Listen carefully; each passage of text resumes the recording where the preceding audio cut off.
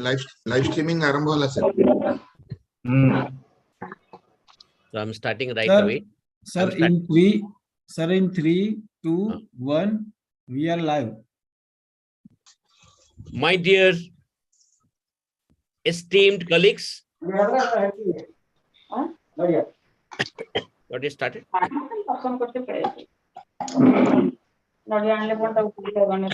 Please mute everybody else when somebody is speaking. Bharat sir mute करंदु. Shall I start? Everybody should mute except Professor Das and someone who will talk. Let Professor Samal be on, no let tanga problem. Yeah, let's start be on. Sir, start करो. Mike, please go live. Jai Jagannath, my dear esteemed colleagues, my very respected, very dear, revered teachers, Professor Samal and Professor Tripathi, my close friend and classmate, Prashant, very exemplary senior, Vijay Babu, my younger brother, Professor Joyant, HOD Medicine at the SCB, and of course, the Sutradharas for this meeting today, Alok and Mamta, who have made this possible today. Now, dear friends, it's a great honor on my part to welcome all of you to this 9th edition of the NUCD. Dear friends, it gives me immense pleasure to speak few words about this unique 9th edition of the NUCD. Suffice it to mention that NUCD over the last 9 years has made a dent in the diabetes teaching, research and education in the country, and it has been possible by the untiring effort of Alok and Mamta and Jan and many of us here. I will also like to welcome Bharat, who in the scientific committee has given very important contribution. So dear friends, in this 9th edition today, we bring to something new, something more. Dear friends, we are in this 9th edition, scaling new heights and conquering diabetes. That is our motto. Dear friends, this 9th edition, please excuse me to tell this, is centered around themes which are absolutely clinical and practical. We start up with the nutritional theme, followed by the theme, 2 themes on the newer concepts, the new addition this year. There are in fact 3, 2 today and 1 tomorrow on the newer concepts by people who have really contributed and made a great change in establishing new concepts. We have a session on the current oral drugs, the most important pillar of diabetes treatment in our country. Very important, the newer oral drugs, the current oral drugs to be used. We will be discussing a session on the insulin, what is new, and the incretins, what is new. We have 2 sessions on complication, a sweet disease like diabetes with sour companies of complications. Then we have a session, full session on the technology. See what Alok has brought for you.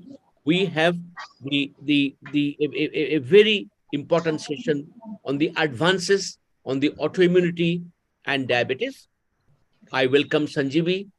I also Peter Kushal will be doing an interview with the Alok. We have another session of the newer concepts, and we have few independent lectures. The format of each session has been new. We will start with a very, very brief, because time is essential, very, very brief, a couple of minutes maximum for the chairpersons, 2 esteemed chairpersons in every session to set the context of the session. Then we have speakers, the guest speakers for this meeting, who have been drawn from across the country, from Dr. Jargar from Kashmir to Jyotidev from Trivandrum, from JJ, my student from East, to all the dignitaries from the West.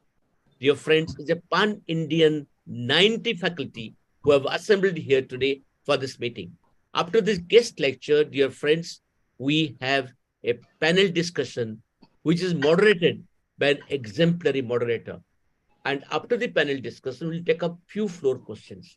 So, dear friends, before I close, I must tell you that we have tried our best to make these sessions contemporary, challenging, interactive, with clear-cut take-home messages and practice-changing points. With the front of my teachers, my mentors, my classmates, my friends, my seniors, and the myriads of people who have joined today, thousands have logged in for this meeting. It's my great pleasure now to invite Dr. Alok Kanungo. I told you, the force behind this meeting, the main person behind the meeting, to give his initial remarks and take it forward. Alok, all is yours. Thank you, Professor Das, for your excellent introduction to the 9th edition of NUCD National Update on Clinical Diabetes. On one fine morning, when I was traveling, I talked to Professor Tripathi, Niranjan Tripathi, and Professor Samal. Sir, why not we start a clinical update on diabetes in 9 years back? And both of them agreed that yes, you should, if you can, you should go ahead. So our journey has been non-ending. You have been a major pillar of support to us. Professor Ashok Das has been the guiding force for NUCD for last 9 years. He has never missed a single event. Even he has cancelled all his other assignments and joined physically and virtually with us. I thank you, sir, from the core of my heart. With me, my teacher, my mentor, my guru, Professor K.C. Samal is here, who brought endocrinology to India, Odisha, because he is one of the few endocrinologists of the country. He not only brought the endocrinology department to Odisha, he created awareness among people that what the diabetes is through Diabetic Association of India by conducting hundreds of talks and camps. He encouraged research in this field, and I am a product of that. So I pay all my respect to Professor Samal and all the seniors. And Professor Misra is here. PK Misra is a stalwart. Professor Niranjan Tripathi, the most popular doctor of the state, and Dr. Jayant Panda, being so busy in his clinical practice and his administrative roles, he has given a lot of time to formulate the scientific program of NUCD. Professor Abhay Sahu, Professor Sambit Das, Professor Bharat Panirai, and many others, Dr. J.B. Kanwar and Dr. Devashish Misra Das have all joined together. This is a teamwork. All the credit goes to the team for creating such a wonderful national clinical program on diabetes. So I will not take much time. I thank Mamta, my wife, for being the biggest support in this event from the beginning. So she will be also singing a sloka today. So I will request Professor Das to ask for inauguration light lamp and Saraswati Bandana. Dear friends, I now request all the dignitaries to kindly light the virtual lamp lighting. It is not a virtual meeting, my dear friends. Except 1%, 99% of this program today is called virtual face-to-face. We are all face-to-face, except one. All of the things, except one recording, everything is virtual face-to-face, which is great. All are present, all have logged in. So on this virtual face-to-face program, may I now request all the dignitaries to kindly light the lamp, virtually light the lamp. And I'll request my dear Mamta to kindly do the Saraswati Bandana and then recite a sloka.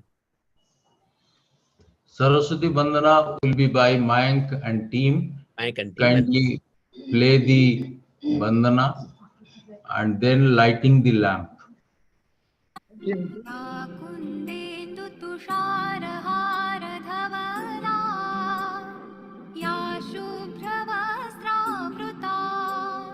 या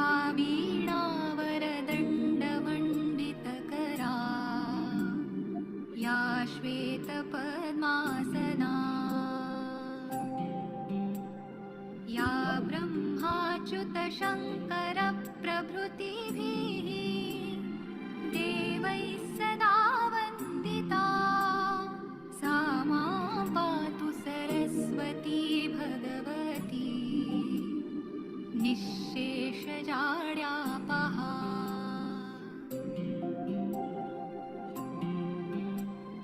शुक्लां ब्रह्मविचारसारपरमाम् आद्यां जगद्व्यापिनीं वीणापुस्तकधारिणीम् अभयदाम् जाड्यान्धकारापहाम् हस्ते स्फाटिकमालिकां विदधतीं पद्मासने संस्थितां वन्दे तां परमेश्वरीं भगवतीं बुद्धिप्रदां शारदाम्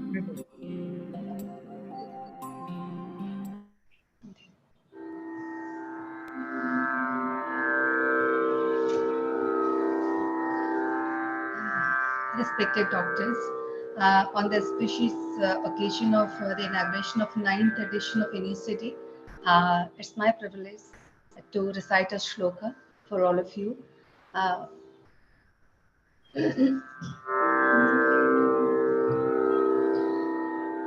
Mangalam Bhagavana Vishnu Mangalam Madhusudana Mangalam Bhagavana Vishnu Mangalam Madhusudana Mangalam Pundarikaksham Mangalam Garudadhwaja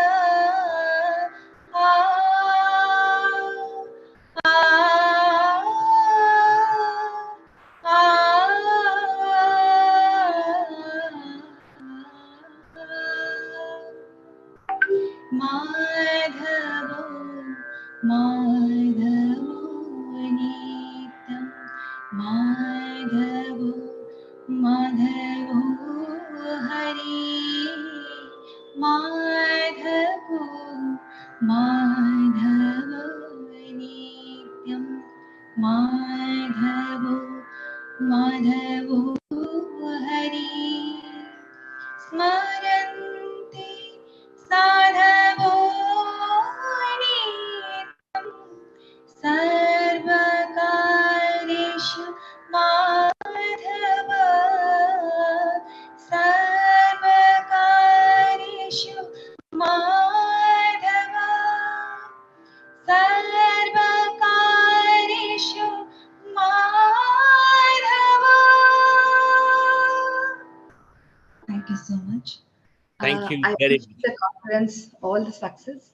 Thank you very much. Thank you, Mamta. May I now request my teacher, Professor K.C. Samal, to kindly say a few words, Ashir and to kindly inaugurate the conference, sir. Thank you, Ashok. Jai Jagannath. Namaskar and good morning to everybody around India and world. I am really pleased and honored to inaugurate such a elite meeting of diabetes update. Now, during my old days, diabetes was a single subject, diabetes mellitus. Now, diabetes has become type 1, type 2, gestational diabetes, diabetes in women, diabetes in children, diabetes in adults, pancreatic diabetes. Diabetes has widened like a banyan tree. Now, in this context, it's very essential to have updates from time to time so that the physicians engaged in this field will take care of all patients. Now, one thing I want to tell that when diabetes comes to the picture, always the treatment comes in first and knowledge becomes the second. The treatment everybody is doing. Knowledge we gain through journals, through research, through update meetings. And in this regard, Dr. Alok Anango is doing a lot of work through his hospital and himself and followers. That updates or meetings are held so that the physicians engaged in this field will have knowledge, more and more knowledge. Now, diabetes has widened like a banyan tree, as I told. So in this respect, if you don't update your knowledge, then you become backward. You can't discuss advanced treatment to patients. In this regard, I thank everybody in this meeting, conducting this meeting, especially Dr. Alok Anango and big professors like Ashok Das, Prashant Mishra, Jayant Panda, in advisor and take part in this meeting. I thank you all and have great pleasure in inaugurating this update. Thank you all. Thank you, sir. Thank you very much for this very encouraging, these golden pearls, and from your mouth, it has an impact of implementation. You have been always for implementation, sir. Sir, we thank you and offer our sincere pranams and regards. May I now request Professor Tripathi to say a few words, sir?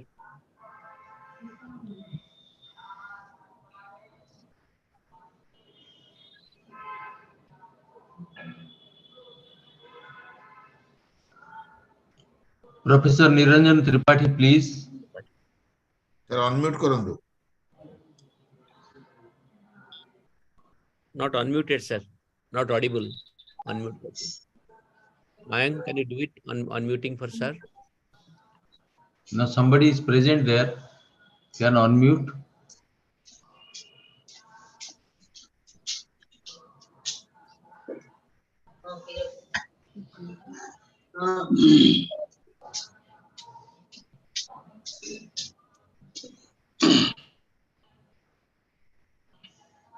While sir is coming on board, Yes, sir. Am I audible now? Sir has Yes, come. Sir, please start, sir. You're audible now, sir.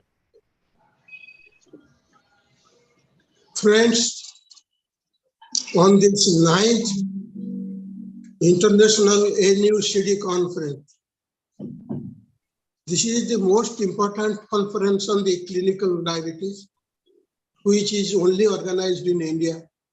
Otherwise, no such gatherings and experts ever joined in organizing clinical diabetes conference. So first, I will now recite for inauguration a mantra for Lord Jagannath. For every Odia begins morning with Lord Jagannath, sleeps with Jagannath, eats his food, and always in heart. Late Vinod Kanungo, he strongly believed in God and perseverance. While he was alive, during his ashram, his Jalamandal office at Patak, he always worked 18 hours a day to translate his dream that every Odia should be a knowledgeable man in diabetes, and he that's why dedicated his son Alok, so that without choosing any career or anything, he simply wanted that he should change after diabetes, and for last, since his birth, he only has been taught, and he has been introduced to teachers only talk diabetes, who dream diabetes, and who dream and function diabetes, so that diabetes becomes the #1 subject in the medical college at Qatar. So my friend Alok, he's just like a younger brother to me. Mamta is just like my daughter, and they have done a wonderful work. In one lifetime, he has completed work for 10 lifetimes by constructing, by institution like KIDS, Kanungo Institute of Diabetes, which is a 100 crore property over which all the branches of diabetes has been being practiced. So friends, but in spite of this, for last 9 years, is conducting this clinical diabetes conference, which is first of its kind and also highly required for practitioners who just in 2 days' time brush up their knowledge with the latest diabetes. And virtually this year is a very important year because a number of things are coming up, newer insulin, newer oral drugs, and virtually at this time of the century, we are able to control diabetes to a HbA1c 6 to 6.5 to 7. So in the process, almost majority complications of diabetes is now not seen. Diabetic food, which was a dreaded complaint with this Odia farmer, is not now at all seen. Very, very few cases only seen out of sheer negligence. So let us now pray, Lord Jagannath, so that this conference achieves its goal, and all our friends from Professor Samuel, Professor Ashok Das, John Padda Professor, from these 3 generations of people, 3 generations. So these 3 generations of people and the great grand Professor Vibhuti Tripathi. So these group, they have maintained diabetes since 1960 till date. Everywhere, these 4 people who have represented, also Professor Siddharth Das. So these 5 people, they have promoted diabetes in Odisha and in India. So in the process, Odisha is now famous as a research center of diabetes for all Indian doctors who learn diabetes. So let us pray. Niladro Sankha Madhye Sattadala Kamale Ratna Singha Sanastan Sarvalankara Jutam Nabhagana Ruchiram Sanjuktam Nadrajenam Bhadraya Bamo Bhave Rathachara Jutam Brahma Rudrendra Buddham Vedanang Saramisang Swadana Paribrutam Brahmadaru Spurani. Lord Jagannath, which is the Lord of the universe, he is also individual God for all Odiyas. For every great achievement, we pray, Lord, and majority of the people greater success, mentally happiness, and work for their life and goal. So, Lord Jagannath, who has been created like this, the new creation in the world, which has never repeated in any God, and all this creation, he will help you us all and help Alok and Mamta so that any problem in their life for research in diabetes, growth in diabetes, and the structures in diabetes, and books in diabetes, popular science in diabetes, whatever you think of any branch of diabetes, both have done great, great work so that diabetes lives on, and majority people are getting cured rather than without any complaint, they are now living. So without much, I can simply bless this occasion at this wrong side of the age. I must thank Alok and Mamta and thank Ashok, who are one of the best student I call, but though he is now professor's professor, so I must think that also, who was a lovely boy who used to work all the time in the wards of SU Medical College Medicine Department with Professor Akulanda Sara.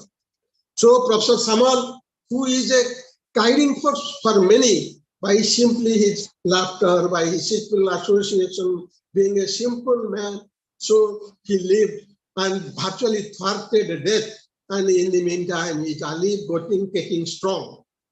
So my friends, there are many Vijay Babu is there. Now all these great people, they are there. So naturally, Odisha is very rich in diabetes management, and almost all diabetes people are getting good treatment now with the advent of free medicine supplied by the government of Odisha, including insulin. So friends, with this I close my talk, and I also pray Lord Jagannath so that this conference becomes a great success. Sir, thank you very much for this kind words and your love, and you're holding us in very high esteem. We will rise to our expectation. Dear friends, I'll request now Prasant to say 2 sentences on this great occasion. followed by my senior Professor Vijay Babu. Prashant, are you there? Prashant? May I request Vijay Babu to speak few words, sir, 1 or 2 sentences, sir. Thank you. Respected Professor Samal and the NUCD team and headed by Dr. Alok Kanungo, Mamta Madam and Professor Ashok Das, the main driving force in the organizing the scientific event. Professor Panda, Professor Niranjan Tripathi, Dr. P.K. Mishra, and all the delegates. I wish all the success. Today is the Makar Sankranti, is a very auspicious day in everywhere in India, particularly in the south and in our place. So I wish all success to this endeavor, and this 9th edition, gradually year after year, new things are being added. So I thank all the organizers, I thank the entire scientific committee and all the delegates who are attending. A great success. All success to 9th edition of NUCD. Thank you all. Sir, thank you very much. Sir, I would have, we will listen to all the scientific members in the subsequent time. Now, it's my great pleasure and honor to please request my younger brother Joyant to say 1 or 2 sentences and to thank all the people in the session. Then I will invite everybody to rise for the national anthem. Joyant. Thank you, sir. It's a privilege to work with the team, and it's an honor now today in the inaugural function to see the teacher of teachers. I remember 25 years back working with Professor Samal when I was a very fresh entrant in the SUV Medical College as a lecturer of medicine, and sir was leading from the front the diabetes movement in the state. We can tell Professor Samal as Bhishma Pitamaha of the diabetes research and the endocrine specialty in the state, and I have seen how cordially, how friendly he pushes the academic to the juniors. So we have all learned, and I'm a direct student of Professor P.K. Mishra, who has taught me endocrinology during my post-graduation period, and Professor Ashok Das is a friend, philosopher, guide. He is a mentor for the whole country, and Alok sir has become an anchor of diabetes movement, and the only diabetes specialty hospital and only diabetes program updating all the physicians in the state are kids and NUCD. So I must congratulate the whole team for reaching the 9th edition, and year after year, very good academics in a new structure, good discussion, who's who of diabetes in the country and the world, and then so many things are disseminated. So not only we are doing patient care, we are doing good shines for long years, and for this endeavor of a dedicated diabetes hospital and dedicated program on clinical diabetes, which is the flagship program of the state. I congratulate Dr. Kanungo and the whole team. And I wish all of you will take the advantage of this. Let us share the link very widely so that people will join in this weekend. This is a Makara, and tomorrow is a Sunday, and these holidays will be utilized with the knowledge and best of the science and the best of the outcome of the clinical diabetes, as told by Professor Das. The practice points will go to the doctors, and ultimately a poor patient will be benefited. I wish all a happy Makara and looking forward to a very successful 9th edition of NUCD. Joyant, thank you very much. May I request all to kindly rise wherever they are for the national anthem. Dharini, who has joined from USA. Dharini, welcome. Dr. Dharini Krishnan. Can we play the national anthem?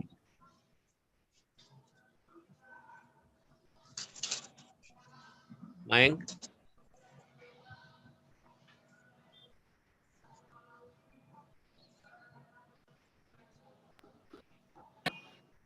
जनगण मन अधिनायक जय हे भारत भाग्य विधाता पंजाब सिंध गुजरात मराठा द्राविड उत्कल बंगा विंध्य हिमाचल यमुना गंगा उच्चल जलधि तरंगा तव शुभ नामे जागे तव शुभ आशीष मागे गाहे तव जय गाथा जन गण मंगलदायक जय हे भारत भाग्य विधाता जय हे जय हे जय हे जय जय जय जय हे.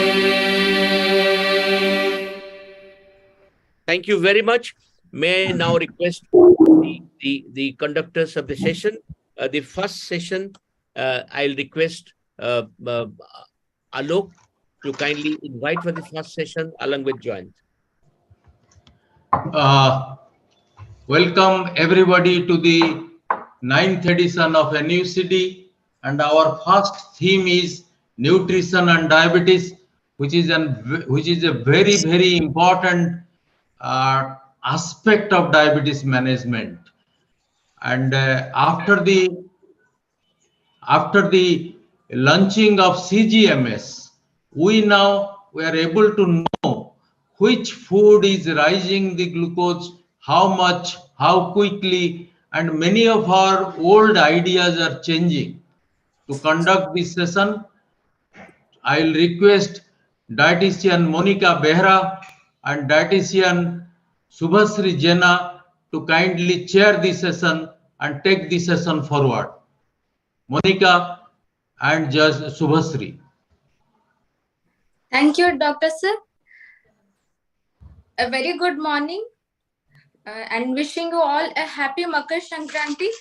Chairman Scientific Committee Professor Dr. Ashok Das, Chairman Organizing Committee Professor Dr. Alok Karungo Sir, Vice Chairman Scientific Committee Professor Dr. Jayanta Pandit Sir, and all the members of Scientific Committee and dear delegates. Welcome you to the 9th NUCD National Update on Clinical Trials. Today is the first session, that is, our theme is nutritional management in diabetes. As we know, diet and diabetes are having an integral relationship. When diabetes was detected by Acharya Shishrita and Acharya Charaka, the only treatment was diabetes management through diet. And it has passed through many diets, such as starvation diets and many more.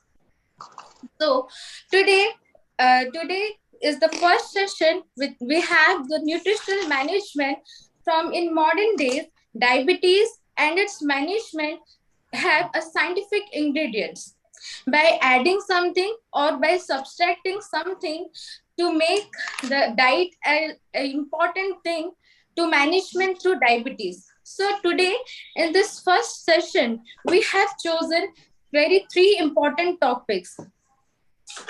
To deliver these topics, we have the most authentic accommodations in the field, like first we have Dr. Dharini Krishnan. She will deliver the comprehensive diet planning for weight reduction. Second, Dr. Rudrashi Samal. His topic is renal diet for prevention and management of diabetes through kidney disease. Third speaker is Dr. Supratik Bhattacharya. His topic is role of protein management in diabetes. So without wasting much time, I request my co-chair, dietitian Subhasri Jena, to take forward the session. Madam, please. Good morning, all.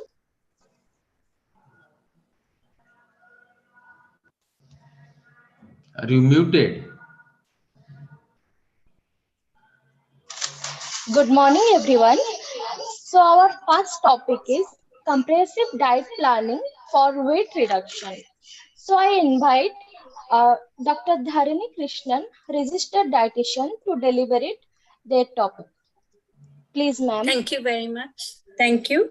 Thank you, NUCD team, Dr. Das, Dr. Alok, Dr. Panda, and the team for thinking about me to start this lecture. And I'm very, very happy to be the first maiden batsman in this conference. Thank you very much. And the topic given to me today is comprehensive diet planning for weight reduction. Just a second. Yeah.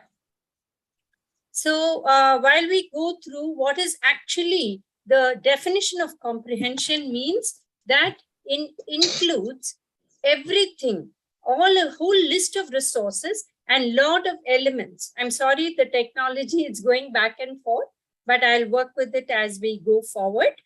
And the second is, what is the... I think they're addressing it.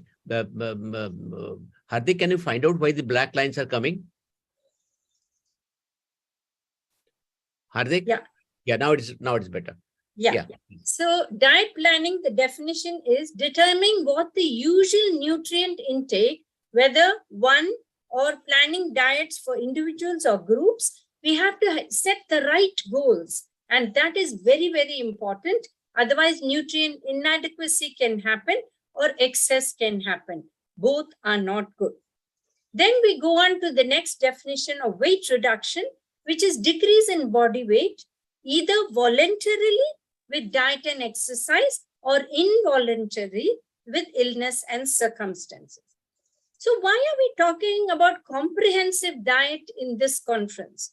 It is because obesity in India is so rampant. It's almost 2% of the total population in certain areas, and in major cities, even almost 10% having this overweight, which is leading to diabetes and other problems. The whole list of diets in front of us, just to name the paleo, the vegan, concentrating on one nutrient, protein or fat, or saying very low carbohydrates, as low as 20 gram, 150 gram, or Duncan diet. These are all fat diets and millions are available. They are not sustainable. They're very low to carbohydrate when they start, where they say no milk also. But then patients, it's not sustainable to them. They add milk, they do everything different, but they've dropped all their medications, and hence weight reduction nor the disease comes under control. So we have to be very careful. So what is this comprehensive diet counseling about?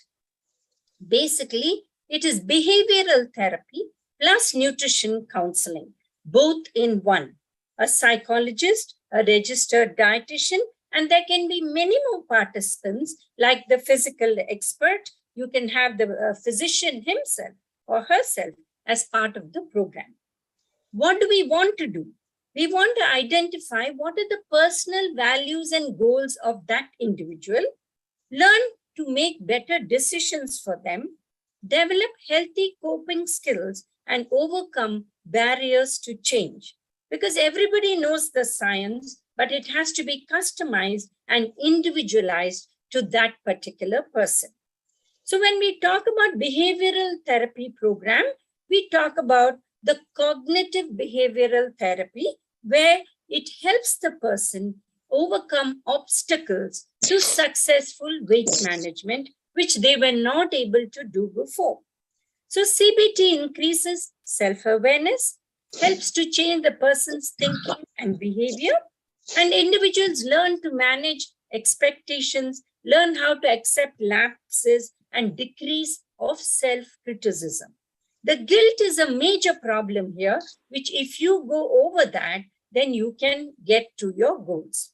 Shifting of the way the person thinks goes a long way to help in maintaining their weight loss.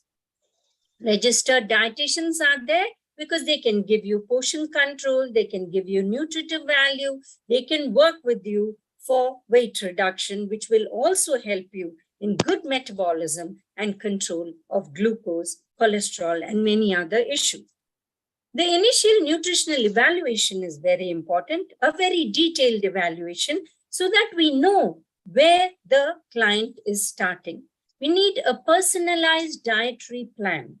Program participants who feel that they would benefit further can keep in touch with the dietitian on a bi-weekly basis so that they can achieve their nutritional goals. Group sessions are very useful because they help to hold hands, and the same type of people are put together and they develop independence, and then they can let the group go. Every session has groups which can interact with each other. For example, we know in India, the WhatsApp groups are a big thing, or any social media groups, which help us to exchange thoughts and ideas which are similar in groups. Individual behavioral and nutritional assessments are done to help them individually. So what do they need to do? They have to maintain a healthy weight. They have to improve cardiovascular health and glucose control, increase physical activity, maintain weight loss, stabilize blood sugar, reduce unhealthy eating habits, which is the main problem. It is not just the 3 meals, it's the snacks, it's the every hour eating which creates the problem. So we need to tackle that, the emotional eating, the mindless eating, attaching emotions to food. All of this needs to be tackled.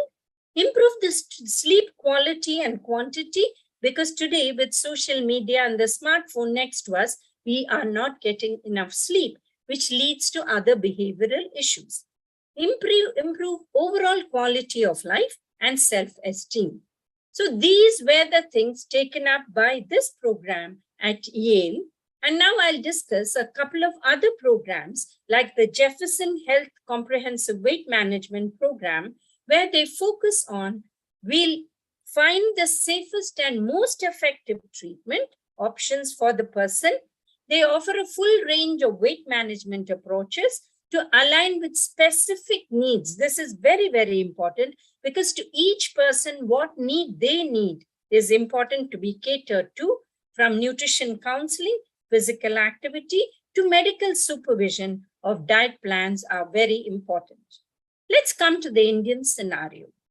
We have a carbohydrate percentage of 60 to 70%, which is almost 225 grams of carbohydrate per day if we take it in a 1,500 calorie diet.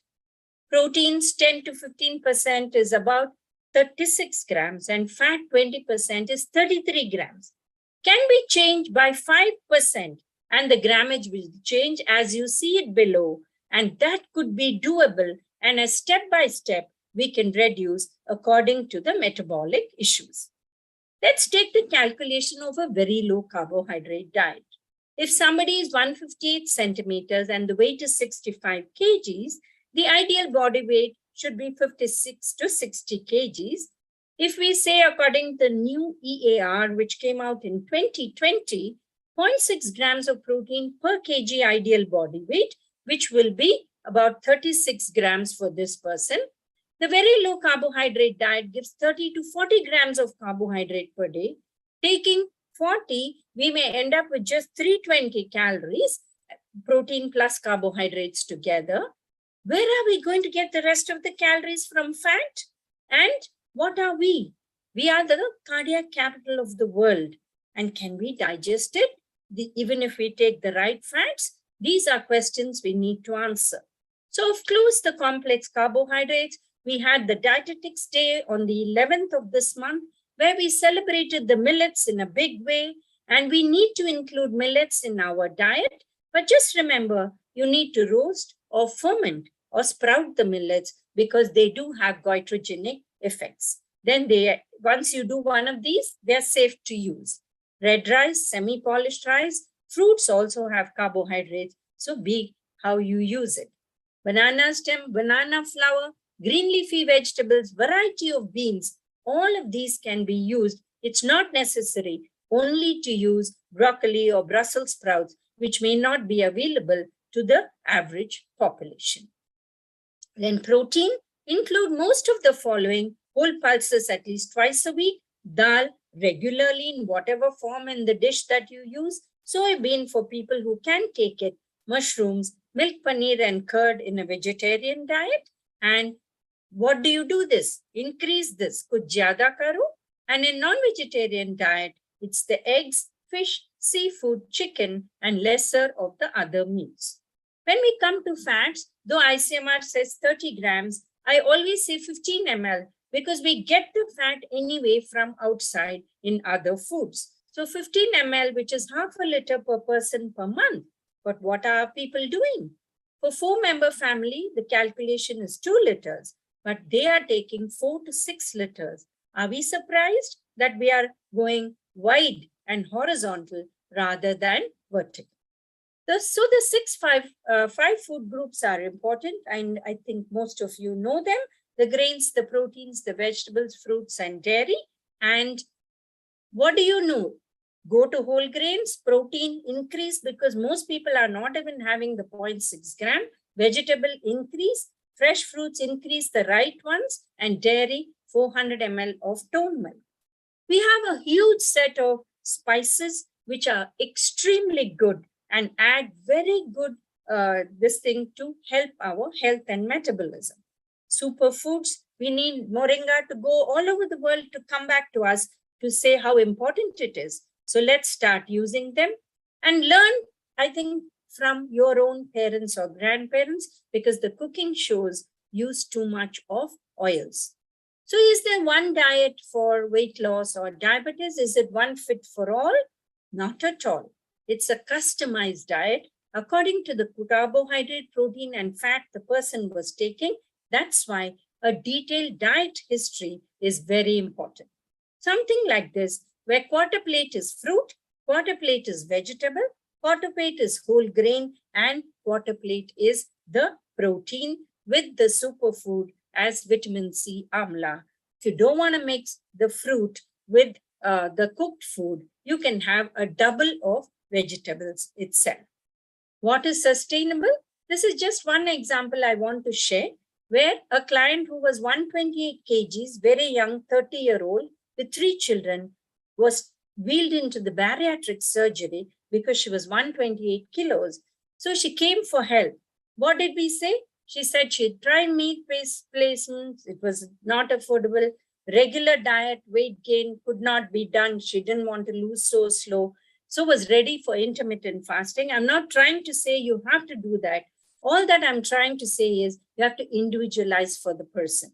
So what did she achieve? 47 to 30% of body fat in 10 months and 3.7 kg loss per month of weight. And she also had an extremely good BMI reduce. And you can see that her sugars, her cholesterol, her A1C, everything dropped to normal levels. The diet was very much the diet she was taking, but was fitted into the 8 hours that she can eat. And it had vegetables, fruits, protein, and every one of them. No special foods, homemade food, vegetarian with dairy, no eggs, no protein powders, and she managed very well. So it can be done. It's not that vegetarians do not get enough protein. We can give them with the proper diet. She did extremely good exercise, slept well, and got enough vitamin D. So those who are taking a lot of meal replacements, they need to detox maybe. So here I'm trying to say that comprehensive diet can be different sciences which can be integrated. This is a study where you say the human population can be classified according to the Prakriti in the Ayurveda, and traditional medicine to modern pharmacogenics can be done according to Prakriti type, and the human constitution types of Indian traditional medicine can be put together. So if nutrigenomics, modern science, and any alternative medicine, whether Ayurveda, Siddha, Unani, can be used along with allopathy to help our patients for weight management. So comprehensive is using many, many different forms of sciences, whether it's nutritional science with behavioral therapy, with exercise, or it can be thought about in a different way. So what is the final answer? What works for the individual? Limit the portions in each meal, reduce the snacking and eating out. Follow what works by taking advice from a registered dietitian. You can take all food types every day and still lose weight, and work with integrated team to make things work for you. such as physical experts, behavioral therapists, along with dietitians. And if a physician can join the team, nothing like it. Thank you very much for this opportunity, and I hand over the session back to the chairpersons. Thank you, Dharini Krishnan, for joining from States, and we are immensely grateful. Over Thank to you, sir. the My chairperson pleasure, to sir. invite the second speaker, please. Excellent deliberation, ma'am. Now I request to Dr. Rudrasis Samal to deliberate on lecture of renal diet for prevention and management of diabetic kidney disease. Please, sir.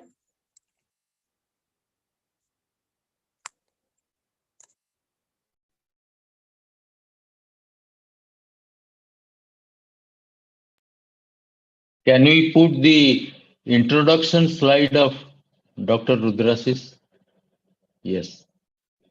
Dr. Rudrasis is MBBS, MD and DM, is a known nephrologist, completed MBBS, MD, General Medicine and DM in nephrology from SCB Medical College, Cuttack, Odisha, consultant nephrologist and transplant physician working in Cuttack, specialized in dialysis, renal biopsy, continuous ambulatory peritoneal dialysis, glomerular disease and renal transplant.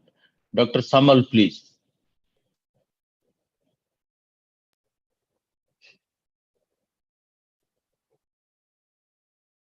You are muted.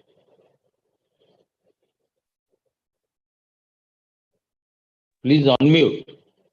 Yes, sir. Sir, good morning to all of you. Happy Makar Sankranti to all of you. It is very an honor for me to be in such an august gathering. And I thank Dr. Alok Kanungo and all the senior professors.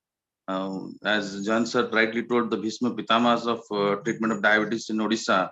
I thank them for this opportunity to allow me to come and speak to you on something regarding diabetes and the renal diet in diabetic kidney disease. Sir, should I start my presentation? Yes. Sir. Please start the screen sharing. Sir.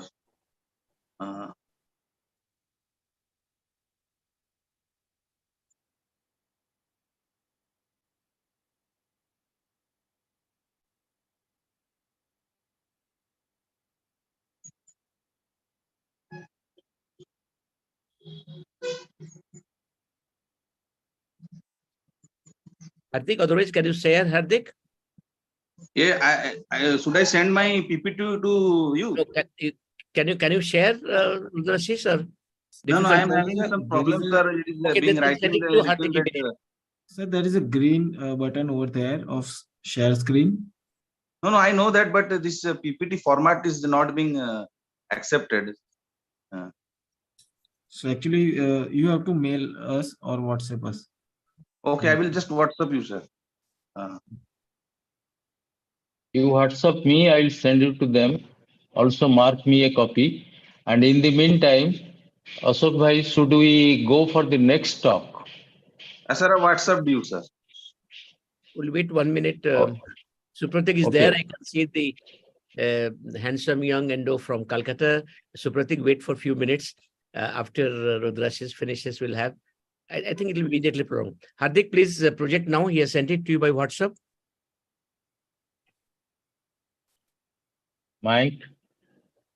We didn't receive. Priyadarsini, if you have received, please send it to Mike. Whom did you send, Rudrasis? You sent to Hardik or to Dr. Alok? Yes, I have sent it, sir, 2381 number, sir. I will send it to sir, Dr. Kanungo. Please.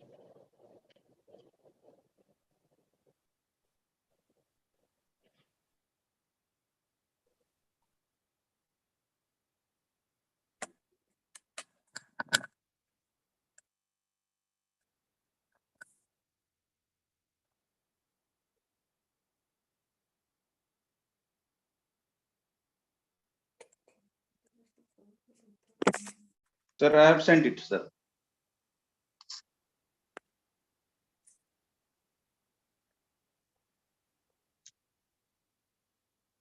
Priyadarshini, have you received it? I have not received yet. I think Rudrashish, shall we go ahead with the Supratik, then come back to you? Yes, sir, no problem. But I have sent it, sir. I think it has been started appearing. Okay, Sir, so I it will has come now. It has come. It has come. Please start. Sir, Start your talk, please. Sir, I will go ahead with my presentation, sir. Yeah, please start. Yes, please. yes.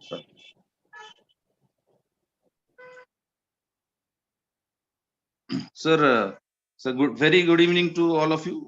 My topic for today's presentation is renal diet for prevention and management of diabetic kidney disease.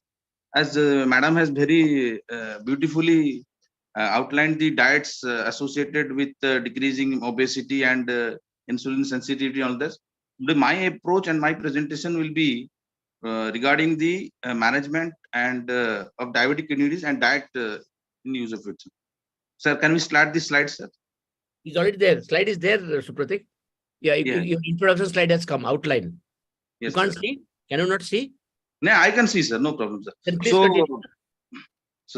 Sir, my outline for today's presentation will be, sir, the clinical practical guidelines on the nutritional management of diabetic kidney disease and the various panel recommendation like the National Kidney Foundation panel recommendation and the ADA recommendation or the KDIGO recommendation, and what are the current nutritional guidelines, what is the sources of dietary protein intake. As we all know that protein intake is associated with decrease in the progression of chronic kidney disease, and comparison of any such prescribed diets with implementation of the nutritional management. So we all know that the prevalence of diabetes has been increasing worldwide. Can we go to the next slide?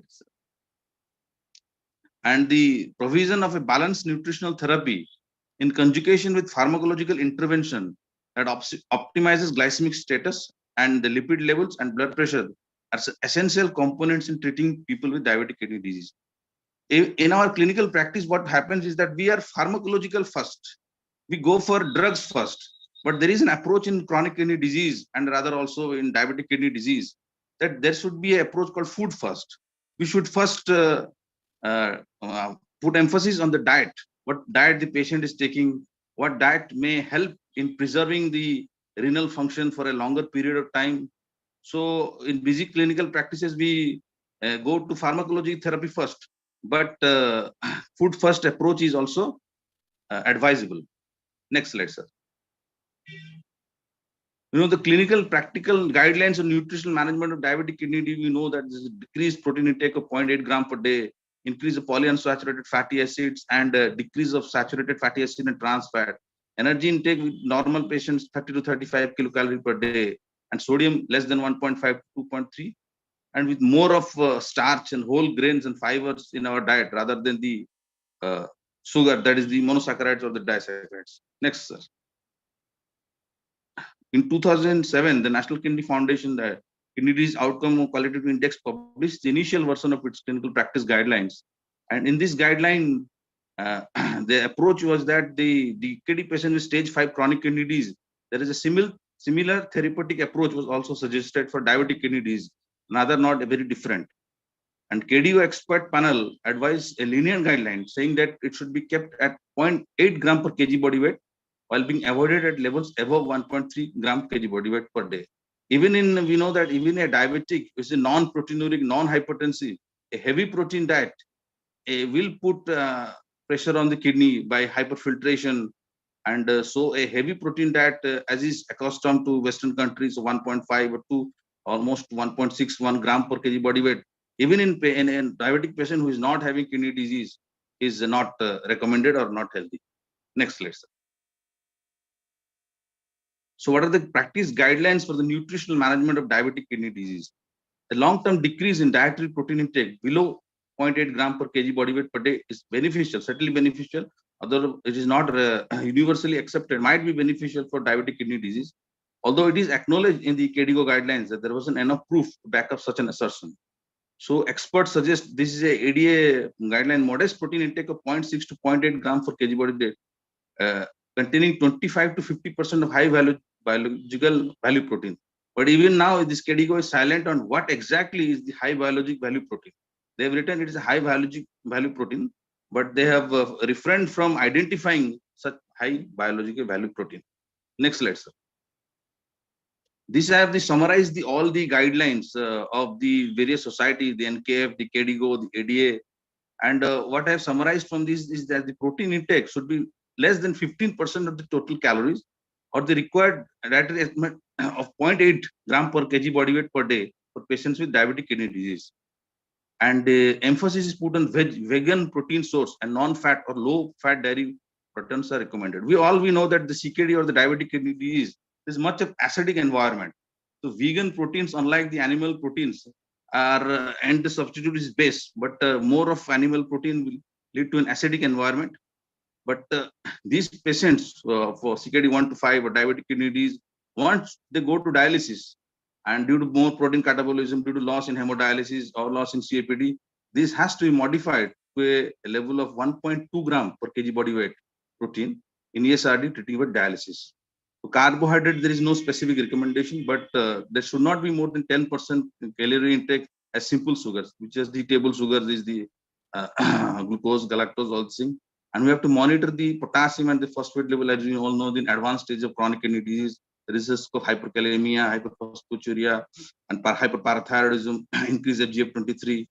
Fat also, specific recommendations are not available from any of the guidelines, but some guidelines have suggested in the last 2020 guideline from the NKF published in EDUCAD, recommended use of omega-3 and omega-9 polyunsaturated fatty acids in CKD 1 to 4, but not in dialysis patients.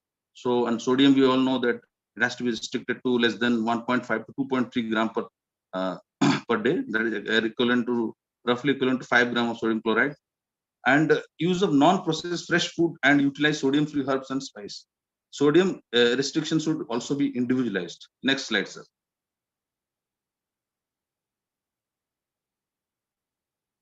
Sir, next slide, sir. Although dietary therapy is a crucial component of diabetic kidney treatment, but due to the ongoing debate and knowledge gaps regarding specific therapies in this population, clinical practice guidelines do not entirely address all nutritional management issues. We cannot hard and fast say that this diet, that this approach is perfectly fit for diabetic kidney disease patients, or rather also for chronic kidney disease patient of any etiology. Additionally, due to change risk to benefit ratio profile of a particularly management regime across various levels of renal function, recommendations alter across these phases of diabetic kidney disease. A patient of diabetic kidney disease has say of GFR less than 60 will not have the same diet as say GFR more than 60, or a patient of diabetic kidney disease on hemodialysis will have an entirely different diet than that of a non-dialysis patient. So it has not been tailored to one single entity. Next slide, sir. Continuing that, for instance, intense glycemic control, this has been linked to higher risk of negative outcome in advanced chronic kidney disease and ESRD, with patients becoming more prone to hypoglycemia. And for diabetic kidney patients with stage 5 chronic kidney disease, a similar therapy is also suggested. KDIGO expert panel proposed a lenient guideline saying that dietary protein consumption should be kept at 0.8 while avoided at a level of more than 1.3 as earlier told. So next slide, sir.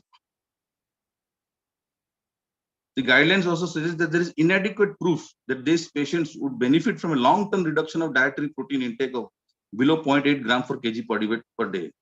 So as a more successful dietary approach, some experts advise a low protein diet of 0.6 to 8, or even a very low protein diet. We know that still lower, which is complemented with keto analogs. So what is the ADA, the ASN and the NKF consensus? This is a consensus meeting in 2014. Where last the ADA expert panel suggested a normal amount of dietary protein intake of 16 to 18% of total calorie intake for diabetic kidney disease patient when it's come to dietary protein consumption. But the KDIGO and the ASN and the NKF, they have suggested a protein intake of 0.8 gram per kg body weight. So accordingly, we are different in our approach according to different guidelines. This is the next slide, sir. Next slide, sir. What are the existing evidence and gaps in knowledge in the dietary management of diabetic kidney disease?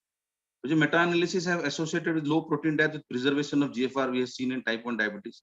what is the ideal amount of protein intake has not been clarified. What is the source of protein? High value biological value protein, it has been written, but it has not been actually found out that which dietary source of protein is the best.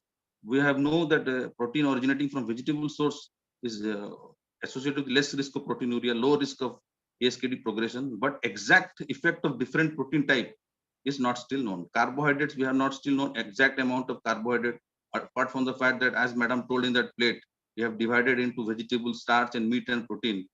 Intake of whole grain carbohydrate, more of fiber, and the 20 to 40 gram has been known to slow the progression of chronic kidney disease. The prescribed diet, two most famous diet prescribed are the dietary approach to stop hypertension and the Mediterranean diets. We'll discuss that in detail later. Sir, please, next slide. So non-dialysis, we know that non-dialysis dependent chronic kidney disease, the national NUNS data, which is the National Nutritional Examination Survey, demonstrated average dietary protein intake in US was 1.3 or of ideal body weight or 1.09 actual body weight. So incrementally high dietary protein intake is also observed in younger versus older patients.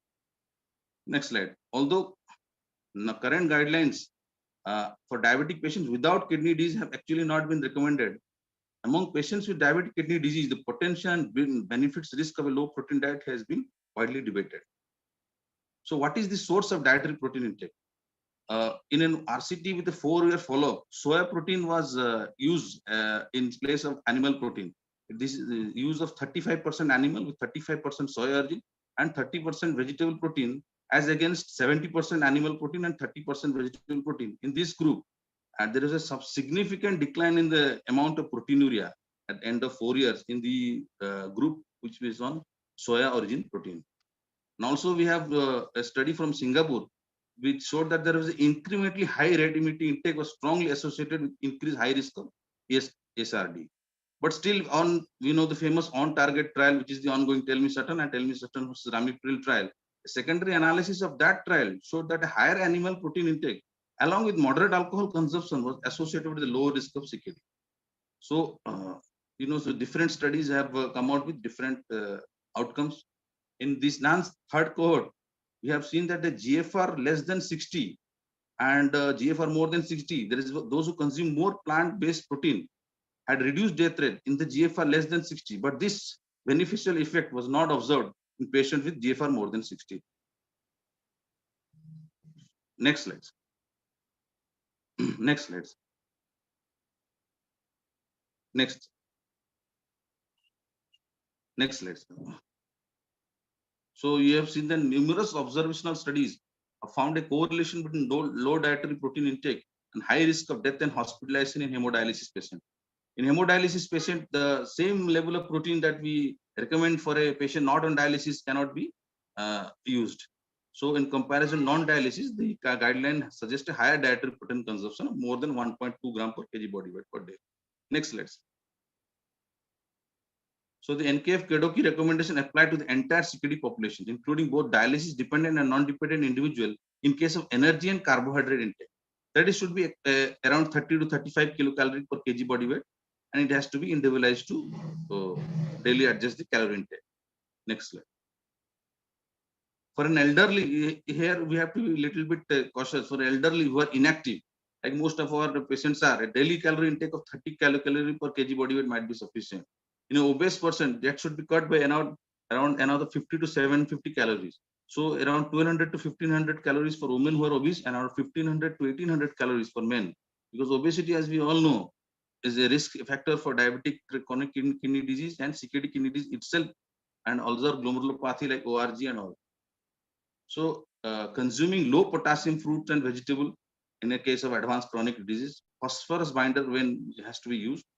We have to avoid processed high convenience meal with high phosphorus content. We know that animal origin, the phosphorus is in the shelf products, but the phosphorus from the plant is in the phytate state that is not observable.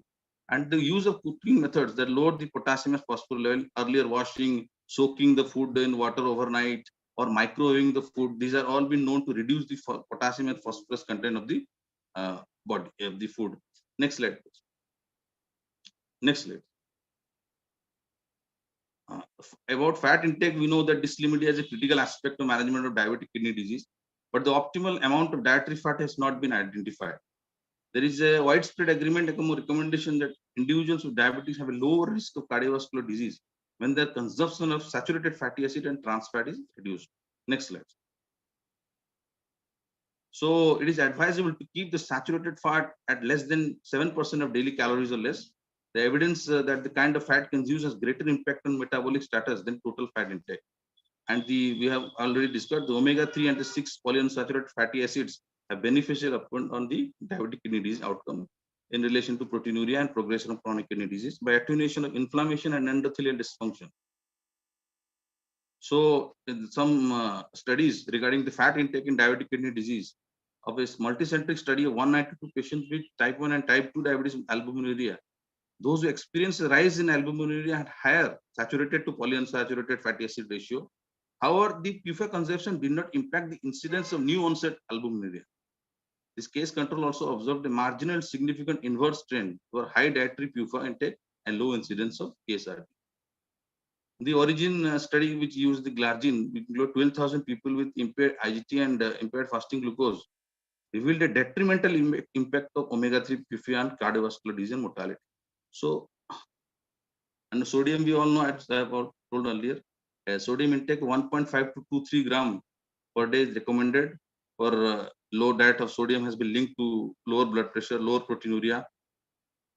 But also some studies that too little salt has a negative impact on glucose metabolism and lowers insulin sensitivity. So in addition, reduced dietary salt consumption may further diminish insulin sensitivity due to activation of the RAS system. So sodium limitation should be individualized. Next slides. Next slides. Next slide.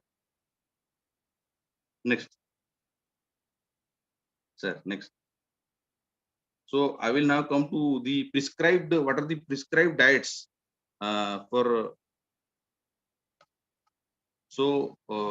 management of chronic kidney disease such as diabetes. Rudrasis, kindly sir, complete in 2-3 minutes. Okay, sir. I will, sir, complete, sir. So just next, please go to the next slide, sir. I will just compare the two diet which are prescribed diet. That is the DASH and the Mediterranean diets. Next slide. The DASH, we all know that it has a higher intake of potassium and phosphorus through dietary approach to stop hypertension in the level of 4.7 gram for potassium and more than 2 gram of phosphorus. But this dietary approach to stop hypertension may be beneficial for diabetic patients without kidney disease.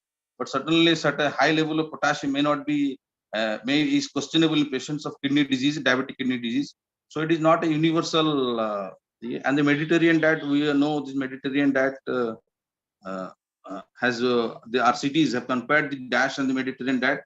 They have found a high amount of monounsaturated fatty acid in the Mediterranean diet, and well as consumption of red wine. And this diet has been associated with lower risk of metabolic syndrome. And this diet, adherence to this diet was associated with lower risk of decline in eGFR. Next slide. Next, third, sir, go to fourth slide, sir. Last slide. I will wrap up, sir. Next. Next slides. Next slides. Is this one, sir? Previous one. This previous one, sir. So what are the future areas of research? We know that there are multiple areas of uncertainty in respect to nutritional management of diabetic kidney disease, because there is no specific approach. The patient's approach will change from stage 1 to stage 2, non-dialysis to dialysis, transplantation. So the optimal amount of dietary protein among non-dialysis patients with diabetes, as well as the comparative effect of animal versus plant-based protein sources, this all requires further study. What are the cardiovascular outcomes to preferred types and amount of dietary fat in diabetic kidney disease diet? It still needs complex introspection and outcome. The role of the healthy diets such as DASH and Mediterranean diets also needs to be further studied. Next slide, sir. So we know that given the extremely high mortality and morbidity in diabetic kidney disease patient, vital significance of the nutritional status of the patient is large. and that is a largely unused approach in our armory that we seldom use in treatment of diabetic kidney disease or chronic kidney disease for that matter. And this remains to be seen in future if we can come up with specific and pinpoint nutritional guidelines. So summarizing, we know that the protein intake should be kept at 0.8 gram per kg body weight. And I have not told about VLPD, very low protein diet, that is still less, around 0.4 gram per kg body weight. And the long-term restriction of dietary protein in case of DKD is beneficial in maintaining the GFR, and the protein intake should be around 16 to 18%. And those who are reliant on dialysis will go for a higher amount of protein to the level of 1.2 gram per kg body weight. I thank Dr. Kanungo for allowing me to present this topic. And this slide may all of may not have followed because of the this problem from my side. I apologize. Thank you, sir.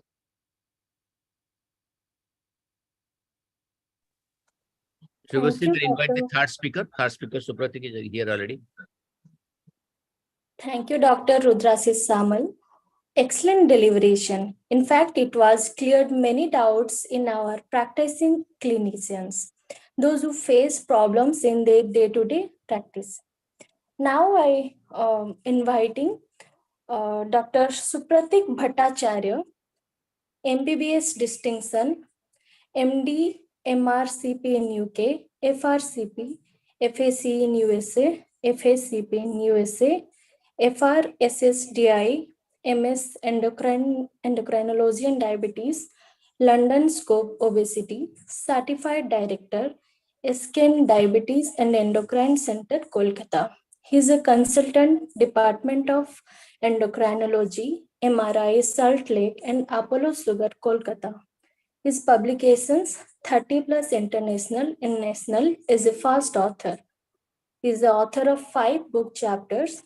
He is a part of multiple phase 3x4 studies, including global studies. His special achievements, speaker at various national and international conferences, organizing chairperson, International IG2 Summit and SGLT2I Plus Conclave. He is a part of organizing committee for ACP IM 2021, Diabetes India 2021, RSSDI Defeat Diabetes Task Force, National Scholar and Rank Holder in 10th Board Exam and Gold Certified Holder in A-Level Exam UK, Distinction Holder in Medical School and Post-Graduation. Now I request to give a lecture on role of protein management in diabetes. Please, sir. Right. Thank you, Chairperson, for all your kind words of introduction. And my heartfelt thanks to Professor A.K. Das, who is a legend in himself and also a big inspiration for all of us. And of course, Professor Alok Kanungo, thank you so much for inviting me. And my dear friend and mentor, Professor Jayant K. Panda, and also my friend, Dr. Sambit Das, and the entire organizing committee. So I'll just take a second to upload my slide. And please give me a shout if it's visible to you.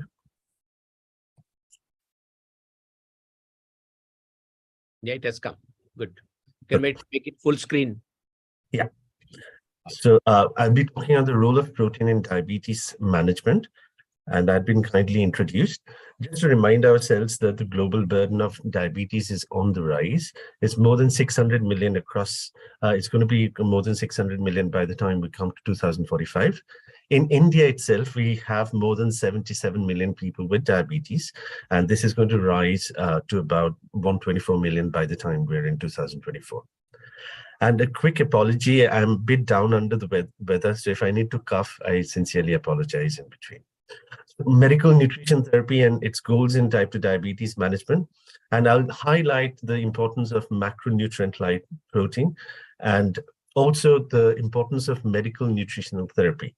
So this is highly individualized and customized, and it's an indispensable component of diabetes management, which includes counseling and recommendations for dietary intake and nutritional goals by a registered dietitian or qualified nutritionist. So I'm very blessed that in UK as well as in India, I have a very good team with an excellent clinical nutritionist in place who usually counsels the patient on a regular basis regarding the diet. So promote and support the healthful eating patterns, maintain pleasure of eating, address individual nutritional needs. So this is very, very important, and provide practical tools that promote healthy eating patterns. In general, when it comes to diabetes management, we know that we need to reduce the intake of refined carbohydrates, choose low glycemic index and low glycemic load foods, increase fiber consumption. But more importantly, what we are going to highlight today is the importance of protein. So you need to increase the intake of protein and make it at least 20 to 25% of the daily intake.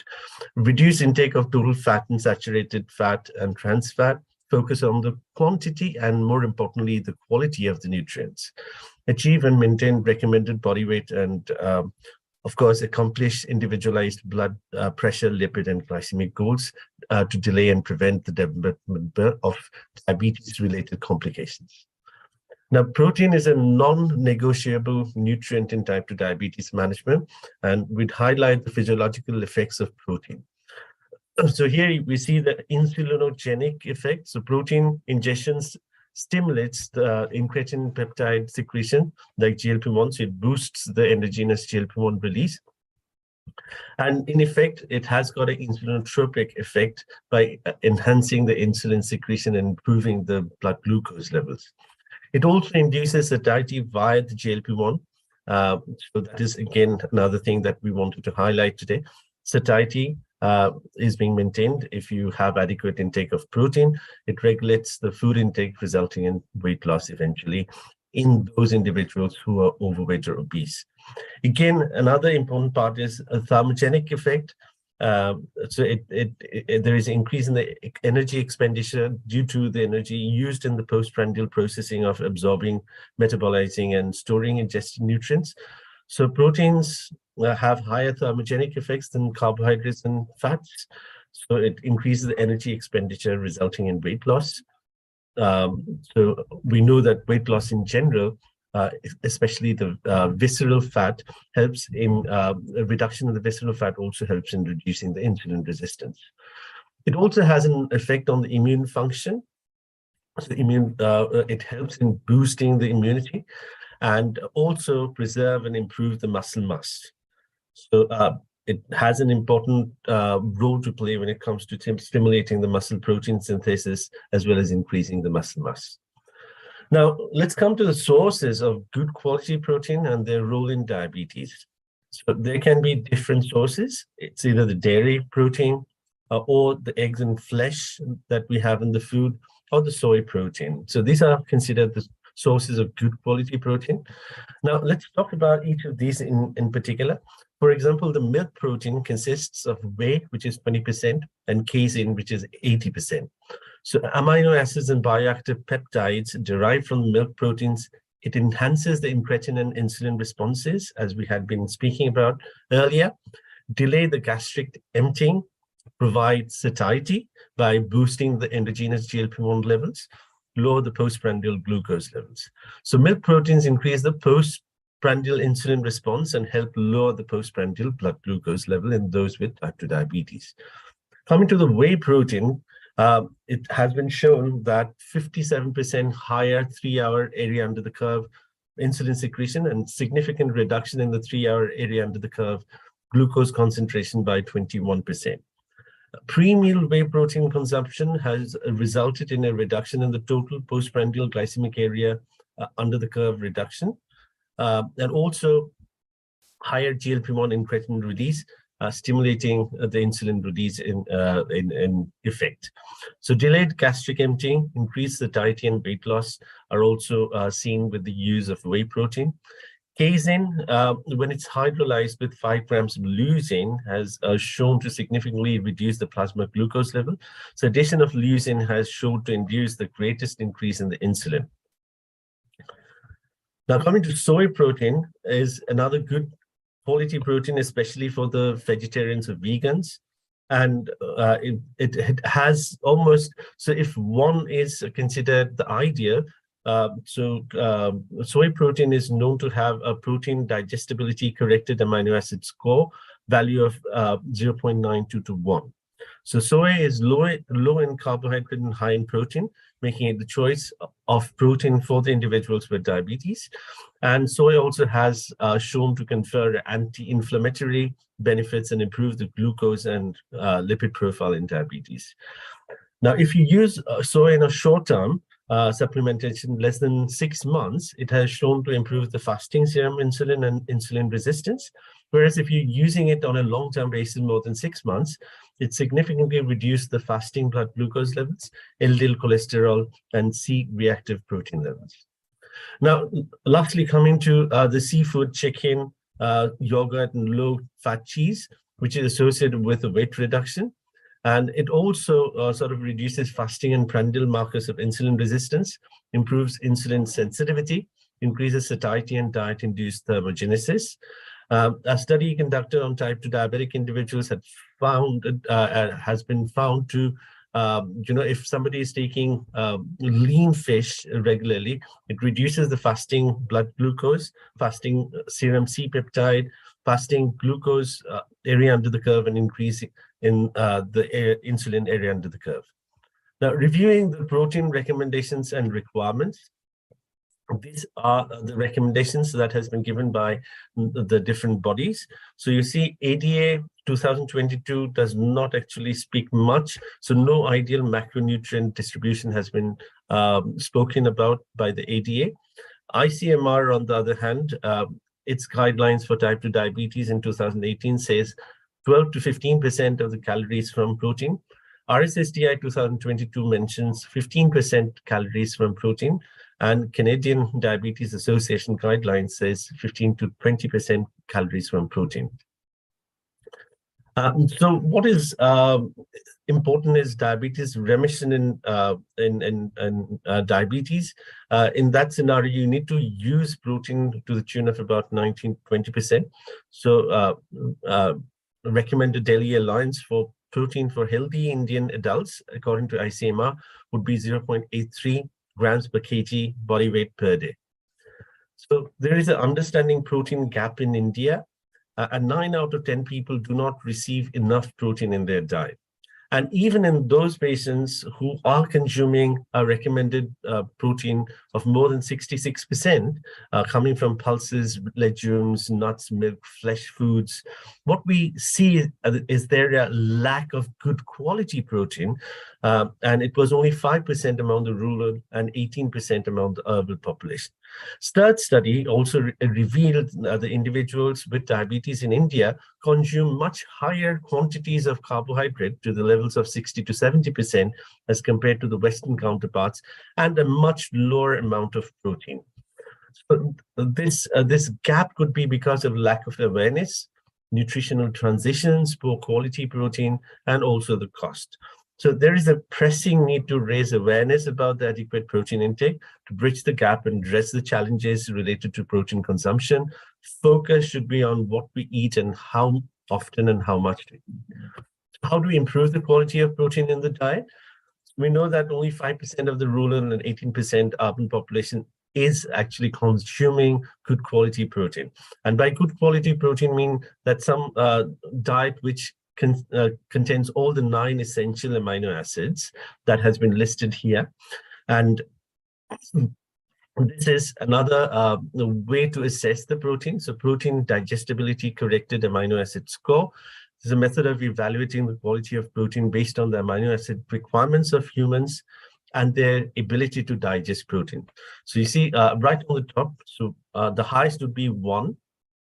And that means the protein will be providing 100% of all amino acids required in the diet. So right on the top would be milk, whey, egg, casein, chicken breast, followed by soy, which we had been talking about, is 0.92 to 1. Another way to assess is by digestible dispensable amino acid score. So it's the ratio of digestible amino acid content in the food. to the same amino acid in reference pattern taken from age-specific amino acid requirements. So based on that, you classify the proteins as excellent or high quality protein, good quality protein, or no protein at all. So excellent quality proteins would be those who score more than 100%. Good quality protein will be anything between 75 and 99%. So here you see the list. So whole milk powder, milk protein concentrate, whey protein concentrate, whole milk, soy protein, these are all considered excellent or good quality proteins. Now coming to bridging the protein gap with diabetes-specific nutritional supplements. So sometimes we see that there is a lack of good quality protein in the diet, and that has to be bridged by a protein supplementation through diabetes-specific nutritional supplements. And this is the felt need of the day. This is only when the dietary sources are not sufficient. So diabetes-specific protein supplementations, this is scientifically designed to suit the nutritional needs of the diabetic individuals.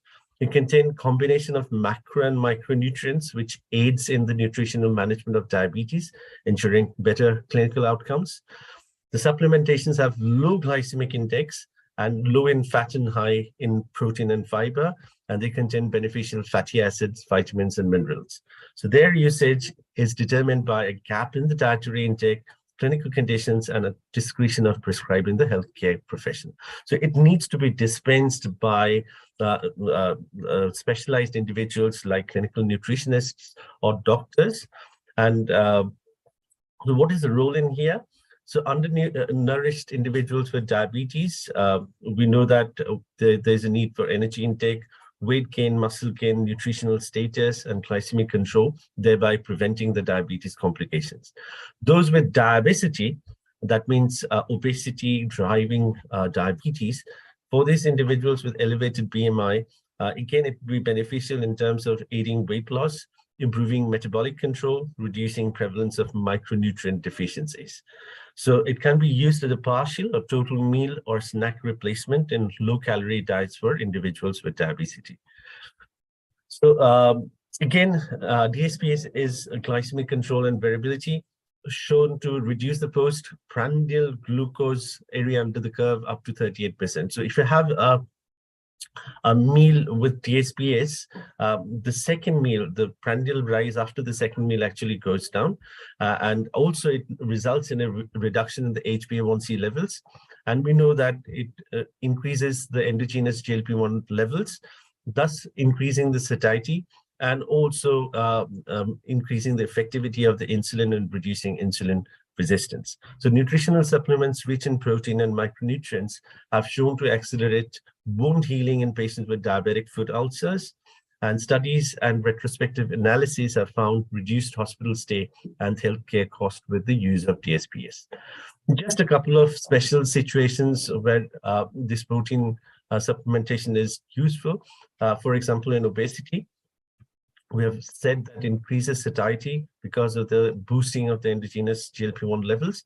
And that is exactly what you see in here. Increase in the GLP-1 levels, increase in the CCK levels, increase in the peptide YY, decrease in the ghrelin, leading on to satiety, reduced food intake, increased energy expenditure, negative energy balance, and weight loss. It also increases expenditure, energy expenditure due to its thermogenic effect, and also increases the muscle synthesis.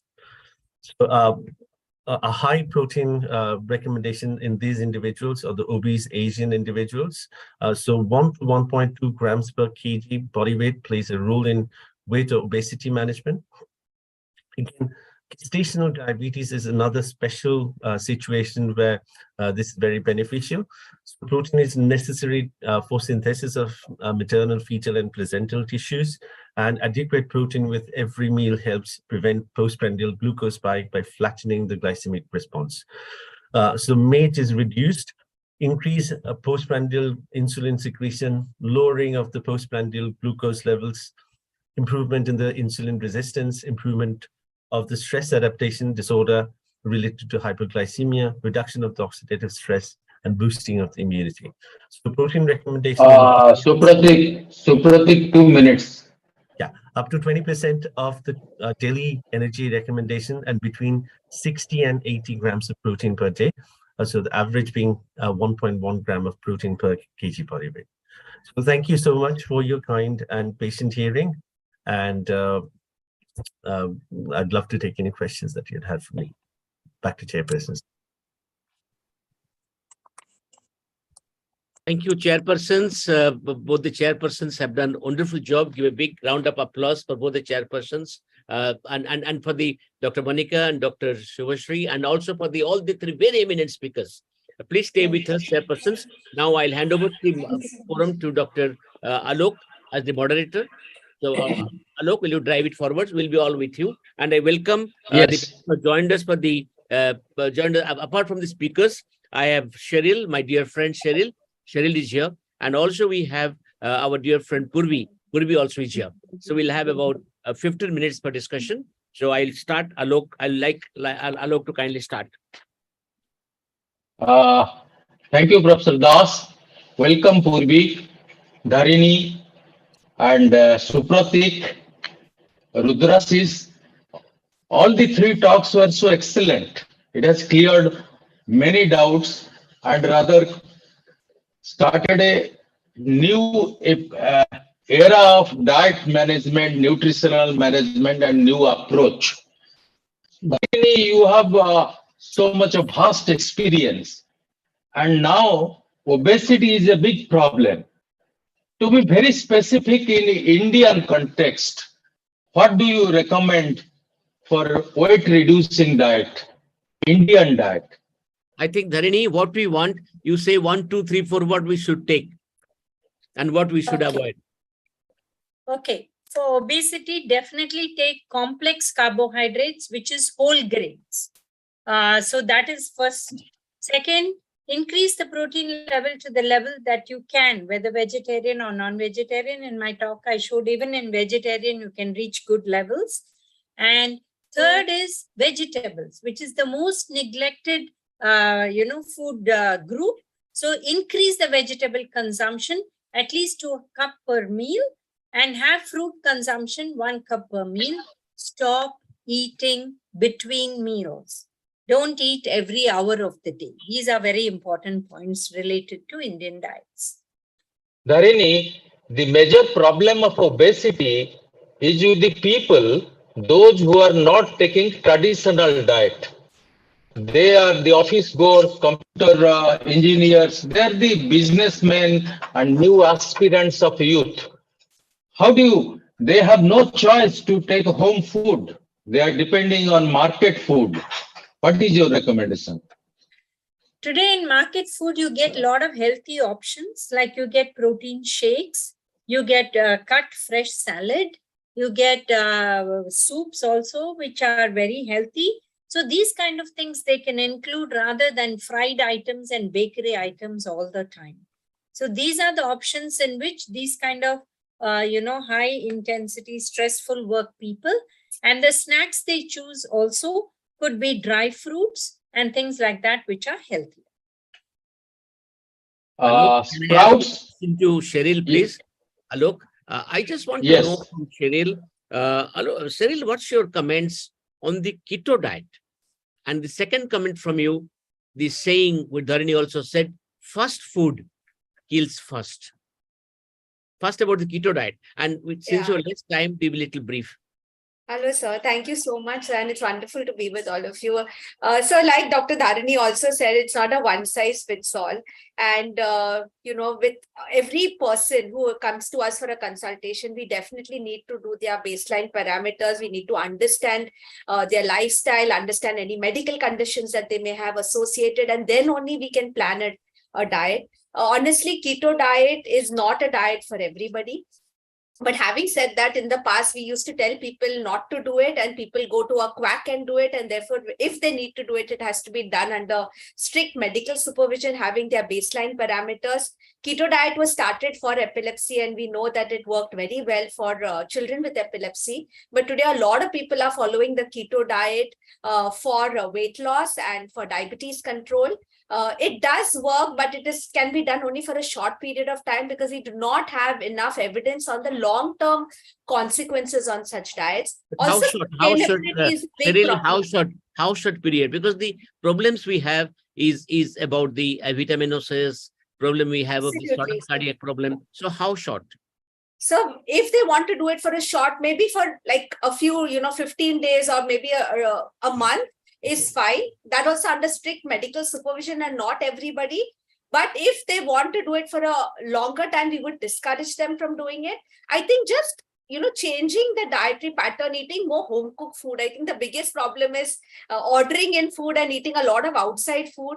And we've seen that with the keto diet, other problems also get enhanced, like renal stones, dyslipidemia, everything else. So just looking at weight loss or diabetes control is like very short-sighted. We have to look at the bigger picture. And sustainability of I'll pass it diet back is a big problem. to Alok to take it forward. Alok, please take it.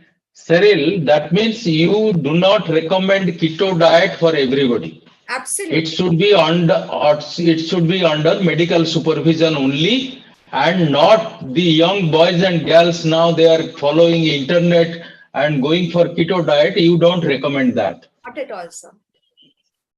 Absolutely. I'll come back to Rudrasis.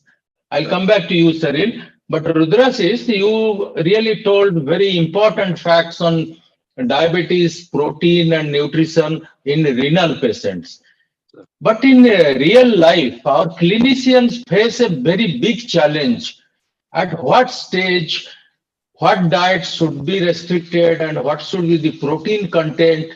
And this protein is a confusing thing for clinicians. Will you give a short answer to that? Sir, accordingly, there is a restriction of protein should not be started ideally when GFR is more than 50.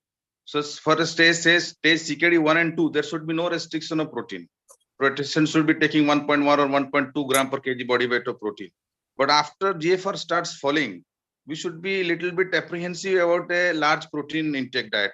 So the guidelines which has suggested 0.8 gram, then 0.6 and still lower, very low protein that is 0.28 to 0.43 gram, which we are using in patients. We are supplementing with keto analogs. As you all know, the keto analogs, these are the keto analogs of essential amino acid, which get converted in the body by the transamination. So the nitrogen balance is less, the uremic toxins that is produced is less. So protein restriction should not be started earlier in any patient. And day-to-day practice, many physicians, we see many people who are coming from periphery and all these things. They have been told by their relatives or anybody suffering from chronic kidney disease that do not take pulses, do not take legumes. We cannot restrict protein so much because the patient suffering from a chronic kidney disease has a long way to go.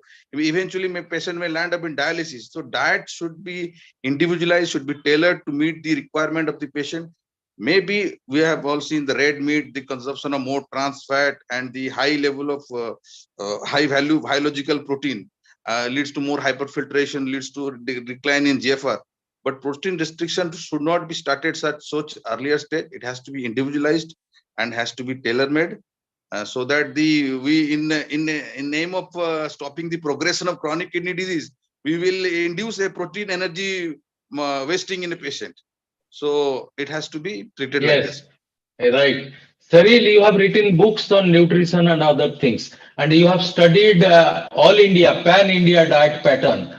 Do you think any of the east, west, or south and north, any diet is very suitable for renal patients, or there should be restrictions in natural diets of our people, Indian people? So one is that we are all aware, and I think Dr. Rudrashish also showed it. I mean, if you look at when we take dietary recalls, whether it is north, south, east, west, and the START study has also very clearly shown that protein deficiency is a big concern in our country, even in non-vegetarian population. So therefore, I think again, where it comes to protein restricted diet, I think we should refrain from using that word because sometimes the person's protein intake is not even 0.5 grams per kg body weight. And therefore, protein need not be restricted. In fact, we have to look at improving the protein intake along with good quality protein sources, especially if you look at our vegetarian population, because the NPU of the vegetarian foods is 0.65. And therefore, we have to look that when we're looking, and if you look at our Indian diets, whether it's north, south, east, west, it's so beautifully designed. All our traditional foods, where there's a very good combination, where there is supplementation of, amino acids to ensure that we are getting good quality protein. For example, if you're looking at South India, there is idli sambar, there is dosa sambar, or, you have curd rice. All of this is actually ensuring that we get good quality protein in the diet. So the whole, making sure that there is enough complementation of two protein sources, whether it's cereal pulse or whether it's a cereal curd, all of this should be actually emphasized when we are planning the diets to ensure that the quality of protein is not compromised. Alok, I have a question on this about to Pratik. Supratik, we have some evidences of differentiation in the outcome in diabetic kidney disease patient, vegetable protein versus animal protein. I just want, because lack of time, very focused answer on this. And as Cheryl pointed out, Dharini pointed out, and Rudrasis pointed out, we have about 0.6. There are people who do not take even 0.6. We have to give them protein more. But I'm talking about the diabetic kidney disease, as you said, beyond stage 2 or stage 3 Mogensen classification. I mean, vegetable protein vis-a-vis animal protein. Supratik. I think it's an excellent question, and Dr. Rudrasis had mentioned that if the EGFR is below 60, I think if vegetable proteins of good quality does make a difference, but there's no difference when the EGFR is more than 60. Okay. What So about if I can just add one point here, when we're looking at animal protein, it's also the phosphorus, because animal foods are high in phosphorus. Exactly. And therefore, we also emphasize when it comes to the egg to take the whites, because the yolk has got more phosphorus, and animal foods have got more phosphorus. So we're looking at, because, when it comes to kidney disease, there's an interplay of nutrients. There's potassium, phosphorus, sodium, all of that. And therefore, again, we have to keep those levels in mind when we are looking at whether it's animal foods versus protein-based foods. So. Yeah, I think it's a very important point that you said, Supratik and Cheryl. We are cautious about the potassium very much. About phosphate, Alok, we do not give much importance. So a real-time guidance of the diet, as you said, yolk of the egg. You said about the other things about the high phosphate binding or high phosphate diet. You give a little bit of food by food description of that. Describe the food and which should be avoided to restrict high phosphorus, because Supratik said about sodium, potassium, and phosphate to be restricted. Right. Okay. Please tell. Then next will be Dharini to the same question. Okay, so basically, if you look at, all your protein-rich foods will have high phosphorus, but remember that phosphorus from certain foods is absorbed and is enhanced, the absorption is more enhanced, especially when it comes to animal foods, all your processed foods, so fast foods, your ready-to-eat foods, canned and bottled, products, your processed foods, your aerated drinks, and also processed dairy. So when it comes to phosphorus, we tell them to sieve the flour so that the phosphorus is removed. Use dehusked lentils and dals. And also when it comes to animal foods, restricting on that, using more protein, plant-based foods, and avoiding any processed dairy. So milk and milk products in form of curd, homemade is fine, but avoid using any kind of processed dairy when it comes to phosphorus-rich foods. And also we look at phosphate binders. If the person is on a phosphate binder, there is also associated constipation with it. So we have to ensure that the fiber intake is also taken care of. And, when it comes to high phosphorus, then even the calcium is leached out from the bones, leading to renal bone disorder. So keeping that in mind also. So again, the whole thing needs to be worked on and, looking at it in a very holistic approach. So. Dharini, please. Yeah, Cheryl, I think just put it all straight and correct. But the main thing is use traditional way of plant-based foods. It's even better than buying in, people talk about vegan and all that, and they buy in, almond milk and this and that. That is also wrong. So you need to be very careful to use home-based foods. And then, of course, the meats have to be less. That way you can manage the protein and the phosphorus very easily. Nuts are also high in phosphorus. So again, sir, at one point, this phosphorus level becomes important when the GFR is more or less than 30. So in advanced stages of kidney disease only, CKD 4 and 5 or diabetic kidney disease with GFR less than 30, this phosphorus become important. Until then, the body has the ability to excrete the excess phosphorus. So in advanced stages, the only phosphorus, as the madam has told, madam, main phosphorus is from the preservatives, which are in the shelf life product, the supermarket, the aerated drinks, the cheese, the processed food, everything. Animal plant origin phosphorus, they are in the phytate states. So they do not rise the phosphorus level to such a high level. And regarding potassium, we all know it is also in the advanced stage CKD 3B, 4, 5 that the hyperkalemia is a problem. Rather, potassium has a U-shaped relation on morbidity and mortality. Too low is also bad, too high is also bad. And again, with some medications like ACE inhibitors or ARB, and potassium has to be also tailored. There is no recommendation that this much of potassium is enough in a CKD, this much of phosphorus. It has to be remain in the normal value accordingly that the intake is there. There is no RDA such as for phosphorus and potassium in DKD patients or CKD patients for that. Yeah. Thank you, Rudrasis. And only one question to Supratik. There are, in spite of naturally available proteins, eggs, this, that, even dry fish, all cheap proteins, why physicians recommend tinned packaged proteins? And what is the difference between the regular protein and renal protein that is available in the market? Supratik, please. I think we had talked about the quality of the proteins and the ones that contains all the essential amino acids. And if you're requiring that from your diet, there's no reason why you have to have a commercial source of protein that you buy from the market. However, as we had been talking about many a times, what we see is that even if the quantity of protein intake is high, but the quality of protein is frequently low. In that scenario, you might need to have a diabetes-specific nutrition supplementation with protein content, which is close to the ideal that we talk about. So that is the only place where you can use a commercially, a commercial product, which is catering to the need. And that has some advantages that we had been talking about in terms of boosting the GLP-1 levels, endogenous GLP-1 levels, increasing satiety, reducing body weight, and also reducing the postprandial glucose spikes.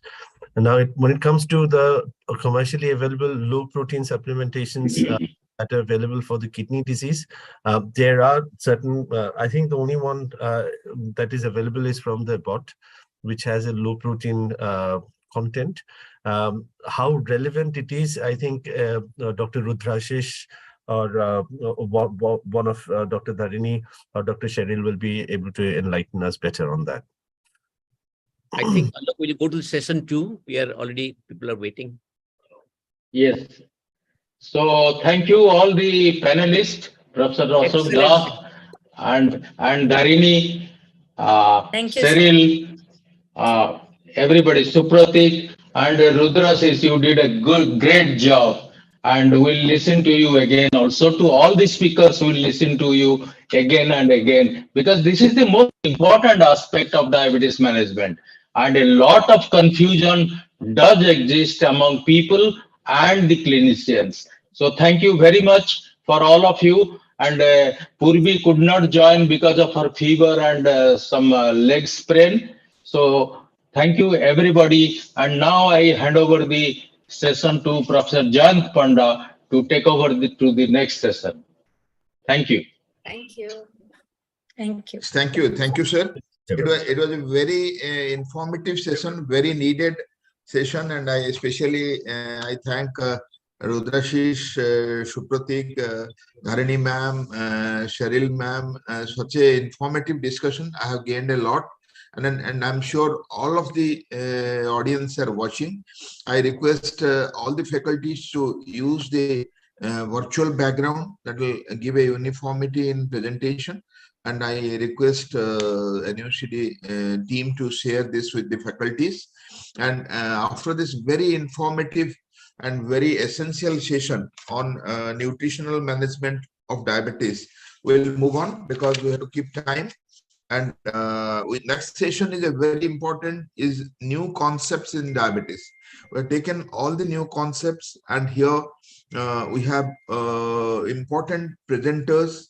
Professor Ashok Das himself is a presenter, and Professor B. Mohan, the legendary diabetologist whom the world has recognized, is here. And Sanjay is here, the past president of Endocrine Society, and the researcher who has created a ripple over the globe.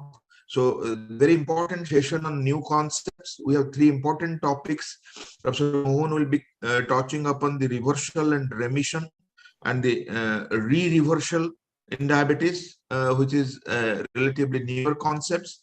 Professor Das is telling the first year control matters, which is a completely new concept, and to create the legacy and metabolic memory and legacy effect, the first year control really matters to all of us. And diabetes and mind, which is the very fond topic of Sanjay.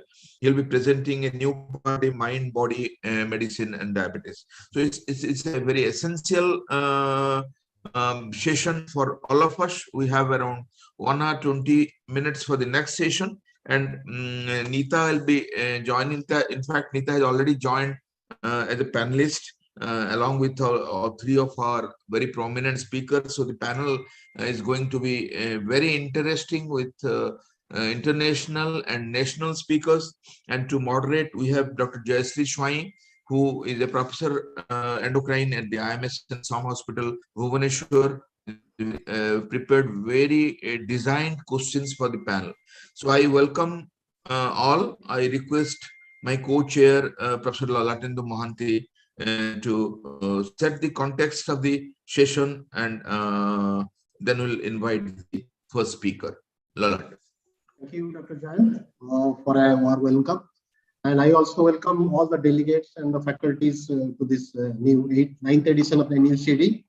And I must congratulate the team, scientific team, for forming such a beautiful event, get together. And in our session, we have new concepts in diabetes. And the first talk by our legendary Dr. B. Mohan, reversal and remission and re-reversal in diabetes. Is a newer paradigm shift in control of diabetes. Previously, we used to control the diabetes. Now, a lot of trials and research has shown that diabetes is possibly be reversible. And we like our legendary speaker, Dr. B. Mohan sir, who is a MD, PhD, DSc. He is the chairman and chief diabetologist of Mohan Diabetes Specialty Center at Chennai. And all of us are aware about his contribution to the science of diabetes development and research and treatment. Without wasting much time, I would request Dr. B. Mohan to please take over and start. Dr. Mohan, sir. Please start sharing the slide. Yes. Mohan, hearty welcome. Hello, everyone. I would like to thank Dr. Alok Kanungo, Dr. A.K. Das, Dr. Jain Panda, and the organizing committee of the National Update on Clinical Diabetes for inviting me to deliver this talk. My talk is on reversal and remission and re-reversal of diabetes. So let me first put this into context and try to explain what we are talking about. So it's useful to keep this picture of the natural history of diabetes in our mind, because from the stage of normal glucose tolerance, we move to the stage of pre-diabetes, then to the stage of diabetes, and finally to stage of complications. That's how the natural history of diabetes normally goes from left to right. It was believed until recently that once you are on that process, you keep progressing and there is no regression. However, today we have evidence that you can also go from right to left in certain situations, and we'll talk about that. So once you develop clinical diabetes, you can reverse to pre-diabetes, and then you can also become normal. But note that this blue arrow is not there in the stage of complications. So once you develop complications of diabetes, like retinopathy, nephropathy, etc., then there is no reversal. Now, this term reversal is not preferred in scientific circles. The American Diabetes Association in October 2021 said that the term remission should be used. And they defined remission quite simply.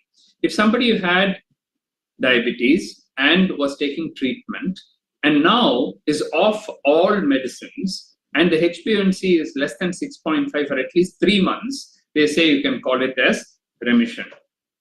That is a very simplistic definition. That's what we use now. Now, there are many examples of diabetes remission. For example, what we are going to talk about today is after severe weight loss. So after weight loss, somebody who had diabetes can develop remission. But also we know that after GDM, once the lady delivers, for some time, even for several years, it can remain normal. Later on, they may develop type 2 diabetes. After bariatric surgery, a lot of remission is possible. But again, in the early stages, the bariatric surgeons tell us that anybody can reverse the diabetes. That's not true. Only in certain situations. We'll come to that later. Stress-induced diabetes. We have huge stress which produces diabetes. Once the stress goes away, diabetes can remit.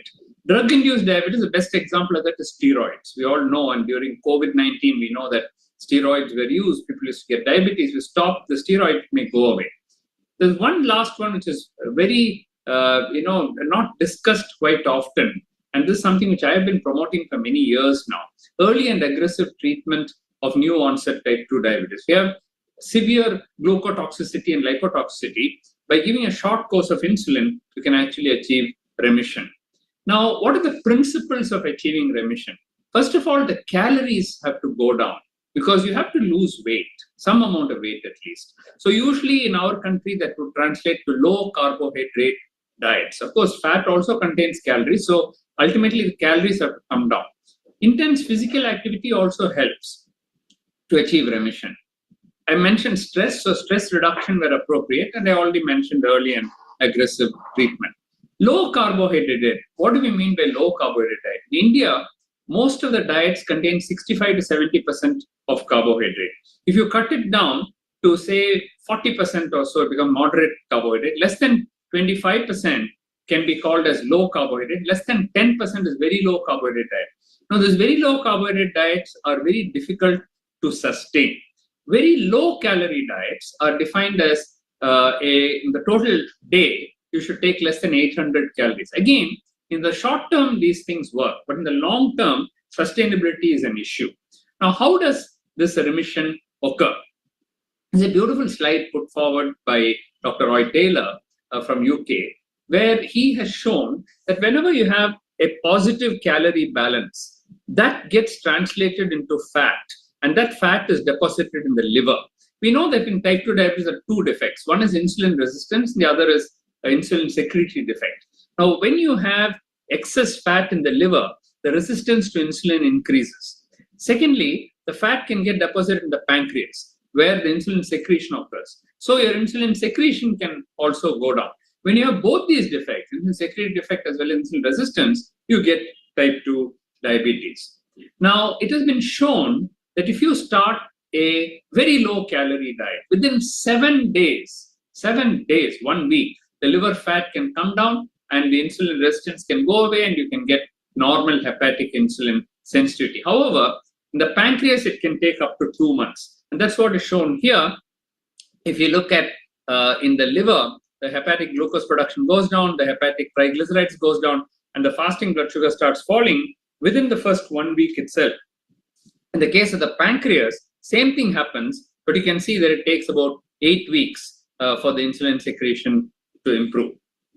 Now, this is a small trivia which you should know, that type 2 diabetes is caused by 1 gram of fat in the pancreas, which is excess. If you get rid of that 1 gram, you can get rid of diabetes also. But to get rid of that 1 gram of fat in the pancreas, in the Europeans at least, you have to lose about 15 kg of weight. In India, it's probably much less, as I'll show you. Now, where does the data come from? This comes from a trial called as a direct trial or the Diabetes Remission Clinical Trial. Basically, what they did, and this again by Roy Taylor and his group, basically what they did was they took about 300 people, 150 people, they gave them a very low calorie diet, about 800 calories per day for 3 to 5 months. And then the other group, they gave them the usual diabetic diet. What they found is quite interesting. Some people lost a lot of weight. For example, they lost up to 15 kg in weight. If you lost 15 kg in weight, almost 86% of that small group, selected group, went into remission.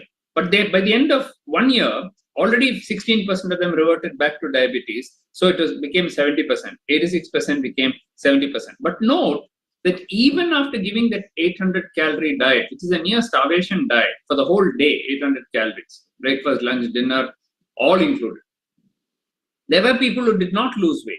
They lost less than 5 kilo in weight. There was virtually no remission in them.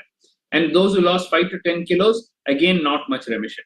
Among those who lose lot of weight, there was a remission, but even that is not sustained for too long. Now, what I was very interested to show you was that this is not a new concept. This remission that we talk about, and the American Diabetes Association has defined it now. This is a paper which we published along with my father in 1987. So it is almost 40 years earlier we have published, and we published a paper actually on remission it was called as NIDDM then, not type 2 diabetes. And we reported on 45 cases of remission. And in our series, you did not have to lose that much weight. Even 2 to 5 kg or 8 kg loss of weight resulted in remission. But we also showed, you can see the weight loss, more than 5 kilos, some less than 2, and 2 to 5 kg and so on. But even there, what we found was that some of them developed re-reversal of their diabetes. That means when they put on weight again, they regained their weight and they became diabetic again. I'm not going to go into details of that because of lack of time. Now, do all patients with type 2 diabetes achieve reversal or remission? No. I've simply made this into an ABCD mantra. A is A1C. The A1C is not very high. Say if it's only 8, 8.5, it's easier to achieve remission. Body weight. Since weight loss is necessary, in thin, underweight people, you may not be able to achieve remission. They have probably the severe insulin deficient variety where you may not be able to. But if you're overweight or obese, you can lose weight and you can achieve remission. Your insulin secretion must be good. If you're already lost all your insulin, how are you going to achieve remission? Duration of diabetes should be short. In the direct trial, it is about 6 years. So if you take somebody who's got 15, 20, 30 years duration, it will be very difficult to get remission. Finally, you need a highly motivated individual to be on a near starvation diet for a long period. Again, effectiveness beyond 2 years has not been shown. And as I'll show you, re-reversal of diabetes or relapse of diabetes occurs. What is this re-reversal or relapse of diabetes? If I show you a case study, it will become very interesting. This is a 35-year-old male with 6 years duration, so short duration. He was given a low-calorie, low-carbohydrate diet. He lost a lot of weight. His aim was to bring his weight below 100 kg. And it didn't do it overnight. It took him a lot of time, but ultimately achieved it. He was able to stop all the tablets, insulin, and maintain remission. Let me show you what happened. He started with 123 kilos. And over a period of months to years, couple of years, his weight finally came down to below 100. That was his target. Now with that, what happened was remission was achieved. And you can see the HbA1c from 8.4, 7, 5.6, 5.4. Now, after he achieved this 5.6 and 5.4, we took him off all the medicines and he was still maintaining his health. Along with that, his fasting blood sugar came down, his postprandial shown in green came down. So you can see 89 fasting, 110 postprandial, what he had near 300 milligrams. Importantly, the liver fat came down. I told you that the liver fat melts. The SGOT-SGPT is a crude index of that. You can demonstrate it by ultrasound, MRI, CT, etc. But here is a simple SGOT-SGPT test showing you that the liver fats have come down to normal. Now, let's continue with the story. Now, this man, after he stopped all his medicines, he said, oh, I'm cured, I'm cured, I'm cured. We told him, you're not cured, you're in remission. But he refused to believe because he worked hard on it. He said, I am cured, why should I come for follow-up? You know, my diabetes is reversed. After 9 months, he himself came to us. We asked him, why did you come? He said, I'm not feeling well. So when we checked his weight, it had increased from 99 to 112. Remember, it was 123 earlier. Now it is 112. So he's gained only half of the weight that he lost. But look what happened. His HbA1c, which is 5.4, went to 9.6. He never had 9.6 even earlier. This is his worst control. Why? Because he thought he was cured. So he started eating badam alwa, and he started eating basundi, and he started eating gulab jamun and everything, saying, I'm cured, I'm cured, I'm cured. That is what he wanted to do, and that's why he was working so hard. But now you can see his fasting sugar has gone to 240, postprandial to 321. Never in his life he had like that. So this is the worst control he ever had in his life. And you can see his SGOT, SGPT has now gone up to 66 and 152 and so on. So this is an example of re-reversal or relapse of diabetes. If you ask me, is this one case that you've seen? I've seen hundreds and hundreds of such cases. They'll go on some keto diet, they'll go on some paleo diet, they'll go on some other latest fashion diet, fruit diet, smoothie diet, some other guy's diet. All different people are given different names to it. Then they'll say, see, now I'm off all medicine. They'll go on social media, they'll put before, after pictures, everything they'll put. What they don't tell you on social media is what happened to them after 6 months or 1 year. So re-reversal of diabetes occurs. So I'd like to conclude, ladies and gentlemen, by saying that it's time that we started discussing with suitable patients about remission and tell them about ABCD mantra and encourage them to achieve remission. Diet is very important, so you should tell them that you should be on a low-calorie diet and you should be on it for a very, very long time. And they should achieve weight reduction. We must support them, otherwise they'll give up. Many of these reversal wallahs, what they do is, they have huge teams of supporting teams, coaches who will be phoning you and encouraging you and all that, because they're paying a lot of money to do that. So here, if you are able to provide that support, people get encouraged and they're able to do it. But despite this, ladies and gentlemen, remember that re-reversal of diabetes or relapse of diabetes can occur. This is hardly emphasized by commercial organizations who keep on promising magical cures and reversals of diabetes. They almost treat diabetologists and endocrinologists as if they are criminals.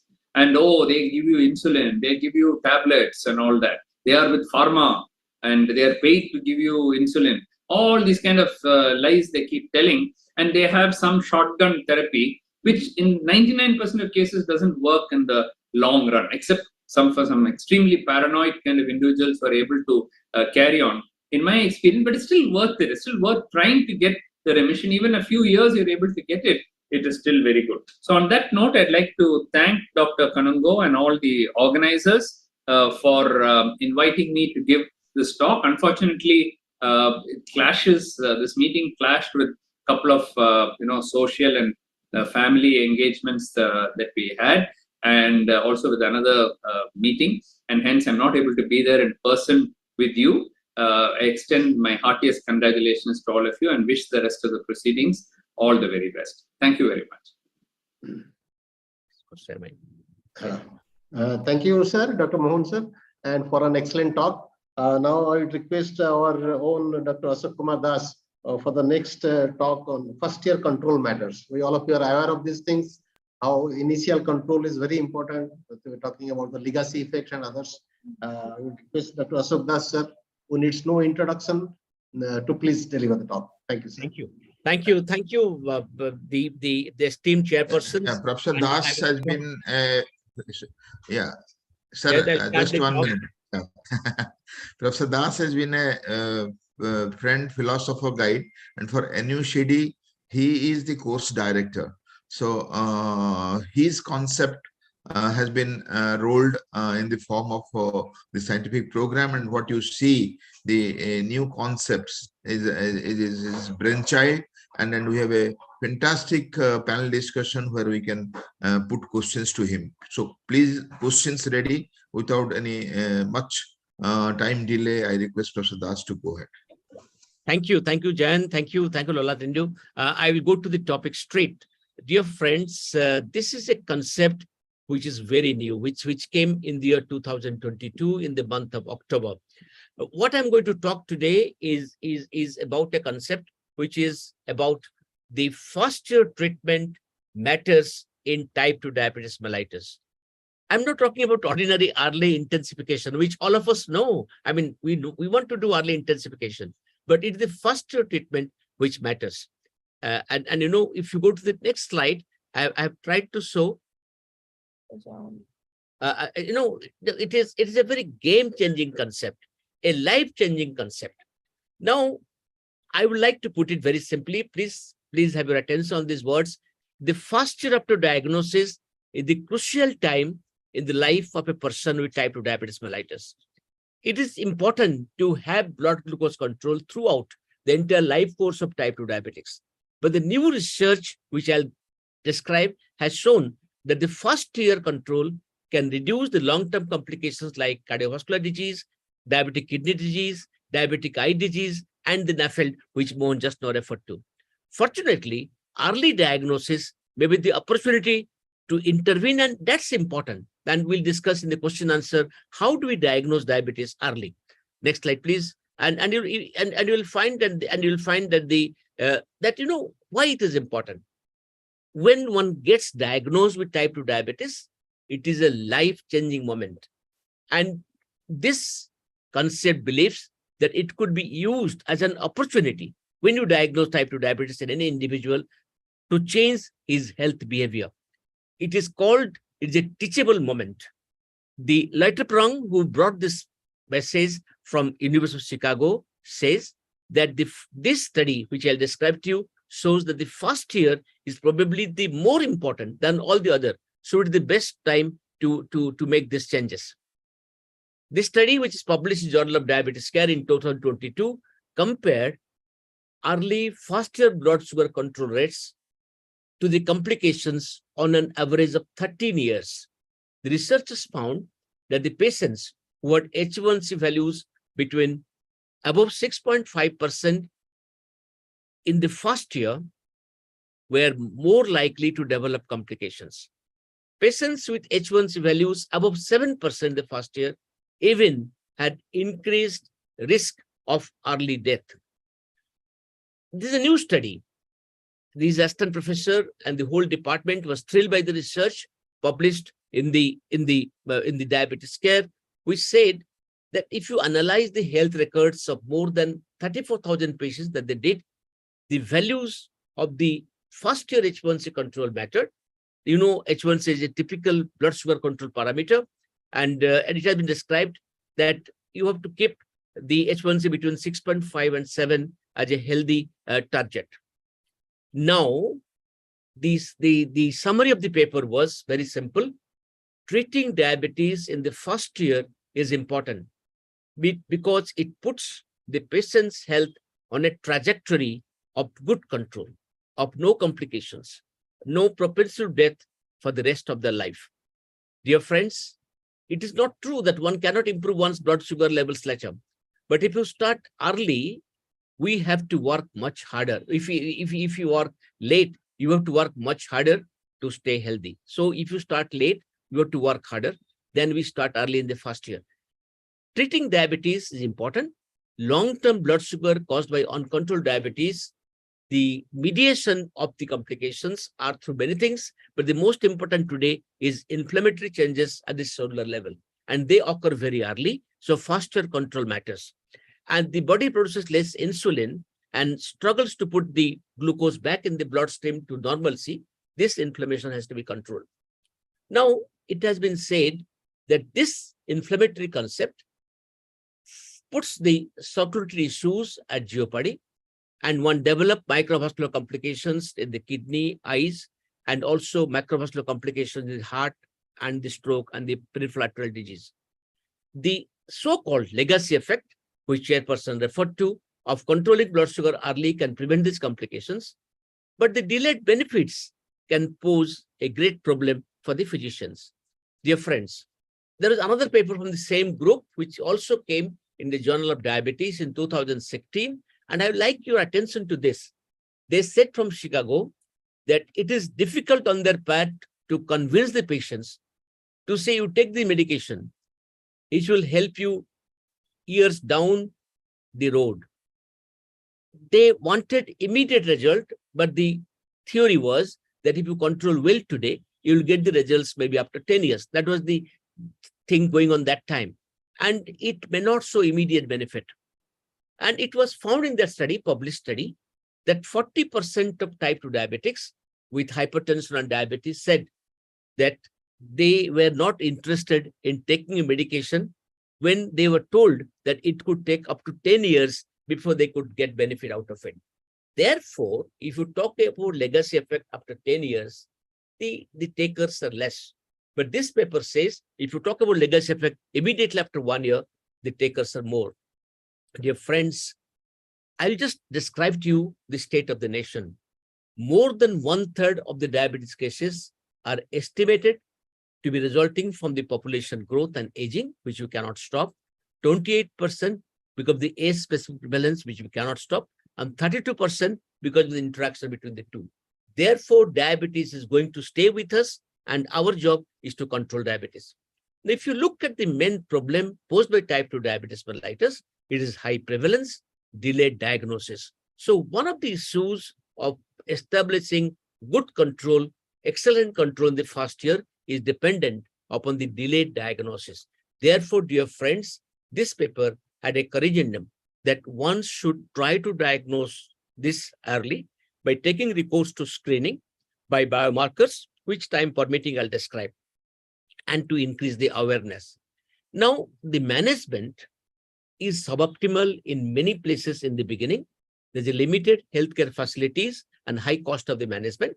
And in India, the average H1C, according to ICEM India, was 8.7 to 9.6. When we completed the study, this ICEM India latest study, which said that you see the H1C, it varies between 8.3 to 9.1 and higher. So the H1C are not controlled.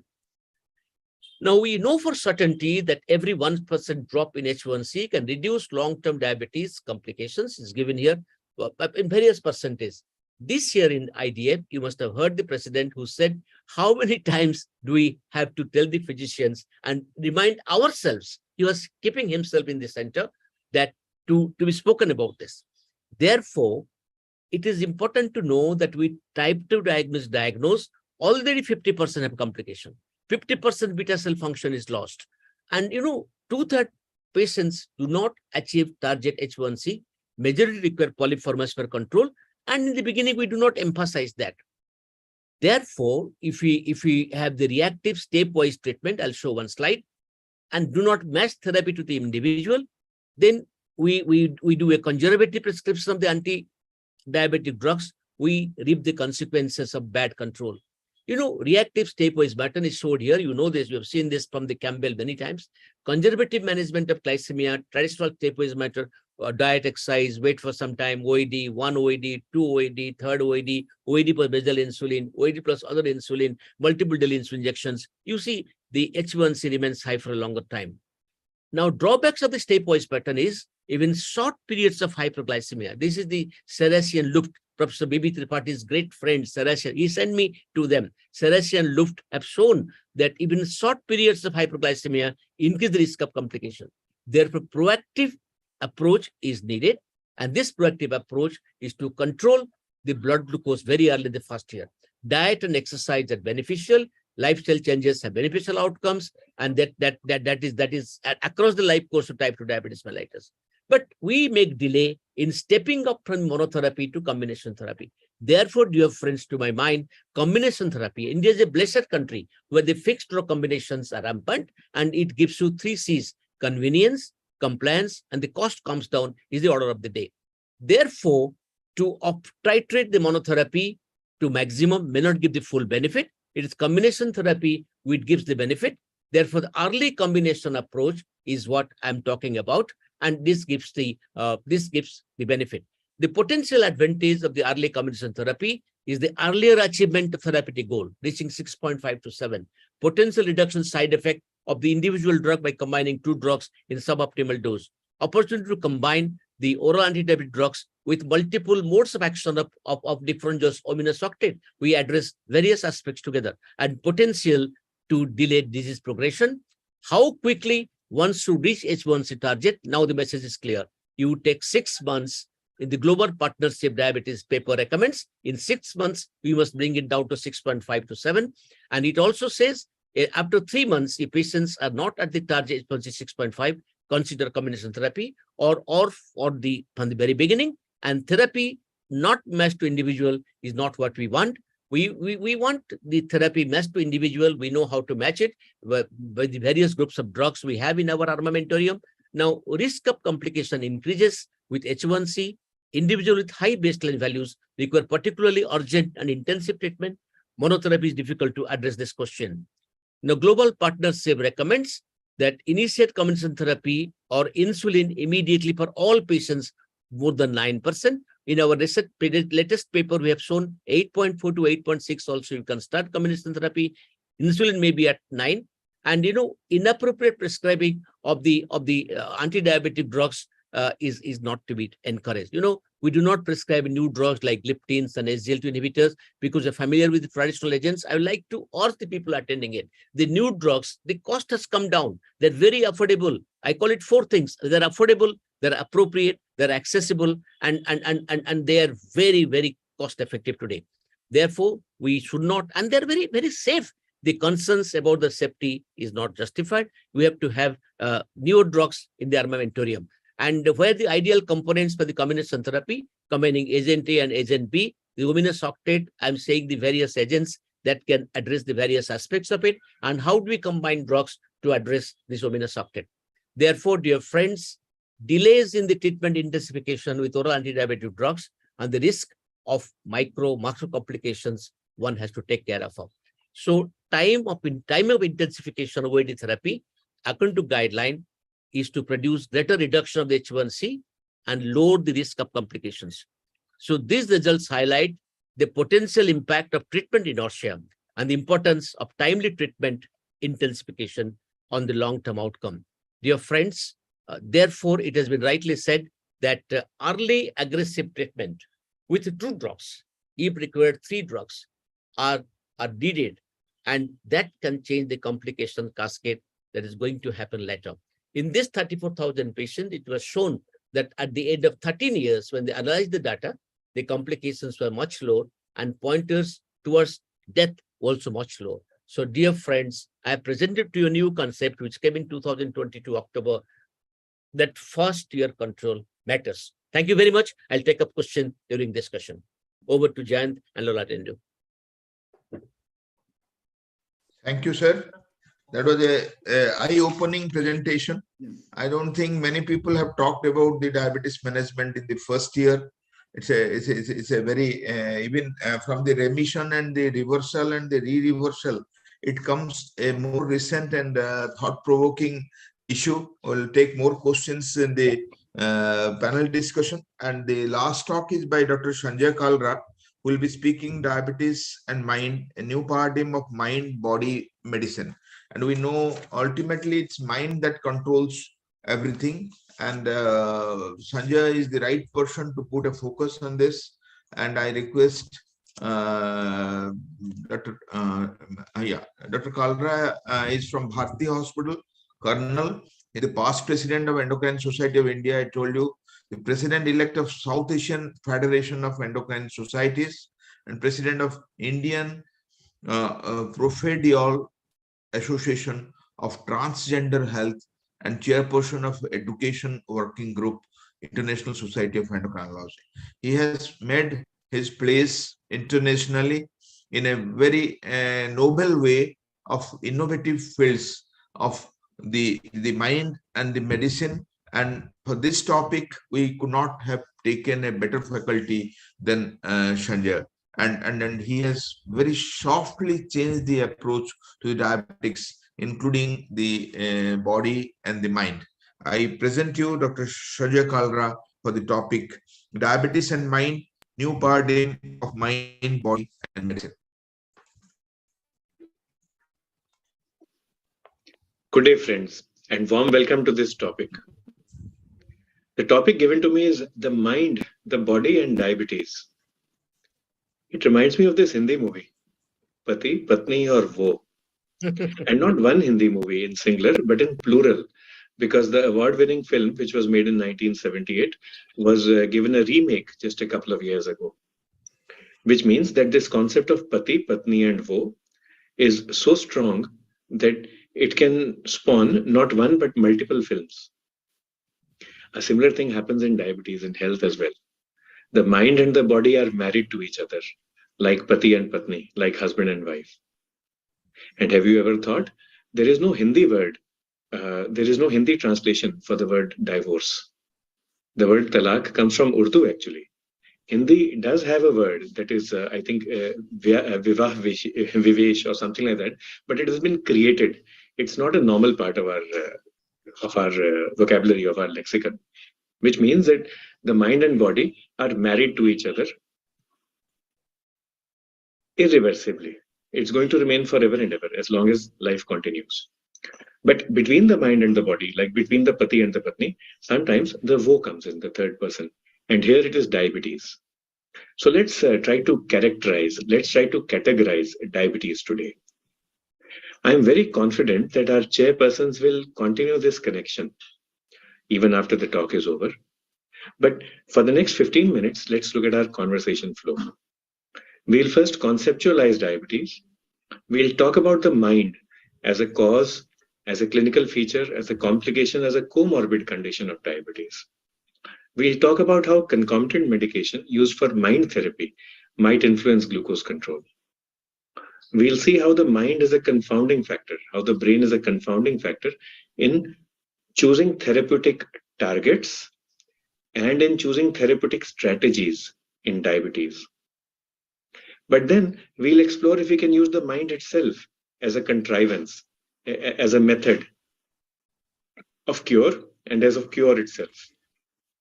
And then we'll finally end on a happy note. We'll talk about common sense and creativity, and we'll see how to craft good health, not only for our patients, for our great country, but for ourselves as well. So let's move on. Now, the concept of diabetes. Diabetes is defined as hyperglycemia. It's defined as carbohydrate intolerance, but it is a multisystemic, multifaceted syndrome, which can have an impact right from head to toe. And if there is one example of integrative medicine, that example is diabetes. Everything is integrated together. How do the mind and the body work with each other? The mind can cause dysglycemia. Too much of stress will lead to release of counter-regulatory hormones. Example, adrenaline, noradrenaline. These come predominantly from the adrenal glands. But you also have dopamine, a sister catecholamine, which comes predominantly from the brain. So too much of dopamine in an unregulated manner can lead to stress, can lead to dysglycemia. There is also something known as diabetes distress, which is just an emotional response, a severe emotional response to having to live with diabetes. Psychiatric disorders can be associated with diabetes, and so is substance abuse. And Alzheimer's disease plus diabetes is known together as diabetes 3C now, a different type of diabetes. Alzheimer's plus diabetes, because the cause seems to be similar for both. So now suddenly we've realized that diseases of the mind can cause diabetes. They can co-occur with diabetes. They can be a comorbidity. And it's not just psychological, it's also psychiatric. It is also neurocognitive. So a wide spectrum. What kind of features occur in diabetes? So many times your patients will come and tell you, I have brain fog. I get angry all the time. Do spare time to take a history. So when you are dealing with the husband, you ask the lady, how does he behave at home? Is he polite? Is he well behaved? Does he get angry at the slightest provocation? It might be high blood pressure. It might be high glucose. It also might be low glucose. So you may be dealing with hyperglycemia or with hypoglycemia. So the mind can be a battleground for clinical features and complications of diabetes. Brain fog is something for which you will have to go out of the way to take a history. So please be sensitive to your patient's needs. Take a good history, but altered sensorium, altered behavior, this is something that you can see from afar. And it can be a complication of acute or even chronic diabetes. It's not just hyperglycemia and neuroglycopenia. It can also be hypoxia, ischemia of the brain. That also can be altered sensorium, a transient ischemic attack or chronic ischemia. Sometimes concomitant medication links the mind and the body together. So antipsychotics, especially the modern ones, and some antidepressants are associated with insulin resistance, obesity, and worsening of hyperglycemia. Some of the drugs that are used by our colleagues in neurology and psychiatry are useful in neuropathy as well. So we use these drugs for management of neuropathy. And we should learn from our colleagues in psychiatry and neurology how to use the doses, how to begin low, start low, go up slow, and how to manage the possible side effects. Along with diabetes per se or ischemia per se, vitamin deficiency can impact the mind as well as the nerves as well as diabetes.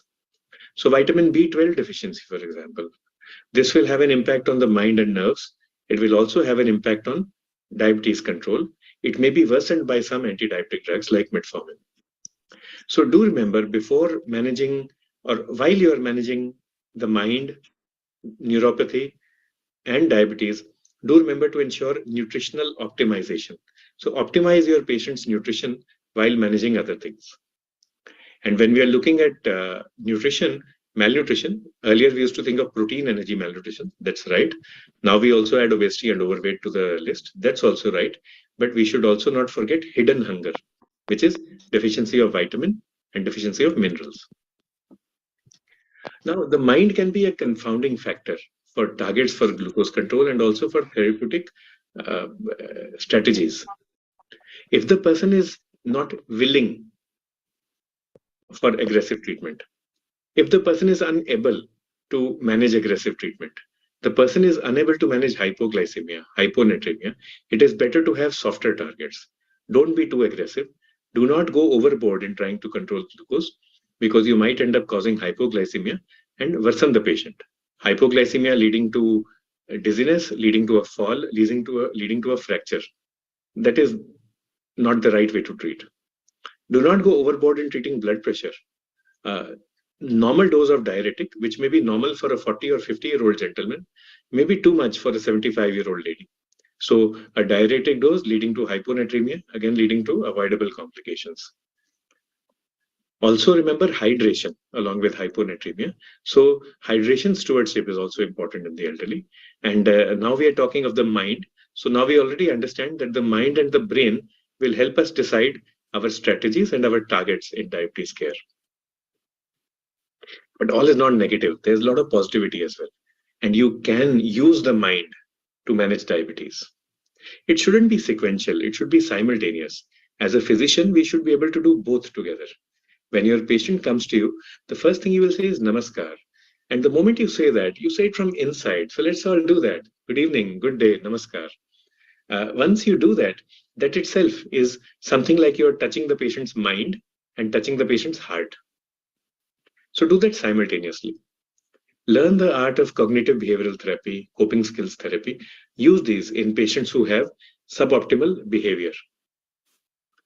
If your patient is not listening to you, listening to your advice, it means you've not been able to explain why the advice is necessary. So learn communication skills as well. Yoga is a method of managing both mind and body. So learn more about yoga. I myself am learning. And meditation is just one part of yoga. Yoga is a wide spectrum. Now suddenly you will say, I read entire Harrison. I crammed PJ Mehta also. And now I have to learn all these new things. How can I do that? I cannot go back and do an MD in psychiatry. We do not need to. All we need is a little bit of common sense in Odia, a little bit of vivek, and some amount of creativity. And if there is nothing else we can do as physicians, the least we can do is to ask our patients, Madam, how are you feeling? Bhai Sahab, how are you doing today? And then you listen. Listen with both ears open. This is called diabetes therapy by the ear. By the ear. Support and strengthen your patient and his or her family. And while we are supporting and strengthening them, let's look at our own mindset and our own mind style. We are also human beings. So just like we spoke of Pati, Patni and Wo, multiple movies, Pati, Patni, Wo, or mind, body, diabetes, that impacts all of us. For us, it will be mind, body, and metabolism.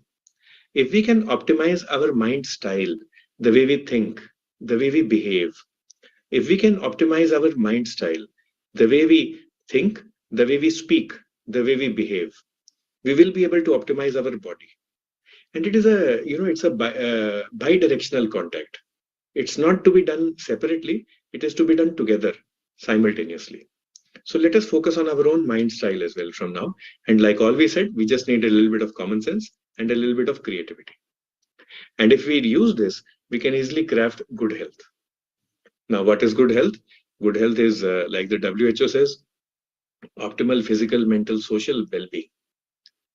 Not only for the person, not only biomedical, but also psychosocial. Not only somatic, but psychosomatic. And that is what mind-body medicine means. But let's go above that and let us see what good health is. Good health doesn't mean just good health for the person in front of you in the clinic or for you yourself as a provider. Good health also means the communication between the person and provider. So let us focus on that as well. Let us learn the art of communication. And once we do that, we will have learned integrative medicine.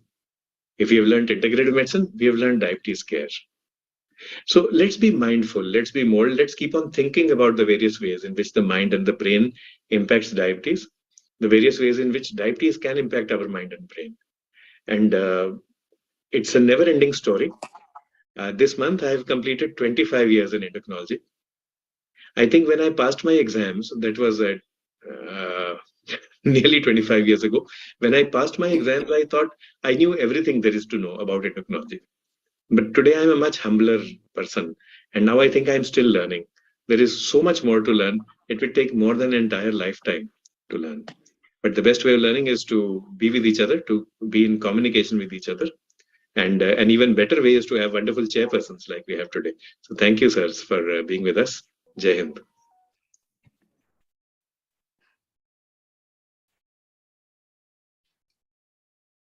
Jayant, we can start discussion, question answer. Jayant, you can start the question answer session. Very nice presentation and very appropriate issues by Dr. Sanjay Kalra. I think Dr. Sanjay and Dr. Mohan will not stay for the panel discussion, isn't it? We'll take up the questions, Jayant. Questions can be asked because they have given their inputs to me. Yeah, So because they have given the recorded talk, I request Professor Das to take up their questions because Professor Swai has prepared very structured questions to each speaker. Now the responsibility of Professor Das has increased, taking all three speakers' question, and I'm sure Nita ma'am will share. Yeah, I think Jayant, I'll just try, and whatever question they cannot answer, we'll ask them to post the answer on the email. To expert of experts, Nita ma'am. Yeah. You'll pass on to Nita ma'am. I have got with me the Queen of Diabetes, so the Queen will answer all the questions. So it's very pertinent presentations of a re-reversal first year of control and the diabetes and the mind, and of course the most of the questions will be aimed to Professor Das because the first year of control is a relatively newer presentations. The reversal, re-reversal, and mind body we have discussed earlier. So I have seen the questions, and Professor Jayashree Swai. Can I have Shivi of Jayashree? Anybody from RX events? So she is a professor endocrine, and she is an IMS and some hospital associated with the endocrine conferences and activities. All of you have seen her involvement, academics, and I'm sure the panel will enjoy. And she is a FIDM distinction from CMC Bangalore and DM from BHU Banaras. And a sweet disclosure is my MBBS friend and a very close friend with whom we have worked during last 40 years together. So we present you Jayashree to invite panelists Dr. Dash and Dr. Nita ma'am, and we'll go to the questions directly. Jayashree Swai. Good afternoon, everybody. My warm regards to Professor Ashok Das sir, Nita madam, and Dr. Alok Anungo, Dr. Sanjay Karla sir, and Dr. B. Mohan sir. It's my proud privilege to be all these stalwarts in this field of diabetes and endocrinology here. And what questions I will ask Professor Ashok Das sir, who is this pioneer in this field of this diabetes, and he is policy makers, Nita madam, Ashok sir, V. Mohan sir and Sanjay Garla sir, they are the policy maker in this field of this diabetes. It is just a discussions what they have presented here. So briefly, it is for the reimbursement, reversing our knowledge of the physicians who are participating or who are listening to these discussions. So, sir, it is to Ashok sir. What is the exact mechanism of reversal of the diabetes? It's remission, reversal, and cure. All are the equal term. And what is the exact mechanism? It's simply. It's a very, very good question that you have asked. Now, if you ask about the terminology, I personally believe that remission is a medical term. Reversal is most possibly is very difficult to achieve. And if anybody is claiming, there are so many people claim reversal, it is more of a myth than remission. It can occur. I'm not telling it cannot occur, but it is much more labor intensive. And the reversal is a fact. I will tell you why it is a fact. We wrote a recent paper that 3 things in life: blood sugar, blood pressure, and serum lipids. If you stop the treatment, they all go up. Am I correct, Jayashree? So similar, if you stop your attempt for the remission, they all get back to, again, full-blown disease, as the case Mohan showed just now. Therefore, my appeal is that the remission is possible. It has been shown by many people in the individual practice. I'll just be 1 minute to describe this. Early insulin intensification in the young diabetics. We can reverse it, but you have to continue it. Number 2, by giving multiple drug therapy to establish good blood glucose control for a long time. Third, taking cue from the Ray Taylor's direct trial by intensive diet management. But what did Ray Taylor show? At the end of 1 year again, some of them reverted back to full-blown diabetes. So it has to be continued. Before I hand it the question to the Queen of Diabetes, my dear friend Nita, I must tell you one important issue. The mechanism of remission is through the lack or its impact on the inflammation and on the cytopathy. Now, as we just now heard, we also heard it before. The one full paper in the RSDA, we had the ectopic fat. And Mohan took that fact from that paper where we discussed about ectopic fat in pancreas. 1 gram can produce magic. So the issue is that we take out the tissues which are pro-inflammatory, glucose and fat. And that is one of the many mechanisms of remission. I'll like Nita to respond. Nita? Yes, sir. Very well said, sir. And as Dr. V. Mohan, sir, rightly said, that follow-up is the key. In fact, there is very good data. There's a very good study also that has been done. It's not with respect to remission, but it is with respect to weight loss maintenance. And what they found was that after 6 months, those people who had regular follow-up were the ones who maintained the weight loss, and the ones who had no follow-up at all, they are the ones who reverted back to their original weight. And since weight loss is the driver of reversal or remission of diabetes, the follow-up is the most important thing. And as he rightly showed, this patient thought he is cured, and that is the reason that he reverted or relapsed.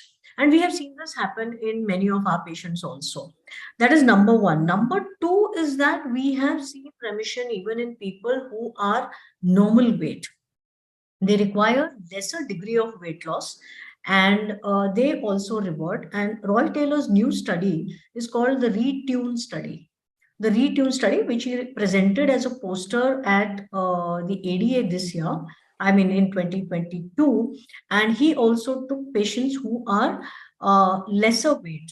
So we all know that the direct trial was with patients who had a BMI of more than 27. But here, lesser obese people were taken, and they also had. But then, even in our series of reversal or remission of diabetes, we've seen that even those who had lesser amount of weight loss, they reverted. Those who were BMI of even 23, when they went to BMI of 22, they reverted. But the minute they put on weight back on again, they again relapsed. So there was a re-reversal. So this is very well known that follow-up is the key. And there are various determinants of who will revert and who will not. So we have to choose our patients wisely. I think the reduction of inflammations by whatever this means is key to this success. This is thing. And the follow-up has to be to be for a very long period. I'll go to that. Eternal follow-up is necessary. Yeah, and loss of weight itself brings down inflammation. We all know that obesity is an inflammatory state itself. And obesity, not just by BMI, but ectopic fat is inflammatory. So the minute you lose weight and the inflammation comes down, your lectin may go up. Metabolically, you are much better. And that's how you tend to remit your diabetes. I think Kanango sir will add something. Yes, Alok. Alok? You're muted. Sir, unmute yourself. Sir, unmute yourself. I'd like to know from the esteemed panelist that we do not ignore the genetic aspect of diabetes. Sir, I have so questions. when there is a gene component which doesn't disappear, only the environmental factor of reducing body weight and thereby influencing inflammation and other things, how can we think of reversal in a long term? Yeah, I think Alok, before Nita gets into give the answer, we wrote that chapter in the Sadiko's textbook of diabetes, which is coming in the month of February, edited by Dr. K.K. Tripathi. You know, the Sadiko textbook, we are making second edition, Gene and Environment. We wrote a joke about it. We said we cannot choose our parents. Many of us also can't choose our in-laws now. Then what do we do? Now, the answer is do what is doable. Therefore, we do not say reversal. We do not say cure. That word we don't use. Even if some people use cure, they put quote unquote cure. And we just say the disease is remitted. There's nothing wrong in that. Alok, if you can take care of the environmental factors, it can cure. And so there is another issue. You work in type 1 diabetes from the giants of that with the new drug which has come, the MAP which has come. Now, the bottom line, I heard the inventor of that particular drug in Arvind's meeting in Bangalore. Now, the beautiful answer he gave was that we are talking about curing type 1 diabetes because we want to start it in the pre-disease period, because they want to give to the drugs, type 1 is an immunogenic drug, immunogenic disease. So those who have the siblings positive for type 1 diabetes, other siblings do not have type 1 but have the same genetic makeup and the autoantibodies, they're giving that. In that case, possibly, you are better judge than mine, one can say that it can work better because it is really said that genetics only loads the gun, but pulling the trigger is environmental factor. If you pull it early, maybe you can answer your question. Thank you. Sir, what are the indicators or when to suspect reversal? We know we are doing fasting, we are doing postprandial, or we are doing HbA1c. Apart from that, is there any inflammatory markers or any specific markers when we will suspect that patient is going for this reversal, or these are these indicators for the reversal in a more scientific way? Nita should answer because she works in obesity. Yes, sir. The thing is that there are indicators, like in Roy Taylor's study. The typical ones are that lesser duration of diabetes, patients not on insulin, patients without complications, etc., etc. But having said that, duration of diabetes less than 6 years may be holding true for people in the Caucasian population. But what we have found in the Indian population is that we have reversed diabetes or stopped insulin at the least of patients who have been diabetic for more than 10 years also. And the reason that I feel that we are able to do this is because of our original high carbohydrate intake. So once those carbohydrate intakes, which need a lot of insulin, come down, calories also come down, these patients are reverting. And to my mind, if we do not hold the definition of remission, as the ADA says, as sacrosanct, any degree of reversal or any degree of remission or any degree of going back in time is good enough. If you're able to bring from 4 drugs to 2 drugs, if you're able to bring from insulin only to oral drugs, you are going in the reverse direction. You are bringing the patient that much away from complications. Secondly, you are also bringing down inflammation, and by virtue of that, you are reducing or retarding the vascular age, which is the most important thing that we want to do. So when you retard the vascular age, you are doing a lot of good to the patient. So I don't hold that less than, the definition of 6.5 without any drugs for 3 months. I don't hold that as sacrosanct. Any degree of reversal, 10%, 50%, 75%, any degree of reversal is good enough for our patients. De-escalation of therapy should be the goal. Right to 100%, we don't know. Yeah. Again, another important thing is coming to my mind. These people are exposed to the glycemia for certain period of the times. So we know the glycemic legacy effect or glycemic memory. Are these patients free from the complications of the diabetes completely after reversal? I think that the question you asked, question number 16, is there a concept of metabolic memory in the reversal of diabetes? I'll like to answer that primarily, then I'll give it to Nita. That is what has been shown in the first year treatment matters. They have shown the legacy effect is one thing, which comes after 16, 15 years. But if you establish good control from the very beginning, the remission, the reversal, the complications are much less later on. Therefore, to your question, my answer is yes. The concept of metabolic memory also applies to reversal, but it has to be early. You can, duration of disease, they always speak about it. Duration of the disease matters. Am I correct? If you decide early. The question remains, Jayashree, for the concept I gave, or I borrowed from the Chicago School of Medicine, is that we have to diagnose diabetes early. That's why we have put up a proposal. Blood sugar must be measured in everybody as the 5th important parameter: pulse, BP, temperature, respiration, blood sugar. We diagnose early. We investigate the relatives of a diabetic. We discuss the children of a diabetic who are adult children. So there are so many things we have written. So therefore, your question is very pertinent. Nita, for 1 or 2 answers, we'll start the next session in another 4 minutes. Yeah. No, sir, what you said is very, very right. I completely agree with you on this aspect. Jayashree, next question. We can take up. Again, before that, Jayashree, there is one good comment by Dr. Bharat Panigrai. Bharat Panigrai says that, same thing that I said. He said that the obesity has multiple genes. So he says that the genetic polymorphism are the rule for the obesity manifestation.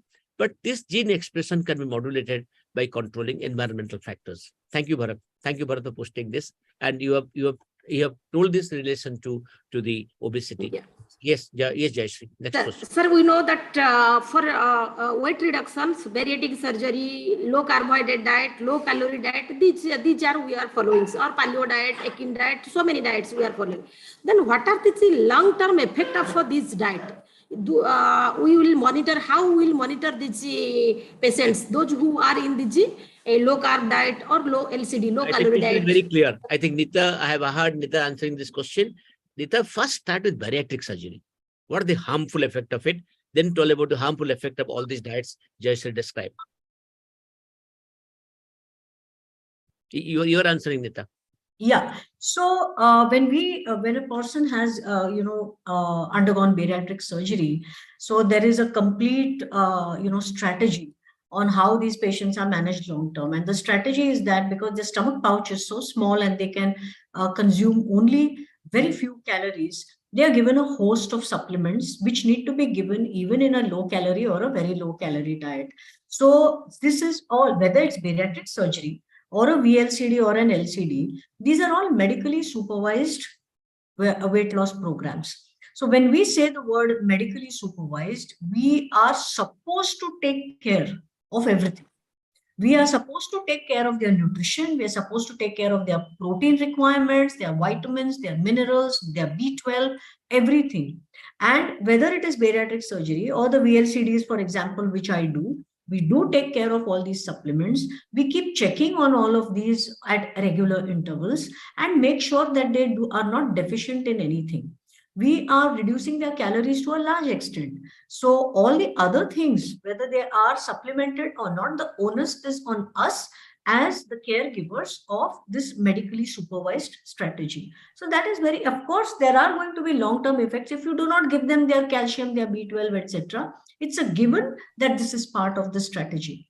Now, the very, very long-term effects of sarcopenia or of muscle loss, etc., they need to be mitigated by giving the right amount of protein, by insisting on strength training or muscle training exercises as part of their exercise program, and all of these things. So these have to be done very, very scientifically. So it's not just a question, give 800 calorie diet, 3 milkshakes, this much of veggies, and the patient is on Roy Taylor's treatment. It's not like that. All these other things also need to be taken. Nita, I would like to highlight, what have you encountered as a side effect of the keto diet? I told I have encountered amongst many doctors severe hyperaminosis. Severe hyperaminosis. Yes, I do not do keto diets. No, but what have you encountered in people who give keto diet and they come to you ultimately? So what I have found, at least the keto diet that patients are doing on their own, they are not able to adhere to it. They have their own versions of keto diet. In fact, they never really attain ketosis. And that's why for them, it doesn't work, and adherence is a problem. But I know that Dr. Rucha Mehta has got a huge series of keto diets, which she does regularly. Even vegetarian keto diets is her forte. And they have, I don't think they have very, very long-term data, but she has got good data for all of this. Yeah, I have encountered lack of sleep. I have encountered their mind roaming around. They said we have little difficulty in concentration. Okay. And I think in low carb diet, you are giving more amount of this protein. Basically, more young peoples, they are coming nowadays with the type 2 diabetes. So the chances of hyperuricemia, renal stones are more, and growth retardations are also more in the G peoples. If you young people, if you are going for the G restrictions of the G diet, that means particularly low carb diet. This is the one of the no, low carb has got many connotations, because low carb is how low is the question. How low is it? If you go from 60 to 50, that's also lower carb for that person. So the real low carb diets, which goes to keto, goes to less than 50 grams per day. That is the keto diet. But if you just restrict carbohydrates as much, a little bit, and go from say 70, which is like a pan India, it is almost 70, you go down to 50, you're still getting huge benefits. Yeah. You see, that's what we emphasized. You do not lose a lot of weight to get the benefits. Even 3%, 2.5%, and if 5% you have won the battle, is itself is of so much beneficial that it has to be promoted. I think if one important issue is coming to my mind. After that, we will close the sessions. Is there any role of the anti-diabetic drugs in the reversals of the diabetes apart from the insulins?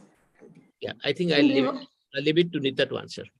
Yeah, so when you use anti-diabetic drugs, to my mind, it is not reversal of diabetes. You're just treating diabetes a little early. If you're able to take them off that drug later on and prove that they have reversed, then that's a different matter altogether.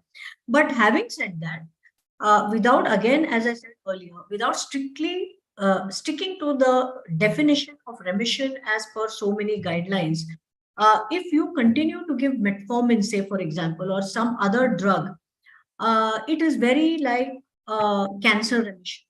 When a person goes into cancer remission therapy, you do not stop everything. You give something, you call them that they are in remission, but you give them some drug to continue it, and metformin can be that kind of a drug. So to my mind, definitions of remission itself have to be revised to include something like this. When you give metformin for prevention of diabetes or in pre-diabetes, why not give it to maintain remission? Yeah, Nita, I have a different approach to this. Of course, you have given excellent of metformin continuation. I would like to answer to Jayash's question in a different manner. It has been shown by our colleagues in our country and elsewhere. Like I'm referring to Defronjo, referring to Paresh Dandona, referring to Devjit, those who have given in the beginning multiple drugs, like 4 drugs, and I mean, correct, Nita, and pioglitazone is there, even though obesogenic, it is there for the other benefits. So they have shown by giving this 4-drug combination, I mean, early aggressive combination therapy, which has not yet come to our country, but three-drug combination as a single pill also have accepted. Now they have shown that it is by remission if the H1C remains 6.5 for about 3 months is definition of ADA. So that is possible. Reversal, I'm not very sure. But the bottom line is that you're trying for the remission, one can really get into it. I think a very short comment by my friend Rajesh. Very short. I think Dr. Professor well, it's an interesting debate. First of all, Jayashree, we have to understand there is a difference between reversal and remission. Remission, absolutely. For diabetes, it is better to call remission rather than reversal. Exactly. I said that, Rajesh, before you started, whatever you are reversal is a doing, myth. If you do not continue to do the same, diabetes is going to come back.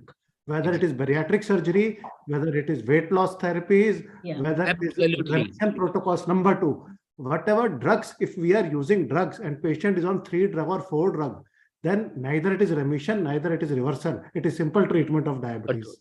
Fine. And therefore, this is a very interesting concept. Yeah. But how one should apply it into a real world in real life, it varies from patient to patient, which we are seeing some very happily adopt it, some actually do not adopt it. So it's a very interesting and encouraging concept. But large number of us have actually first to learn about it. You know, we often talk of weight loss, but even in bariatric surgery meta-analysis, everybody after bariatric surgery does not undergo into remission. So it is not only weight loss. This is a wrong perception. Patients are given an impression that you undergo bariatric surgery or diabetes will be cured. I have so many people from my own city who continue to need drugs. So there is a threshold to weight loss, beyond which even benefit of weight loss will not result in remission of diabetes. I think Rajesh, before you came, we discussed all that how we have to continue the drugs and all that. Thank you very much for the very masterly comments. Now we have to start in time, exactly 12:55. So Jayant, will you kindly invite? Thank you, sir. Ending in time, and it was a very informative session, and I tell all who are listening have become wiser in these very upcoming concepts of first year control, reversal, as well as the mind-body medicine. And thanks, Rajesh, for joining at the end. Yes. Nita ma'am has given the best in the panel, and as usual, Professor Das is the guru, is the mentor, is the person who has started the concepts. And I thank Professor Mohan, Professor Sanjay for joining this session, Lalat, my co-chair, and all panelists, and especially Jayashree for making it so interesting. With this, we'll move on, and I request Professor Das to start the Dear friends, we are for the next 3 new concepts. One concept is about sarcopenia, which will be by no less a person than Rajesh. Second is about the new clusters, which is the original work of Anjana. I can see Anjana here. I called you yesterday, I could not reach you. Anjana, hearty welcome to you. And the third concept is from a very, very famous gastroenterologist from us. It is Dr.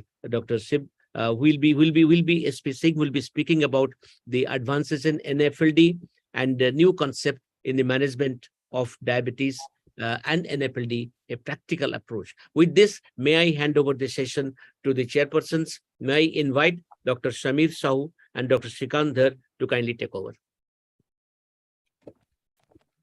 Thank you, sir. A very good afternoon to one and all present here. First of all, I would like to thank the organizers for having organized this wonderful semi-online. And the next session, this session is going to be very interesting, the new concepts, the second part. And before starting this session, I would like to invite all the speakers, panelists, moderators, and the delegates to get involved actively in this session. And the first topic is going to be sarcopenia, which will be delivered by Dr. Rajesh Rajput. And as we all know that sarcopenia is defined as loss of muscle mass and loss of muscle function. It occurs in many of the diseases like malignancy, COPD, heart failure. And now several studies have showed that it is more common in type 2 diabetes. It can be both a cause and an effect. And it also worsens the blood sugar, because as the muscle mass decreases, the disposal of blood sugar also decreases. And there is increased inflammation because of fat taking in place of muscle mass. And to hear more about all this, I welcome Dr. Rajesh Rajput, who is the head of the Department of Endocrinology, Kainos Super Specialty Hospital. He is a fellowship. He is a FRCP, Edinburgh, FSE, USA. He is former senior professor and head department of endocrinology. He has many books to his credit. Without losing much time, I welcome Dr. Rajesh Rajput. Thank you.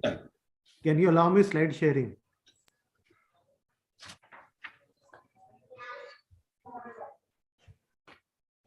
My slides are visible? Yeah. Yes, sir. Make it full screen. Visible. Right, and I'm audible, right? So thank you very it's much. coming. It's coming. Yeah, thank you, Alok, for inviting Make me. it full screen. Yeah, it's already now in full screen. So thank you, Alok, for inviting me to this year conference, which again we are doing virtually. And Alok has promised next year we will be meeting face to face in Bhubaneswar for this meeting. And the topic allotted to me is sarcopenia. I do not know how many of us actually know about the concept of sarcopenia, but again, this is an evolving concept, and cause and effect relationship, as our chairpersons have said, is not clear. So what is actually sarcopenia?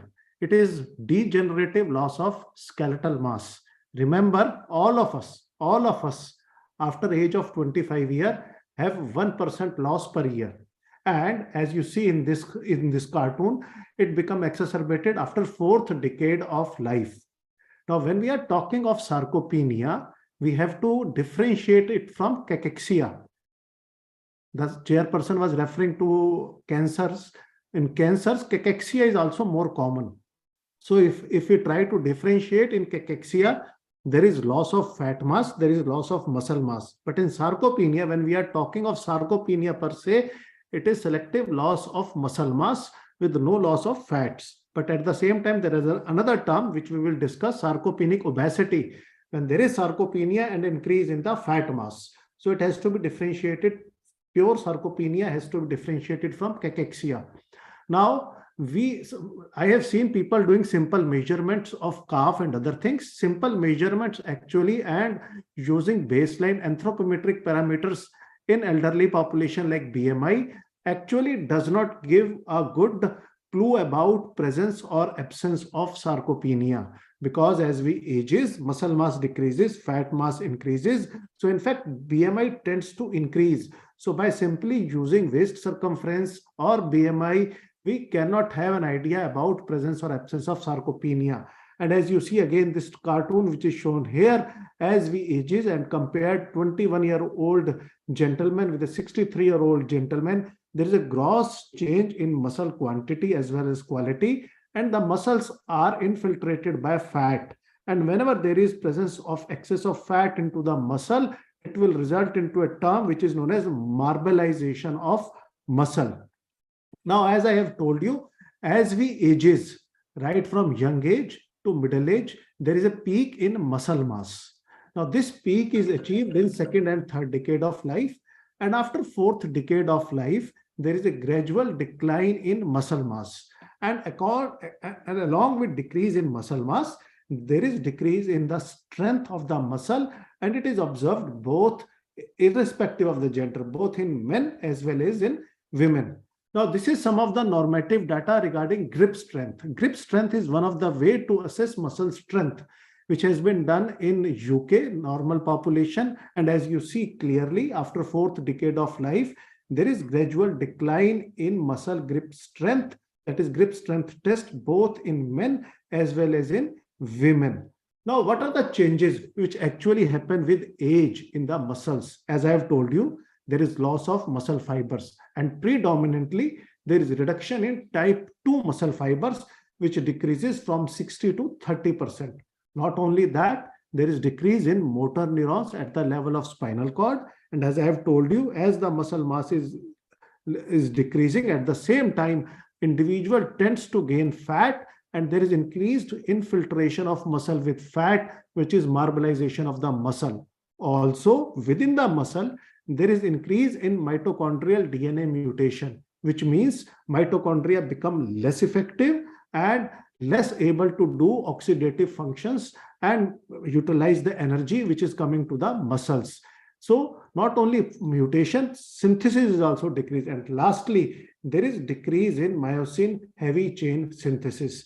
And the molecular studies have shown that with reduction in muscle mass and increase in fat, there is increase in myostatin within the muscle, which is one of the emerging therapies when we are talking about treatment of sarcopenia.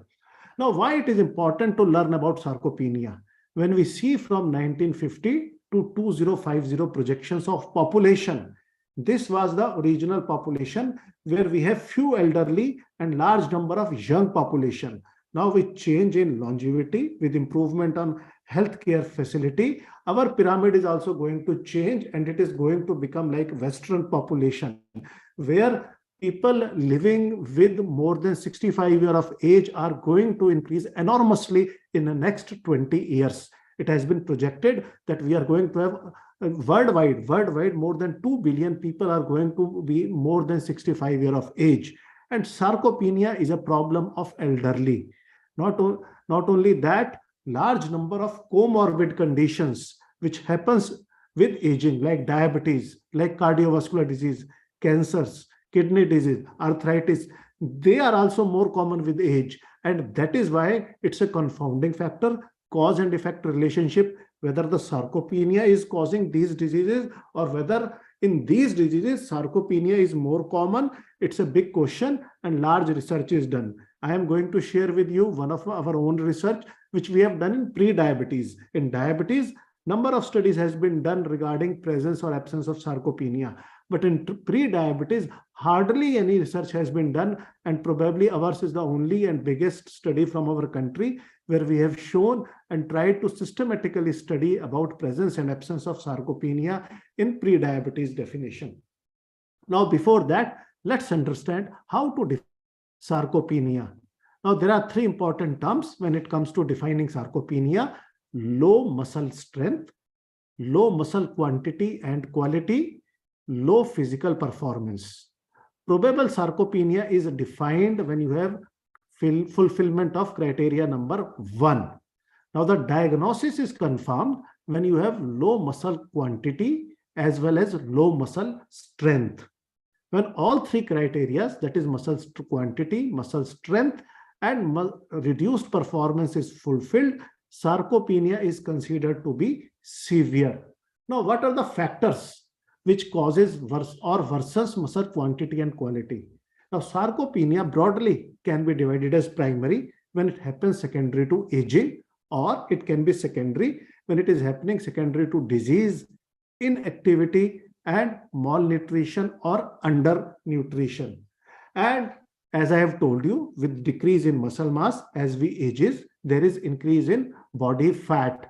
And that forms another important term, sarcopenic obesity. So as we ages, the metabolic rate decreases, physical activity comes down, there is change in sex hormones, which comes down in both the genders. The result is there is decrease in muscle mass, there is mitochondrial dysfunction at the level of muscle, there is decreased anabolic actions of hormones like IGF-1. On the other hand, there is expansion of adipose tissue, and majority of this fat accumulation happens in the visceral areas, which result in ectopic fat accumulation, which enhances insulin resistance. Not only that, as we acquire this visceral adipose tissue, there is a state of chronic low-grade inflammation which is going on in the body, which will result in increase in chances to develop various cardiovascular metabolic complications. So when these two things happens together, this forms a term, sarcopenic obesity. Now, what is interaction of muscle and adipose tissue? It has been shown into this diagram very clearly. Adipose tissue is now recognized as the biggest endocrine organ. Whenever we have expansion of adipose tissue, it will result in ectopic deposition of fat into liver, into pancreas, into heart, and various other organs. At the same time, there is release of number of inflammatory cytokines. These inflammatory cytokines have a negative feedback regulation over the muscle, where muscle mass is already reduced. Not only that, as I have told you, with aging, there is reduction in sex hormones, there is a reduction in energy intake, especially high quality proteins, and there is an increased expression of myostatin with reduction in muscle, and this myostatin then impairs the further regeneration of muscle. So there is a crosstalk between adipose tissue and muscles, and it will result in sarcopenic obesity. So friends, to conclude with, sarcopenia has multifactorial causes.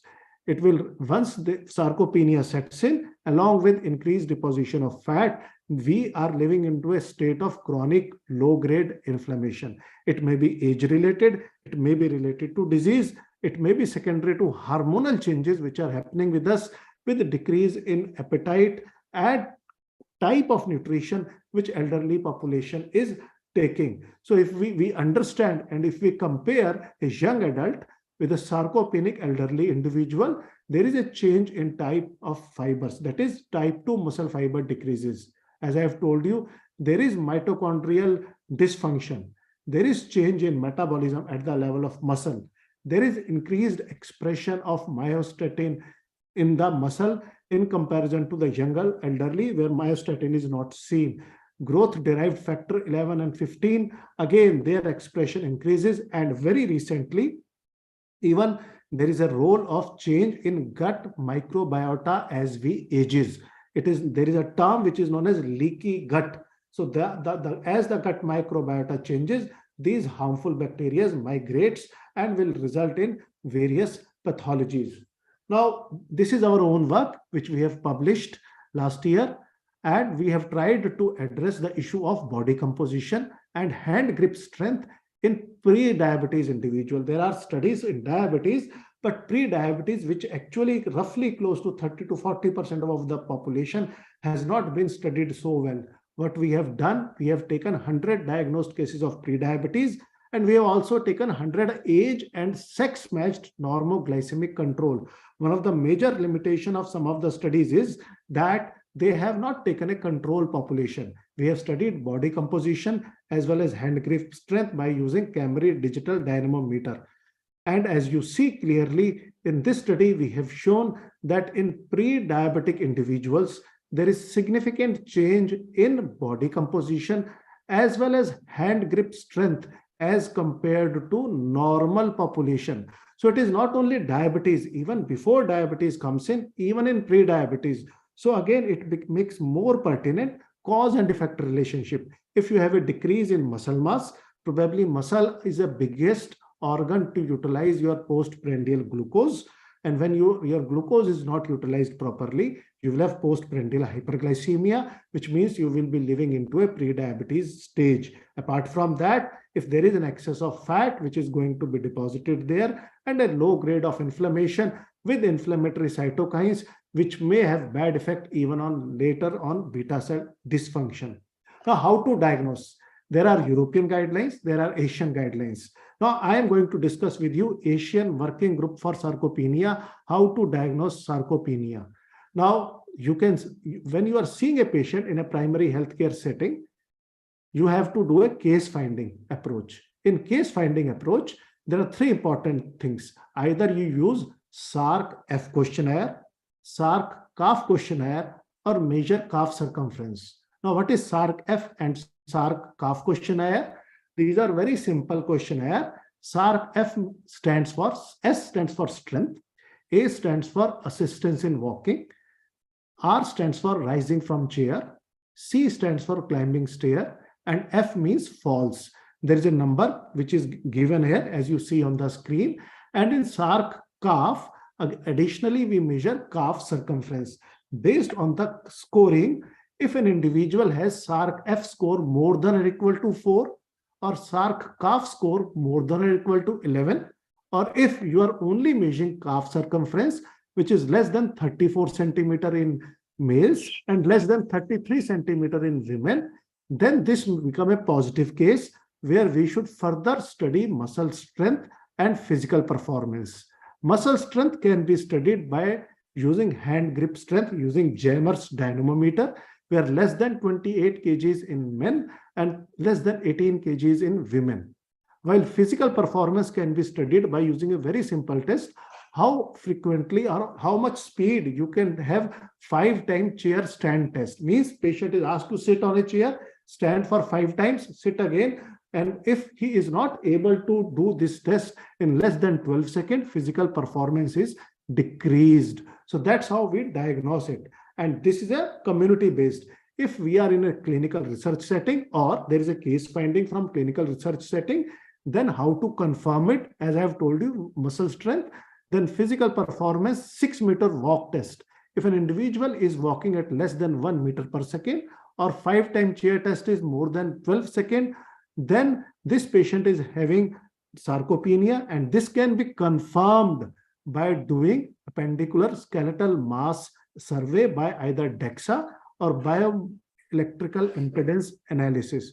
Based on these results, we classify individual into sarcopenia or severe sarcopenia. So these are some of the simple tools which we can use to diagnose sarcopenia. This is a European consensus group, almost similar. We're finding case, confirming it, and those patients who fulfill all the 3 criteria, they are classified as having severe sarcopenia. Understanding sarcopenia, let's quickly discuss potential therapies for sarcopenic and sarcopenia obesity. Now, first important potentially approved therapy is calorie restriction. The goal is to reduce your body weight and improve physical function. How much to restrict? At least 500 to 1000 kilocalorie from whatever patient is consuming, so that an individual can lose around 0.5 kgs body weight over a time, which will result in 8 to 10% of loss in a 6 month of time. There are no specific diets which have proven their superiority one over the other. Next important is aerobic exercise. Improve cardiorespiratory fitness, helps to maintain your body weight. 150 minutes of vigorous or moderate aerobic exercises. Not only aerobic, resistance exercises. At least 60 to 75 minutes of resistance exercise, at least 3 times weekly, separated by 1 day, focusing on strength, balance, and flexibility. Now, when we are talking of sarcopenia, what about protein supplementation? As I have told you, normal dietary recommendation in adults is 0.8 grams per kg. But as we ages, the requirement changes, and to mitigate loss of muscle mass and strength, it is recommended 1 to 1.2 grams per kg of protein in divided doses throughout the day. And some of the studies have shown that in consuming leucine is found to be very beneficial in sarcopenia. Maintaining adequate calcium and vitamin D is equally important in sarcopenia. And at least 1000 international units of vitamin D with levels more than 30 nanogram per ml should be our target for vitamin D. Now, do we have some of the evidence? Now, I will show you evidence only with weight loss. As you see in this one of the studies, physical performance test as well as functional status score, it improves dramatically as compared to control population with aerobic exercise, with resistance exercise. But what is important is that combination of aerobic and resistance exercises are better than either of them alone. If we see the exercise program, this is one of the very recent meta-analysis, where this meta-analysis again has clearly shown that resistance exercise, weight training, aerobic exercise, all are beneficial in aerobic, but when they are done in combination, the results are better than done alone. Lastly, before I stop, there are many emerging therapies in sarcopenic obesity, and in this diagram, this is a diagram taken from muscle, where we try to understand different pathologies going inside the muscle and the targets for future therapies. Now, some of the future therapies I am briefly going to discuss. Enamorelin. Now, this is a ghrelin analog, actually used for cancer cachexia patient. Ghrelin, we know when it is given, it promotes appetite. It improves lean mass, has anti-inflammatory and anabolic property. So there are trials going on in sarcopenia. Myostatin inhibitor, I have told you there is an upregulation of myostatin when we lose his muscle. Myostatin is also expressed in adipose tissue, where it will result in secretion of inflammatory cytokines. So there is a possibility that when we inhibit myostatin, it will result in prevention of bone loss. In fact, the studies has been done where it has been shown that with use of myostatin inhibitor, there is a regeneration of muscle. Mesenchymal stem cells has been tried by some of the researchers, but there are barriers, especially about ethics, how to use them and how safe they are used. Coming to hormonal therapies, testosterone and selective androgen receptor modulator. With use of testosterone, it has been shown that increase in muscle mass and bone mass by promoting IGF-1 effect on the muscle and decreasing inflammatory markers. But then the data is conflicting whether we should treat age-related decline in testosterone or whether we should wait for a certain cutoff below which testosterone should be used.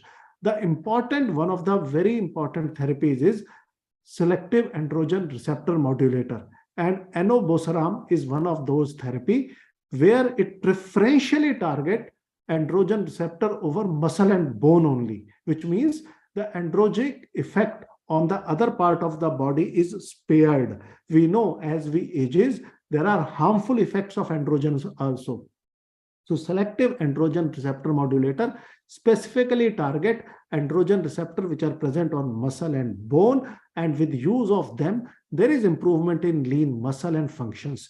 And this therapy has been tried in cancer patients. Lastly, there are studies with vitamin K where it has been shown that when we give vitamin K, it inhibits bone resorption and osteoclast formation, as well as it has a positive effect on muscle formation therapy. There are some other forms of therapy like weight loss, various type of weight loss therapy, neuromuscular activation, periodization strategies, which we will not discuss. To conclude with, friends, sarcopenia is a common clinical condition in elderly individual, which will result in functional decline, disability, frailty, and fall, but unfortunately under-addressed and under-recognized. It has a multifactorial cause. Lifestyle interventions like restriction of calorie, giving high-quality protein supplementation, and combination of physical exercise are basically cornerstone of therapy as of now. As I have discussed with you, many new forms of therapy, especially selective androgen receptor modulators, myostatin inhibitor, holds promise, and we have to wait and watch for the results of trials which are currently ongoing. Thank you very much. Thank you, Dr. Rajput, for a nice and lucid presentation. Probably it is clear that now the sarcopenia cannot be underestimated because this is a part and parcel of almost all patients with diabetes. And now some new concepts have come up, as sir has said, how to diagnose them, how to treat them, and part and parcel of this. I think you will be with us for the next session and further session for the panel's discussion. And the next topic we will go as fast as possible.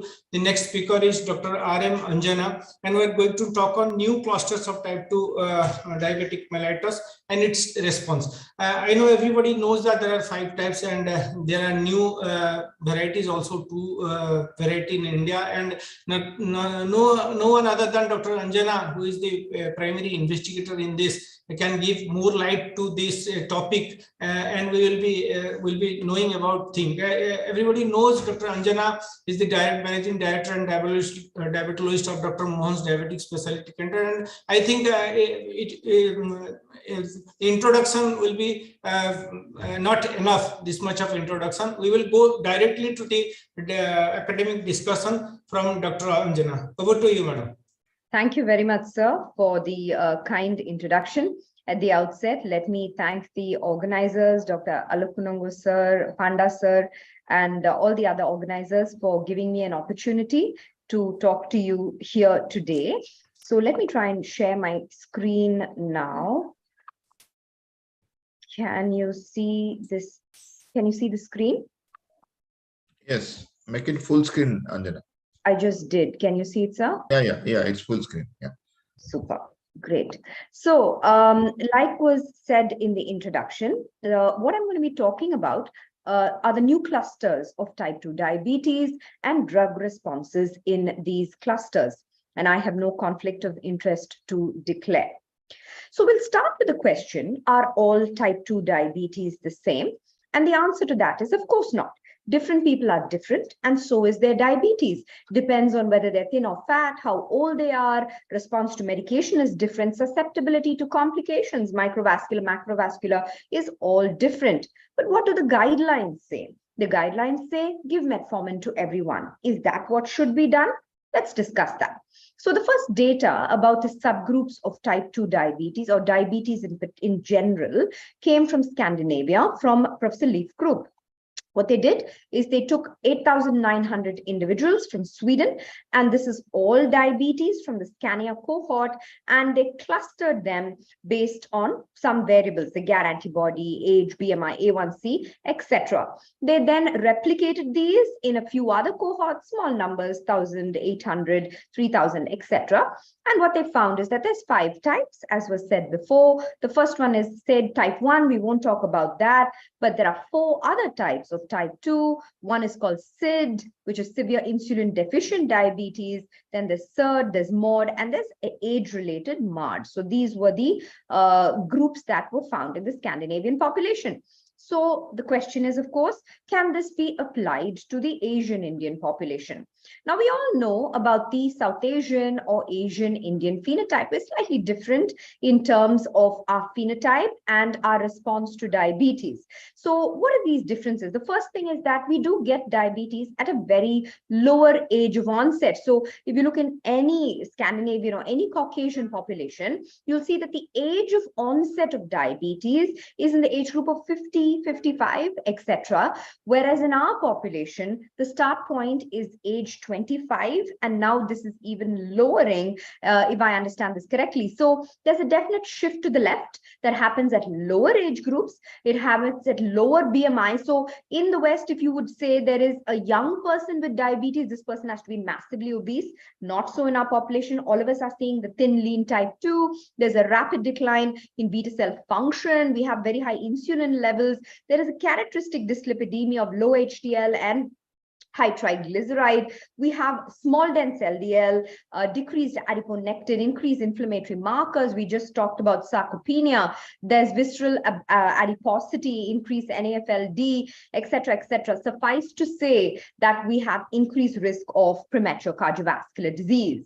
So this collaboration with the University of Dundee, Scotland is called INSPIRED, which stands for the India-Scotland Partnership for Precision Medicine in Diabetes. So what did we do here? We took and applied the exact same thing that Scandinavia did into the Asian Indian population. What did we find? Well, we found huge differences. We found that, for example, if you take the MOD, which is obese diabetes, we found that the BMI is not very obese at all. In fact, we found that the MARD had higher BMI than the MOD, and suffice to say that that clustering did not work very well in our population. So we then went on to say, okay, what if we did our own clustering? What then happens? So this is what we did. From the database of Dr. Mohan's Diabetes Specialty Center, we took 19,000 new onset diabetes. And here, within the first 5 years of duration of detection of diabetes, they were included. These were the variables we used. This is dependent on the Asian Indian phenotype. So you have age, BMI, waist, A1C, triglyceride, HDL, and of course, for initial analysis, we did use the C-peptide fasting and stimulated. So what did we find? This is type 2, and we had 4 clusters, 2 of which were already described by the Scandinavians. So there was severe insulin deficient diabetes, SID, already described, MARD, already described, that's the age-related type. But then there were 2 novel clusters that were described for the very first time in our population. And this stands for insulin-resistant obese diabetes. So in the Scandinavians, the resistance was separate, the obesity was separate. We found that in our population, these 2 come together. And the most important one is called SIRD, which is combined insulin resistance and deficiency diabetes. So it's a combination or an in-between thing between SID and IROD. So just to take you through, what is SID? Very high. These are insulin deficient people. So they are lean, they're thin, and they have very high A1Cs, low BMI waist, and low C-peptide levels, early onset of diabetes. So that's the classic SID. IROD is your typical obese, insulin-resistant diabetes, high C-peptide, high waist, BMI, insulin resistance. SIRD is in between these two types. Everything will be in between with high triglyceride, low HDL. And MARD is a mild age-related diabetes, best phenotype, lowest risk for complications, etc. So just to take you through quickly what it is, our MARD starts at age 50, 55. Funny that this age of diagnosis is only at this age in most Caucasian populations. By the time we get there, it's already in the MARD category. It's quite younger for us, 50, 55 years. And now if you look at the clustering, look at the BMI in the waist, it's lowest for the SID category. It's highest for the IROD category. So it's sitting well. A1C is highest in the deficient categories, which are the SID and the combined. And you'll see the best HDLs and things happening in the MARD. We also have looked at the HOMA-IR, HOMA-B, etc. It would follow the exact same clusters. So suffice to say that we were able to put people into these 4 categories quite neatly. And anytime we did it or repeated it or validated it, we didn't find same results. So the clusters remain stable. Even when we looked at newly diagnosed less than 3 years, less than 1 year, we had no problem. But then the obvious question is, this is data driven from a clinic population. Can this be applied to the general population of India? So to answer that question, we then took data from the ICMR INDIAB study, which is a national study on diabetes and related complications. Here, we only had 6 variables. This is an epidemiological study, and we didn't have all C-peptide and things like that. So we only had age, BMI, waist, A1C, triglyceride, and HDL. These are very simple variables that should be available in any diabetes clinic. So it's a lipid, sugar, age, BMI, etc. So should be available anywhere. Once you do this, then this is the clustering that came. Again, just not to take you through all these complicated numbers, we had a very similar distribution and clustering as compared to the original one. So here MARD was 55, BMI, waist, and SID and IROD being the lowest and highest respectively, A1C behaving same way. Everything was pretty much the same and the cluster was stable. So we were able to show that the clusters were stable and replicable at a national level. So what is then the clinical relevance of this clustering? It is, of course, microvascular disease. So shown here are retinopathy, nephropathy as diagnosed by proteinuria, and CKD based on a GFR calculation, the CKD epi formula.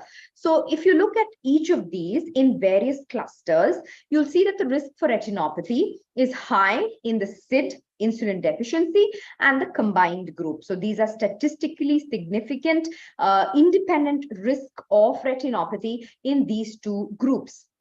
Nephropathy was found in the combined group, and the CKD, this was shown in leaf groups thing as well, where IROD had, they had insulin, obese people had more nephropathy and CKD. We have the same here, but I would like to draw your attention to this group called SIRD, which is the combined. Now they are there in everything. So this tells you that in all of, if you have this combined group, now the prevalence is the least of all the 4 groups. It's not very prevalent, but if you have someone with this, there is a need for tight glycemia, aggressive control, because the rate of progression into microvascular disease is independent and fast in this category. You'll see the odds ratios being quite high across the various categories.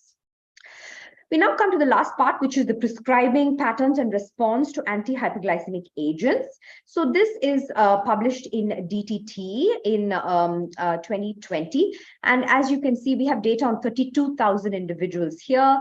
All of these, this is the who's who of diabetes. And I think Dr. Manoj Chabla is here, and a whole lot of other people provided data from their clinics in order to get this done. The first thing that we did was, of course, replicate the clustering. And I'm not going to take you through those numbers again, but we were able to replicate this in this new cluster of individuals as well. But here we were looking at drug data.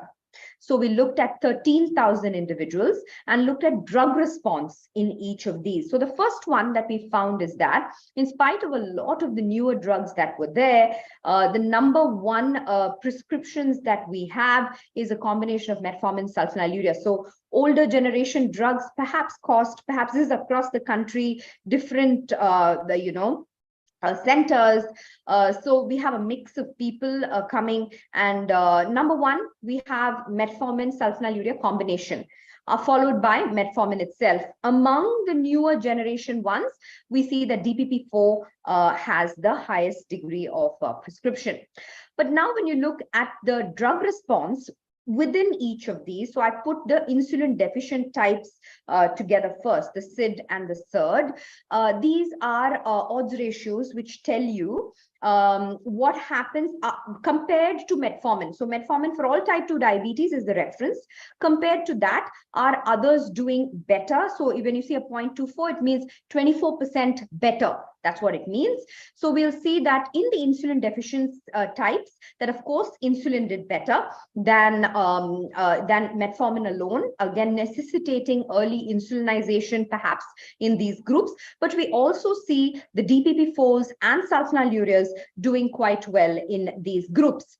Now, if you take IROD, again, it does seem that metformin is a good drug to have. You have SGLT2s that are working quite well, and insulin not so good. You can see the differential responses as compared to the previous one. And in MARD, just about anything works. You can give metformin, you can give AGI, you can give anything, and you still have, look at the numbers, it's 0.05, 0.8, like that. Even insulin is only 0.5. So there is no need in an older person who's well controlled. Risk of complication is quite low. You don't have to insulinize quite aggressively. So clearly there is differences in the prescribing patterns based on the clusters. So how do you put all this together, and how is it useful for a GP or a clinician? This tool called DIANA, which stands for Diabetes Novel Subgroup Assessment, helps to subclassify a new onset diabetes. So once you put in, you log in, this is DIANA, this is the avatar that we have. All you have to do is fill in. So it has all the columns, but just to tell you that C-peptide is not necessary for prediction. It gives you, if you predict, you fill in all these parameters, and you then say the predict button, it gives you the probability in each of these. Now, there is a small difference between what I showed you earlier and what Diana is showing you now. This is because Diana's version 2.0, which means that in the first clustering that we did, we put everybody into one box or the other, either or. You had to be in one box, either SID or SERD, etc. But unfortunately, human beings don't go into boxes.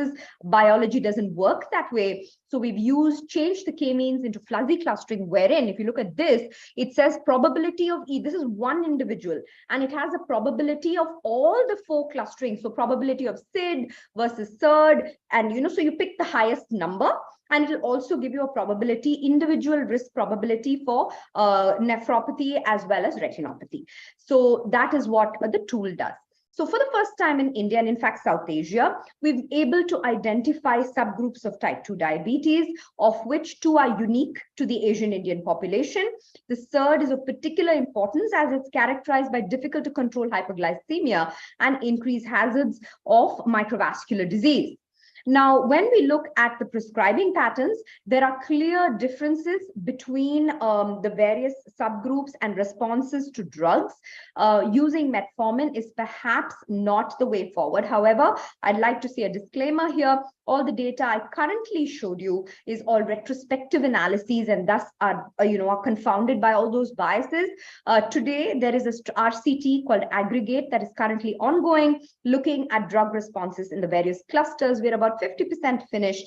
And once we have that, we'll have clear drug responses in various subgroups. Thank you very much. Thank you, madam.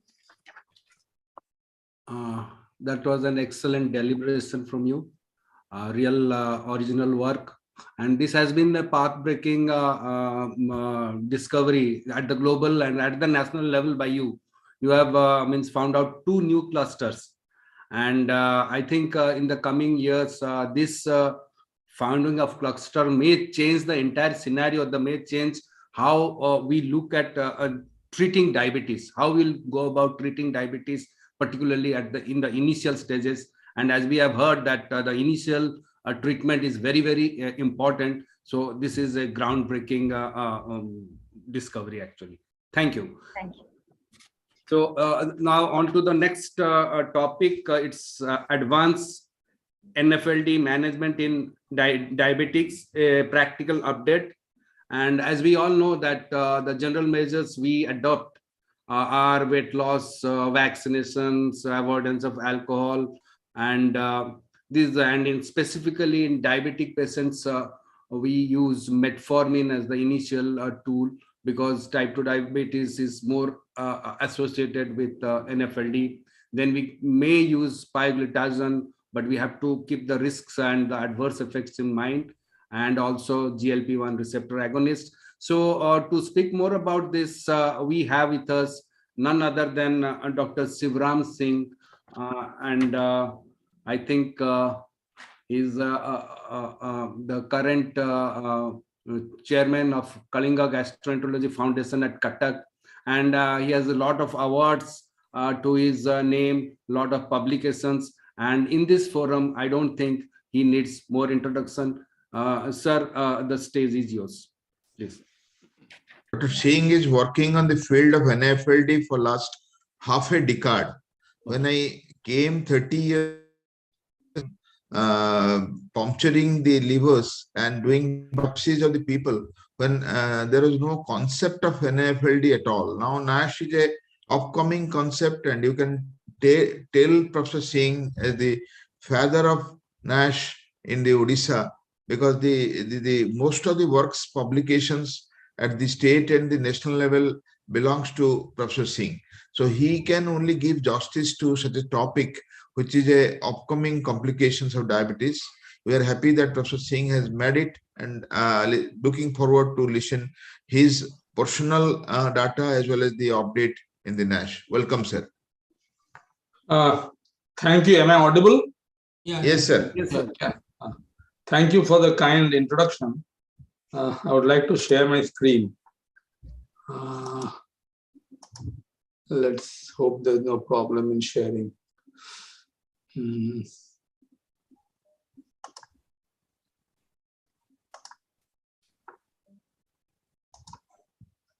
you see the full screen, or there's some problem? No, sir, there's a problem. It is still not visible. Not come up. Okay.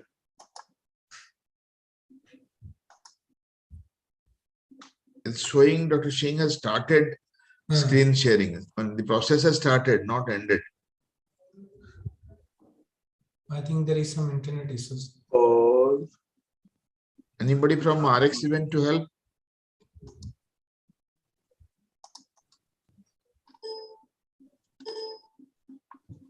Okay, I'll share again. Let me see. So please stop share and share again. Yeah.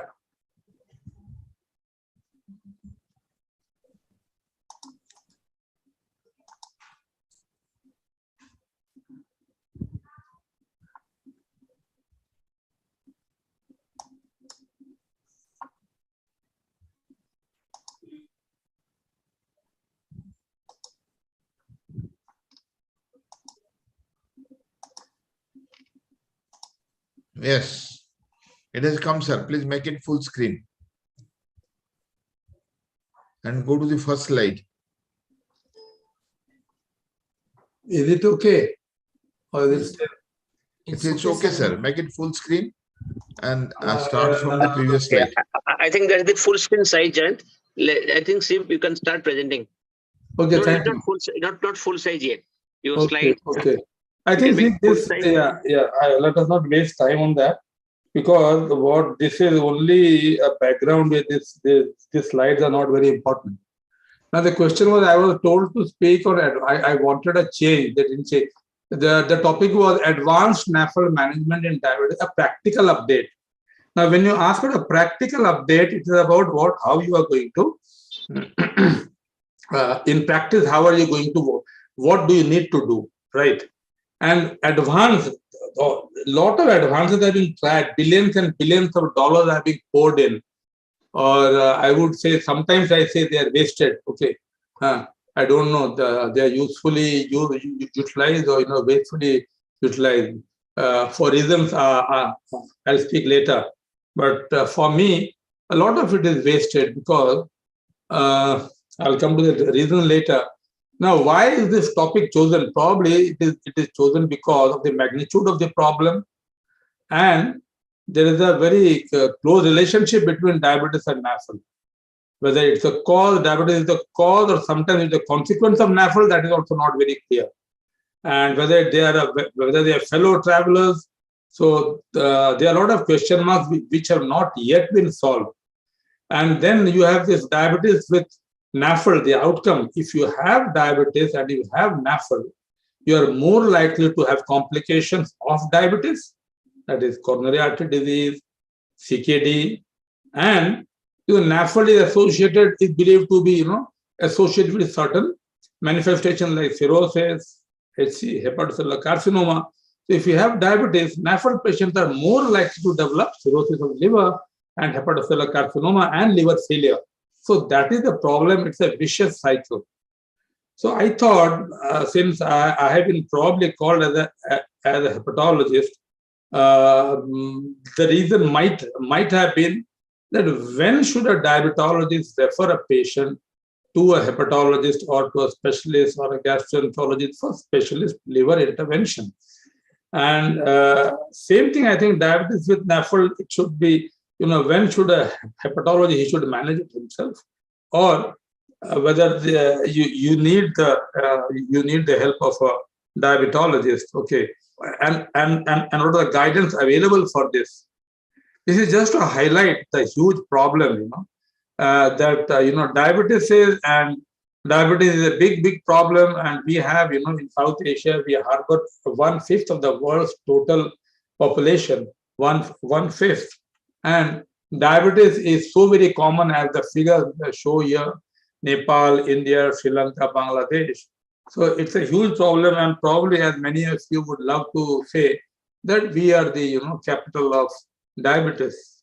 And just like you love to say that you are that India or South Asia, we are the capital of diabetes, I love to say that with the NAFLD pandemic, we are the capital. We are the capital of NAFLD, whether related to diabetes or unrelated to diabetes. They are very closely related. Diabetics with NAFLD in South Asia. Now this would be, diabetes, we are around roughly 136 millions. I don't know that the numbers must have increased. This is an old slide. And with diabetes with NAFLD, if 50 to 70% of them have NAFLD, it's around 68 to 102 millions. We don't have real figures for NASH. And so this topic always, I think of this soap. Ye rishta kya kahlata hai? What the relationship? How are they related?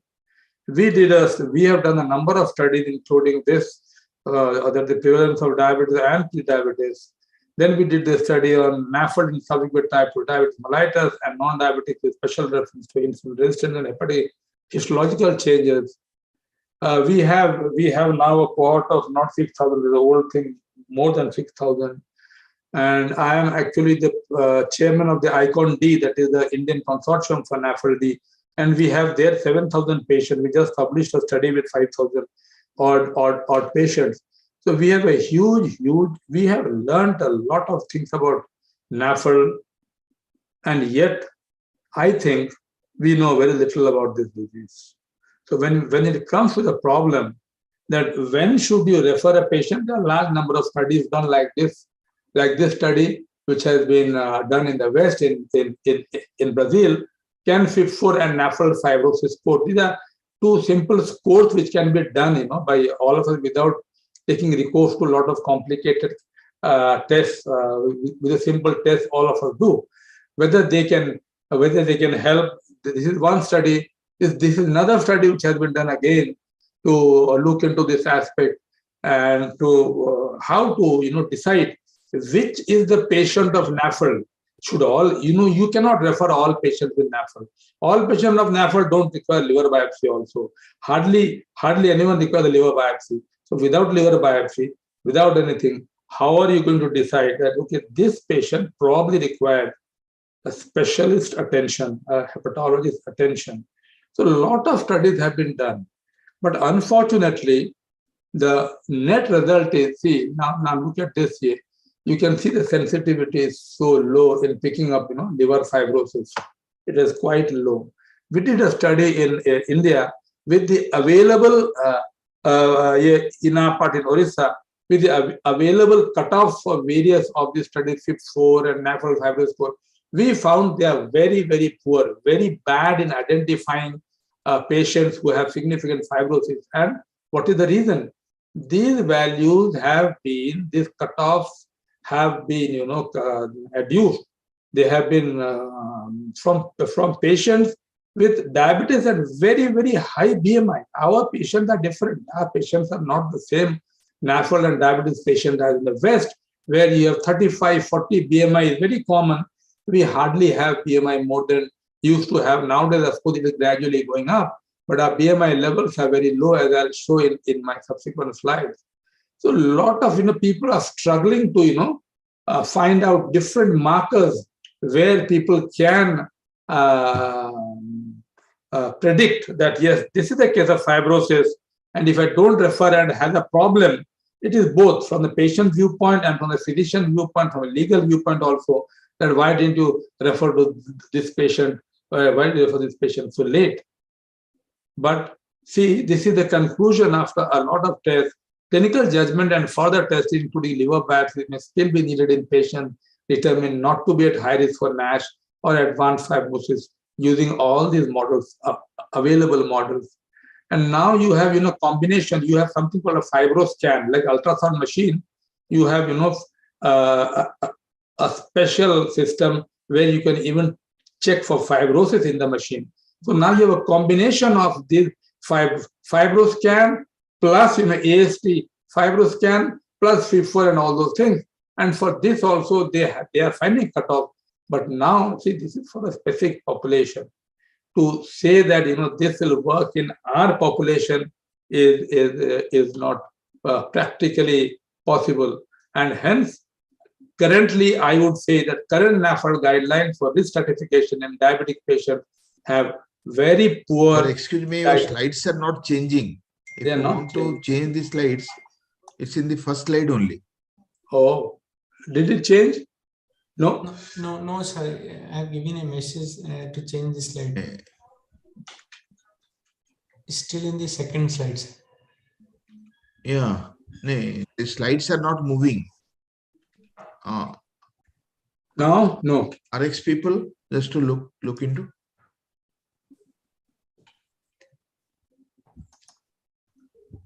Sir, only sir have to change the slides. We do not have any access of that. Okay, I've gone through half of my presentation. Right. And now it is visible, sir. In 22 number slide is visible. Can continue if you are at the right track, sir.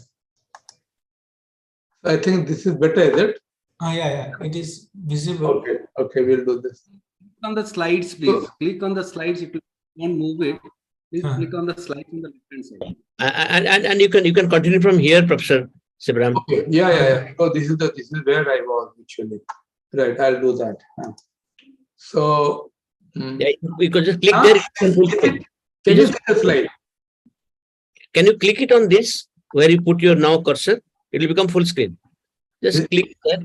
Yeah, I have done it. I have clicked already. Okay, then continue.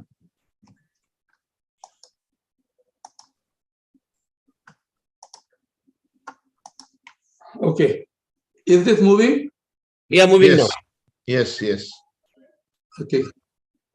So see, this is just as I was telling you, the BMI of Indian NAFL patients and Western NAFL patients. On one side, you have all the Western, on the basis of which all the cutoffs are calculated. And on the other side, you have the BMI of Indian patient. It's hardly the average BMI is around 26, 27, but it is much, much higher. That is the reason why they don't work well. So, with this, when we talk of treatment, you all know, I should not go into the newer molecules which are now available for you all in the field of diabetes that you all know. In the field of NAFL, unfortunately, the only molecule which has got clearance from any agency, national agency, drug clearing agency, is saroglitazar in India. It's not got clearance by FDA or the Europeans because of the simple fact that it has not, for a molecule to have any effect or to be cleared for NASH, it must bring down fibrosis. Till now, saroglitazar has not clearly been shown to check the fibrotic part. So if you look at that, we do not have a single molecule excepting vitamin E as well as pioglitazar. These are two molecules which all the national bodies or the international bodies recommend for use in diabetics or non-diabetics. The big problem is all of these require liver biopsy. Liver biopsy is a must in all these cases if you were to start. As far as the European Association or the American Association, their guidelines say. However, that is not possible. You can't do liver biopsy just to start the molecule. We don't agree with that. And that is why the Indian guidelines have been different. So with the various molecules now being used for treatment of NAFL, I always say that they are no better than placebo. And actually for diabetologists, the take-home message would be that all patients of diabetes and NAFL should be managed with the care meticulously, mainly with lifestyle, diet, anti-diabetics, the other molecules you use for your diabetes patients anyway. Plus, there is nothing more hepatology has to offer. Excepting in our meetings, I have always been telling exercise and diet is something most diabetologists don't educate, most of the hepatologists do not educate their patient properly, don't educate them about what their waist should be, what their weight should be. So there are two important messages here which I have been talking about. They are the BMI should be kept below 22 if you are managing NAFL. If you bring it below 22, almost 100% of the fatty liver will become non-fatty, number one. The second simple thing is for patients, they can measure their height. If their height is, say, 180 centimeters divided by 2, 180 divided by 2, 90 centimeters, their waist should not exceed half of their height. If the weight comes below that, they are less likely, they are unlikely to have fatty liver disease. These are two simple things which my slides don't show here, which I always tell my hepatologist friend is something they need to educate their friends about. And when we come to the national, the Indian liver guidelines, these are the tests we generally use actually is for liver stiffness, we use a fibroscan. And if we have a high fibroscan, that is more than 8.2, we think that this patient is likely to have significant fibrosis. So probably fibroscan is not as costly in India as it is abroad. So my recommendation would be that instead of going through all that, you do a simple fibroscan, say once in a year, and if it is more than 8, you better consult a hepatologist. That is better. Next. These are the treatment regarding drugs. I am coming to the end of my talk. These are the drugs. Pharmacotherapy should be considered in patients with liver biopsy proven NASH with or without hepatic fibrosis. Inaugural recommends vitamin E as pharmacotherapy for NASH with or without hepatic fibrosis in non-diabetic adult and pediatric patients. And pioglitazone as pharmacotherapy for NASH with or without hepatic fibrosis in both diabetic and non-diabetic adult patients. This is 2023, that is the current guideline published few days ago. And Inaugural recommends saroglitazar as pharmacotherapy for NASH with or without hepatic fibrosis in both diabetic and non-diabetic adult patients. This is the last recommendation from INASL. In patients whom liver biopsy is not available, NASH-specific therapy, I mentioned, can be found to have, if you use non-invasive markers. And in non-invasive markers, I would suggest that you should use FibroScan. And for pending further evidence, INASL suggests not using obeticholic acid. This is very important. Is the only guideline we specifically mentioned that at the moment we should not be using this, and pending further evidence, and this should not be used in NASH. These molecules should not be used in NASH cirrhosis also. So the take-home messages are same. Most important, I think, is are these things for all of you, for the hepatologists, for the diabetologists. Superior doctors prevent disease, mediocre doctors treat the disease before evidence, and inferior doctors treat the full-blown disease. If you keep the waist less than half of the height, if you keep the BMI below 22, with whatever dietary manipulations you use, and with other standard therapy, patients will not have fatty liver. Thank you.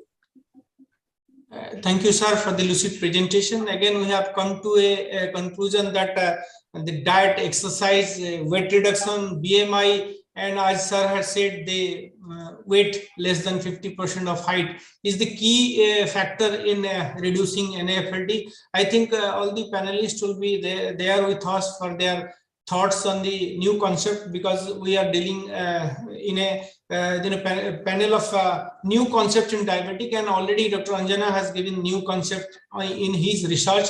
And I think we'll invite Dr. Manoj Chawla, who is the panelist here with us for this next half an hour of discussion.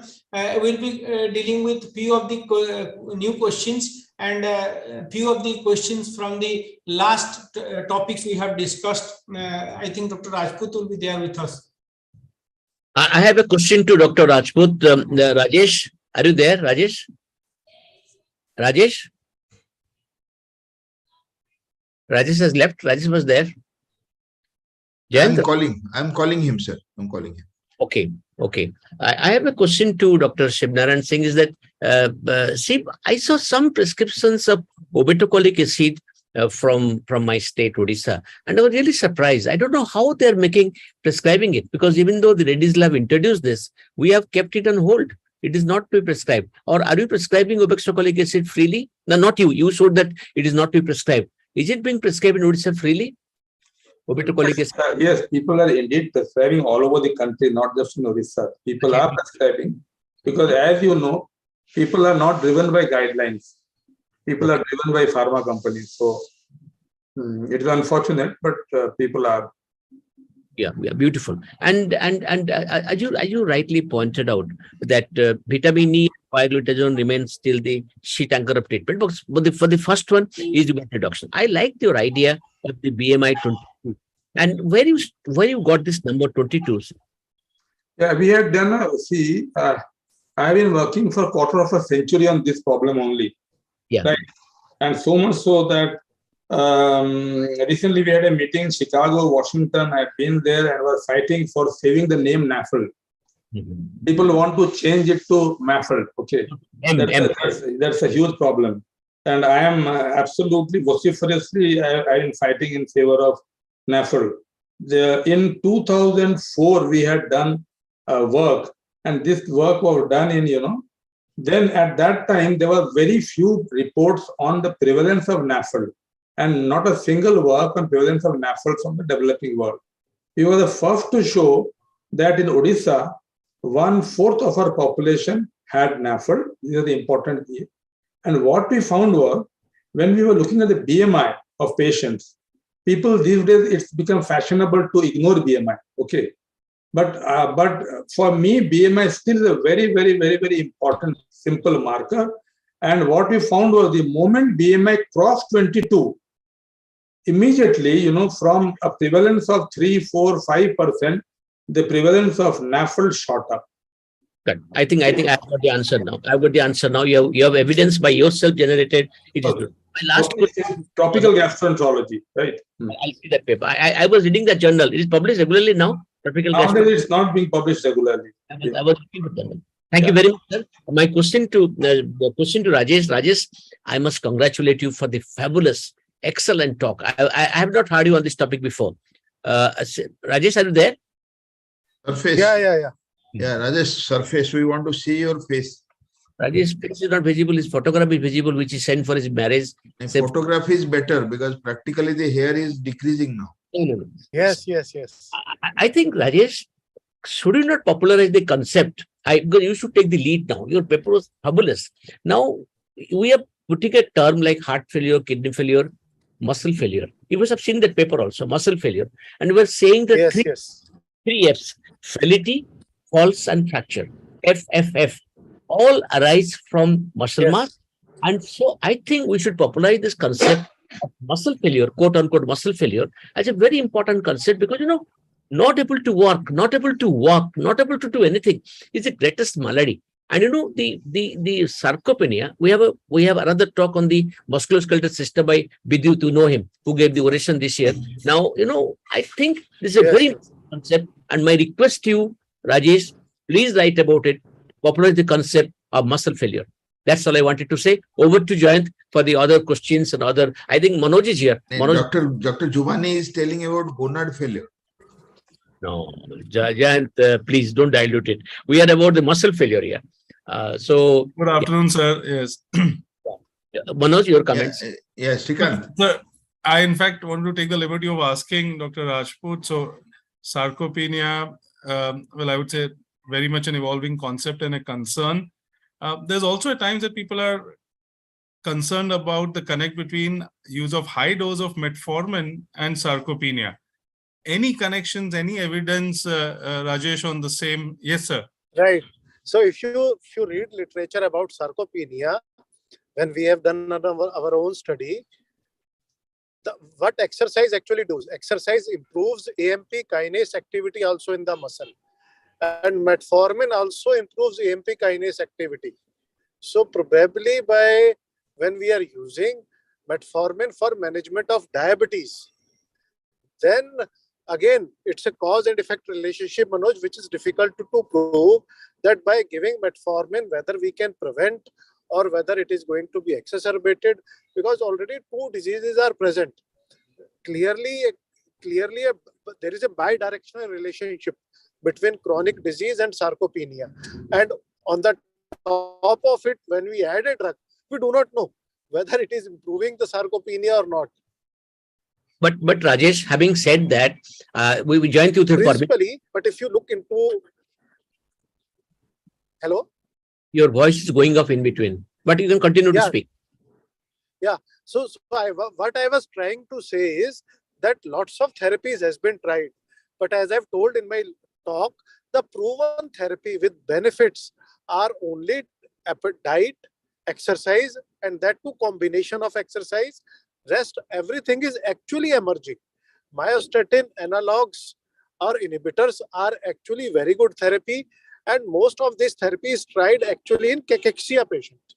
Now, again, I have tried to tell you how to differentiate between cachexia and sarcopenia, and I always wonder, it's a egg or chicken type story when we are talking of sarcopenia and diabetes, and now we have shown even in pre-diabetes, which comes first? Whether diabetes comes first or sarcopenia comes first. So probably it's a time when we should have a cohort of people right from their youngest 20 years of age. And then we follow them, taking their muscle strength, muscle function, muscle mass into account.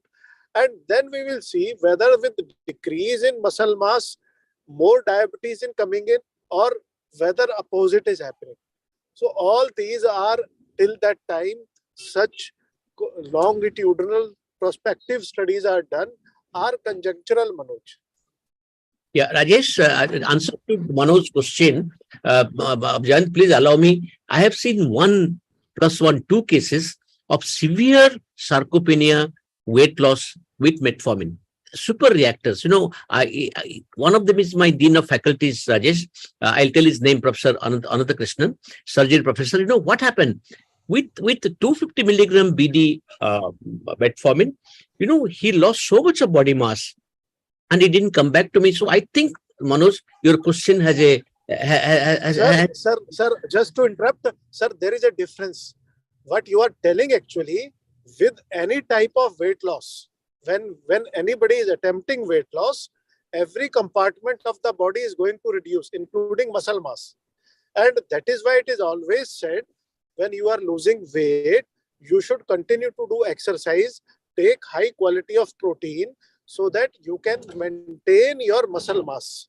And if somebody is losing lots of body weight on just 250 milligram of metformin, then probably something else is also going on in the body, which is not picked up and which needs to be found out. Yeah, my point is very simple. I have seen one case where we went out to the CT scan because a very important person for us, and all types of investigation, we could not pinpoint anything else for this. I have not measured only sarcopenic weight loss and other weight loss, but Rajesh, after we stopped metformin, went to gliptin, he was better. So I was just trying to point out to the audience, Rajesh, to take your expert opinion, that sometime with metformin, I've only seen 2 cases, metformin in multiple thousands, but it can occur. That was the answer to Manoj's question. The next, that might be because of anorexia and an individual variation. Otherwise, metformin per se therapy for weight loss. And what about the diminished hormones role in the sarcopenia? Right. So again, I have highlighted, like as far as androgens are concerned, as we ages, after 40 years of age, there is a gradual decline in testosterone, and in women especially in estradiol level, in androgen levels. Your voice is going off in between. There is a decrease. Sir, I am traveling. That is why voice is going on. Can I speak for a second? Decrease in hormones. There is testosterone. Professor Das, the message to audience may be little confusing if we say metformin is causing sarcopenia. Because there are millions and millions of people on metformin globally. And sarcopenia becomes a continuous low-grade muscle mass gradually.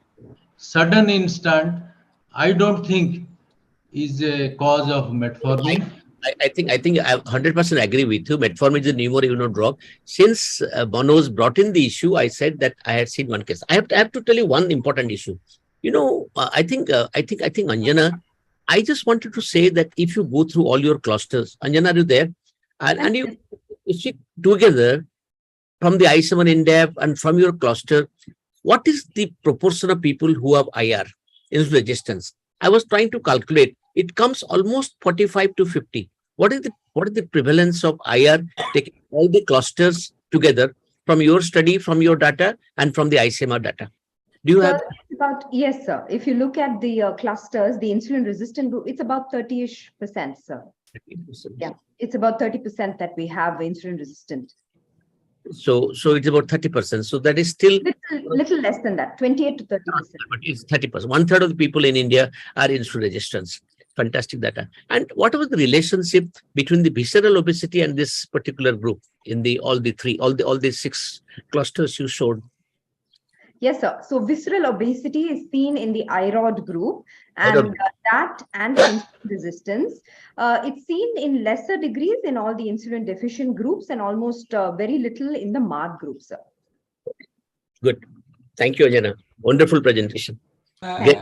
I will add some question to Dr. Anjana. Madam, can you give your clues to which drugs to be given in which group? Because you have already given an IROD and CRD, 2 new groups in India. And what will the preference of drugs? You are probably it will be coming in next years or so after your full presentation. Yeah. So as we have it now, the recommendations cannot be given, but I can give suggestions based on what we have right now. Metformin as a drug of choice can be used first line in IROD. can also be used in MARD quite safely, wherein anything can be used in MARD. I told you even AGI responds quite well. Anything, a gliptin, a metformin, AGI, any of those work in MARD. In the insulin deficient groups, actually drug of choice may be insulin itself or secretagogues or DPP-4. So the DPP-4, secretagogue, all of those, or insulin itself. It's possibly a good percentage of the SID and the combined group require insulin early on, aggressively, at least short-term use of insulin. SGLT2, we are now looking, and we're trying to see whether that will be first line in IROD. And we don't have data on SGLT2 yet, but we're looking at whether that or a combination of gliptin plus SGLT2 does better, especially in the combined resistance group. And how do they behave, the Indian people, in terms of complication? As you have mentioned, so many complications, they do behave differently in Indian Asian population. And how do these groups behave, the two groups? The groups behave differently, as I showed, but compared to Caucasian, the rules don't change. Those who have obesity, insulin resistance, there's more nephropathy. That doesn't change. Those who are insulin deficient, there's more retinopathy, and there's also, so that is the same across populations. But in the populations, among subgroups, the combined one, everything is high risk. In any microvascular you pick, it has higher risk. If you look at the obese insulin resistance group, that has particularly for a CKD nephropathy. Okay, thank you, madam. We will come to Dr. Manoj. He's waiting since then. As you know, the concept of remission or reversibility in diabetes is the new term nowadays. Whether this is a myth or reality to start with, sir. So, afternoon all, and happy Makar Sankranti to everyone and other festivals which are celebrated around the country. So when I joined in, and before this session started, I already heard a discussion, a debate on the same topic ongoing. Rajesh, Rajput, Neeta, all were there. So I think we already had a chat on this topic, Dr. Dhar.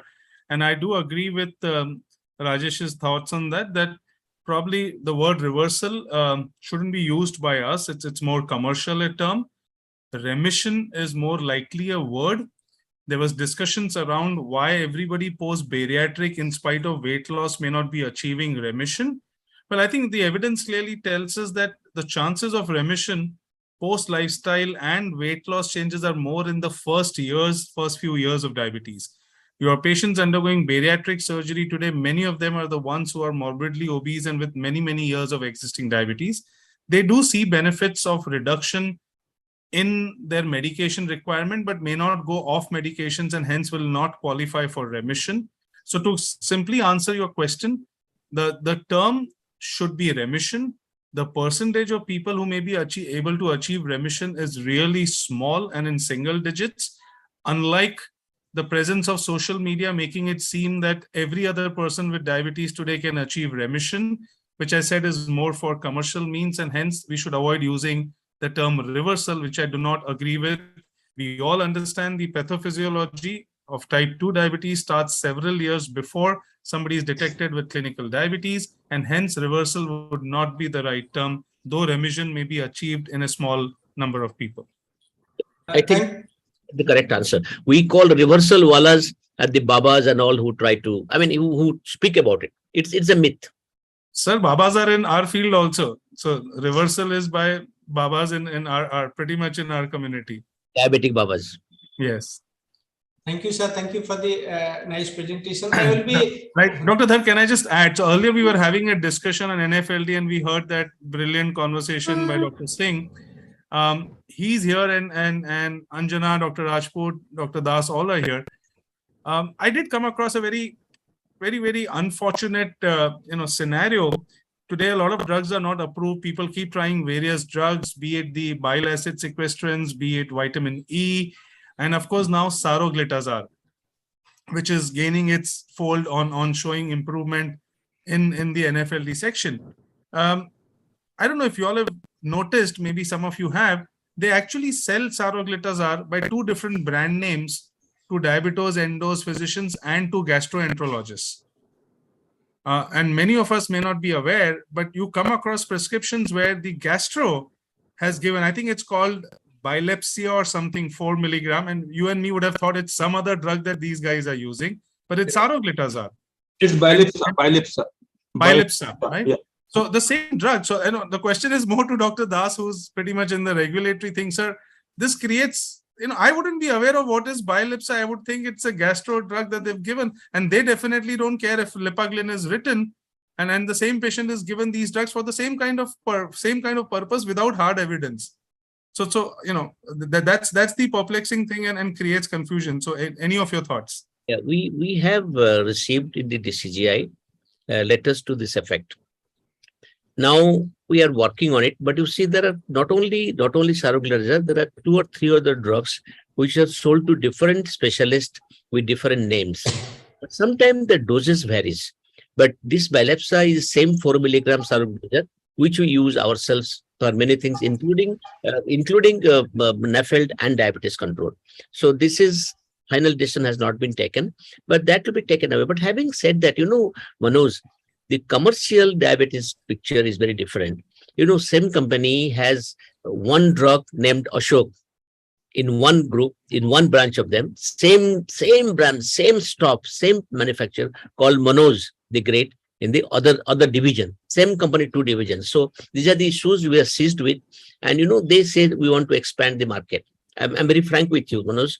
They expand the market, calling one brand Ashok and one brand Manoj. Both are the same brand. And Manoj brand, as usual, sells much better. So, so it is like that. So they have introduced this brand. Am I correct? Same. I can give any examples. So these things have come to our notice. We have not taken a very firm decision what to do. Next meeting, it will be addressed. But you are very correct that if the dose is different, okay. So I think... yes, Rajesh? Rajesh is being connected in between. Rajesh is taking a flight to come to Mumbai, so we will let him do that. Okay, he's coming to his meeting, Shashank's meeting. Yeah. I guess so. Okay. Yes. We can continue this. Rajesh is being connected in between for some time. Okay, no, but he gave a brilliant talk. Rajesh, I'll give a treat for your brilliant talk. Thank you. Dear friends, I want to close the session and we have some time for a quick bite. So just one thing. So as you said, great talk by Dr. Rajput. I was extremely pleased to see at a recent, a nutritional congress at Hyderabad that one of the makers of the protein supplements actually have been doing some work, and at their stall they had the assessment of the hand grip and the chair, the sit and up test. So I think that's a start of things. I'm hoping to see that we have those at our diabetes congresses also, and it becomes a great mean, at least for physicians to get aware and do their own testing before they start doing the same for their patients. And I'm a great believer if you start physical activity early in life. Anjana is here. Anjana is a pioneer in that. Anjana, am I correct? If once physical activity in early, there will be no sarcopenia. I mean, I'm giving dictums. There will be much less sarcopenia. So let us start physical activity early. Of course, proteins are good, and I don't deny that. But physical activity must be the seat anchor of preventing sarcopenia in the adult and old age. And Sibaram, your talk was superb, as usual, analytical. Deep. This advice was for patients or for physicians? For all of us. Sir, For we all of request us, Dr. sir. Singh to give his thoughts on GLP-1 and SGLT2 in the, Sir, the for role all of of us. the NFLD. His experience in this role also, that's not been talked about. There was a dietitian conference all India in Bhubaneswar hosted by Apollo. I saw this protein companies sponsoring the sarcopenia talk. So they were so aggressively promoting the nutrients and the protein in the field of sarcopenia. They had got a speaker who's absolutely advising the diet only for the development of the muscles. So the real picture has come in today's discussion that the early exercise and keeping active. You have to be very, very cautious about the protein supplements because a lot of them are known to produce injury. Deleterious effects, and they are so strong. In fact, there was one such in the field of liver injury, And when it was published in the journal, the company went hammer and tongs after the journal, after the author, and made life miserable. The author didn't buckle, but the journal buckled. The journal withdrew the article. I think I agree with It's so vicious. Contains steroid. I'm not naming anybody. Therefore, I was very careful. Before I close, I think Simran didn't have time to answer your question, Shrikant. But there are papers in the Indian literature also by Shrikant, by Amrish Mittal. Shrikant, are you listening? Yes, sir. Reduced gliflozins, reduced salutary benefit on the NAFLD. There has been the fibroscan improvement and hepatic fat loss improvement, but it has not yet been, but it is there. That is little stronger evidence so far, but GLP-1 RA oral and injectable also produce similar effect, but they have not come as a prescription drug yet. But in evidences, I really appreciate your interest in this, and you really pointed out, and Sib knows about it. Sib did the time to cover. Thank you very much. Wonderful session. 1 second. I have a practical experience. Yeah. Mamta is a yoga teacher and a exercise freak. She does every day 1 hour exercise. She has a recommendation that for muscle mass loss, she doesn't know sarcopenia. It is a muscle mass loss. Provide 1 yoga mat and 2 dumbbells of 2 kg each, and ask him to do 15 minutes of exercise. And there is excellent result in spite of everything. So I think basics should be promoted, and that helps our patients in a much bigger way. Thank you, everybody. Thank you, Anjana, for finding time to join us. You have a social gathering at 3 p.m. onwards. Manoj for joining us. Thank you. Dr. Sriram Dhar. And Alok. Hello. Yeah. Actually, the new cluster should be followed by as many diabetologists as possible. And this is a very scientific concept which should be promoted, what Anjana spoke. So that is another important thing of this session. These 6 concepts, we wanted to stand alone. There is another session tomorrow where we're also discussing 3 more new concepts. And Dr. Samir Sahu for his excellent introduction and everything. Ashok Bhai, you are there. But I don't think we will go for a lunch break. Many people can have their food when they are not in the sessions. I'm having now. So we'll go ahead with the next session. What do you think, John? Yeah, I think this is about what we can measure. Let's have Dr. Sharma has already joined. Thank you. Yes. Thank you. Very good. Anjana, thank you. Anjana, where are you? Thank you. Bye-bye. So thank you. Thank you. Thank you, Manoj. Thank you everyone. Thank you all. Very nice session. Manoj, thank you. So now we'll pass on to the next session. And 1 minute. Welcome, Dr. Sharma, the king of West. Sir, good afternoon. Good afternoon. It's King Dave to meet all the stalwarts here. I was with him and in his kingdom, and he took care of me. I was in the SECON where SKS was there with me throughout. Thank you, SK, for being. Now we pass on to the next session. That is, we have given a very, very exciting name. You can only improve what you measure. The name came from the fact, if there's a quality circle, how to improve the quality circle? It said that you measure, act on the measurement, then you go to the next stage. So that's where we took the term, we can only improve what you measure. So as you can imagine, it's on the monitoring, and we have 3 beautiful talks, and no less a person than joined himself.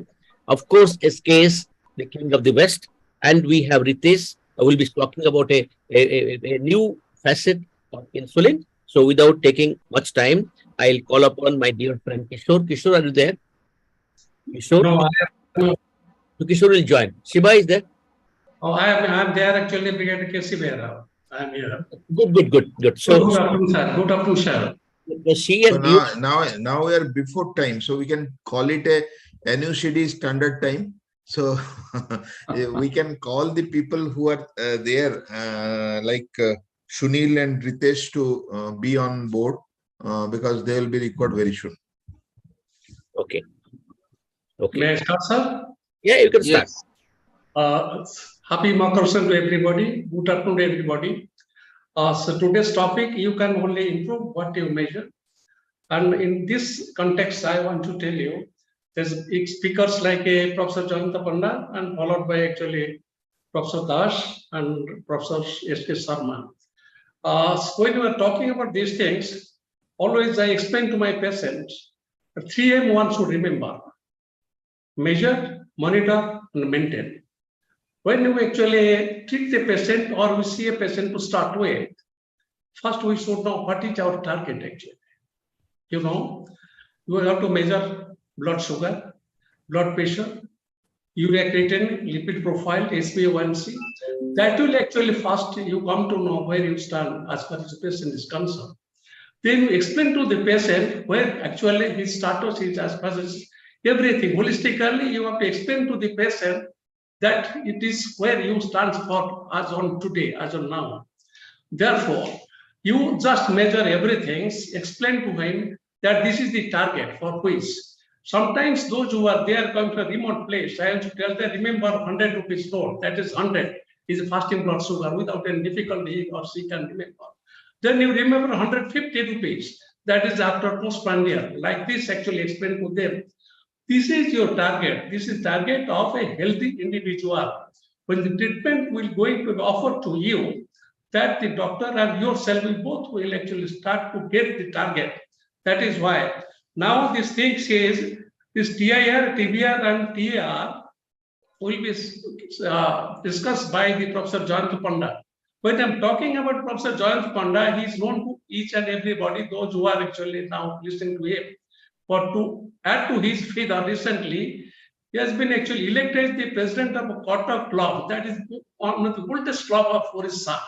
That is his Jayanta Panda. You can imagine how he's talented and adequately actual knowledge about details about everything, for which the members of the Kota club accepted him as the president. Not taking much time, I request actually Professor Panda to start the subjects.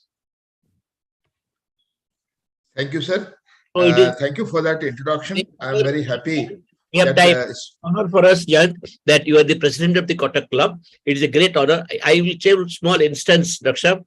We have time. I can take 1 minute extra, but people join. You know, once Professor Khadanga, MS Khadanga fame, invited me to Kotak Club, and I was doing MD. He said, it must be in your stars that you are invited to Kotak Club. You know, it was great. So I personally believe that this is a great feather in your cap, John, as chairperson just now mentioned. And please go ahead with your presentation. I think, chairperson, sir, there's a slight change in the program. Dr. S.K. Sharma is going to speak about both the topics together. He's talking about the structured monitoring and also his own topic. So his topic includes both, sir. Okay. Jayant, 1 second. Jayant. I'll introduce Dr. Siba Dalai. He's one of the youngest and enterprising, astute clinician with a lot of interest in diabetes basics and advanced studies. I would like to give some introduction about Dr. Panda's talk, and then Dr. Panda starts. Sir, so we all know about Professor Jayant Panda, sir. He is our professor. And regarding the talk that he's going to speak, that is regarding the time in range, time below range, and the time at range, above range. So basically, this is about beyond HbA1c. So we have all been talking about HbA1c, how HbA1c fares in taking a vision about the glycemic control. Now with that concept of continuous glucose monitoring, let it be the flash glucose monitoring or the real-time glucose monitoring, we can know how much a person spends his time in the range and how much the person spends his time above or below the range according to the various level, and how these concepts are going to help us, the physicians and the diabetologists, in getting a good control over the glycemic levels, and how this concept is going to help to gain control over the various type of microvascular and macrovascular complications that actually arise because of this uncontrolled blood glucose level. So may I now invite Jayant Panda sir to speak on the topic. Thank you, Dr. Dalai. Thank you, Dr. Behr. Thank you, chairpersons. And it's a very good time that we have galaxy of invited speakers with us. I thank Professor Dash and Dr. Kanungo for such a very nice initiative, academic initiative. And the academic discussions are so interesting since morning. It's excitement listening this all. And I'm sure in next 15 minutes, I'll make it very interesting for all of you about a new concept of monitoring in this important session of you can only improve what you measure. And am I audible and my slides are visible? Sure. Yes, it's done. Audible? Yes. Yeah. And it's changing, slides changing. Yes. Yeah, that's great. So the important message goes that when we have tried to control the blood glucose, the effort to monitor has started. All of you have watched the good old days when we used to do a urine glucose testing by the Benedict's test, and that brick red color in the biochemistry laboratories has been done by almost all the diabetologists who have reached the highest peak of their career. The most important message follows. Then come the SMBG, the self-monitoring of the blood glucose. Then came the A1C, which told us intermittently in 12 weeks time the monitoring pattern, and of course now the continuous glucose monitoring, which covers through time in range, time below range, and time above range. And we'll see what exactly they mean to us. The evolution of glucose management, all of you know. And in this picture, just I'll show you how the blood glucose, the thing which is plotted here is a CGM, and the thing which is down here is a SMBG. The glucometer readings, the black spots are the glucometer readings, and the readings which has come above the range and the below the range are the CGM readings. So this is undetected hypoglycemia. This is undetected hyperglycemia. So in the tracing, the blood glucose can go above, can go below, and the CGM captures and provides up to 288 glucose readings each day, which detects these fluctuations, which is practically not possible by SMBG or A1C. So A1C has a poor sensitivity in diabetes diagnosis to change the epidemiology of diabetes. And A1C has significant differences in various ethnic groups, which are poorly understood and characterized. All of you know that using the same biomarker for the diagnosing and the monitoring diabetes might have negative effects, and the level of A1C predicting future retinopathy, nephropathy, the population is not well established. That's less than 6.5 has association of these complications of micro and macrovascular nature. And using A1C will delay the diagnosis in diabetes up to 60% of incident cases. We took 6.5 for the diagnosis, but neither for the diagnosis nor for the monitoring, it comes out very promising. And from the trials like ACCORD, ADVANCE, and BADT, the very important findings are the intensive and the standard glycemic control, which we have followed. And if you see this results of this trial, it cannot apply to the results broader population, the patients of type 2 diabetes, and trials didn't show benefits in reducing cardiovascular risk, intensive versus standard treatment. And if you see this landmark trials, the many lacuna in monitoring come to the picture that's only related to the CGM, lack of CGM, and deficit of a continuous monitoring, for which this has been advocated, which takes around 288 readings in a day. So let us see about the time in range. We mean by telling TIR percentage of time that a person spends with their blood glucose levels in a target range, and the range will vary depending on the portion. but the general guidelines suggest starting with a range of 70 to 180 milligram per deciliter, which is standardized and advocated. So time in range can also be understood as the hours per day spent in range. If it is 50%, you can understand that 12 hours per day, the person is well controlled blood glucose that's fluctuating between 70 to 180 milligram, and half of the day, the patient is well controlled. So you can see the different pictures of CGM telling you time in range, time above range, and time below range.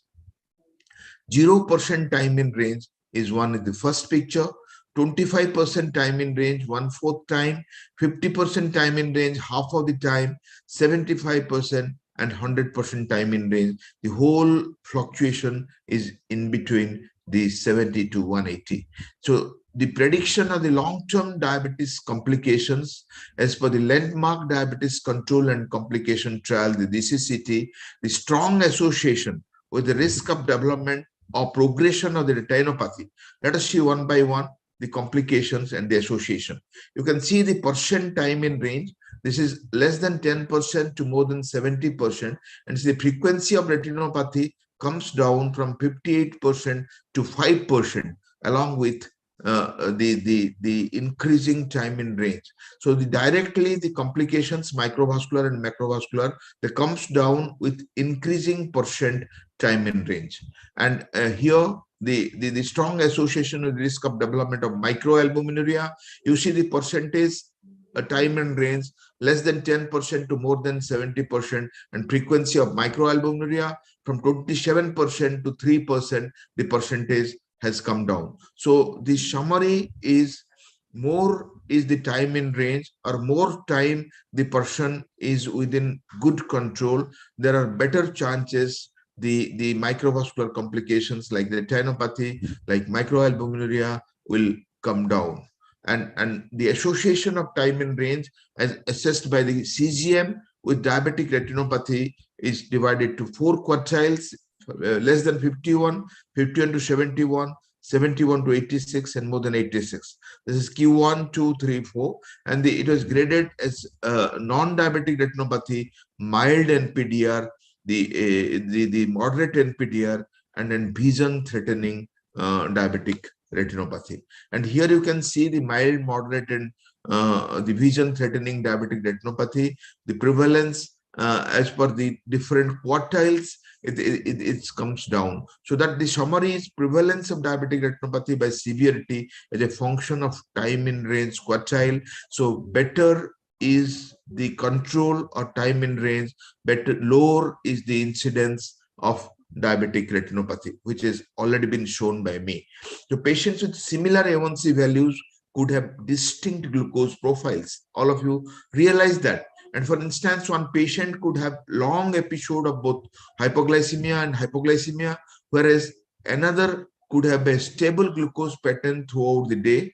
By contrast, the TIR illustrates the time spent in the preferred glucose range, which is an intuitive way of assessing the glucose control, but it provides important information not captured by A1C. A1C shows shame in both the category who are above the range or below the range, but the CGM only can detect those times.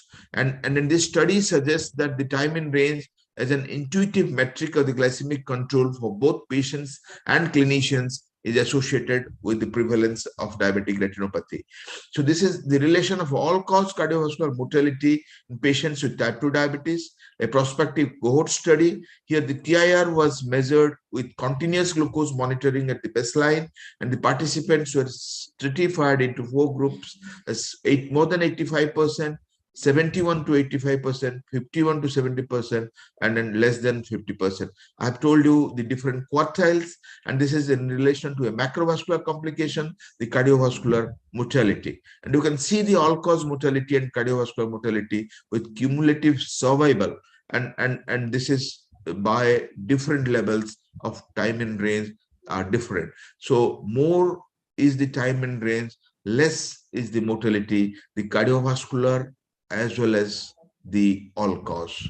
So in conclusion, the study found a strong and graded inverse relationship between time in range and the risk of all cause and the CVD mortality among patients with type 2 diabetes. So the findings suggest that the patients with diabetes should be encouraged to aim for the achievable higher TIR to reduce the risk of adverse clinical outcomes, although the goal should be individualized.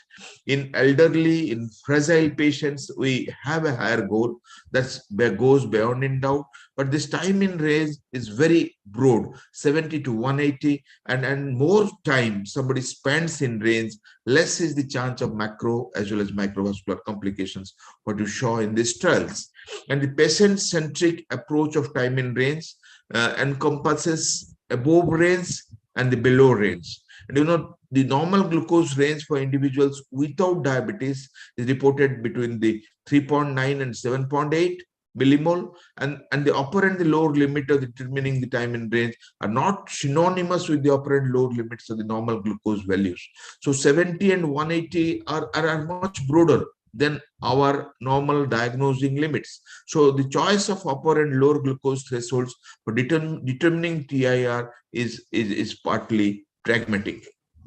So here you can say the more than 13.9 millimole is very high and less than 3 is very low. And in between comes the low and the target in range and the high range, which is around 14%, 21%, 54%, 6%, and 5%. And that tells how much of hour the person has spent in a good control and how much in the bad control. The lower limit of the determining time in range, which already have discussed here, reflects the upper limit of the definition of the hypoglycemia. And then and the 70, which we have already talked here, is the upper limit of the hypoglycemia, and the point at which the counter-regulatory hormone release generally begins to occur. And the determination of time above range, the hypoglycemia is subdivided into level 1 and level 2, level 3, and level 4. And then here you see the level 1 is 10.1 to 13.9, level 2 is more than 13.9.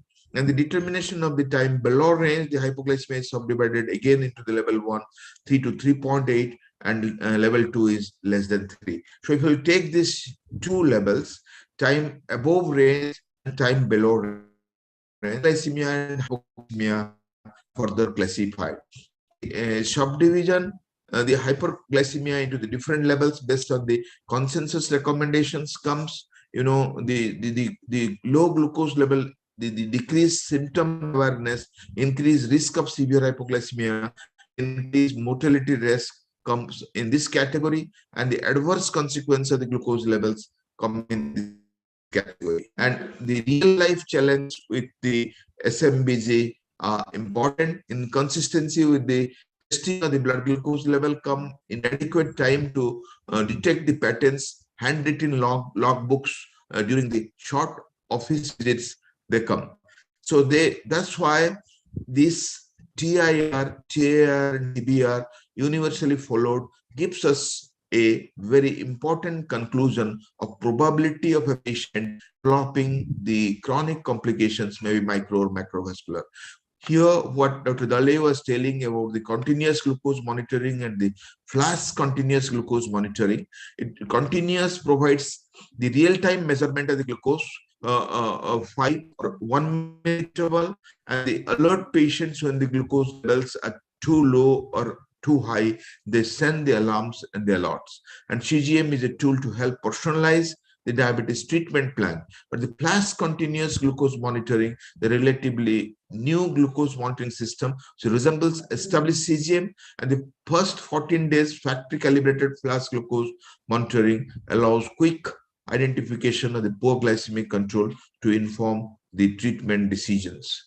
So the CGM helps in modifying the diet and lifestyle, and you can have a rough impression of modifying the diet into lifestyle in Indian diabetic patients, the different percentage, the frequency of response of subjects to the CGM, the change in the time of the diet, and then exercise, the relaxation technique, and then the sleep and the in the chart basing on the CGM data, and the use of CGM results in significant improvement of the control. If you may say A1C, if you say in type 1 and type 2 diabetes, the CGM based approach has much better control in monitoring than a SMBG based or the A1C based control. And the real-time CGM improves the glycemic control, and the use of CGM during the pregnancy improves the glycemic control in women, type 1, type 2 diabetes, lower the infant birth weight, and reduce the risk of macrosomia. It's a very important use that we follow up CGM in pregnancy and diabetes and achieve a better control, which is very important not only for mother but the child also. And the CGM and the different techniques monitored for the glycemic variability in type 2 and type 2 diabetes. You see the hyperglycemic spikes and the hypoglycemic spikes are very important, and it's useful in assessing glycemic variability, the mean average standard deviation, the J index, coefficient of variance, the low blood glucose index, the average daily risk range, the mean amplitude of the glucose excursion, mean of the daily differences, and continuous overall net glycemic action. So the clinical indications, somebody who has a brittle diabetes or the poor metabolic control have high glucose variability, and with hypoglycemia unawareness and also with the gastroparesis, the pregnancy and critically ill patients, the CGM contributes. And lot many studies have concluded the beneficial effects. In the interest of time, I'm not going to the details. The pregnancy and the remote monitoring, many studies have corroborated with in a day, within day glucose variation seen with the CGM technology that may be missed in relying the SMBG or A1C alone. And the CGM review recent studies demonstrating improving the glycemic control. The systems are safe and effective, both type 1 and type 2, and improve quality and glycemic control, and then very inexpensive and can be done in a remote rural setting as well. Gives you much more information than SMBG and the A1C. And the consensus recommendations is currently, I have already discussed about the different levels and the target. Without going to the details of the monitoring chart, I'll summarize my topic because it's time. The use of time and range enabled the diabetologists, the endocrinologists, and the diabetes educators to analyze more than one component of the glycemic control. And one of the possibilities for the future is the combination of various metrics trying to better define glycemic control. Gathering more than one metric is an attractive idea when analyzing diabetes control and might be used more frequently over the next years. And the recent consensus recommendations suggest the TIR more than 70%, the TBR is less than 3.9 millimole per liter, less than 4%, that's around 70 milligram percent, and less than 3 millimole per liter, less than 1% for most individuals with type 1 or type 2 diabetes, although the targets should be individualized and the different targets should be considered for the older and the higher risk individuals, pediatric population, and the pregnant woman. So the 70 to 180, which is taken as time in range, at least 70% should be the time in range in a day, and the time below range and the time above range should be as minimum as less than 4% and less than 1%. So this concludes the presentation and TIR, TAR, and TBR, and I'm sure you will be sticking to this very scientific method of monitoring and achieving a good glycemic control and preventing complication by keeping the person in TIR more than 70%, that is between 70 to 180 milligram percent. Thank you everyone for the listening. Thank you, Professor Das. Thank you, Dr. Alok Kanungo. Thank you, Team 9th NUCD, for the opportunity. Thank you. Talk. Great talk, John. Great talk.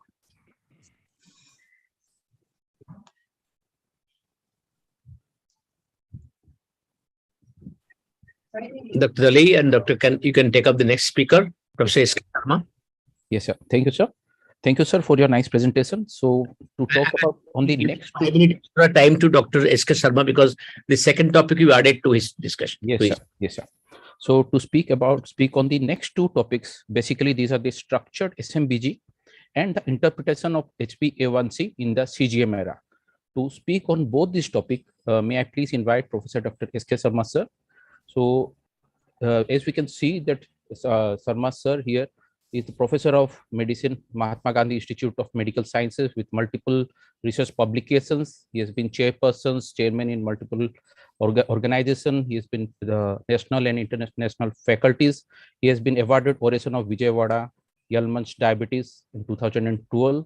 And he has also been awarded with the Oration of RSSDI in 2016 at Jodhpur, and many other accolades to his name. He has been awarded by the Times of India Rajasthan Health Award Endocrinologist in 2013, and has also been awarded by RSSDI 5th Annual Conference 2017 as the Distinguished Service Award.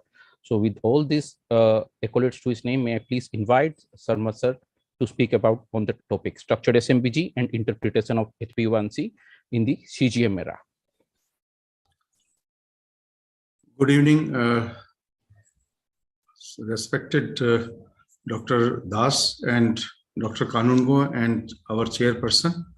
I am thankful to Dr. Kanungo for inviting me here in this meeting, and under the leadership of Dr. Das, we all are flourishing, and my job is to look into one of these concept of interpretation. Can you see my slides? Yeah, it is visible. It is full. It is visible and full screen. And are they changing, sir? Yeah, they are changing. They are changing, okay, sir. So, with the permission of Dr. Das, I will be highlighting some of the important aspects of measuring the things, as Dr. Das highlighted earlier, that you can only improve upon once you measure them. So, how to interpret the HbA1c in the era of CGM? So we all know that there are different methods of measuring glycemic control, like fasting, postprandial, random blood glucose. We sometimes use oral glucose tolerance test.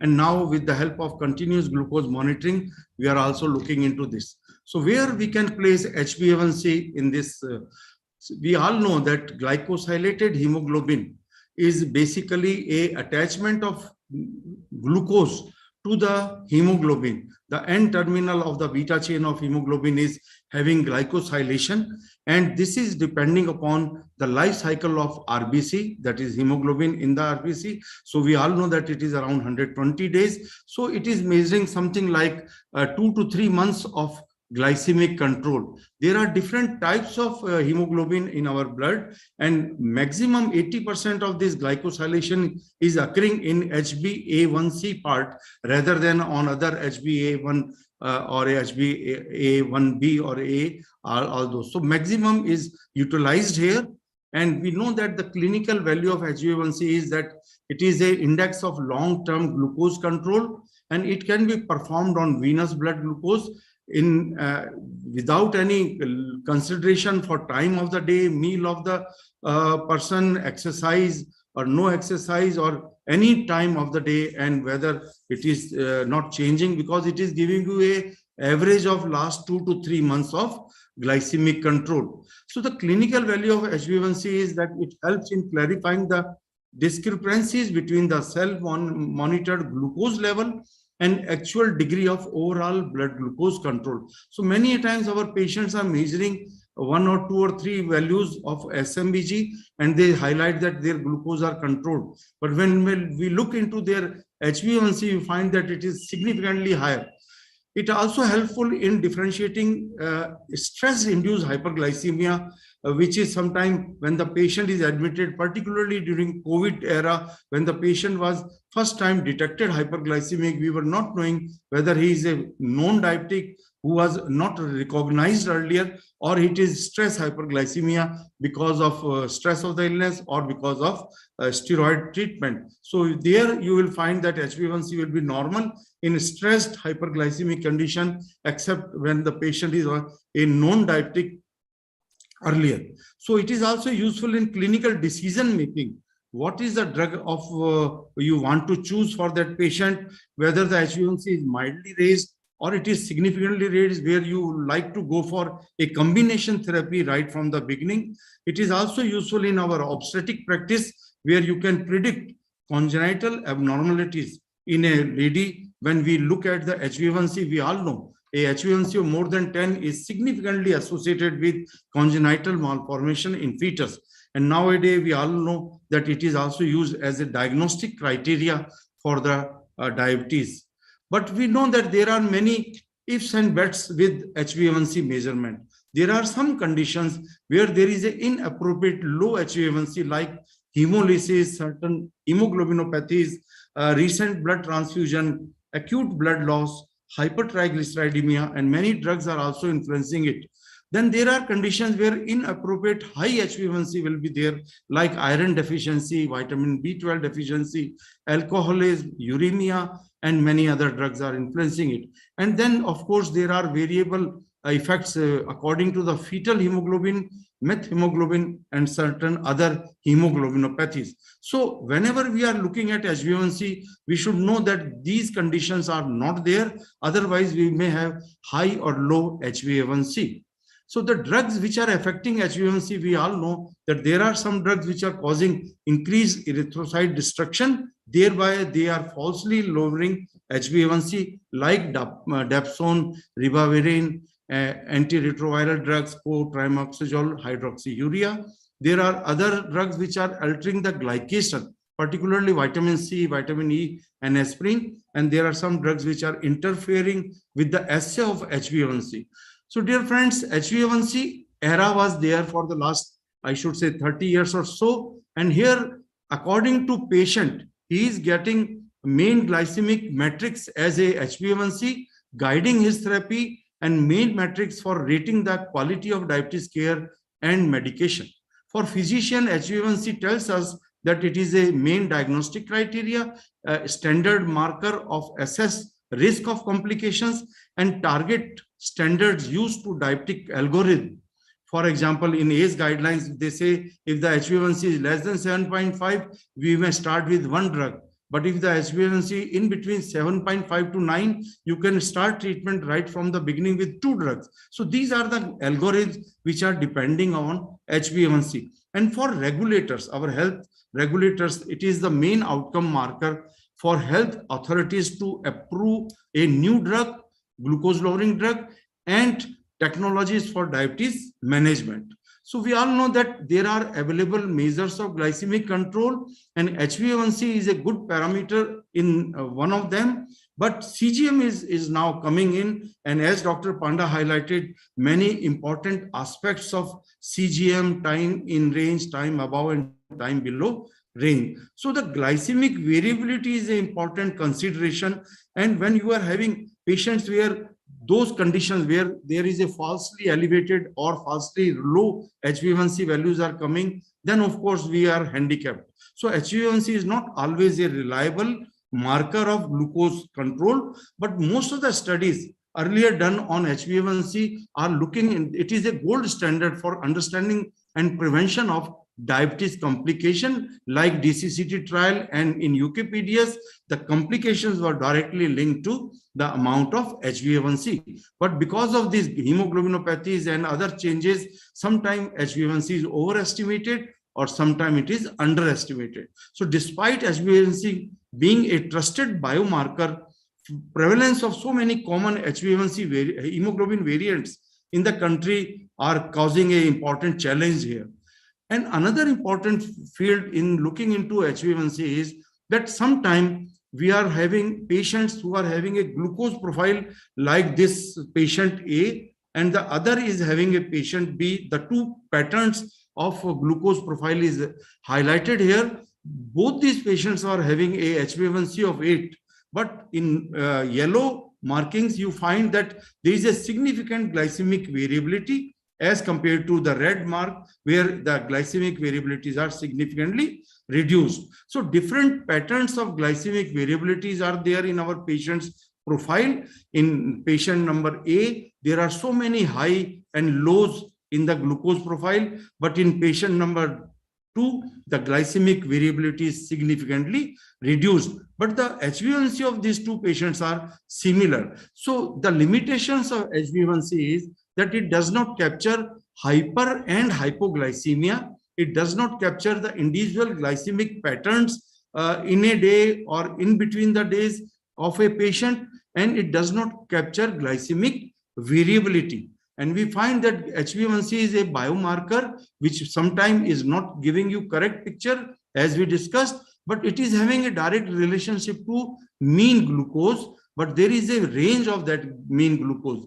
And then of course, if you look into HbA1c and you look into number of different patients, you find here on this right side upper panel that the patient's HbA1c is same, but the glucose, mean glucose profile may be changing in them, and then it is not giving you any clue about hypo and hyperglycemia, and having a limitation of looking into the instability, variability, and excess glucose exposure and hypoglycemia when you are only looking at HbA1c.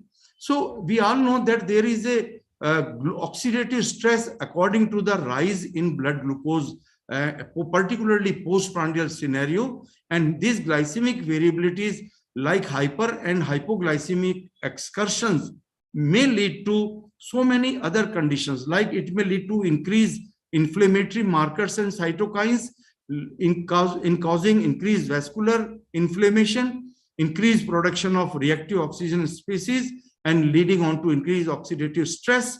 It impairs the release of nitric oxide and VEGF, and thereby causing vasoconstriction and impaired angiogenesis, and increased platelet activation and aggregation. So all these things lead to endothelial dysfunction, increased thrombosis, and increased plaque instability, leading on to production of increased microvascular as well as macrovascular complication. So here you again see the same HbA1c, but different profiles in our patients. So whether it is 8.1 in the upper range and you find 7 on the lower panel, but you find that the pattern is not similar. So according to CGMS, you have different patterns, but the HbA1c of these patients are similar. So HbA1c is not always a reliable marker of glucose, you can say, control. We need a different metrics in addition to HbA1c, because HbA1c lacks the information about the acute glycemic excursions and acute complications of hypo and hyperglycemia.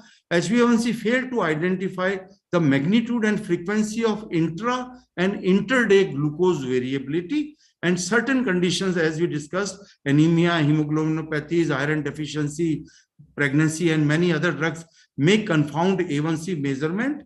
And despite these limitations, A1C is the only prospective evaluated tool for assessing the risk of diabetes complication.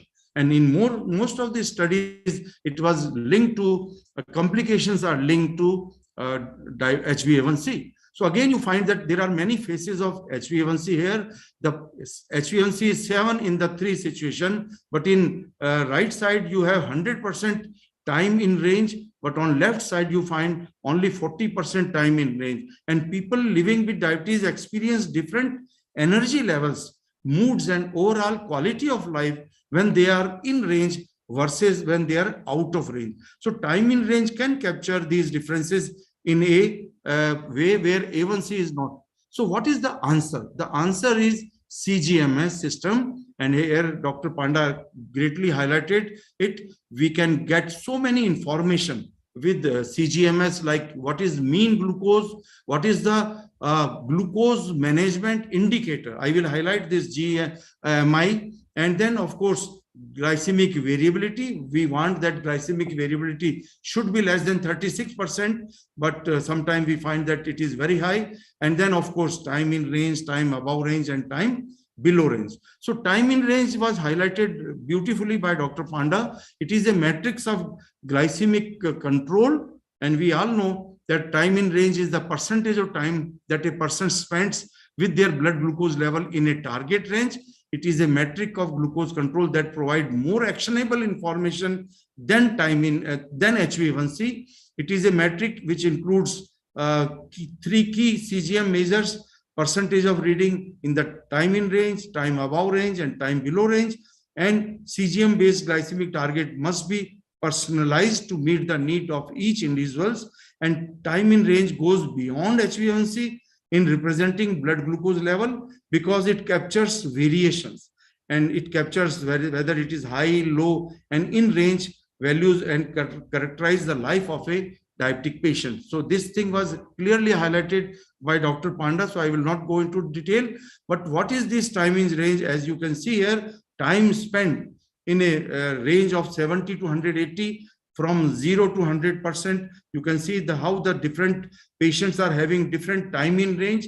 These are the guidelines according to which we say that in type 1 and type 2 diabetic patient, we want that the patient should spend more than 70% time in range, and time above range should be less than 25, and time below range should be less than 5. And similarly, in patients with pregnancy and in patients who are gestational diabetes, different values are there. In pregnancy, the ranges are not 70 to 180, it is 63 to 140 milligram, and we want that the patient should spend more than 70% time in this range. So international consensus on time in range highlights that time in range delivers more actionable data than HbA1c alone, and time in range of more than 70% relates to an A1C of less than 7.5. So higher is time in range, lower is HbA1c, and time in range is a valuable blood glucose metric beyond HbA1c. And again, these things are highlighted by Dr. Panda, that higher the time in range, lower is the chances of developing retinopathy and microalbuminuria, and less are the chances of having macrovascular all-cause mortality and cardiovascular mortality if you have a better time in range. So standardization of this time in range is very important. CGM published recommendations for use of this ambulatory glucose profile. So the AGP is a type of app which is clustering all those things and giving us a very compiled, you can say, report. So AGP report is slightly modified format, has been adapted by most of the CGM devices, and it is a differentiator.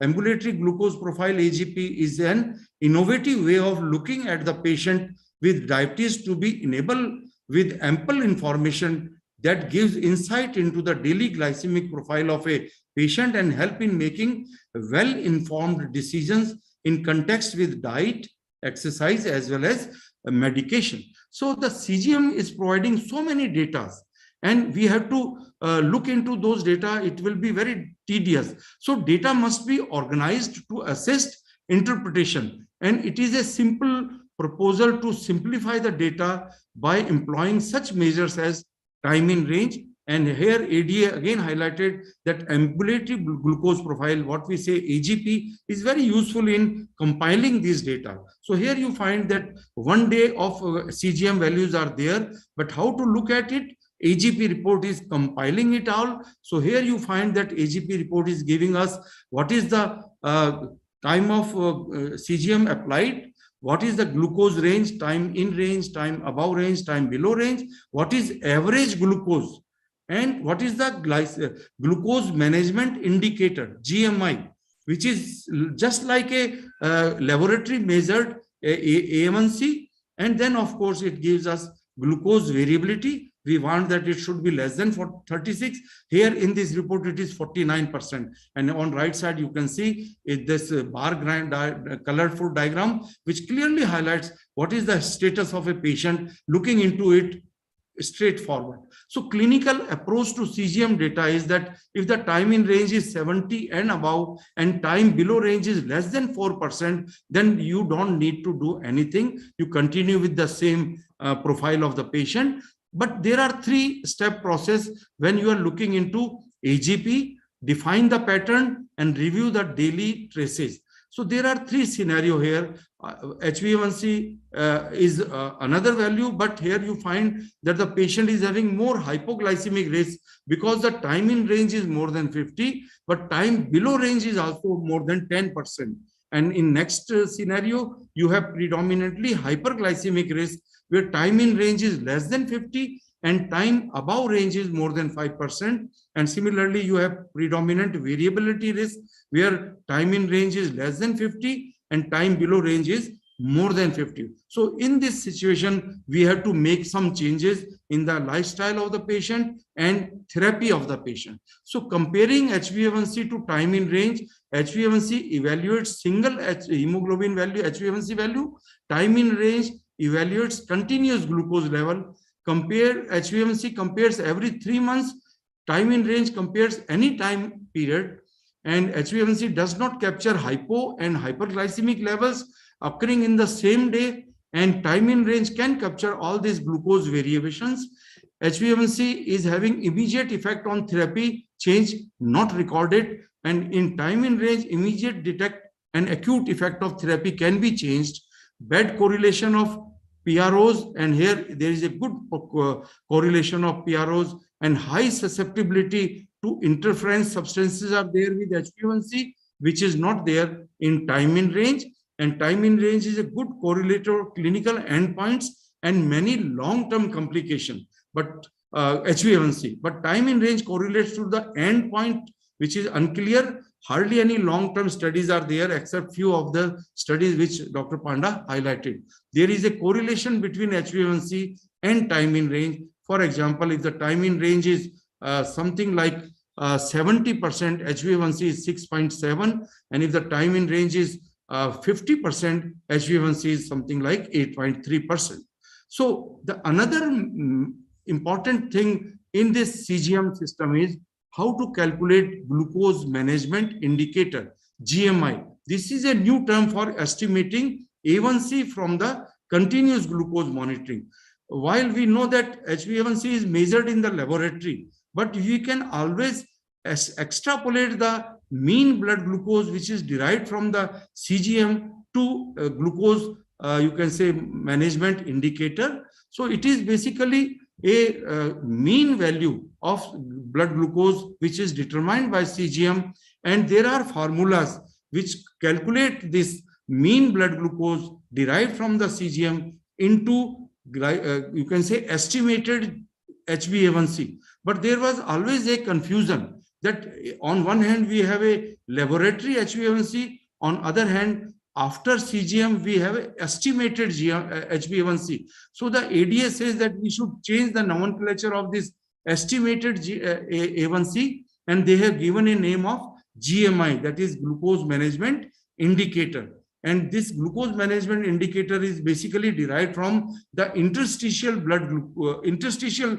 fluid glucose, as compared to the glucose attaching itself to the hemoglobin in a HbA1c. So there is a direct correlation between CGM measure of mean glucose and central laboratory A1c. And you find that CGM derived mean concentration of glucose can be looked into, like if GMI is 7.5, the CGM values are, mean glucose values are 175. So if mean blood glucose is 250, we can say that the GMI, that is the estimated A1c, which is 9.3%. So there is some difference between estimated A1c and HbA1c. So there, most of the time in these studies, when they are comparing the two, they find that 19% time the GMI and HbA1c are having identical values.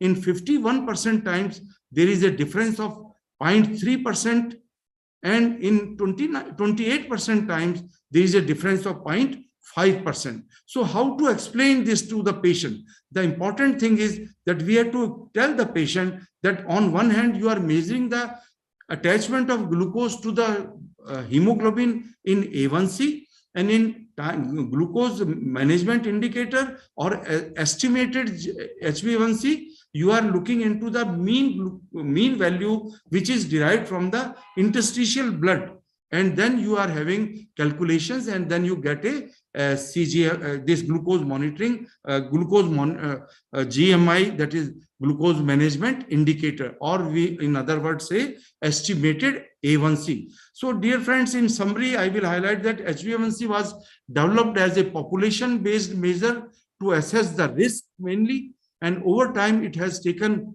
on clinical significance in terms of diagnosis, treatment selection, adjustment of therapy, and assessing the clinical outcome. And HbA1c does not reflect hypoglycemia, hyperglycemia, variability, and measurement stability. And for it to be an effective measure of clinical performance, it must be accompanied by more specific measures of glucose control that provide a metabolic profile like CGM derived, you can say, ambulatory glucose profile. So dear friends, world is changing. On one hand, we have got so many information with HbA1c, but we have to complement it with time in range and other ideas from CGM data. So thank you very much.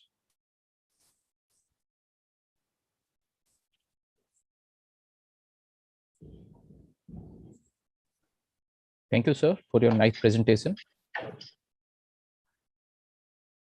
So the forum is open for discussion. Any questions from the panelists? Can I just ask one question to Professor Jayant Panda? Jayant, do you believe? We have got evidences that from the DCCT and the UKPDS, people have tried to tabulate the data, multiple blood sugar estimation in the UKPDS, more so in DCCT, and they have tried to plot them against the TIR. You must be aware of that effort. Yeah. I showed in my slide set.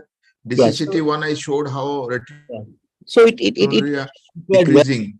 So I strongly believe that till the whole country awakens to TIR, the structured blood glucose estimation is one way out. I don't think it's most ideal, but one way out to have a better control. I'm just thinking aloud. I mean, and also I'll give you good news that there is a startup which we have given to Bangalore Indian Institute of Science, and one investigator is trying to develop a CGM instrument for much lower cost. It should hit the device division of the Government of India in a short time from now. Sure.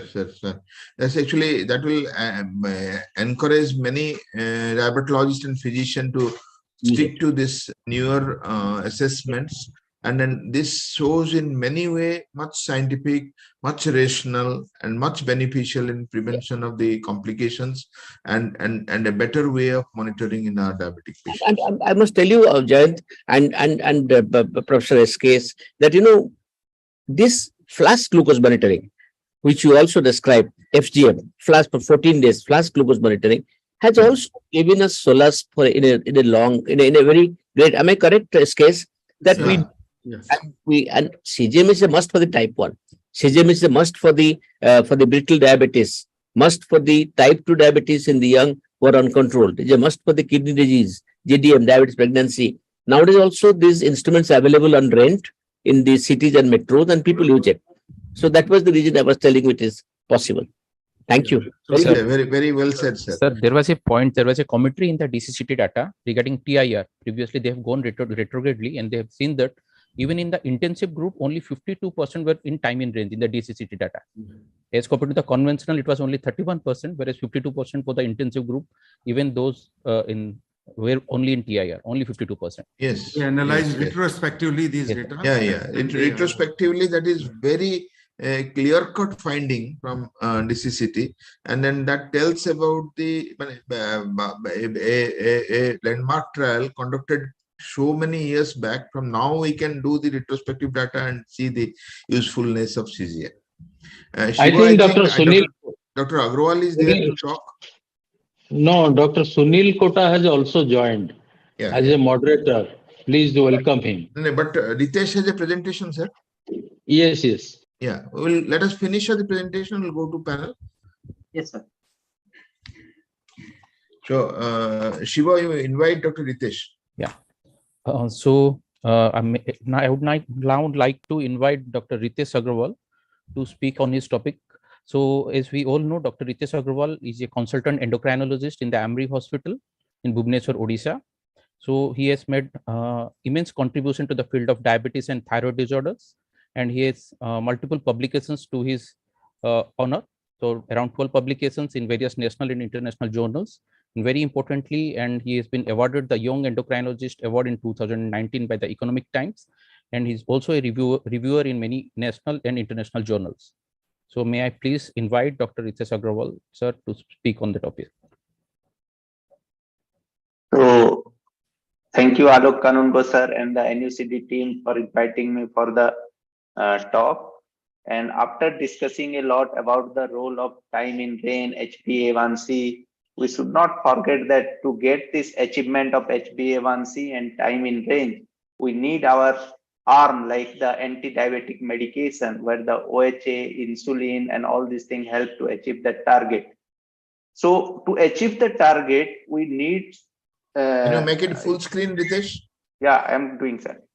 So to achieve the target, we need some of the anti-diabetic medication. And here my part is to discuss on the role of biosimilar basal insulin and what the evidences are showing that how this biosimilar is equivalent to the innovator, and is it possible to use this insulin in our day-to-day practice to get the same benefit of the innovator basal insulin to achieve the HbA1c and the time in range.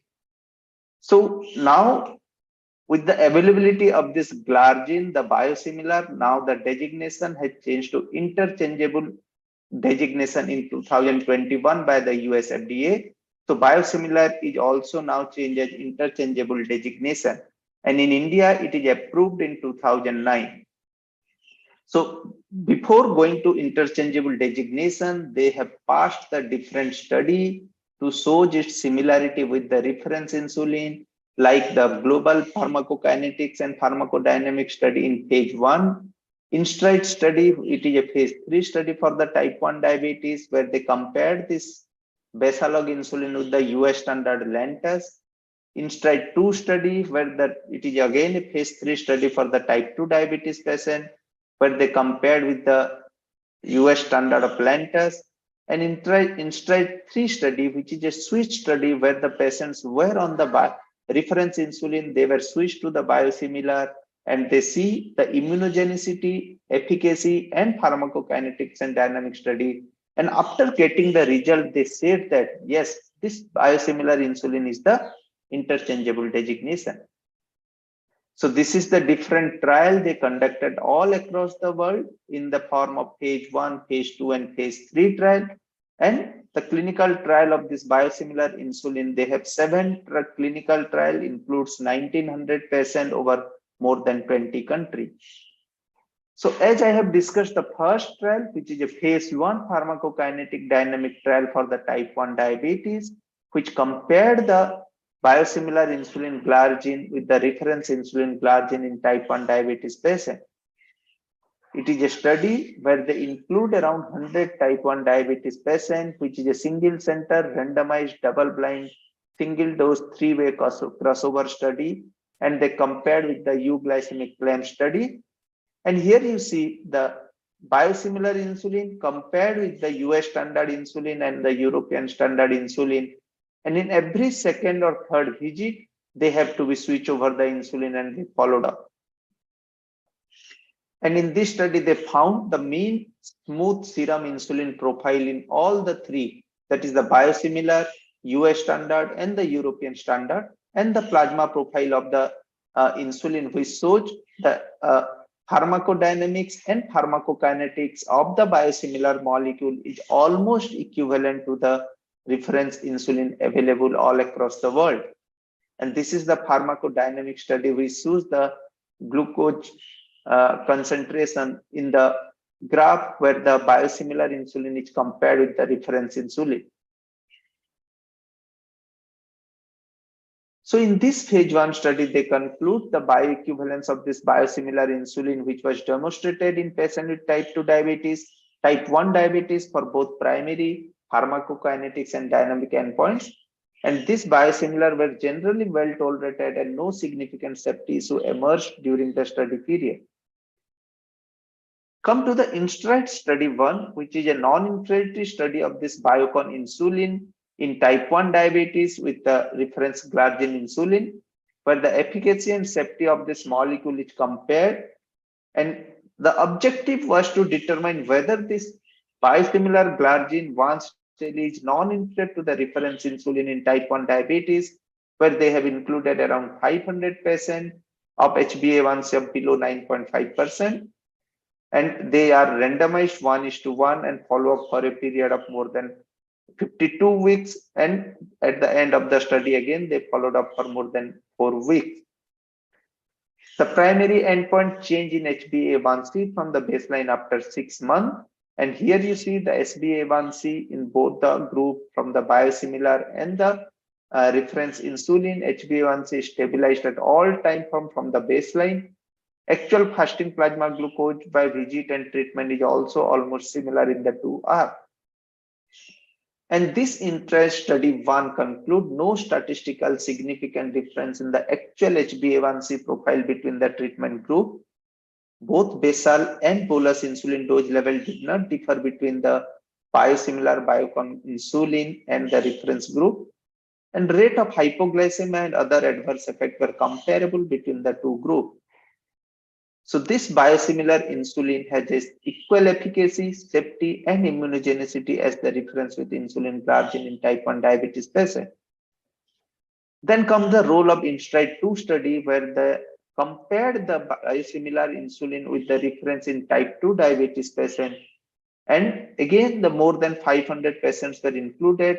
The patients were stabilized with a dose of 3 months before they were included in the study. 6 months of study followed by 4 weeks of follow-up with 1:1 randomization. And same, the change in HbA1c from baseline after 6 months is to be taken as a primary endpoint. And the mean actual HbA1c over time, if you see from the baseline after 12 weeks and after 24 weeks, it is almost similar in both the arms. And here you see the mean change in HbA1c in the biosimilar is 0.6, reference glargine is also 0.66. Non-inferiority has to be proven. And in the mean actual glargine dose over the time also, if you see in the biosimilar group compared to the reference group, the all patients 0.12 and 0.124. So it is all non-significant, but shows the no difference in both the group compared to the number of unit used per kg body weight. So in this INSTRIDE 2 study, they conclude the mean change in HbA1c was similar in patients with both the group, and change in fasting plasma glucose level from the baseline to after 6 months also similar. Insulin glargine dose level didn't differ between the group, and rate of hypoglycemia and adverse effect were comparable. Comes to the INSTRIDE 3 study, where they assess the efficacy, insulin dose, safety, and immunogenicity when people with type 1 diabetes mellitus switched between the Biocon insulin glargine and reference insulin glargine. So as I have told here, the type 1 diabetes patients who were on reference insulin, they are changed to arm A and arm B into the Biocon insulin and the reference insulin for a period of 3 months. Then they switched over.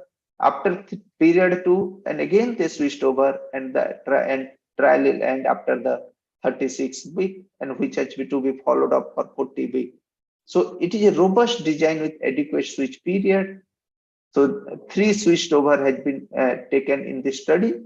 And here you see the change in HbA1c from baseline to end of the study with this biosimilar insulin is almost equivalent to the reference insulin glargine, which is available to us.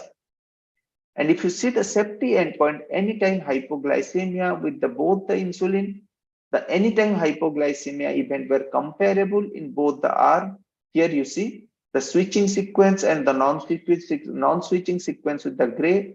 The anytime hypoglycemia risk is comparable throughout the study. And if you see the immunogenicity data in the INSTRIDE 3 study, in both the arms, the drug-induced antibody formation is statistically non-significant and comparable in both the insulin. So this signifies the equivalence to efficacy, safety, and immunogenicity, which demonstrate that patients taking reference insulin glargine can safely switch to the biosimilar glargine, which is available with a lower and the cheaper price. So with this, the assessment of immunogenicity in the INSIGHT study 1 and 2, where the INSIGHT study 1 for the type 1 diabetes and INSIGHT study 2 for the type 2 diabetes, where the incidence and change from the baseline in relative level of this anti-drug antibody were compared between the two glargine insulin, that is the Biocon and the reference insulin glargine group. And here you see the anti-drug antibody in the both the insulin, where the change in cross-reactive insulin antibody is almost similar after 50 weeks of comparison in INSIGHT study 1, where type 1 diabetes, and also in type 2 diabetes patient. And this year, the no statistical significant changes has been noticed from baseline in cross-reactive anti-drug antibody percent binding between the two group in type 1 and type 2 diabetes patient.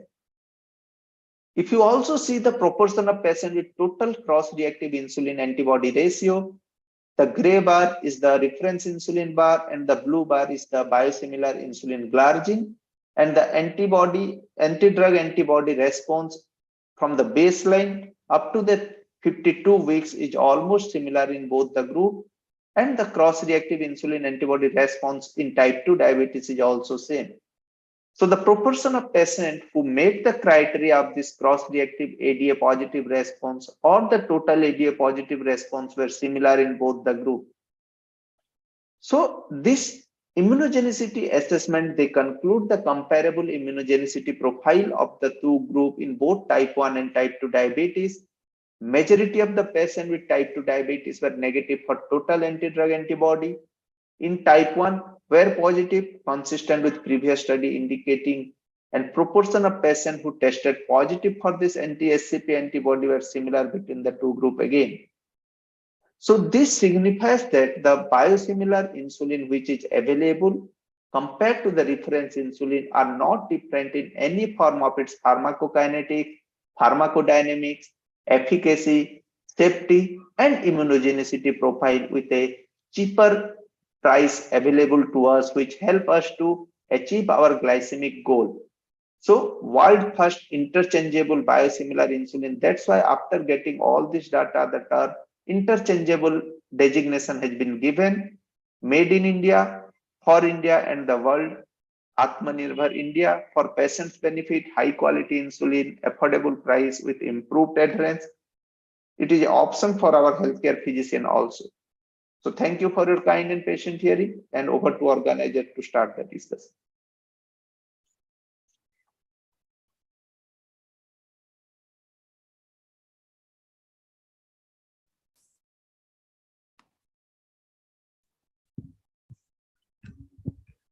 Thank you, Ritesh, for excellent talk. And after Siva tells his conclusion, then the panel discussion will start. Yeah. Thank you, sir. Thank you all the speakers for their excellent deliberation of the respective topics. So sir has extensively, Jayan sir has extensively spoken about the timing range, how to use the new CGM devices, how can we use it in our regular day-to-day practice. And Sarma sir has also spoken extensively about the HbA1c, where does it stand in the new CGM devices and the new different metrics that stand in the HbA1c era. How HbA1c alone, along with HbA1c, we can use the newer metrics to the advantage of our patients.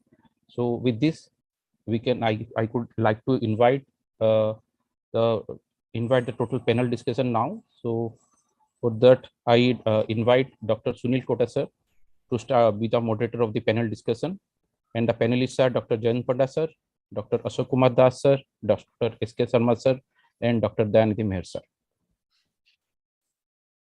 Thank you so much, Sibo, for this kind words. Yes, it indeed was very enlightening session after listening to all those panelists who were speaking just before this current discussion. So my job is just to make things clearer and simpler, which can be easily conveyed across to the audience.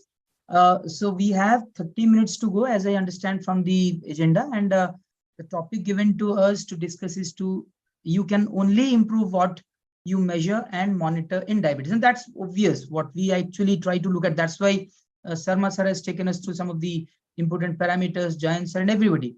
So without much ado, we already have all our respected panelists in front of us, with us rather. So first of all, Ashok Das sir, very good afternoon. So to take the things forward, we would like to understand from you. So you can ask me, Sunil. I think Dr. Das has gone in some exigency. Dr. Das is there. Oh, you can start from me, or you can start from Dr. Sharma. Okay. Okay. So Jain sir, you have already told us about the utility of blood sugars and several other parameters which we all need to look at. So just let us know how often the blood sugars and HbA1c should be measured, and you've also briefly spoken about the SMBG. Please again enlighten us about that, and obviously we would also like to understand the targets for these parameters. Yeah, so this is basic, and I'm sure many of you follow it, but let me tell you the practical guidelines and what you are expected to do.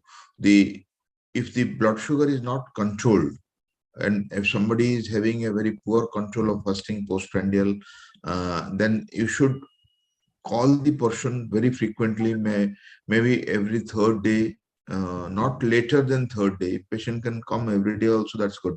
So there you can monitor, regulate the insulin or the drugs, and titrate to achieve the controlled blood glucose in a week's time. The A1C, we know we do every third month, but few people do every month or every 2 months.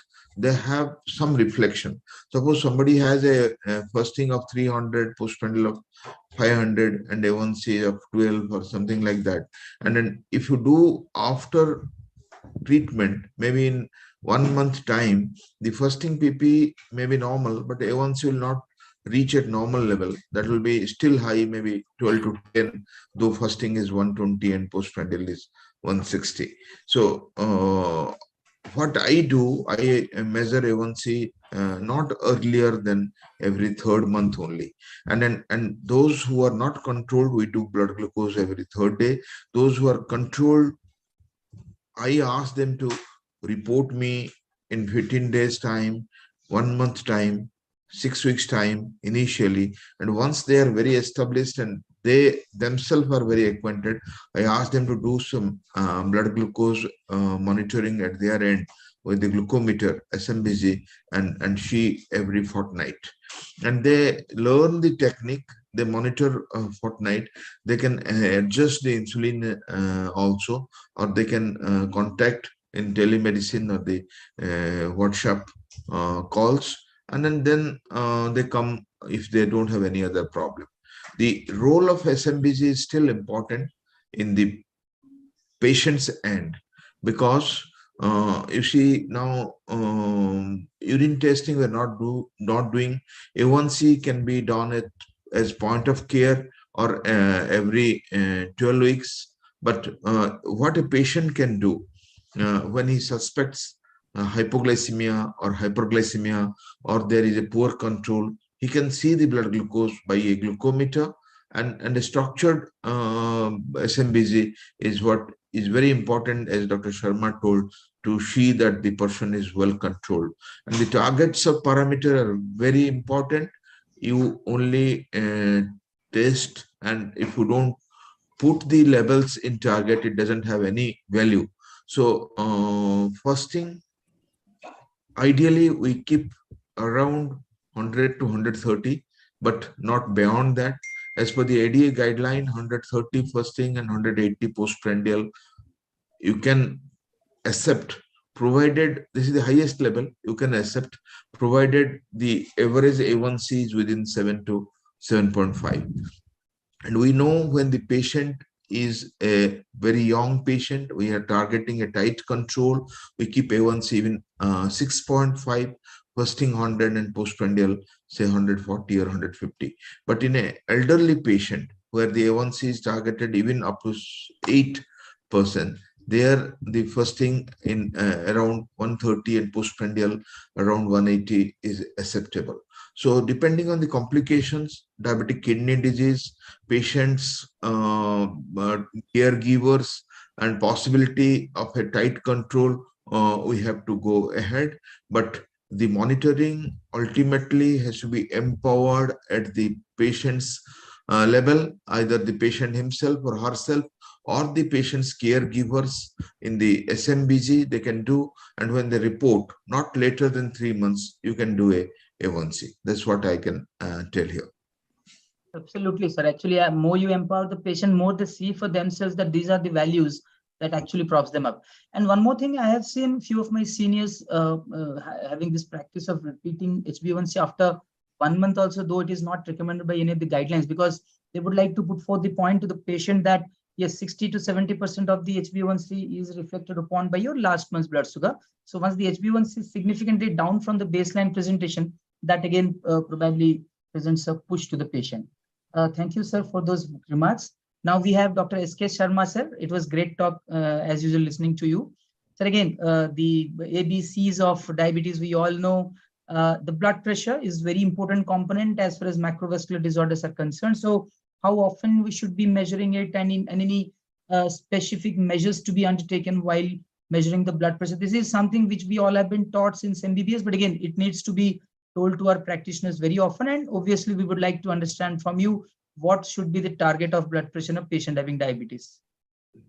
Thank you for this nice question. As you rightly highlighted, the measurement of blood pressure is very, very important in the management of our diabetic patient. Firstly, because more than 50-60% of our diabetic patients are hypertensive also. So whenever a patient is coming to us in our clinic, we always measure blood pressure twice. And you will be surprised that the first measurement is most of the time is higher. And after, let's say, 15 minutes or 20 minutes, once he is in our clinic, the second blood pressure is most of the time is going in a lower values. So one important point is that once measurement is not sufficient. Another important point is that if the patient is able to afford a glucometer, then he should measure his blood pressure more frequently at his home, because we also know that there is a concept of white coat hypertension, where the patient is having hypertension recorded in clinic or in hospital, but in home he is having normal blood pressure. And then there is a reverse also, that in home it is having high, but in clinic it is appears to be normal. So you have to look into all those important points. Secondly, now people argue that since blood pressure is changing very frequently in our patients, so ambulatory blood pressure profile, once you diagnose a patient of hypertension, is very, very important. So nowadays people started using ABPM more frequently in our, you can say, concept. But in our day-to-day practice, we say that whenever patient is coming to you, always measure blood pressure, record it, because even a small increase in blood pressure, for example, once the patient is coming to you regularly and now he develops microalbuminuria, you find that there is a small jump in blood pressure. Systolic blood pressure is now going high. In our diabetic patient, it is systolic blood pressure, which is more commonly going up as compared to diastolic. And many times we require 2 or 3 antihypertensives for the control of hypertension. Particularly ACE, ARBs are considered to be milder drugs, and a combination of them with a calcium channel blocker will be very useful. And target, as regards target is concerned, we usually want that our patient should have a blood pressure of 130/80. But if it is going 140/90 and above, we should intervene and we should start treatment. Otherwise, before that, we can always give lifestyle measurements in the form of DASH diet, that is diabetes diet adjustment for control of hypertension, reducing the salt, stopping smoking, going for, you can say, exercise program, and a good sleep and avoiding stress. All those things will have positive effect in reducing blood pressure. So all those things are very important in our diabetic patient. Thank you. Thank you so much, sir, for those elaborate comments. We have with us Dr. Professor Dayanidhi Meher from KIMS, from the Department of Endocrinology. Again, as we go down, obviously after blood sugar and blood pressure, we know lipids are something which we all need to be careful about. So we want to understand from you, sir, how often the lipid profile should be measured and the targets. I understand we have something else also to add, especially in Indian context, the non-HDL and everything. So please enlighten us about that.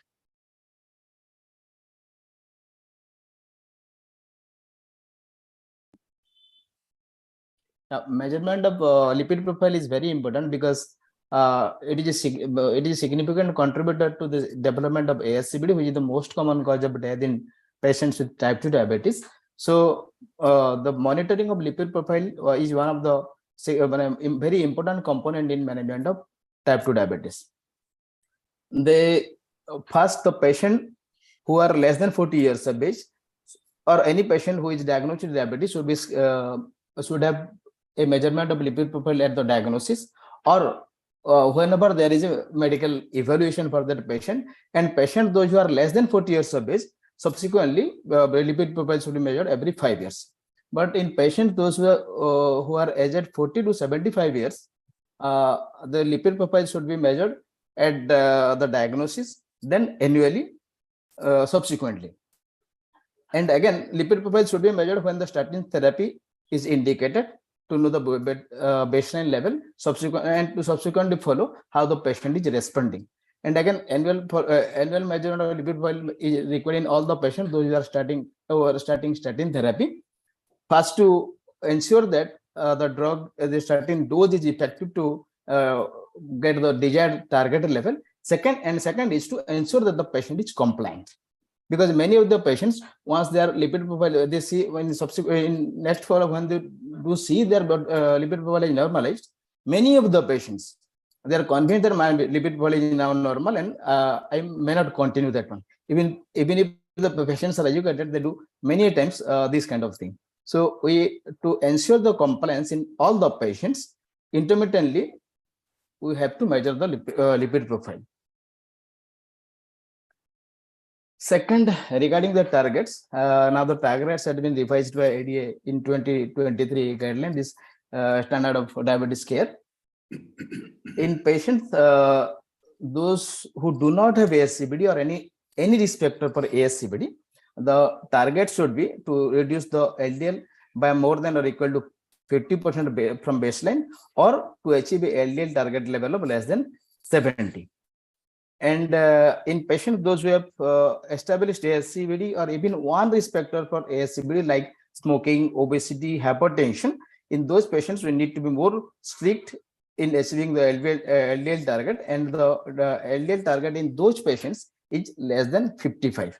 And those patients, all the patients should be, and patient those, the first category of patients that I mentioned, they usually require moderate intensity statin. And the patient in the second category, they do require high intensity statin therapy. And even few patients, they may not, in few patients, in second category in particular, in those patients, we may not achieve the desired LDL target of less than 55 many times. So they may require addition of this ezetimibe or PCSK inhibitor, which is very costly in our context. So ezetimibe can be added in those patients. And regarding this triglyceride level, patients, those who have a triglyceride level more than 500, we need to bring it down to 500 to prevent the pancreatitis, secret pancreatitis in those patients. But the patients, those who do not have triglyceride is less than 500, less than 499, something like that, or 135 to 499. In those patients, first we have to rule out the secondary causes of hypertriglyceridemia like obesity or metabolic syndrome, then your hypothyroidism, then nephrotic syndrome, or any usage of drug like your estrogen. And we need to address these secondary causes first before treating this dyslipidemia. And the patient, those who have established ASCVD and the triglyceride is between 175 to 499, in those patients, we can add this icosapentaenol acid to control triglyceride, because the combination ADA does not is not in favor of combination of this statin and fibrates. Okay. What about when should it be done? Fasting and non-fasting. What is your practice? Yeah, many patients, ideally, the lipid profile should be measured after 12 hours of fasting. It may not be feasible in the fast visit for many of the patients, but in those patients, we can take non-fasting lipid profile for their convenience and our convenience also. And in those cases, even in non-fasting state, the LDL level is not much changed, but triglyceride may be high, and unless the non-fasting triglyceride is more than 500, then we need not be very much concerned, because in subsequent follow we can ask the patient to come with the lipid profile in fasting state. Yes. Bempedoic acid? Yeah, bempedoic acid can have additional benefit in lowering LDL level, but again, that is the it has not got that much of importance like ezetimibe or PCSK inhibitor. I think Dr. Sharma wants to ask. Sunil. Yes. My comment will be that, Yeah. my comment will be that as regards lipid therapy is concerned, in our diabetic patient, there are two things which is happening in our day-to-day practice. One is people are not really using lipid-lowering drugs like statin in large number of their diabetic patient. On other hand, you find large number of fibric acid derivatives are used. Yes. It is really overused, I should say. Overused. On one hand, large number of people are not using a statin. On other hand, many of them are using all these F preparations. So my concern is that first you have to control the hyperglycemia, and as rightly highlighted by Dr. Meher, other conditions which causes hypertriglyceridemia rather than giving right and left fibric acid derivatives. And secondly, I usually tell my students and my patients that every diabetic patient requires statin therapy until there is a contraindication. Thank you. And sir, one more thing, when we are seeing isolated elevation of triglyceride, then we should try to find out the cause of hypertriglyceridemia. That can be because of three causes broadly. First is combined hypertriglyceridemia, which is a very high risk factor for development of CVD subsequently. Second is familial hypo-alpha-lipoproteinemia. Again, that is a risk factor for development of CVD, high risk factor for development of CVD. And third common cause is this isolated familial hypertriglyceridemia, which is not a risk factor for CVD, but is a risk factor for pancreatitis. So in those patients, in all the patients, we need to bring down the triglyceride level less than 500, at least to prevent the triglyceride. Sorry, pancreatitis. And again, some other parameters are also there. If you can measure the TG by ApoB level, and that is less than 10.6, then we should not bother about this development of pancreatitis, because the chances of developing pancreatitis in those patients, those who have TG by ApoB less than 10.64 is hardly 1.5%. Better we are doing, because to classify these causes, causes of hypertriglyceridemia, we need to measure ApoB and ApoA1. Yeah, very rightly pointed out. And if you look at the recent ADA, maybe Sarma sir, Panda sir, everyone is there. The man is also there. So if you look at this recent ADA guideline, there is no role of any mild, moderate and intense lipid lowering therapy, and mild and lipid lowering therapy is probably off the radar now. Okay. So now, but one more thing they have emphasized, and again, those in few patients, even milder therapy can do wonder for them patient. Even if 10 milligram or 5 milligram atorvastatin may work. Okay. So now we would like to request Dr. Ritesh Agarwal. We would like to learn from you what is the monitoring pattern for ophthalmopathy. So diabetic ophthalmopathy or the diabetic retinopathy, Jain Pandas are also discussed a little about it, the mild, moderate, severe, and the visually threatening or the PDR variety.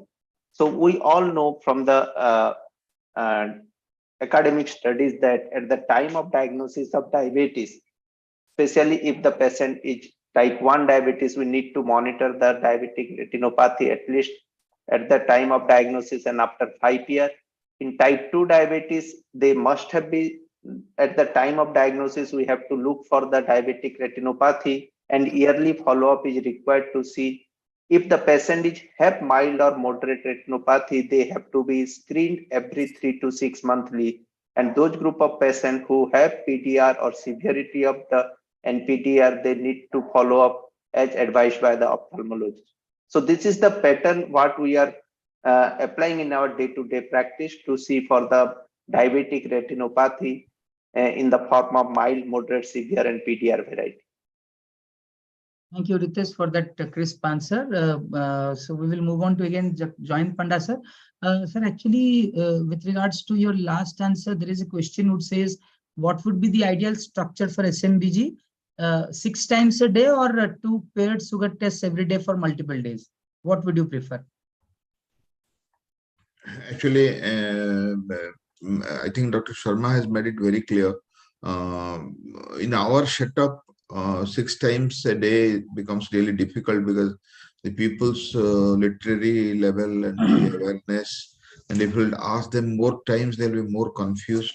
If some medical team is assisting, this 6 reading structured analysis is very good, or else we can stick to the alternate day part to get a impression, because something is better than nothing what we feel, because once we go as per the book recommendation, our people may fly up and they may not just be able to follow that in their practical life. But sir, there is good evidence that the frequency of SMBG is correlated with better control of HbA1c. So we should advise all the patients if they can follow, then number of SMBG should be increased to get a good result. I understand from your discussion, it always is individualized. Sitting at a place like Barampur, if I ask someone to do SMBG 6 times, he may not come second time. He will come directly to Dr. Meher. Barampur to Bhubaneswar. Yeah. Oh, Barampur chhod ke aa jayega. In type 1 diabetes, it is very important actually. So, we recommend that at least 2 values of blood sugar every day. But in type 2 diabetes, if the sugars are well controlled, weekly measurement of 2 values are, I think, is very practical. Thank you. And sir, those patients, those who are doing well on this OADs, the benefit of doing SMBG is not still questionable. Yeah, exactly. And this is very important. I always tell my patients, if you are on OHS, please, whenever at least you are coming to the doctor, do get it done from venous blood as well. Live, yeah. Definitely. Giant Panda sir, so what about monitoring of renal parameters, and if you do any imaging procedures? Yeah, so they're very important in monitoring. As you know, the diabetic kidney disease has taken the center stage. We are not much aware, and the nephrology specialty was not much involved. Now from cardio, it is moving more towards nephro, and tests like urinary albumin creatinine ratio and estimated GFR is mandatory for the early detection of diabetic kidney disease. So what I'll suggest, because they're not very sophisticated tests and done in even small centers, anybody who presents with diabetes for the first time or has a very clear indication of diabetic kidney disease suspected, so you should be able to screen the patient history wise and the routine test wise for the diabetic kidney disease. And most important thing is fluid intake and the diet, as we discussed today in the nutrition session. All depends on your impression of the renal status. So at the diagnosis, and at least once in a year, if there is no renal involvement, is mandatory. And those who have a early diabetic kidney disease or say macroalbuminuria or microalbuminuria, they are to be monitored more frequently, not later than every quarter or every 3 months, with proper instruction of the fluid intake, with the diet pattern and others. And special imaging procedure for the renal part, I'll suggest that if you can see the corticomedullary differentiation, and there are now the procedures to evaluate the blood supply, the GFR, and the related parameters. If patient is attached to a good center or a good city, he can do it from time to time with the advice of the nephrologist. But screening for the early nephropathy and monitoring in those who are having renal involvement every quarter is very important. And those who have a fair control of the blood glucose, at least in a year, we have to screen the renal parameters. Thank you, sir. And what about what is about your practice as far as monitoring the patients who are on ARBs? Do you give any special time frame for them to come to you and again do the tests for ARBs? Yeah, suppose a patient with a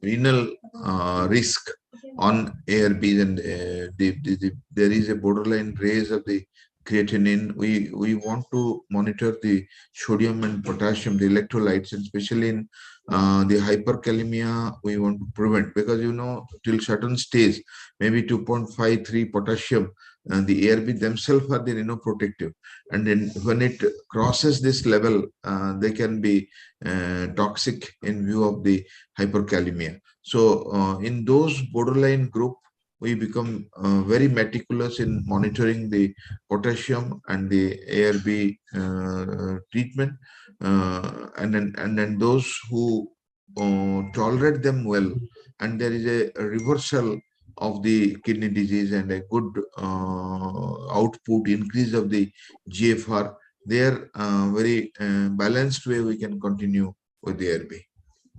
Thank you, sir. Now we would move on to Dr. S.K. Sharma, sir. One of the very important parameter. How do you monitor the cardiac function? How and when? Well, this is a very important question, I should say, because more than 60-70% of our diabetic patients die because of cardiovascular disease. So cardiac functions are very, very important. Routine cardiac evaluation is not recommended.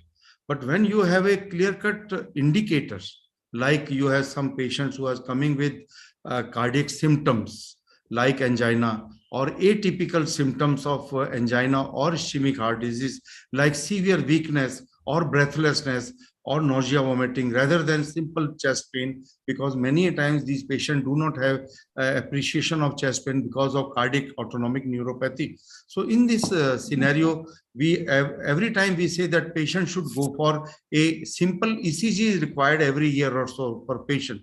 But now ADA recommends that since diabetes is an independent risk factor for heart failure, and diabetes presence is indicated as a stage A of heart failure, because stage A says that you have risk factor for the heart failure, then you are having stage A. So in that way, they say that brain natriuretic peptide or NT-proBNP to be measured every year for these patients. But I don't think we are having this type of you can say pattern still. But whenever you are having some suspicion of you can say patient coming with breathlessness or edema, etc., edema fit, and you think that probably he is having some baseline cardiac abnormality, it is a good test to rule out development of heart failure, because heart failure is now coming in a good way in our diabetic patient. They say that you are taking care of hyperglycemia, hypertension, and lipid. So the chances of ischemic heart disease are now going down, and the chances of developing heart failure is going up, because in spite of good control of hyperglycemia and blood pressure and lipid, patient of diabetes are still developing heart failure. So heart failure is to be coming in forefront for the management of a diabetic patient. For ischemic heart disease, of course, we are going for a battery of tests. Once we think that there is a high probability of ischemic heart disease, so we ask the patient to go for treadmill test or for 2D echo, etc. And then if required, then higher studies are also to be contemplated. Thank you. Thank you, sir. Now it's over to Dr. Dayanidhi Meher, sir. Yes, it's very important. What about monitoring the health of foot? So probably I'm trying to ask you about the vasculopathy and neuropathy, and how often do we need to look at? Yeah, this needs to be discussed because this is the most neglected part in the management of type 2 diabetes, and the suffering is like anything, because most of the time we ignore this component of this patient, this food aspect of the diabetes management. And any patient having symptoms of diabetic neuropathy like burning, tingling, numbness should be examined for food initially, and any patient diagnosed with diabetes subsequently should have annual screening.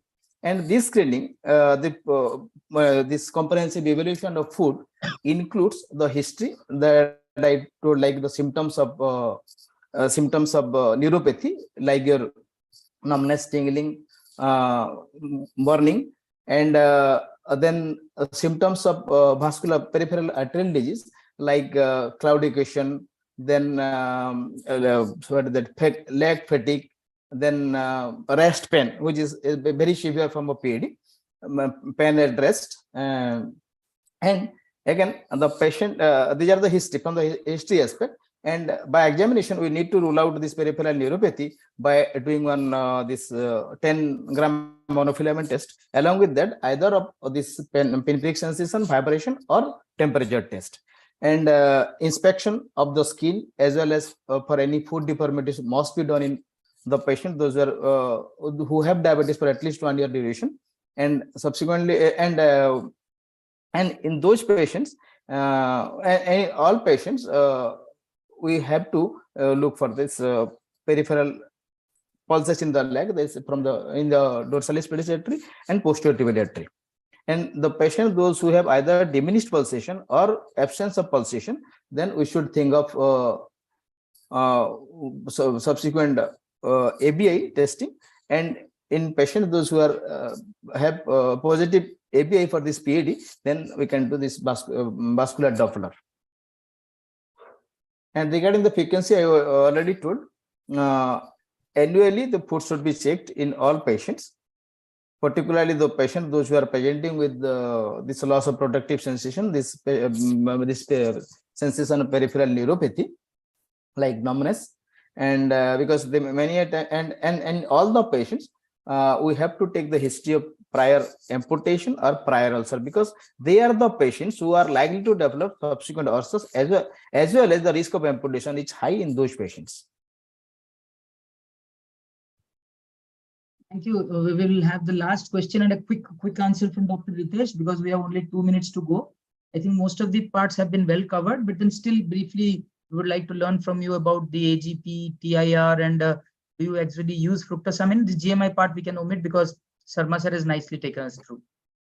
So rightly said, Sunil bhai, we have already discussed a lot about the ambulatory glucose profile, CGMS, TIR, and now the world is changing from the management of diabetes, looking forward from the HbA1c form to the glycemic variability and TIR.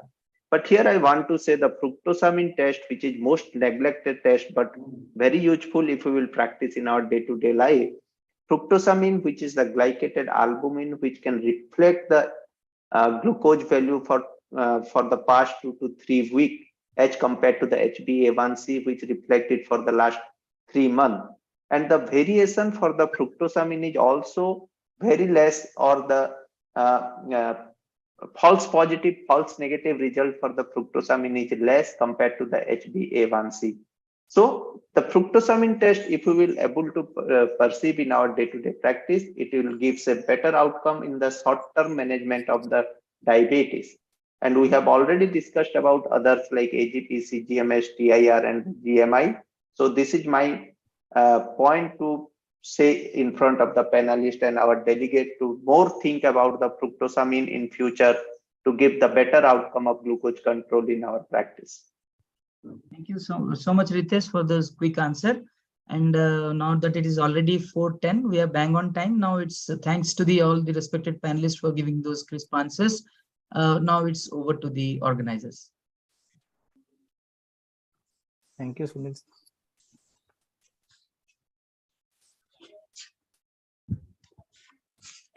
So, thank you everybody for conducting and discussing one of the most important factors in diabetes, TIR and everything.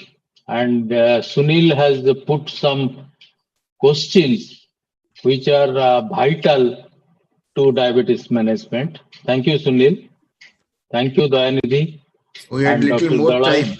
We had little more Yes. time in comparison to other sessions, and that went Yes. very well, utilizing for this measurement part, monitoring part. That was great. So I think we will go for the next session. And the session is very important on our day-to-day practice. Jayant, can you introduce the session? Then we will take it over. Sure. We have the theme of current oral drugs. You see, whatever the pathogenesis, whatever the approach and the policy and the diagnostic methods you follow, ultimately will control it with a drug. And the latest oral drugs will be discussed by a panelist who are of international repute. We have Dr. Ranjit Bari and Dr. J.J. Mukherjee, Dr. Shwengshit Mangaraj, and Dr. Kalyan Kumar Gangopadhyay. And to chair the session, we have Dr. K.P. Tripathi and Dr. Alok Kanungo. And we have a very nice panel where Dr. Niroj Mishra is also joining along with our faculties. So I welcome Dr. K.P. Tripathi, Dr. Alok Kanungo to take over the session and invite the speakers for different topics. Over to chairpersons. KP, please start. Sir, thank you very much. This year's NUCD is going brilliant, although in online mode, but time management is excellent. And at the outset, this session, as Sir has told, this is regarding the current oral drugs. We know that in type 2 diabetes mellitus management, after the lifestyle management, which we always have to stress upon, with dietary modification, exercise, and weight management, we have a lot of drugs. The understanding regarding the pathophysiology of type 2 diabetes mellitus has changed, and from glucocentric approach now, the pathophysiology, we know the ominous octet, and accordingly, in the guidelines also, we are seeing that now this is the era of, personalized sort of medicine. We focus on certain aspects depending the patient profile, and there are many drugs in our armamentarium, starting from metformin, sulfonylureas, and other group of drugs, including the recent one like DPP4 inhibitors, GLP-1 agonists, oral GLP, as well as SGLT2 inhibitors. So in this, we have, as Sir has told, we have 4 brilliant speakers in this, which will gradually proceed. And at the end, there will be a panel discussion. So, Alok sir, can we go for the first talk now? Yes, yes. Let us discuss. And our first talk is by Dr. Ranajit Bari. So he's the DM endocrinologist and assistant professor of medicine, MSD Medical College, currently attached to Amrolipto Government Medical College. Awards, he has got first prize for best case presentation in the East Zone Pediatric Endocrine Update in 2017 and first prize for best paper presentation in East Zone IRA Annual Conference in 2010. And publications, he has 5 international journal publications and 5 national journal publications. And he will be talking on whether we can use the role of vildagliptin in the management of diabetes. How effectively we can talk on that. Dr. Bari, please. Thank you, sir. Thank you, Dr. Kanungo, for your kind words. Thank you, Dr. Tiprati, for kind introduction and setting the platform for today's discussion with therapeutic perspective of diabetes. We have already came across the diagnostic part, the monitoring part, and after that, definitely it's left that the therapy of diabetes mellitus. And I have given the responsibility with DPP-4 inhibitor therapy. And among the DPP-4 inhibitor therapy, obviously vildagliptin is the one of the important choice whenever we consider a DPP-4 inhibitor therapy to our patient with diabetes mellitus. So this is the roadmap of my presentations. What are the roadblocks? Definitely today's topic is, can vildagliptin addresses the roadblock of type 2 diabetes management? So definitely what are the roadblocks? We'll try to find out, and we'll try to find out the rationality of gliptin therapy. So for the current consideration of pathophysiology of diabetes mellitus is concerned, that is the ominous octet. The incretin mimetics are more effective in Asian Indian patient compared to Western counterpart, and we'll try to find out role of vildagliptin in addressing the different roadblocks in management of diabetes. We'll try to find out the supporting evidences. What are the supporting evidences are available in favor of vildagliptin in different spectrum of diabetes patients, starting from newly diagnosed younger patient to elderly patients with comorbidities, hepatic function, renal function particularly.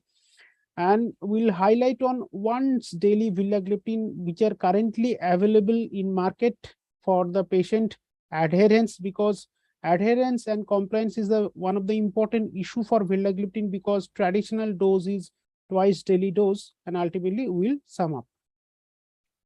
So what are the roadblocks in diabetes management, particularly OAD concerns are there? So in management of type 2 diabetes, definitely OAD comes first. And apart from metformin, whenever we try to choose the second line of therapy, the different perspective actually come. This perspective are definitely patient's perspective. What is the patient comorbidities, patient's affordability, weight, patient's weight gain and hypoglycemia concern. But whenever we choose any therapy for diabetes, particularly, we need to think of the safety of this drug, safety in respect to cardiovascular safety, hepatic safety, renal safety, and as well as safety in respect to your hypoglycemia concern and weight gain concern. So this is, and apart from this, we need to think of the efficacy, whether the drug will be efficacious or not. So far, it will be able to achieve the target glycemic parameters, that is the HbA1c, will be able to address or not. What is the durability of the therapy? Are the therapy will be durable enough so that the secondary failure rate can be lessened? We all know that fewer drugs, what are the traditionally available for a long time, are known for high secondary failure rate. So the drug has to be durable enough. And compliance is the one of the important concern. Multiple doses actually hampers this compliance, as well as the few important side effects related to the drug, particularly genital tract infection, hypoglycemia. This actually impairs the compliance of the drug.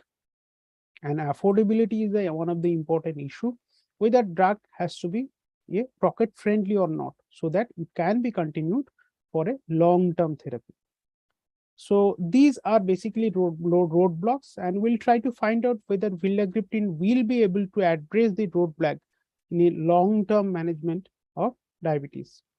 So this is ominous octet. This is the current consensus of pathophysiology of diabetes. These 8 ominous things are actually leads to hyperglycemia. And if we think of incretinomimetics, starting from GLP-1 analog to DPP-4 inhibitor, these are basically addresses the various aspect of this ominous octet. You see the tick mark actually, the secretory defect of pancreas in the form of insulin secretory defect, the hyperglucagonemia, the incretin defect, increased lipolysis, and along with, to some extent, the neurotransmitter dysfunction of brain, that is the satiety center abnormality, can be addressed whenever a patient being treated with incretin as like DPP-4 inhibitor like vildagliptin. So if the patient is being diagnosed to have diabetes, incretin defect is one of the key concern, and that incretin defects mean that the insulin being secreting less, whether the patient is having unchecked glucagon secretion, and that leads to hyperglycemia. But whenever this patient being treated with DPP-4 inhibitor, it actually restores the incretin defect in the form of the prolonging the action of insulin, that leads to increased insulin secretion and obviously suppressing the glucagon. So improved glycemic control is the ultimate key thing. So it's a rational therapy.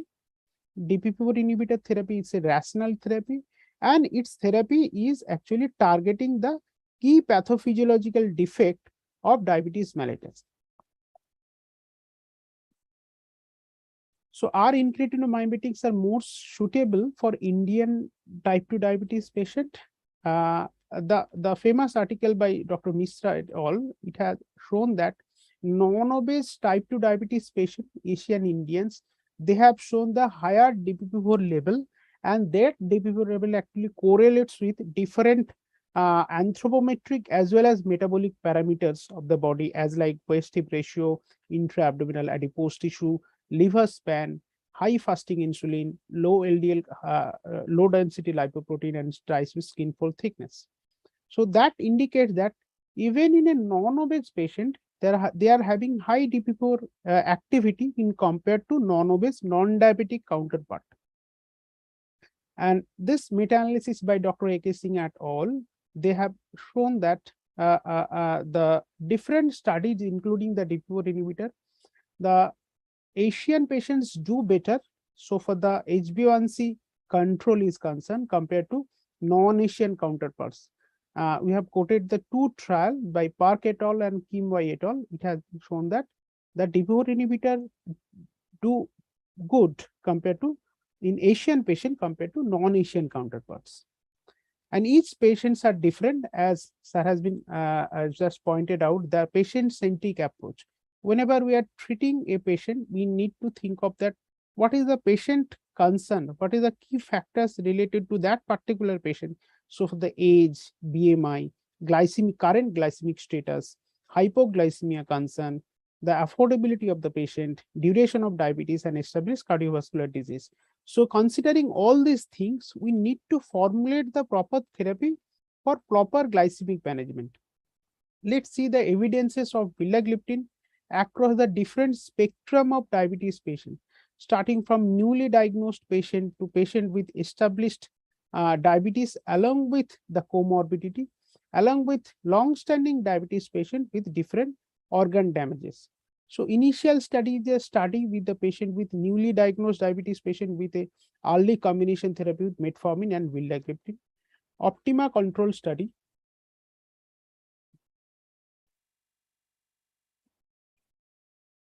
Optima control study is the studies for patient with sitagliptin head-to-head with vildagliptin on insulin, and to see the glycemic variability.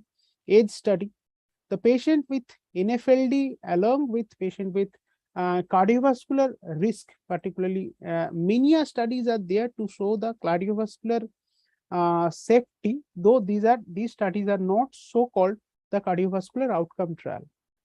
The virtue study is the patient is with Ramadan. It has been shown that the vildagliptin do better in patient with even in Ramadan with a less hypoglycemia. Even in elderly patient with renal impairment, vildagliptin has shown its efficacy with a less risk of hypoglycemia. Though DPP-4 inhibitor have a tagline along with patient having heart failure to use with caution, but study with patient vildagliptin with heart failure patients are there. It has been shown that no increased incidences of heart failures are there. Though there are not any head-to-head trial in between the different DPP-4 inhibitor, but it has been shown that in this tiny study, the vildagliptin did better to some extent compared to lina and sitagliptin, so far the HbA1c reduction is concerned, and patient attaining their target HbA1c along with requirement of insulin is less in vildagliptin group compared to metformin group. Initial study is a recently diagnosed diabetes mellitus patient. Age study is the real world study as a add-on therapy to metformin. You see the number of patients in these real world studies. This is the add-on therapy to metformin compared to other oral anti-diabetic drug, and it has been shown that vildagliptin did better as a add-on therapy to metformin compared to other comparative anti-diabetic drug in this real world study. Verified trial, as you all know, that verified trial is a well-known trial, is a landmark trial, and this has changed the landscape of management of diabetes with a starting with early combination therapy, as the verified trial shows that early combination therapy actually reduces the secondary failure rate to the tune of 49%. So glycemic variability is one of the important concern for the management of diabetes mellitus nowadays, and DPP-4 inhibitor as a whole has a good for glycemic variability, because it not only increases the insulin secretion in a glucose dependent manner, but also it reduces the glucagon secretion. You see that this is the glycemic variability by its sense, and it causes the improvement of the insulin secretion and reduction of the glucagon secretion in the phase of hyperglycemia, but it stimulates the insulin secretion in the phase of hypoglycemia. So this is the head-to-head trial versus glimepiride for glycemic variability, and those patients being treated with vildagliptin has a less glycemic variability compared to glimepiride, and patient on vildagliptin compared to sitagliptin do better so far the time in range is concerned, because time in range is nowadays is the most accepted parameter for glycemic variability. So this is also a time in range study. So this is the VILDIAL study that has been shown that those patients with vildagliptin along with insulin, they do better 76% in time in range compared to insulin only group. So patient treating with insulin, if you add vildagliptin like DPP-4 inhibitor, the glycemic variability can be lessened, and also incidences of hypoglycemia can be lessened because of this dynamic way of action of vildagliptin on glucagon particularly. Safety parameters has been, you see that organ safety parameters, you like the QT prolongation part. The vildagliptin has been studied in a therapeutic dose of 100 milligram and 400 milligram, that is supratherapeutic dose, in comparison to moxifloxacin, which is a well-known drug for QT prolongation. And you see that this is the solid rhomboid is the vildagliptin 100 milligram. It has been shown that less QT prolongation compared to the moxifloxacin. This is the moxifloxacin group. So we can accept this therapeutic dose of vildagliptin so far the QT prolongation is concerned. There is no risk of much QT prolongation. So vildagliptin, this dynamic action of glucagon in phase of hypoglycemia, it has been shown that it stimulates the glucagon secretion. It leads to reduction of the hypoglycemia in hypoglycemic part, whereas in hyperglycemia, it actually suppresses the glucagon. Vector study is basically study with Ramadan patient, and it has been shown that those patients on Ramadan actually less incidences of hypoglycemia and weight gain. And Virtue study is a more vector study, the study population is less, but in Virtue study is 1300 Muslim patients. Then this is the multi-centric study. You see that those patients on vildagliptin, they had a less incidences of hypoglycemia compared to sulfonylurea. Basically, the sulfonylurea used in this study is glyclazide. So less incidences of hypoglycemia as well as less weight gain in patient being treated with vildagliptin compared to sulfonylurea, that is the glyclazide 80 milligram. Renoprotective action can be postulated by this mechanism, that because patient with diabetic kidney disease, it has been shown that higher expression of the DPP-4 and TGA beta activation as well as microRNA suppression. So by inhibiting DP4, we can expect that some amount of renal protection by using DP4 inhibitors.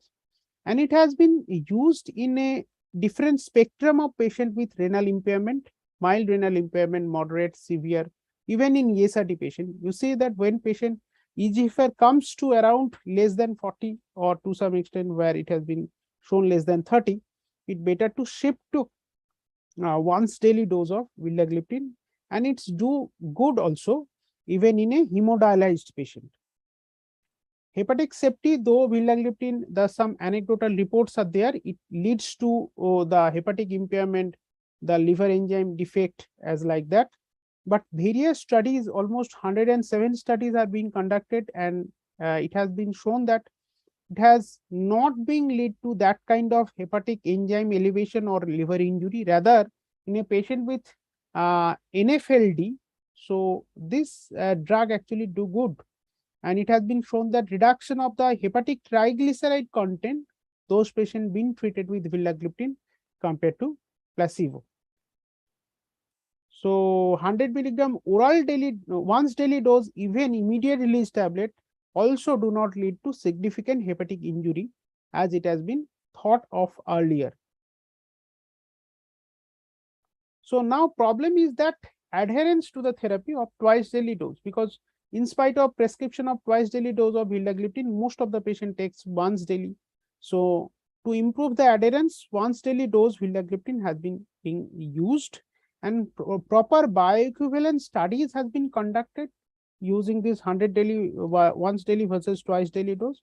And this bioequivalence data actually proved that it is equally effective, so for the efficacy is concerned, as like twice daily vildagliptin.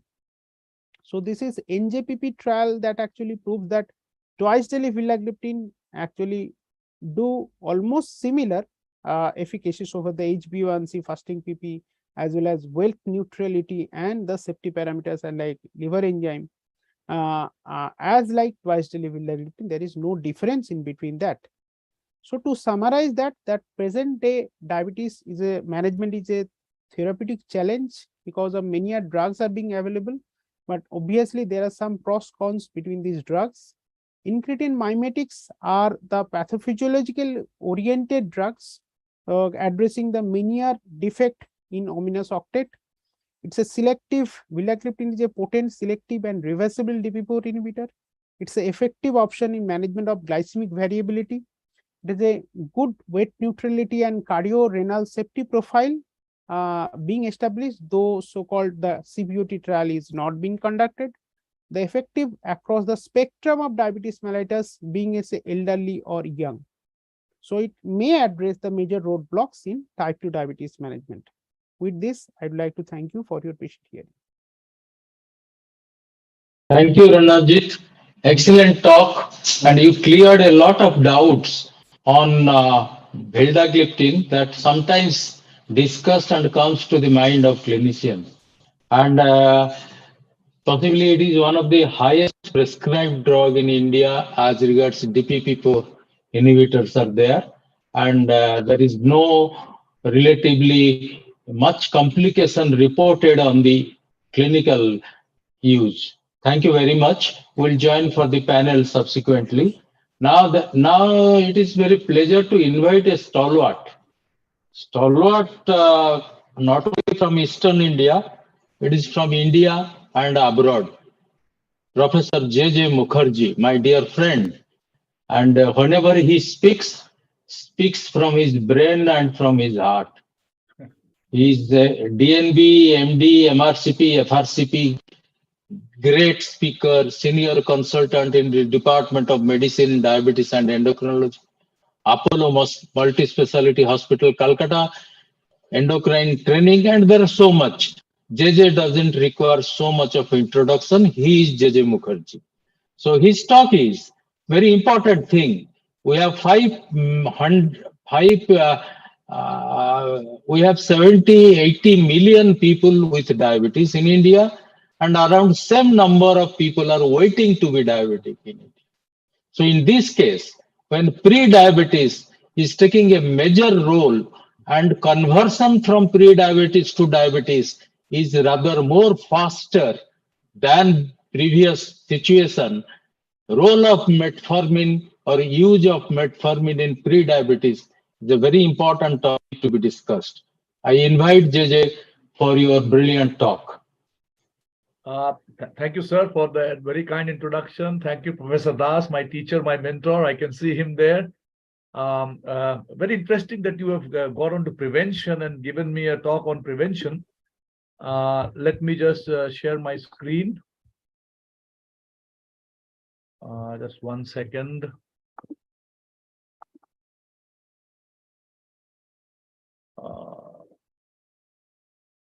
Little bit challenged now suddenly. Why, I don't know. Just 1 second. Give me 5 minutes. I'm getting a little bit confused here. Right, it's come now. It's come now? Yes. Right. And are the slides moving? Yeah, it's moving very much. Okay, thank you very much.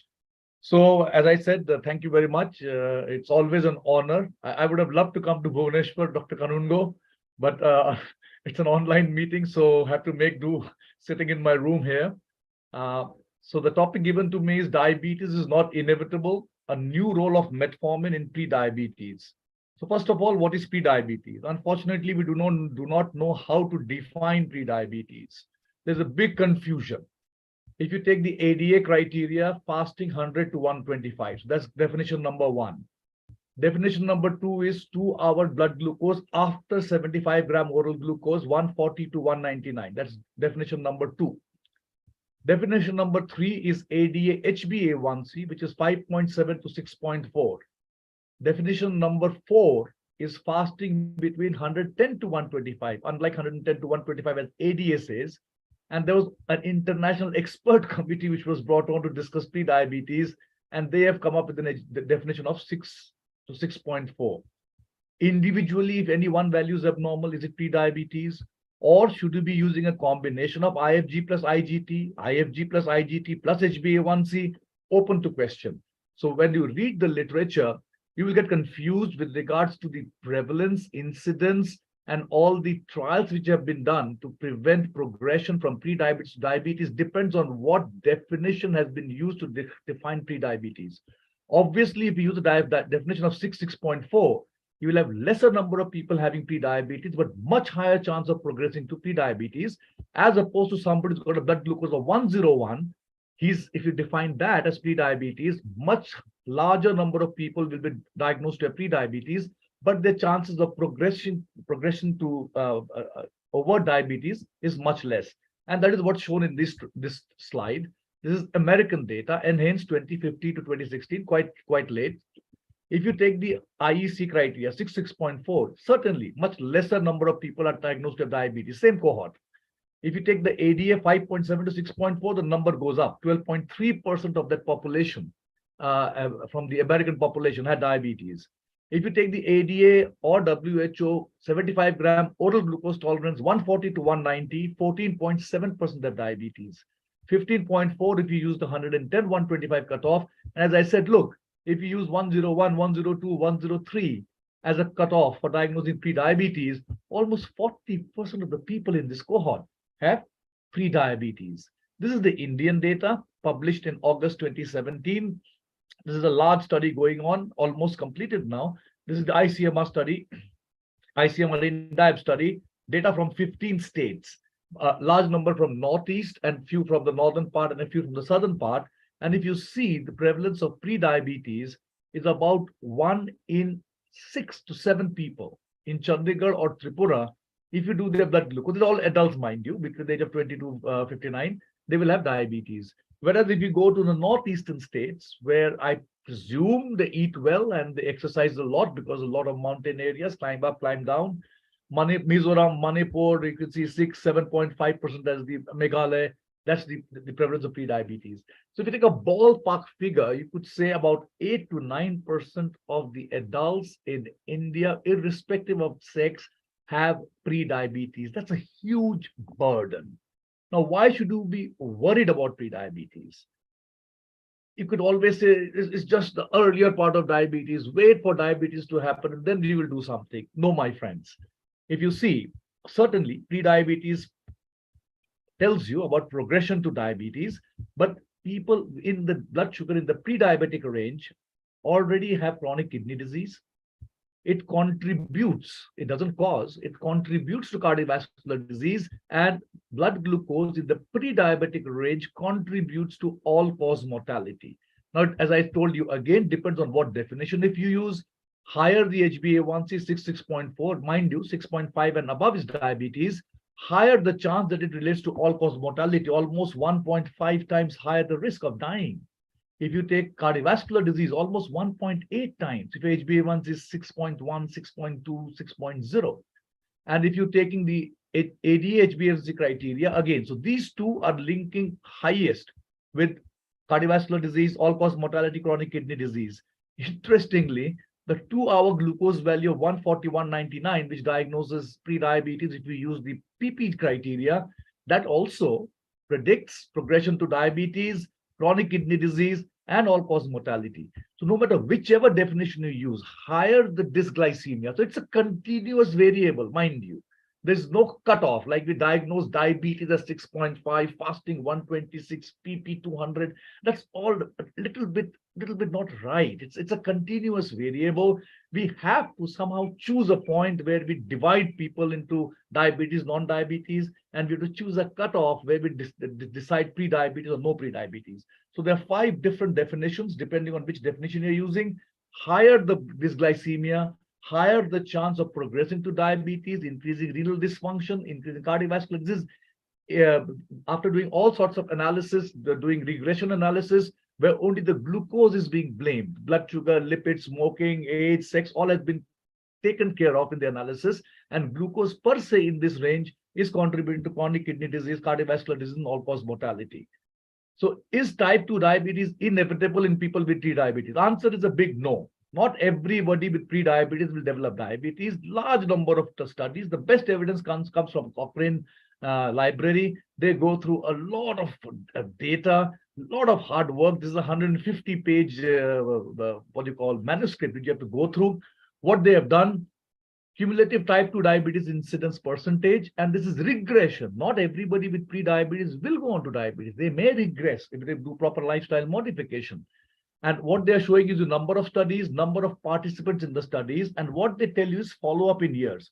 Longer is the follow-up, higher is the chance of progressing to diabetes. Next slide, don't pay attention. This is just to tell you how much hard work they have done. They've done a follow-up at 1 year. They're telling you that there are 3 studies, 671 patients, 1 study, 207 patients. The largest evidence comes at 5 years. There are 7 studies, 11 studies, and they have taken all different definitions of pre-diabetes. They've not taken the various combinations, but all different definitions. So to make this slide uncluttered, just look at this slide now. If you have pre-diabetes, and if you have pre-diabetes with the IFG criteria, ADA, glucose is 101, 102, 103. At 5 years, you have 18% chance. So 1 in 6 will go on to develop diabetes. At 10 years, 1 in 4, and at 12 years, 1 in 3. But if you're using both IFG and IGT, look at that. And this has got the best evidence, largest number of studies, larger number of patients, half will go on to develop type 2 diabetes. Again, to answer the question Dr. Kanungo raised, is it inevitable? The answer is not inevitable. Half of them will not develop diabetes. And even 1/3 will reverse back to normoglycemia. And if followed up for 10 years, evidence is weaker, lesser number of studies, maybe 40% can revert back to normoglycemia.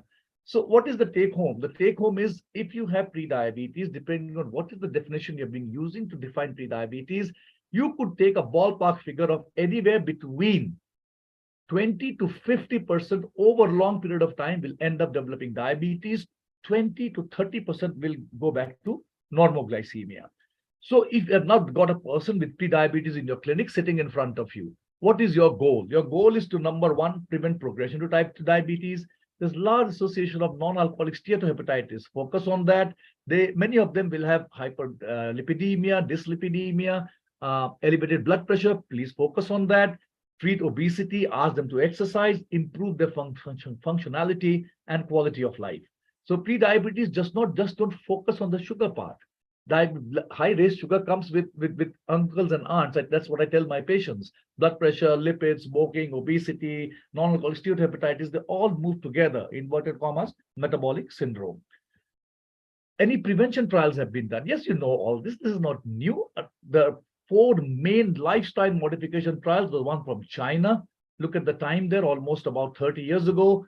Finnish diabetes study almost 20 years ago, the American Diabetes Prevention Program 20 years ago, and our own Dr. Ramachandran's Indian DPP, which was almost about 15 to 17 years ago now. What did they show? They included the diet arm, exercise arm, and the pharmacotherapeutical arm, which was only metformin. Only American DPP and Indian DPP had the metformin arm. Don't read this table. I will come to it more when I continue. Are pharmacological agents being tried in prevention of type 2 diabetes developing in people with pre-diabetes? Yes. Name any drug and it's there. Proglitazone now banned, acarbose, metformin, which we're going to discuss in more detail, orlistat, rosiglitazone, ramipril, voglibose, natiglinide, which miserably failed, valsartan, pioglitazone, liraglutide. They've all been studied.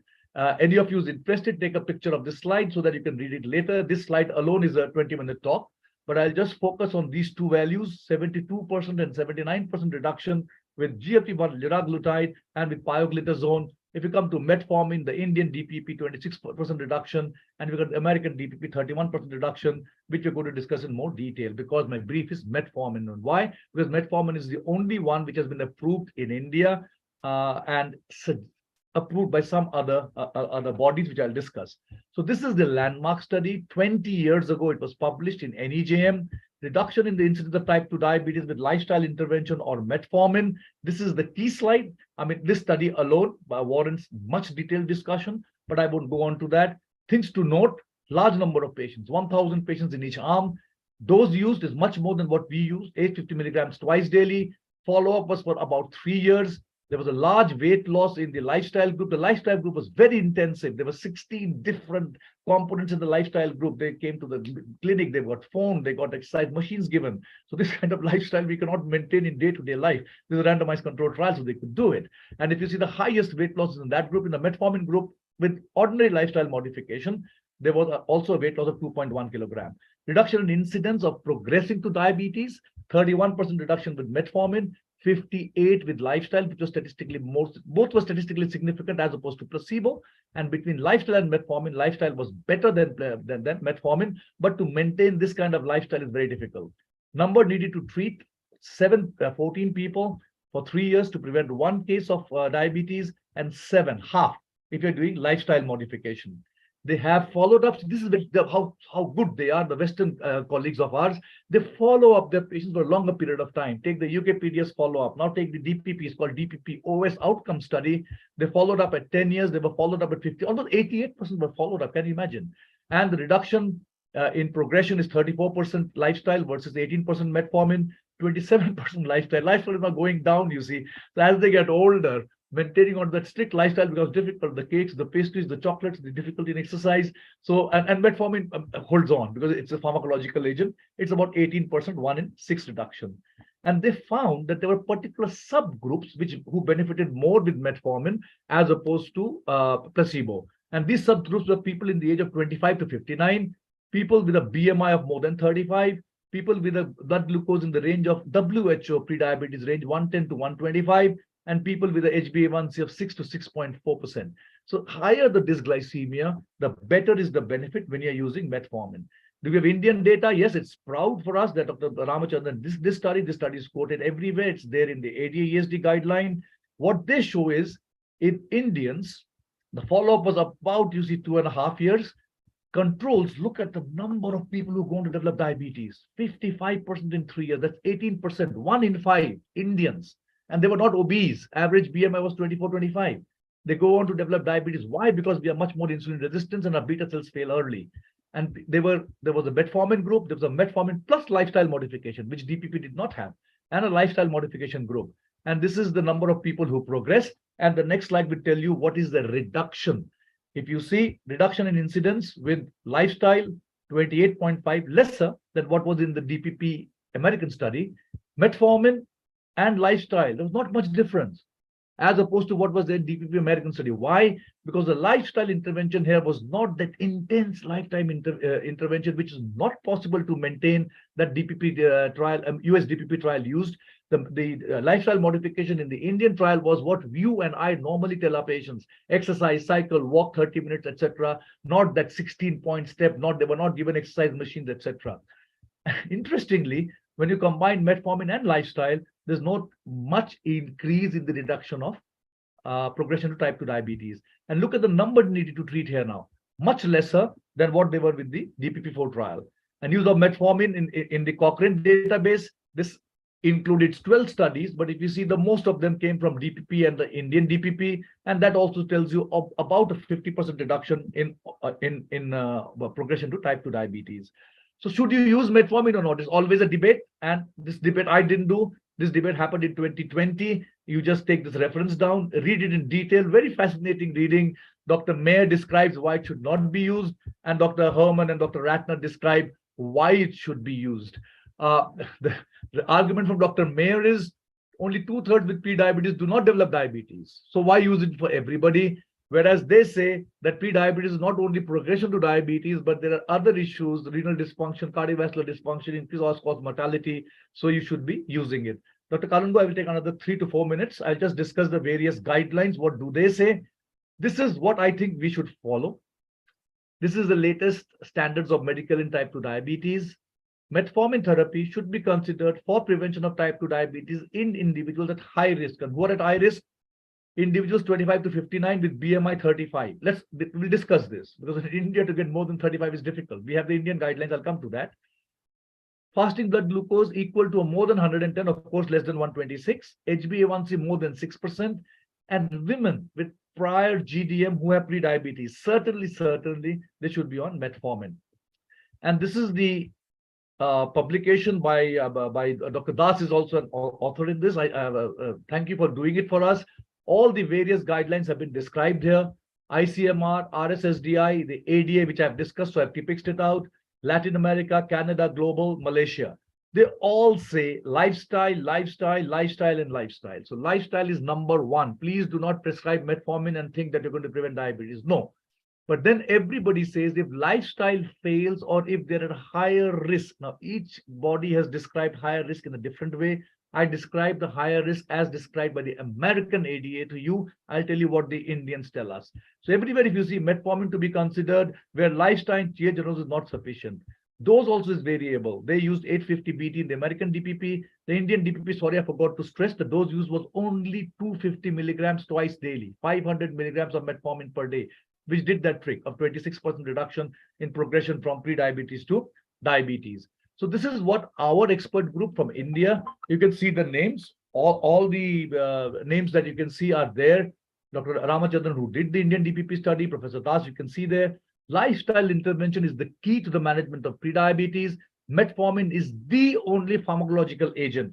If you see the AAC guideline, they add voglibose. But metformin is the only pharmacological agent recommended. Large randomized clinical trials have provided evidence that metformin is effective. And this is what our DCGI or CDCSO tells you, which has been approved in India. It's the first pharmacological agent which has been approved in April 2022. So almost 8 months now. Many of us don't know this. Indication for use of metformin in adults with pre-diabetes as follows: reduction in the risk of delay or onset of type 2 diabetes in adult overweight patients with IGT or IFG or increased HbA1c, any of the 3 definitions that you want to use, who are at high risk for developing over type 2 diabetes and still progressing towards type 2 diabetes despite implementation of intensive lifestyle changes for 3 to 6 months. So the brief to me, Dr. Karungo, you gave what's new. This is what's new. We knew this data for 20 years. FDA has still not approved it, even though ADA is recommending it. But we have gone forward thanks to our stalwarts, as I just showed you, and it's approved. But what is the ground reality? Many of us don't know it's approved. And look at the ground reality. There's a very nice paper, very recent, published just this month, which tells you the use of metformin in people with pre-diabetes, the entire US data for the last 12 years. This is what ADA tells you. It's been telling you since 2016, BMI more than 35 and history of GDM, 47,000 patients. Every year when they got diagnosed diabetes, they looked at how many of them received metformin. 1 in 20. Pathetic. And if you take anybody, I mean, people with pre-diabetes diagnosed whichever way, only 1 in 50 are getting metformin. At least this group, people with pre-diabetes who are so obese and who have past history of GDM, some of them, not all, should be on a metformin. Why not? But they are not. Only 1 in 20 of them are on metformin. So my conclusions. These 9 lines are very important, my friends. First, pre-diabetes is common. If I showed you the data in India, anywhere from 6% in our northeastern states to as much as 14% in Chandigarh. I trained from PGI Chandigarh. It's a very nice city, a lot of food is available. It's a major public health issue globally. Why? Because it's not progression to diabetes, but renal dysfunction, cardiovascular dysfunction, all cause mortality. Individuals with pre-diabetes have these issues. A major challenge in the field is lack of consensus as to how to define. I've said that. Early intervention provides greatest benefit, requires modification of workflow now in a thought processes. Lifestyle modification, say 10 times, is the first line therapeutic approach to pre-diabetes, but often difficult to sustain in practice. And I am your prime example, ladies and gentlemen. I mean, I know I have to do lifestyle modification. I fall in pre-diabetes group, but I can't stop. In the winter months, we get nice, it's called Nolin Gudel Roshogolla. It's so nice. And the Mishti Doi, whenever we go to a meeting, it's all available. So despite Dr. Mukherjee knowing that lifestyle modification is important, he unfortunately miserably fails. FDA has not approved any pharmacological agents specifically for use in prevention of type 2 diabetes. ADA recommends in this particular group. And in India, it is approved, my friends. Despite that, real world use of metformin among people with pre-diabetes is very, very low, pathetically low, and we should change it. So we have been through the entire pre-diabetes gambit in the 15, I think I've gone to 18 minutes. Apologies for that. Back to you, Dr. Kanungo. Thank you for. Thank you, JJ. Excellent. It was a learning process for all of us.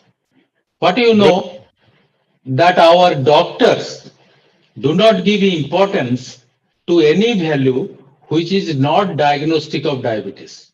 Any value that is lower, our doctors say, it is okay, go, try and come after 6 months.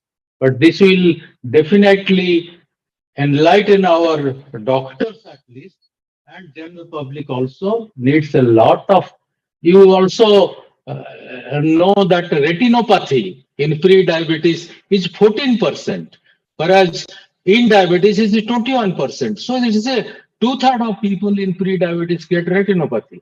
So many things are there. Thank you very much. There are many questions to be answered.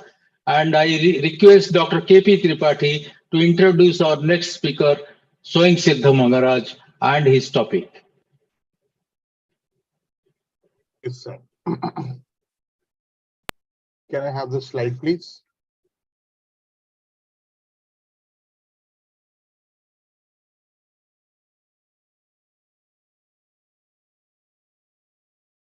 It is there. Yes, yes. Dr. Swayam Siddha Mangaraj is the son of the soil.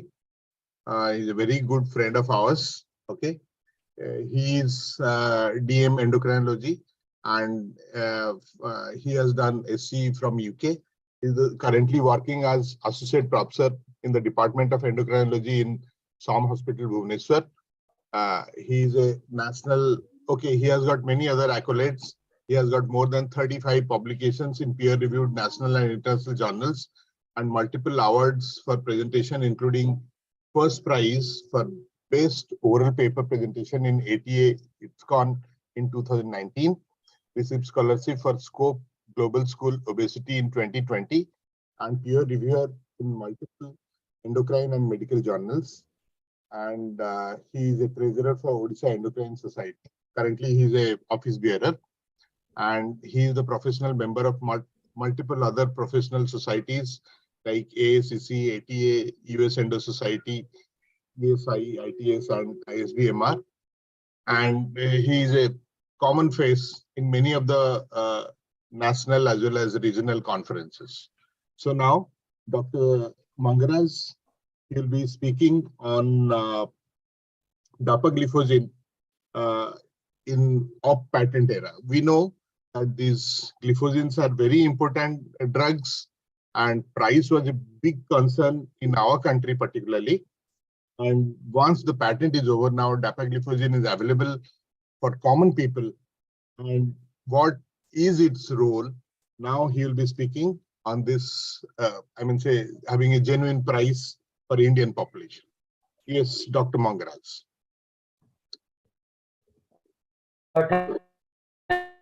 Thank you, sir, for that kind introduction. And at the outset, I would like to thank the entire organization team, NUCD, for the invite, especially Alok sir, for giving me this opportunity. And as usual, it has been a fantastic day with the scientific sessions, crisp and lucid. And we have just heard a magnificent talk by JJ sir. So I think my job is am I visible in full screen mode? Can someone confirm me? Is it visible in full screen mode? Yeah, it's visible full screen. Okay, thank you. So I will be talking regarding dapagliflozin and SGLT2 inhibitors as a class in particular with regard to the emerging evidence and how this drug has changed the landscape of diabetes treatment. So as we all know, perhaps if you name a single drug that has actually transformed the way we treat and manage diabetes in the past decade is SGLT2 inhibitors. From mere being a glucose lowering drug to continuing to progress the cardiorenal continuum that has been shown to improve with each passing year with the use of SGLT2 inhibitors. So as we all know, when almost a decade back the molecules were launched, so they offered good metabolic benefits in patients with diabetes with A1C reduction of 0.7-0.8%. But what surprise came is the publication of blockbuster randomized CVOT trials that perhaps for the very first time we have an agent which actually reduces your cardiovascular endpoints apart from giving you the glycemic benefits.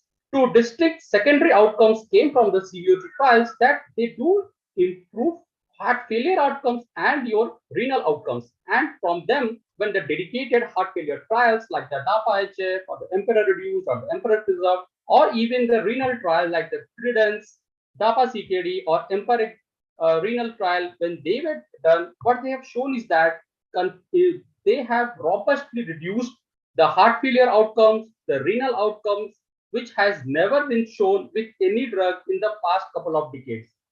So I think that speaks volume about the efficacy, safety of the drugs. If you look at dapagliflozin as a class effect, it gives you A1C reduction to the tune of 0.7 to 0.8%. It offers you weight loss as well as reduction in the blood pressure, which may be clinically significant in addition to what is offered by the antihypertensives.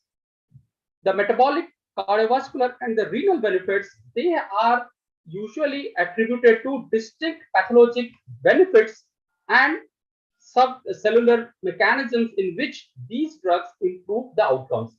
So this perhaps induced diuresis, glycosuria, and natriuresis, and that leads to certain biochemical changes, including improvement in the mitochondrial and the cardiomyocyte bioenergetics, in which ketones is perhaps used in a better utilized way, so that the energy utilization becomes better. It improves your vascular function as well as the renal function with regards to decrease in the cardiovascular endpoints, renal endpoints, as well as the glucocentric benefits of the drug.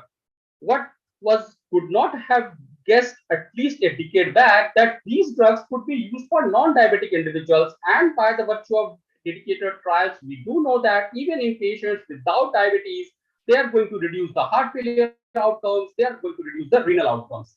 So these drugs perhaps have their dedicated benefits with regards to improvement in the metabolic pathways and the non-metabolic pathways, to which they give you the dedicated cardiovascular outcomes. So not only the improvement in the glycemic status or the lipid parameters, they improve the visceral adiposity, they improve the bioenergetics in which how a cell functions, thereby giving you benefits with regards to heart rate, blood pressure, improvement in the cardiovascular outcomes. So if you look at the renal parameters, with that also, it induces the decrease in the intraglomerular pressure, it acts as a smart diuretic, reduces the albuminuria, as well as there is certain evidences, especially in the experimental level, of chronic kidney disease. They have an excellent safety safety profile because of the less minimally with education and drugs at certain points. Glycemic decay is still very less, and there is special scenarios in which you can suspect glycemic decay. But the benefit which they give is something which is not offered by any other class of drugs. So if you look at the glycemic efficacy as a solo agent or as an add-on to metformin or other group of drugs, they give you glycemic benefit with regards to A1C reduction to the tune of -8 to 1.4%, depending upon what your baseline A1C was, that they can be added to any class of agents, including DP4 inhibitors, metformin, sulfonylureas, and insulin. The beauty of the drug is that the weight loss which the drug induces comes from the loss of visceral adiposity. That means if you offer the drug to an obese individual, they are likely to lose more weight. And if you offer the agent to a patient who is non-obese or even lean, they are likely to lose less weight. And predominantly, that weight loss is going to come from your visceral fat mass, not from your muscle mass. Hence, if you look at the dedicated CVOT trials, what we can see is that the DECLARE-TIMI, the landmark CVOT trial done for DAPA, that particularly represents the typical primary care segment patients which generally come to us for treatment, and these are the targets in which we can target for improved cardiovascular outcomes in future. The pumps, pipes, and filter. So we all know that SGLT2 inhibitors perhaps improve all the dedicated benefits with regards to heart functioning, the vasculature, as well as the renal outcome. So reduction in the MACE endpoint, but the subgroup cohort analysis, when they have shown that individuals who have a baseline ACVD, there they indeed reduce the MACE outcomes. But what was surprising is that there was significant robust reduction of hospitalization for heart failure and the renal outcomes, irrespective of the baseline A1C, glucose status, and the complication status. Fewer newer trials like the DAPA-HF, it is not new to call, but what they have conclusively shown that use of dapagliflozin in patients with reduced ejection fraction resulted in significant reduction in the first and the recurrent events for hospitalization for heart failure. It improved the all-cause mortality, and there is a significant reduction in the CV death or worsening of heart failure even by 1 month of drug use. So by that, it is now well approved for treatment in patients of heart failure who had reduced ejection fraction. And this benefit was seen irrespective of whether you are a diabetic or non-diabetic on a baseline anti-diabetic therapy, what is your NT-proBNP level or baseline EGFR. So across the class of agents or across the class of groups, this drug performed exclusively well. Now, if you look at, so this drug is now advocated to be utilized as a foundational therapy for management of heart failure. It is included in the guideline management treatment protocol for managing patients with reduced ejection fraction. And it is as good as ARNIs or other standard of care of therapy. And it definitely adds years to a patient life when they are initiated right at the proper time. Now came the surprise with the publication of DELIVER trial a couple of months back in 2022, in which they have seen whether the patients who have mildly reduced ejection fraction or even preserved ejection fraction heart failure, whether these candidates are likely to benefit with the use of dapagliflozin, because evidence for that was lacking. So what we have with DAPA-HF is reduced ejection fraction, but one thing became crystal clear with the publication of DELIVER trial, that it was perhaps the largest and broadest clinical trial of this population, enrolling high-risk patients with heart failure with mildly reduced or preserved ejection fraction. So in NEJM 2022, when the trial was published, it showed that dapagliflozin not only reduced the heart failure outcomes, but also it reduced the composite endpoint of worsening of heart failure and cardiovascular death in patients who had either a mildly reduced or preserved ejection fraction. And in Nature Medicine, only a month back, a meta-analysis came which included both the pooled meta-analysis of the DAPA-HF and the DELIVER trial, in which they have shown that perhaps you take into account any endpoint, the CV death, hospitalization for heart failure, all-cause mortality, or the composite of CV death or hospitalization for heart failure, all of these outcomes were significantly reduced with the use of dapagliflozin. Next, coming to renal protection. So DAPA-CKD was one of the very first trials to look for the use of dapagliflozin in both diabetic and non-diabetic, whether they improve your cardiorenal outcomes. So it was terminated prematurely because of the benefit it gave.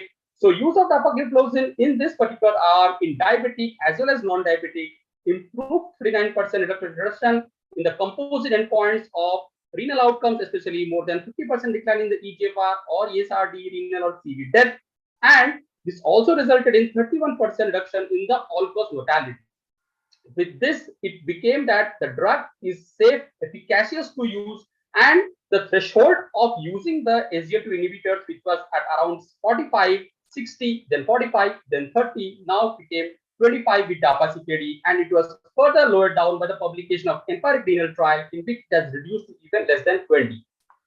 So dapagliflozin, one surprising thing I would also like to show you here is that use of dapagliflozin in these patients of DAPA-CKD trial, to look at the stratification by the ethnicities, we are surprising similar to what is found with other DP4 inhibitor trials, that the Asian cohort performed very well and the hazard ratio was only 0.7 with regards to use of dapagliflozin and having a serious adverse outcome in the DAPA-CKD cohort. So by this we know that use of the drug can be safe and effective in retarding the progression of diabetic kidney disease or even non-diabetic kidney disease, so that we have an agent as of 2022 that can actually bring some clinically meaningful differences in the life of CKD patients. I have not shown some subgroup cohort analysis. The two beautiful subgroup analyses have been published, in which they have shown that patients who had FSGS and patients who had IgA nephropathy, which are distinct from diabetic kidney disease, in those patients also dapagliflozin resulted in lesser number of renal outcomes in patients who took dapagliflozin versus placebo. So not only the diabetic kidney disease, but per se other forms of chronic kidney disease, including IgA nephropathy and FSGS, these drugs work pretty well and can be safely prescribed. So one thought would arise that perhaps initial use of SGLT2 inhibitors in particular may give rise to sudden decline in the eGFR, but that is something which is very, very less in number, and usually once it can be monitored safely, majority of them do not necessitate reduction or omission of the drug. They can safely continue the drug so that they continue to get the benefit from the renal endpoints. However, the glycemic benefits are unlikely to be that bigger once your eGFR falls from less than 25. But definitely, I would endorse using the drugs if the patient continues to have some benefit from the cardiorenal outcome perspective. So what does the guideline say? If you speak of in 2023, the combination, the ESD-ADA joint statement, which was published a couple of months back, they have clearly spoken that in heart failure or in patients of diabetes who are at risk for heart failure, SGLT2 inhibitors as a class should definitely be offered to them, and the drugs like DAPA, EMPA, or CANA, which have shown to improve the outcomes, should definitely be given even before metformin is given. If you look at from the renal endpoints, the change which I am talking about, that earlier the eGFR threshold is now reduced to less than more than, and continue to take the drug, and it should be withheld once the patient is initiated on dialysis or the patient undergoes transplantation. The use of dapagliflozin SGLT2 inhibitors in the PNDD, that is the new onset diabetes after transplant, is the data is very less but interesting, and I think within few years we might see the use of drug in post-transplant diabetes as well. If you look at the heart failure guidelines, it is recommended in patients who are at risk for heart failure, like a diabetic patients, or who have a pre-heart failure stage A, stage B stage. What is surprising to see is that if you look at the stage C and stage D, the robustness of data and the level of evidence for SGLT2 inhibitors is superior, even with regards to or in contrast to ARNIs and ARBs, which have been the cornerstone or foundational therapy for heart failure. So I think majority of the heart failure patients would definitely benefit from the use of the drugs. So lastly, I would endorse the use of these drugs as per the KDIGO guidelines. So KDIGO guidelines as of 2022 endorse using the SGLT2 inhibitors in any patient, diabetic or non-diabetic kidney disease, if they are tolerant to drug, to initiate the drug if the eGFR is more than 20, and continue it until and unless the patient is supplemented with hemodialysis or the patient undergoes transplant. So I would like to summarize here that perhaps SGLT inhibitors as a class of drugs, they improve the glycemic control by with like Surya, but the benefit which they give to the extra glycemic benefit with regards to cardiovascular and renal outcomes is something which is far, far superior, and no patient should be perhaps deprived from the use of SGLT inhibitors, especially in the off-patent era when the drug is available at much cheaper rate. So many patients who are deprived from the drug because of the cost issue can now reap the benefit of the drug. And dapagliflozin in particular, because of the publication of landmark trials like Ticlatini, DAPA-CKD, DAPA heart failure, and DELIVER, it now covers the entire spectrum of cardiorenal continuum backed by robust scientific evidence to give you benefit with regards to extra glycemic benefit that is not given by any other class of agents as of 2023. So I would rest my case here and we can have some discussion. Thank you, Swangsit. Excellent talk. And everybody will agree that your voice quality is excellent. And the quality of the talk, everything was nice. I still remember October 21st, 2021, the patent was over. And on 22nd October, dapagliflozin was launched by one of our very prominent companies. And from that day onwards, many Indians have started using dapagliflozin because it became affordable and quality was at par.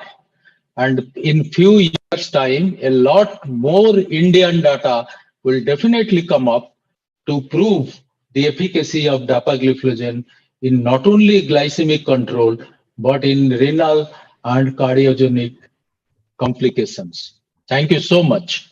I request now our dear friend, Dr. Kalyan Kumar Gangopadhyay, very important figure, excellent speaker, and known for his fluent talks, any topic that he speaks. Dr. Kalyan Kumar Gangopadhyay, MD, MRCP, CST, Endocrinology, MD 1996, consultant in Diabetes University Hospital, Birmingham, investigator in several clinical trials. Prizes won in UK are Stephen Whitaker Prize, Wayne Wade Prize, Endocrine Society Prize, and NOCE Prize, and so many other publications. Publication in national journals are 18, international 22, abstract publication in 15, book chapters 4, current post consultant in endocrinology, C.K. Birla Hospital, Peerless Hospital, Calcutta. I welcome you to 9th edition of NUCD, Dr. Kalyan. You'll be talking on position of sulfonylureas in present era. There has been a continuous conspiracy to remove a drug from the armamentarium of diabetes therapy, which helps almost 70 to 80% of Southeast Asian population. It is now time to protect its integrity scientifically. Thank you. Thank you, Kalyan. Okay, good evening, everybody. So my talk today is of positioning of sulfonylurea in the current era. Now, sulfonylurea has been there for a long period of time, but I'm sure, ladies and gentlemen, when I attend and you attend various programs, whenever a new molecule comes up, the pet bashing boy becomes a sulfonylurea, and everybody tries to bash it. Although about close to half of all the prescriptions worldwide, not only in India and even in the USA, they contain sulfonylurea.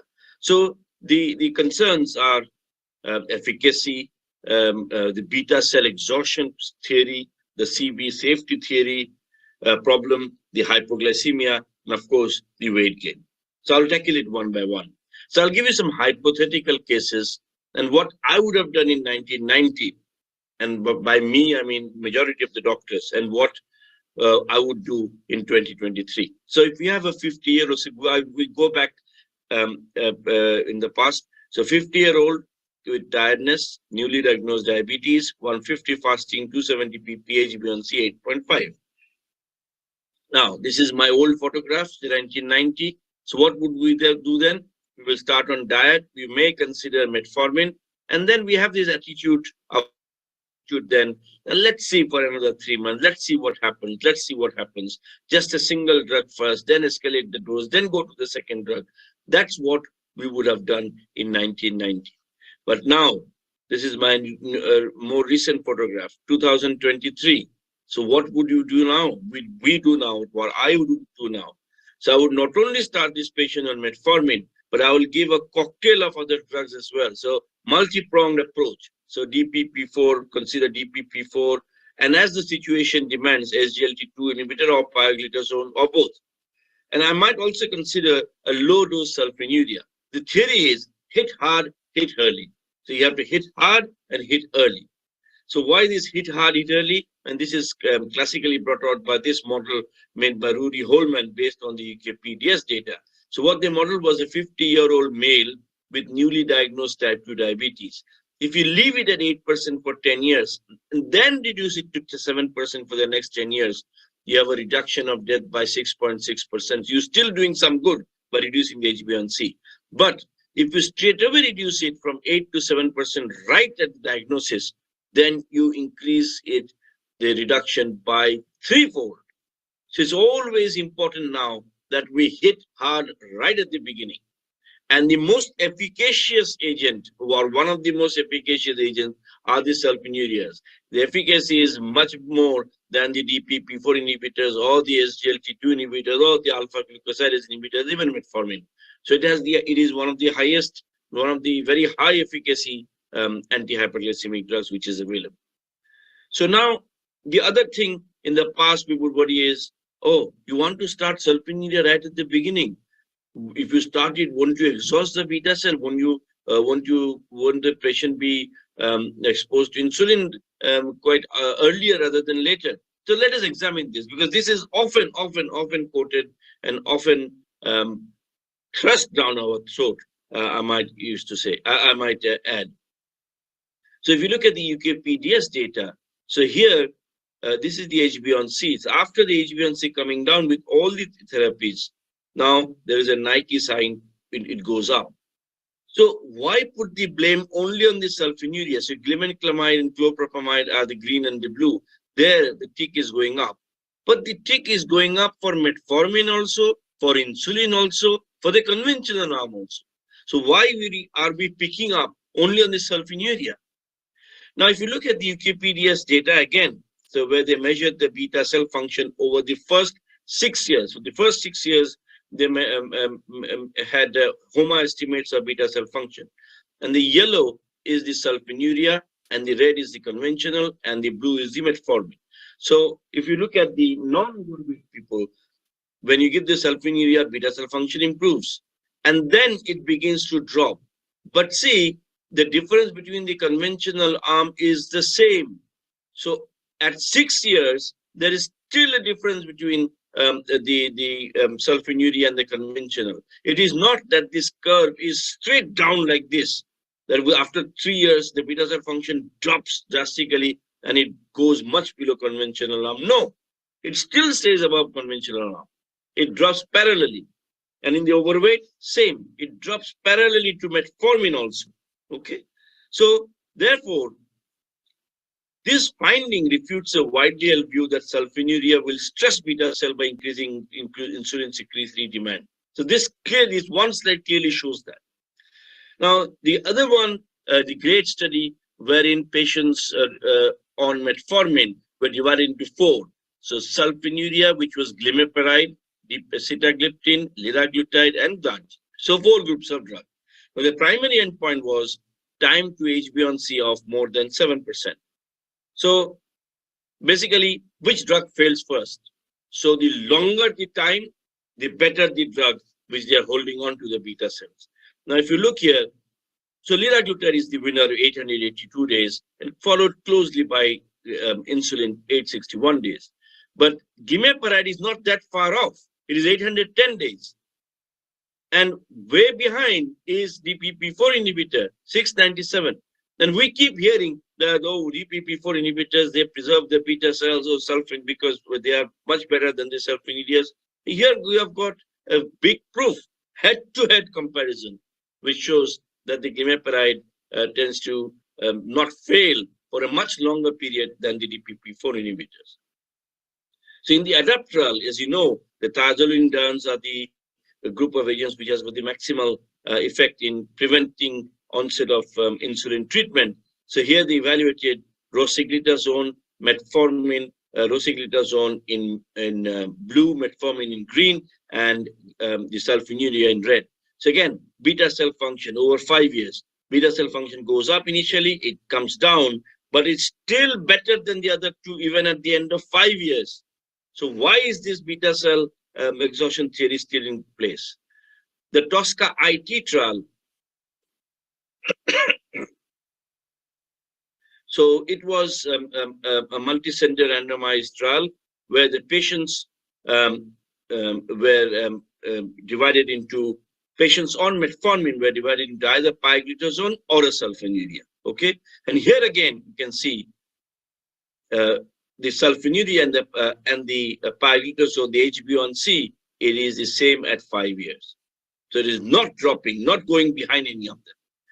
Now, if I change the case a little bit, and if I put higher values of the fasting PP and the HbA1c, in the past, 1990, I would think of metformin, sulfonylurea, and probably think of insulin at this stage. But now, no, I would still say, let us put I might still say, this is newly diagnosed diabetes. This patient is not 20 years diabetes, newly diagnosed. So I might say now that why, if there is catabolic state, is weight loss, more than 5% weight loss, or clear, very bad osmotic symptoms, polyuria, polydipsia, any infection, but all these reasons, and insulin, of course, no question. But why insulin if these are not there?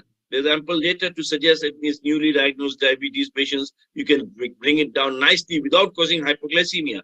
So why not add metformin, sulfonylurea, DPP-4, pioglitazone, any combination of these or all of them together? So as I said, the sulfonylurea has got the highest concentration. So I wanted to dig up into the ADA, and you can see here in ADA 2022, there was this data. You can see here that in patients with HbA1c of more than 10% or glucose levels more than 300, they have said insulin. But it is also written there. However, there is evidence that patients with uncontrolled hyperglycemia associated with type 2 diabetes can also be effectively treated with a sulfonylurea. And see this reference 51. So I dug up that reference. A very funny study, really, because I don't know how it passed ethical approval. So what they did was simple and safe and simple emergency treatment discharge for patients with type 2 diabetes and severe hyperglycemia. What they said is that, yes, although most of the guidelines say more than 300 you start insulin, but in our busy emergency department, it is very difficult to start insulin therapy. So we end up starting oral sulfonylurea. But we wanted to say, just by starting oral sulfonylurea in this phase of this high blood sugar level, are we able to bring it down? So what they did, patients with type 2 diabetes who are presented with sugar levels of between 300 to 500, you were in two groups, glipizide 10 milligram, G group, glipizide plus glargine, G plus D group. And what they found was that the success rate for both was similar, and blood glucose levels had come down nicely. The glargine group were statistically not significantly, slightly better than achieving their fasting or pre-meal goals of 80 to 130. But what it suggests is that this, what they have said, this is the first report to indicate that even during severe hyperglycemia, the beta cell retained the capacity to respond to the sulfonylurea stimulation. Now, the commonest sulfonylurea combination you can see from this study is that the 44% of the patients, of the doctors prescribed glimepiride 2 plus metformin. But you see, in newly diagnosed diabetes, high blood sugar levels, I've seen many prescriptions where glimepiride 4 milligrams has been started right at the beginning. Why? I just start with 0.5 of the glimepiride in most instances, because in many patients, it comes down nicely with it. So somebody is having a blood sugar of 400, it comes down to 150, they begin to feel unwell if you bring it down very quickly. So what is the rush if there is no compelling indication? There's no rush. bring it down slowly. So I normally start with 0.5 of sulfonylurea right at the of glimepiride. Say, for example, if I start with sulfonylurea right at the beginning, along with the other medications which are also there, which is metformin, DPP4, pioglitazone, or SGLT2 as the situation demands. I start with 0.5 of glimepiride, see the patient in 10 to 14 days, then slowly begins to come down nicely, and slowly the patients don't feel that unwell. And at the end of 1 month, it settles down nicely. If there's no response, of course, I will escalate at the end of 1 week. Now, I change the slide and make that patient has had an MI 3 months ago. So type 2 diabetes, now it's no longer newly diagnosed. Type 2 for 2 years on metformin plus DPP4, MI 3 months ago. So this is the fasting bean HbA1c. So in the past, we would say sulfonylurea, no, CV risk problem. We'll always give insulin. But now SGLT2 must. Why not sulfonylurea? So in the UKPDS 44-year-old data, you can see with the sulfonylurea in red, you have 15% reduction at the end of 44 years. And of course, microvascular disease is even better. And with 11% reduction in mortality, all statistically significant. In the GREAT study, which I mentioned here, this is the 3-point MACE. And you can see that the glimepiride is better than glargine insulin and sitagliptin as far as 3-point MACE is concerned. And even for the hospitalization due to heart failure, it is at par with the DPP4 inhibitors as well. In the advanced trial, where reduction of blood sugar was achieved with gliclazide over a period of 5 years, there also you see reduction if you combine macro and microvascular events, although the reduction was mainly due to the microvascular. Carolina, where you compared glimepiride with linagliptin, it's all in the center, 3-point and 4-point. And in fact, if you look at the patients with history of CVD, without history of CVD, elderly, less than 70 years or elderly more than 70 years, everywhere it is right in the middle. And in fact, the heart failure was numerically better than even linagliptin. So I think the summary of key points that I would like to make is that the arguments previously was do not use sulfonylurea second line because of hypoglycemia. That remains. That problem remains, and I'm not shying away from it. It is there. So we have to be judicious, choosing the patients correctly, starting with a very low dose to begin with in newly diagnosed. That mistake is made, the hypoglycemia occurs initially because you start with a very high dose, start with a low dose. And sulfonylurea causing weight gain. It is a problem in the Western world, but having practiced in both hemispheres, I can tell you that the sulfonylurea weight gain in India is not that much, is not that big of a problem really as compared to the Western bit. So pioglitazone, there was mentioned better durability of neoregens versus sulfonylurea, but no proof now. We have got the GREAT study, which doesn't suggest that. You have got, I've showed you the trials with the comparing with thiazolidine, where it didn't show better durability. So the points in favor are the randomization did not worsen long-term CV outcomes in the UKPDS. Metformin and sulfonylurea did not impair long-term CV outcomes in the UKPDS. Risk of hypo is well understood, should not preclude their use. Weight gain is modest, and newer agents having completely understood safety profiles. With that, I end. Thank you.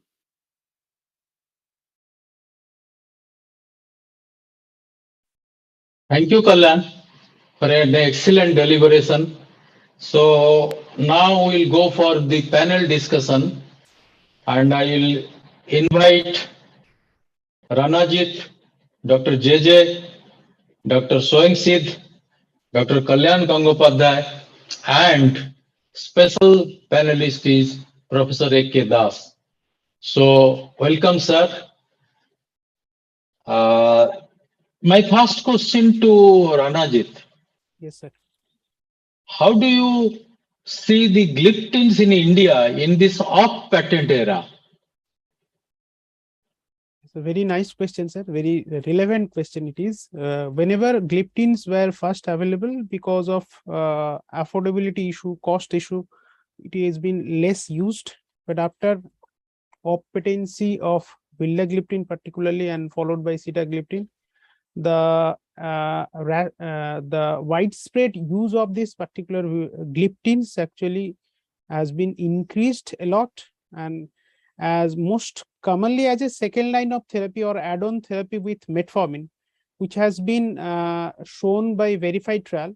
So even it has been recommended, even ADA after that, ADA have recommended that early combination therapy in a newly diagnosed diabetes mellitus patient.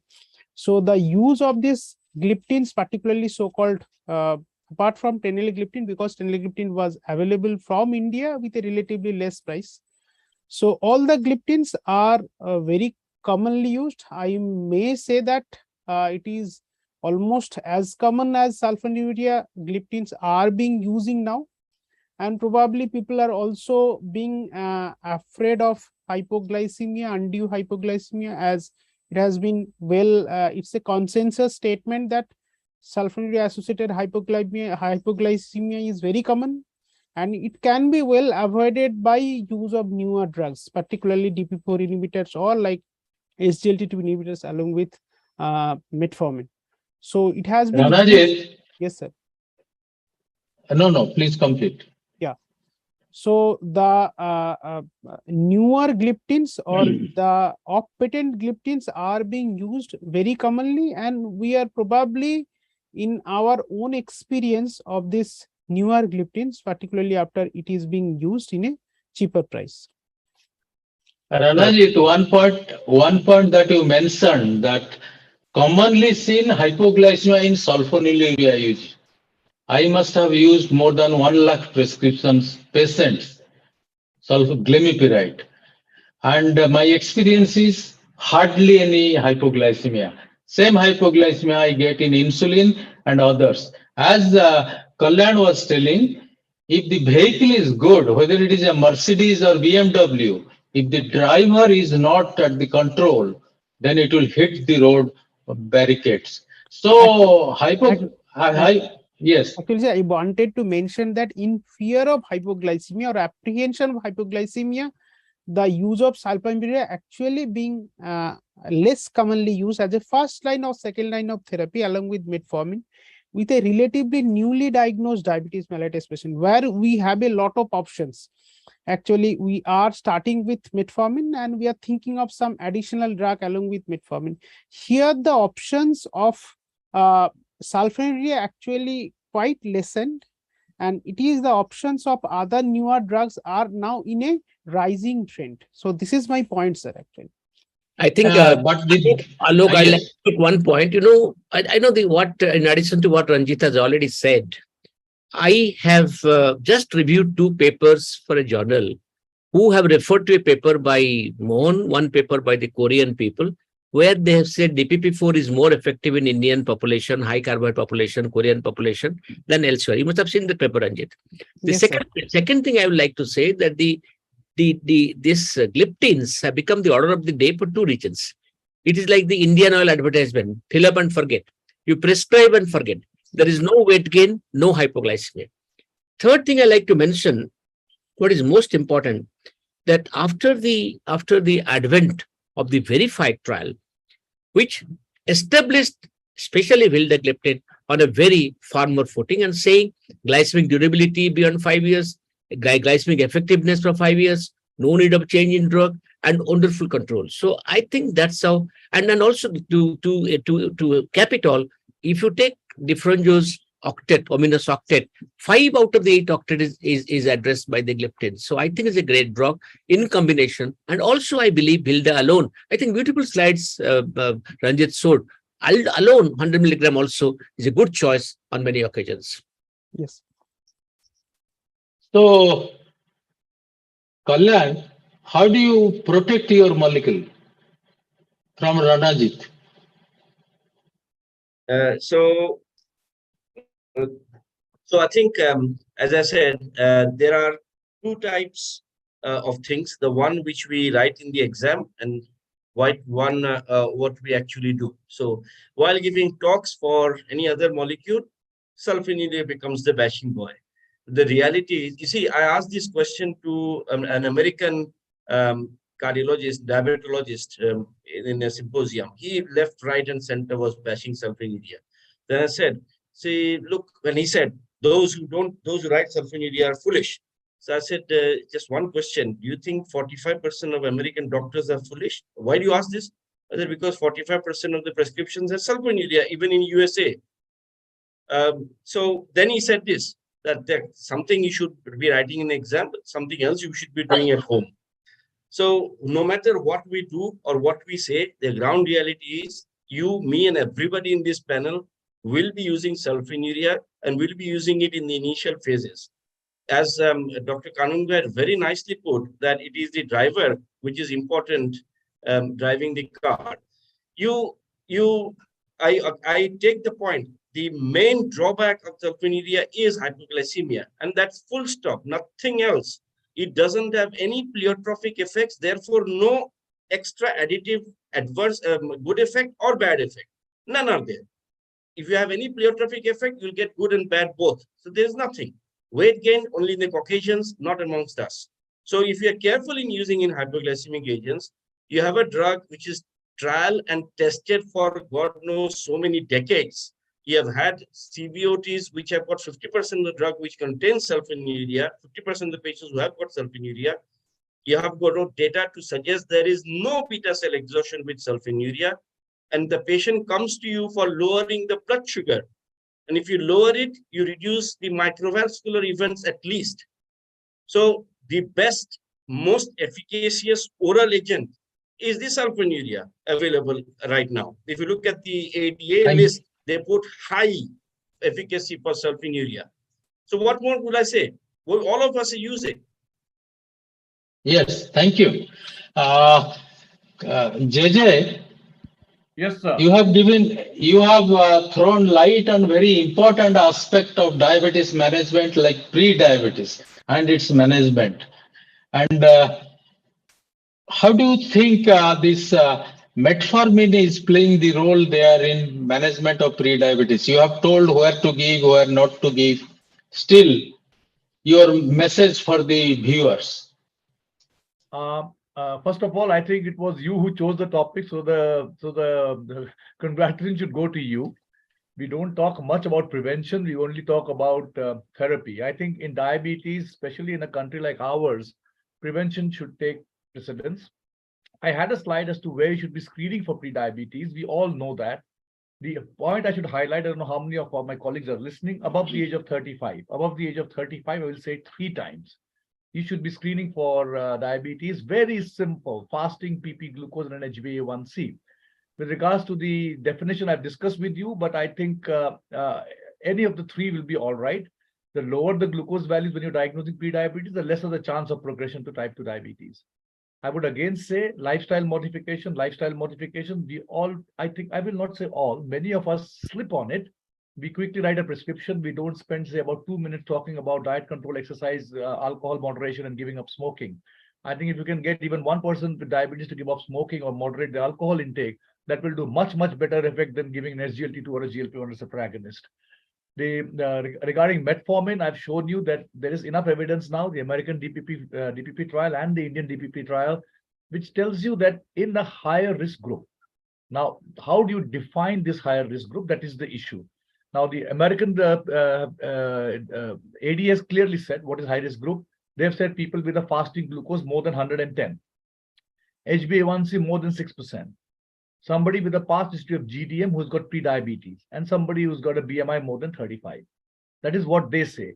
If you see the Indian CDCO, CDCO-SO, when they they allowed metformin to be used in the pre-diabetes, that was April 2022. What they have said is again the same, whichever way you diagnose, IFG, IGT, or HbA1c, if there is high risk, but they haven't gone into more details of what is high risk. But if you see Dr. Ramachandran's paper, the Indian DPP, according to him, every Indian is a high risk. So I would suggest that we take the inclusion criteria in the Indian DPP study, which was IGT. That's all.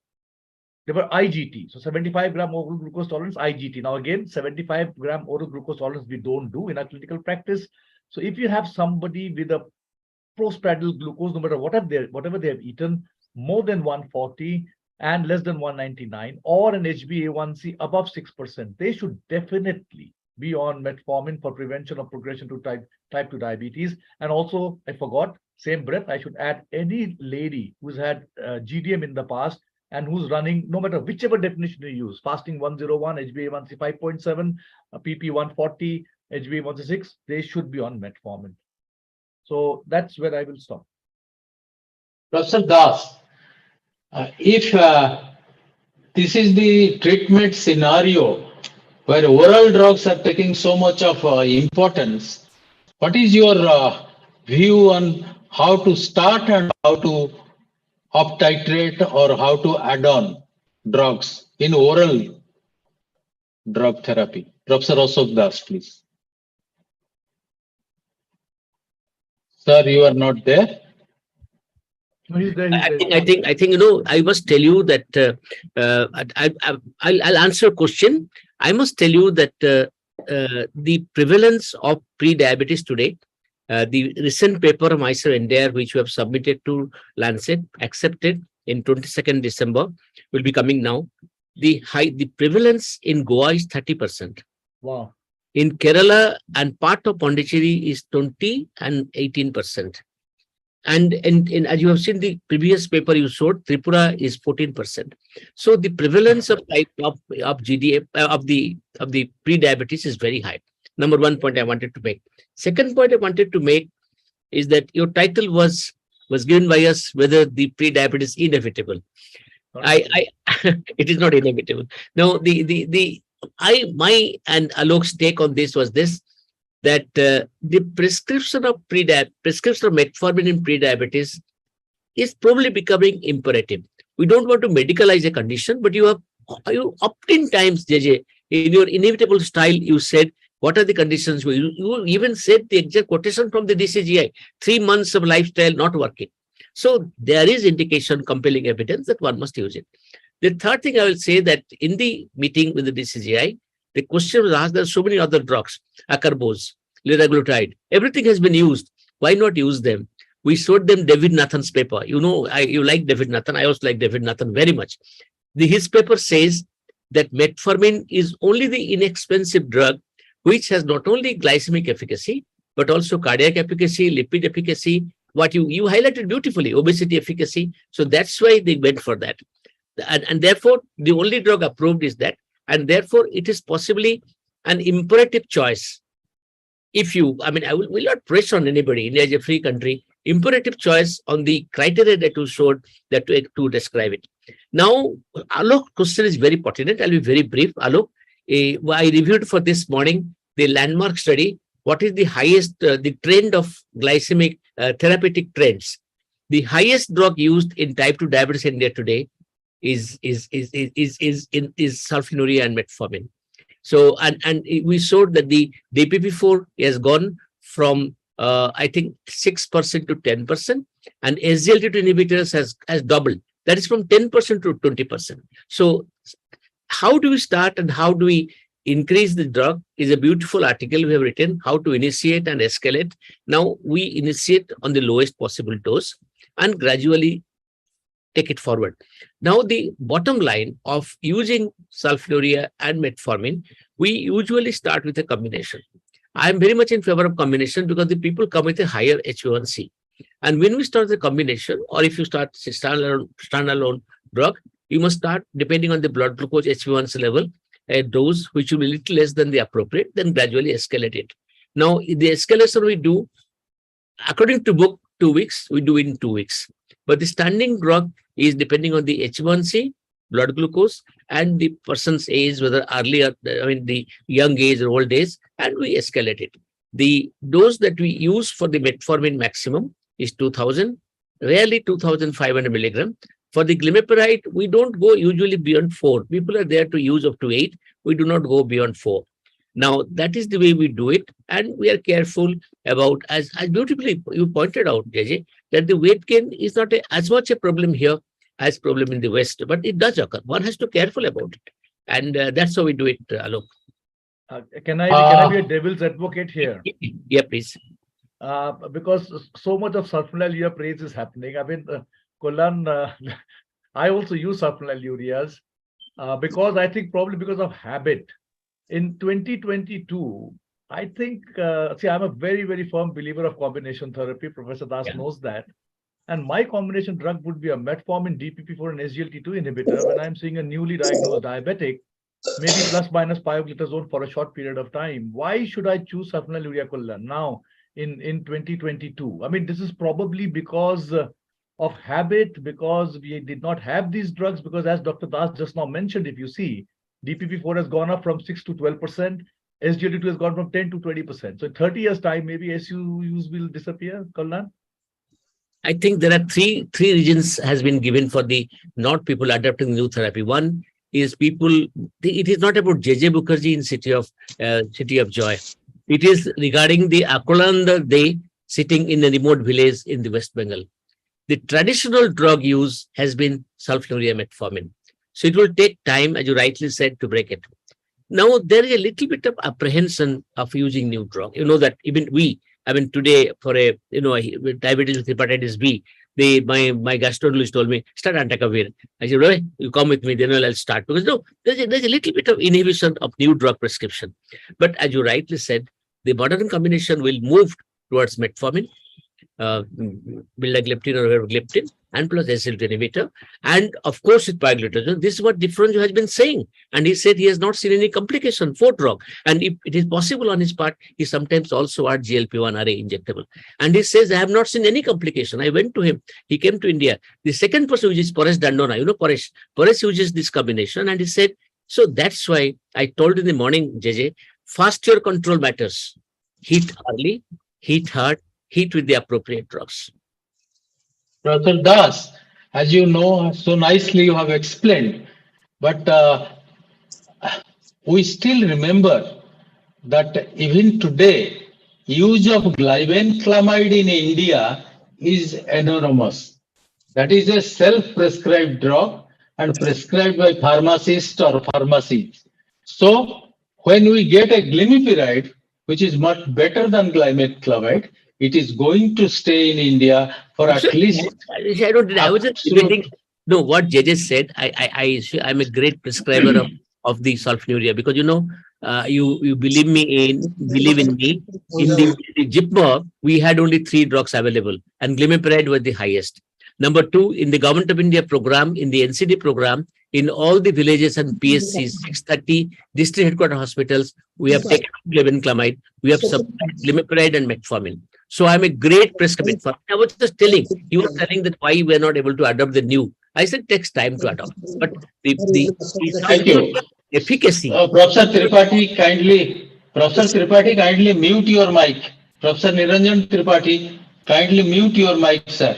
So hello. So the reduction of H1C up to 2.5, even 3, except insulin, only sulfonylurea can give. Number 2, with the new trial, with beautifully Kalyanda described, it has become one of the issues, JJ, whatever we say, today we know you see how much in DPP4, these 3 combination, we have got the price list from the DCI yesterday. The minimum price is about 16 rupees and the maximum price is about 24 rupees. How much is sulfonylurea, metformin, there's a combination of metformin, sulfonylurea and gliptin. How much it will cost? It will cost much less. So Indian market is brand conscious, but more than brand, price conscious. Number two point, I must tell you that, we have been using sulfonylurea without any difficulty. And, to leave behind something for the go to new avatar, discarding old avatar is not possible necessary. And the evidences which Kalyanda put, I will say that I call it 4 A's. Today, sulfonylurea has become an appropriate drug, very affordable drug. After the Corona trial and all that trial, Carmel trial, it is possibly appropriate. Number 2, available and accessible in each part of the globe. There are places in India where DPP4 with metformin combination is not easily available. I'll give an example. I have given prescription, they have come back, sir, milta nahi hai. So it is. Therefore, I will still consider that sulfonylurea, metformin and gliptin combination, this triple combination will be used in, will be used, and sulfonylurea metformin combination will be used very heavily for a long time to come. Thank you. My last question to Swayamsit. This,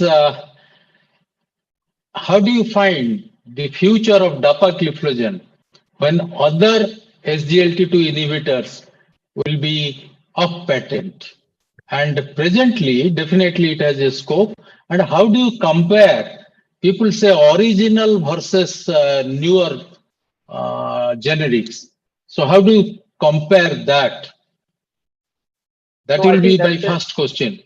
Okay, sir. So that's a very particular and clinical question. So I think with off-patency, I think all of us who could not prescribe a drug due to its cost to any patients who are virtually requiring the drug, so perhaps all of them can get the benefit of the SGLT2 inhibitor, that is dapagliflozin. And I have already said it once and again that perhaps this class of agent is the only class which has reduced cardiorenal outcomes irrespective of the glycemic status and the glycemic benefits. So I think majority of, if you do a clinical audit of prescriptions across specialties like medicine, general medicine, diabetology, endocrinology, or even nephrology and cardiology, I think the prescriptions of generic dapagliflozin are shot up exponentially because they do indeed improve your cardiorenal outcomes and give you glycemic benefits. Now, the debate of innovator versus generic, I don't think no generic company would bring on a dedicated RCT comparing these two molecules and say that, look, perhaps we are bioequivalent to them. Few companies do that, who claim that they are almost bioequivalent to the innovator. But if you look at the clinical practice, and I think you are the best judge and best person with so vast clinical experience, that perhaps generic dapagliflozin do also quite well with regards to glycemic efficacy and the other endpoints. So I don't see any hindrance in prescribing a generic DAPA to a patient who genuinely needs it.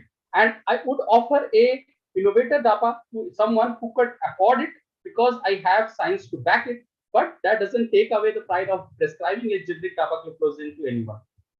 I think Alok, very nicely told. Alok, bottom line is what Shoem said very, very succinctly.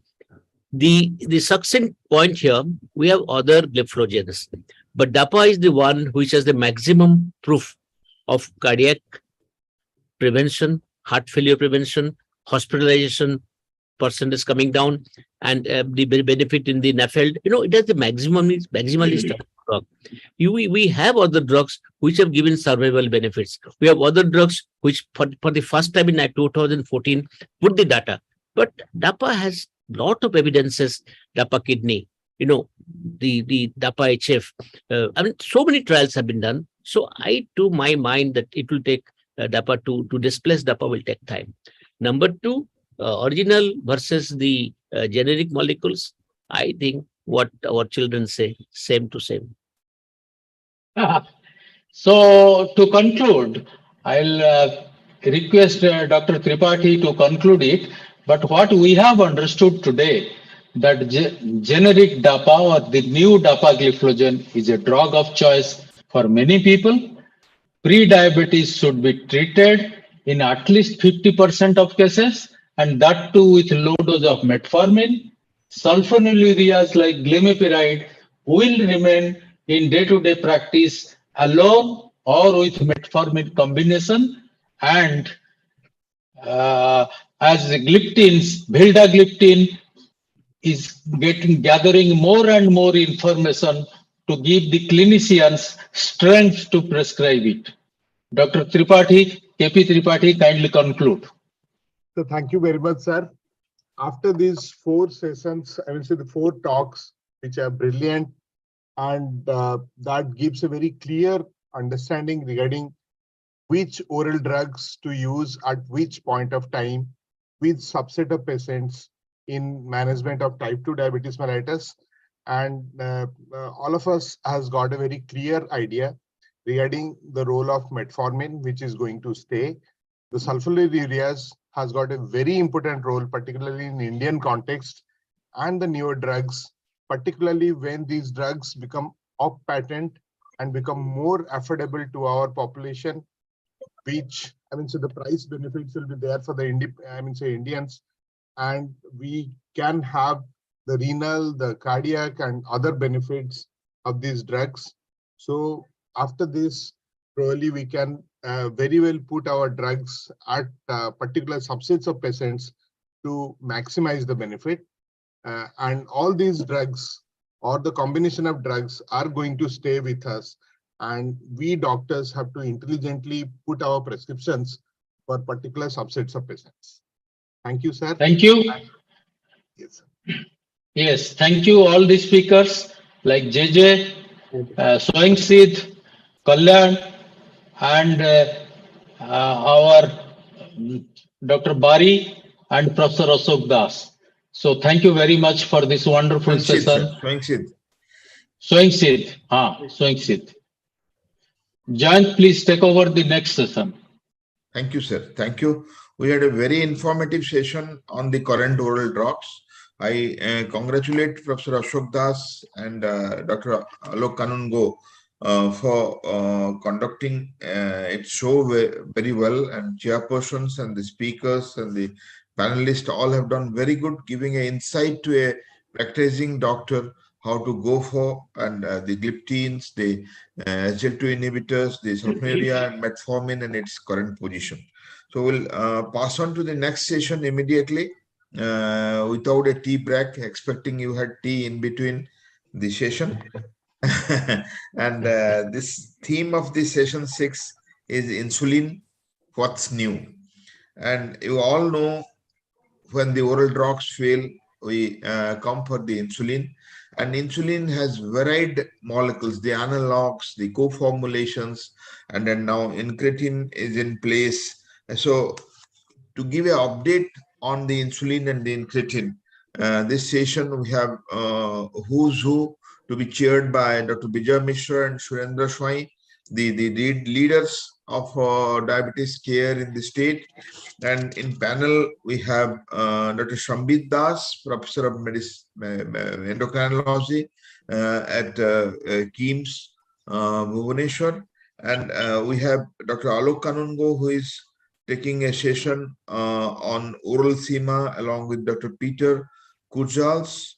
And we have Shomik Goswami, who is there to take the in-hospital hyperglycemia management with the long-acting basal insulins, because we have an impression that we take only short-acting drugs or rapid-acting drugs or regular insulin for either by insulin infusion or the multiple bolus doses in the hospital. But the ultra long-acting basal insulins are equally useful in the in-hospital setup. Will be discussed today, and not only these faculties will be there for the presentation, they will be in the panel to be moderated by me. So I welcome all, and I request Dr. Bijay Mishra and Dr. Surendra Swai to take over, introduce our speakers, and start the session. Thank you. Thank you, Professor Panda, and welcome our co-chair, Dr. Swai. Actually, this is the last session, and thereafter you'll have to, we'll be briefing the entire proceedings of the day. So the friends, the insulin has completed 100 years, and with these 100 years, this is the only drug which has stood the test of the time in the treatment of diabetes, both type 1 and type 2.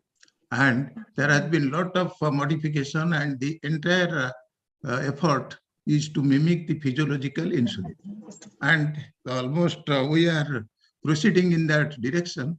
And the latest being the insulin degludec and the insulin degludec co-formulation with insulin aspart.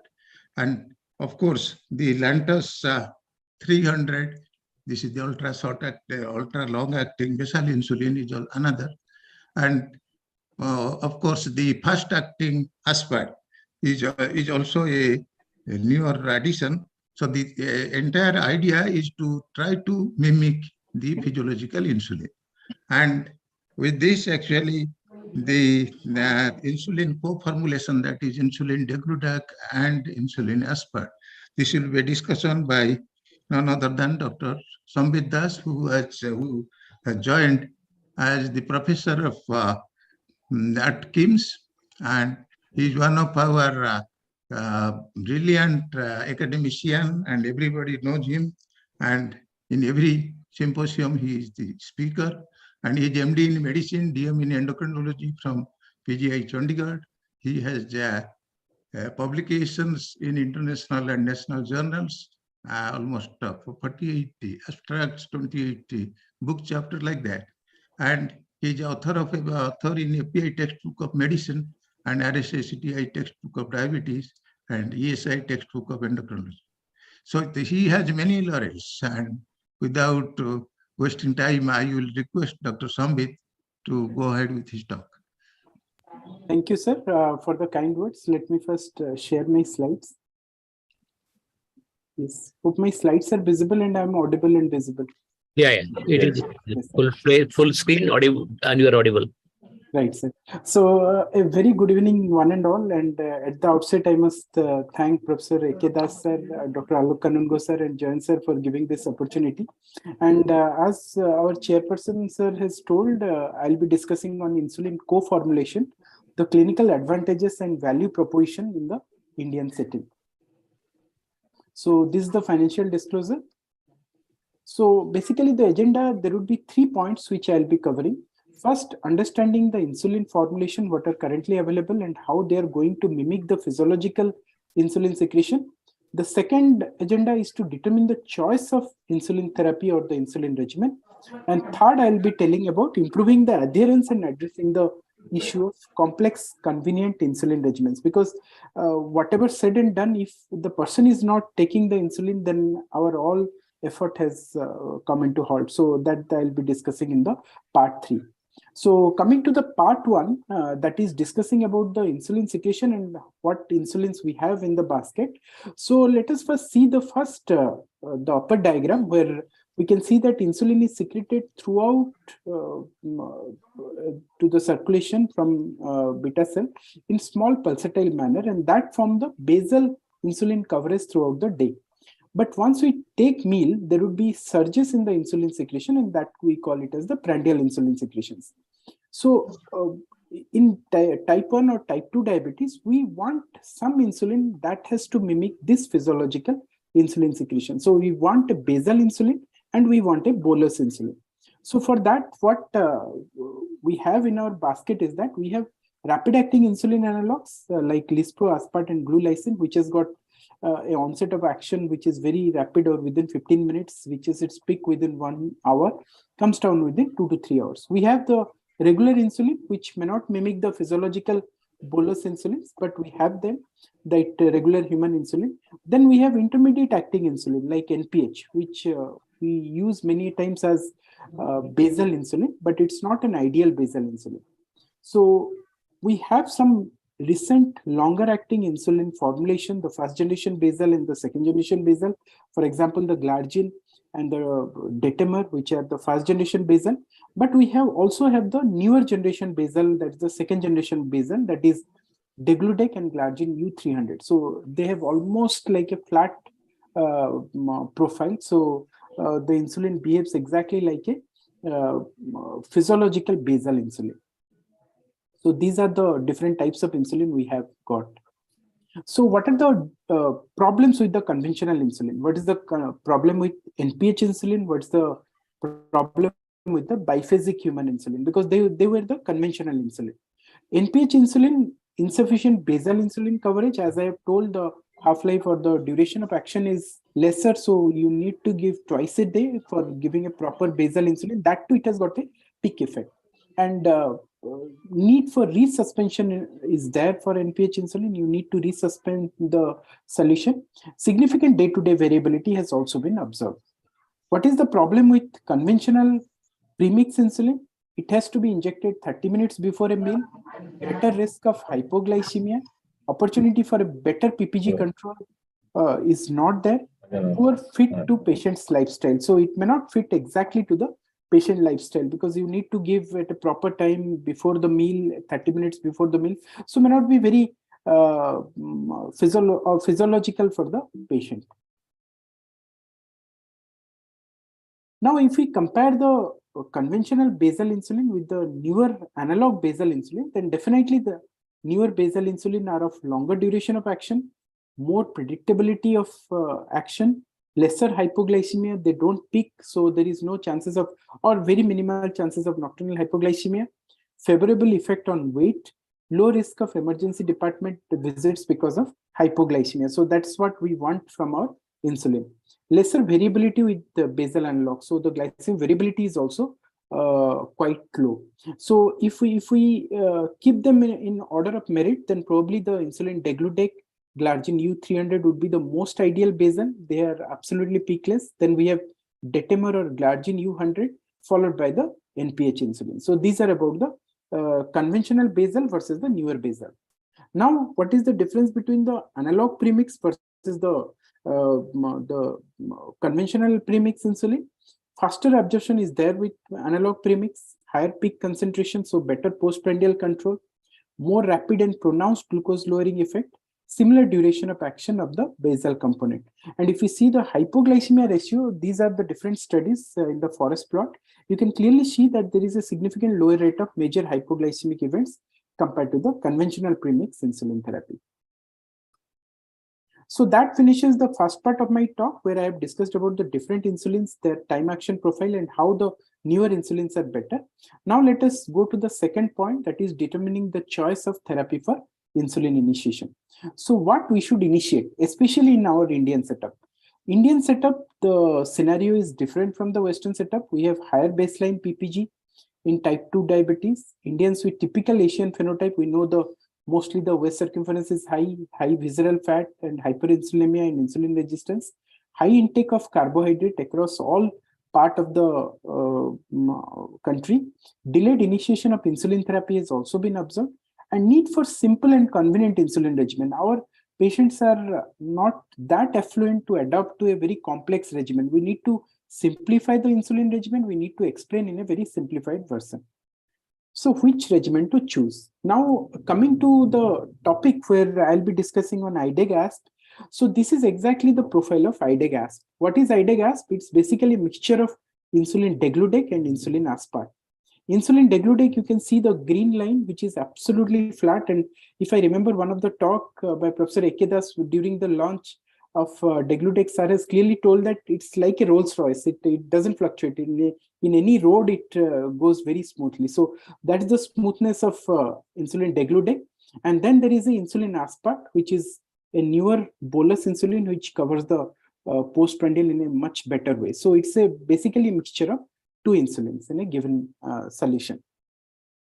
Now, there are many studies. I'm not going into details of that, but for initiating insulin, IDEGASP has been compared with basal insulin.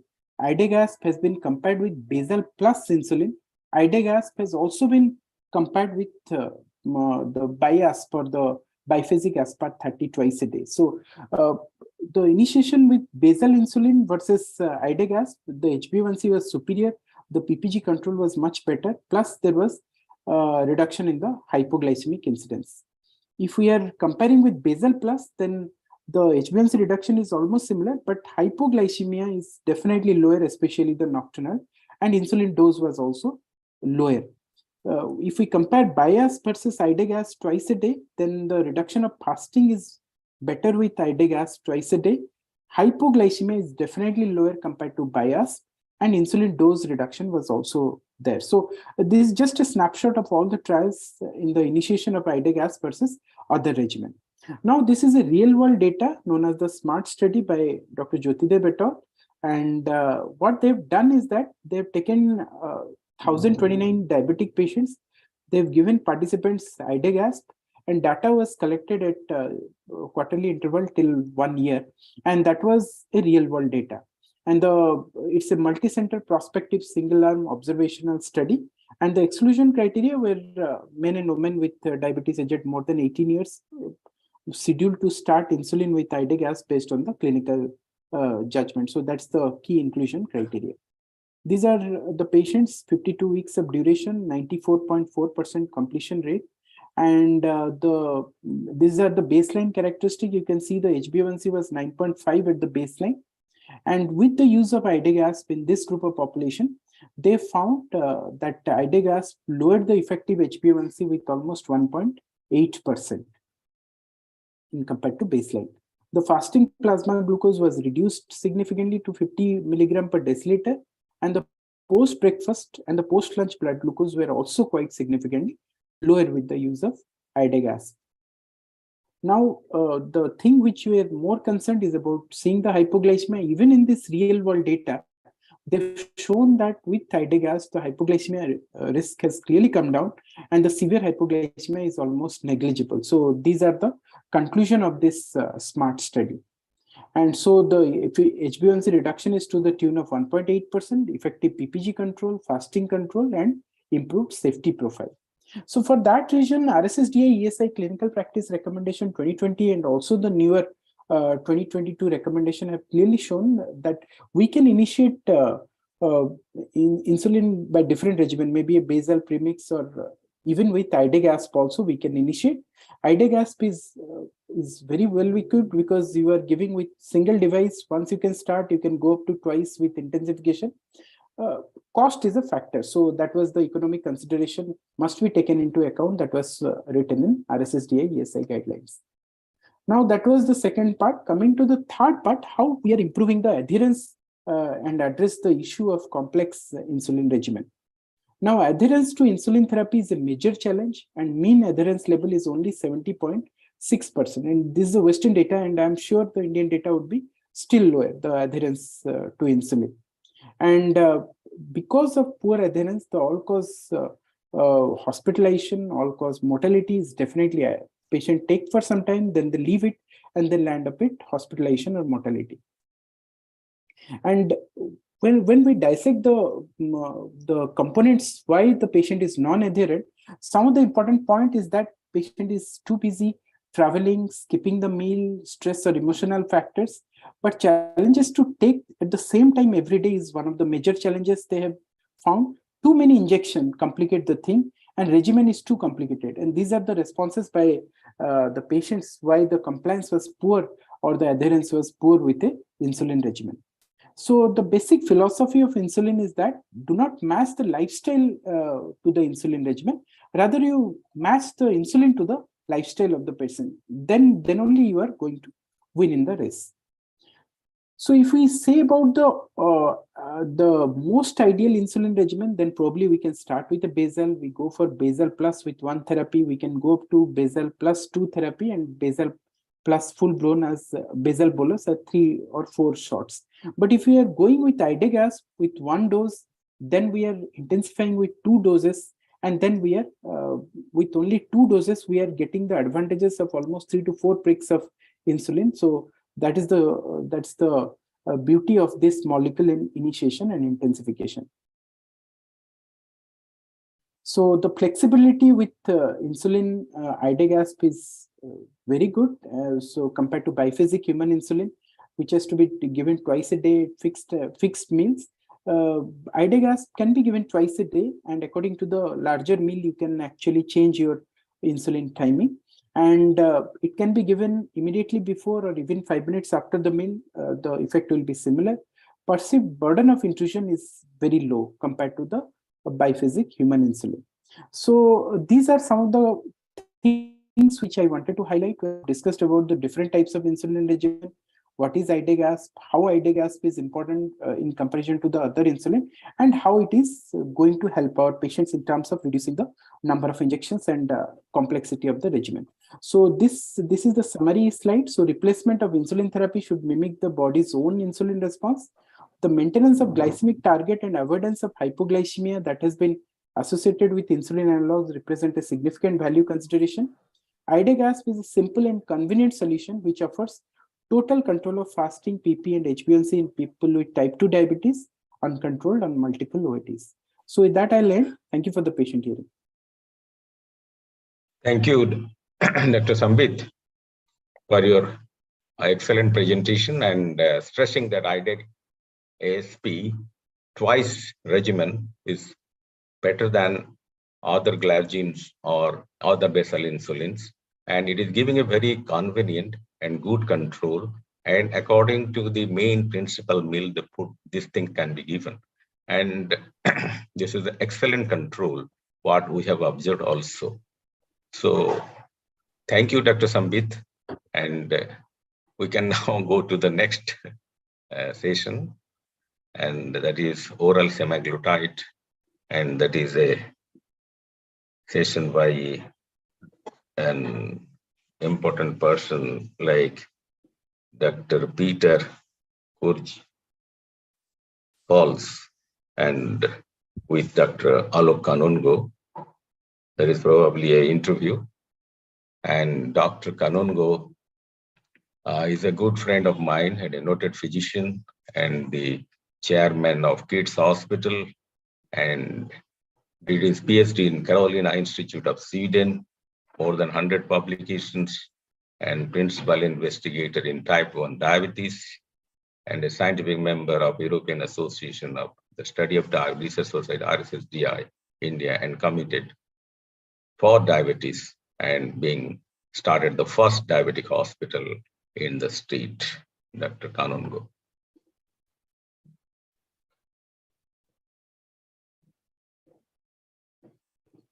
And Dr. Peter Kurj-Halls, to start with, he is currently Senior Vice President and Head Diabetes Research, Novo Nordisk, and the Chairman of the Research Policy and the Danish Association of the Pharmacy and Pharmaceutical Industry, and member of Research Director of the Federation of Pharmaceutical Industries and Association.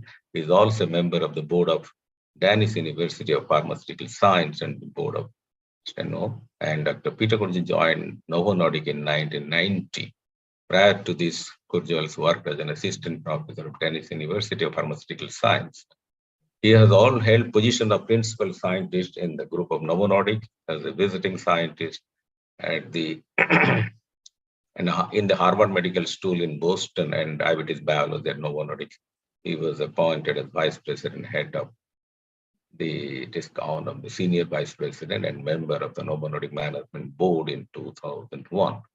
Has been scientific coordinator for the many insulin analog projects, and Dr. Peter Kurj-Halls is a senior physician and the noted physician of the international repute.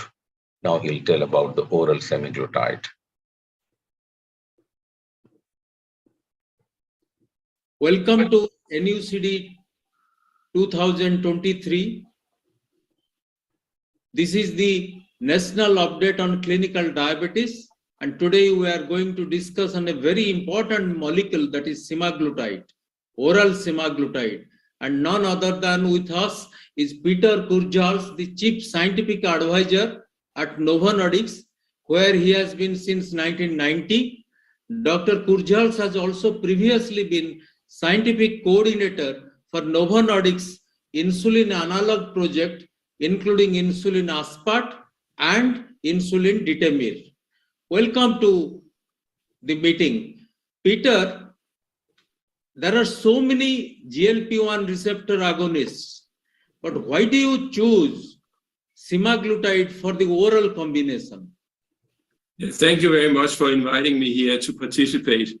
And let me jump directly into the question here. So semaglutide holds a number of properties that makes it an ideal candidate for oral delivery.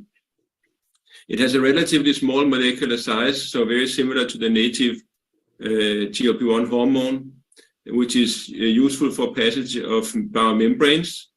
It's also got a fairly good hydrophilicity, so the solubility in aqueous solution is high, also a benefit for oral delivery. And then it has a long half-life and a high potency. And the long half-life and the high potency together means that the dose that you need to give is relatively small. And that's also a benefit for oral delivery. And lastly, but not leastly, it also has a high similarity, 94% similarity to the native GLP-1 hormone, which is a benefit from an immunogenicity point of view. So many parameters contribute to making semaglutide a good candidate for oral delivery.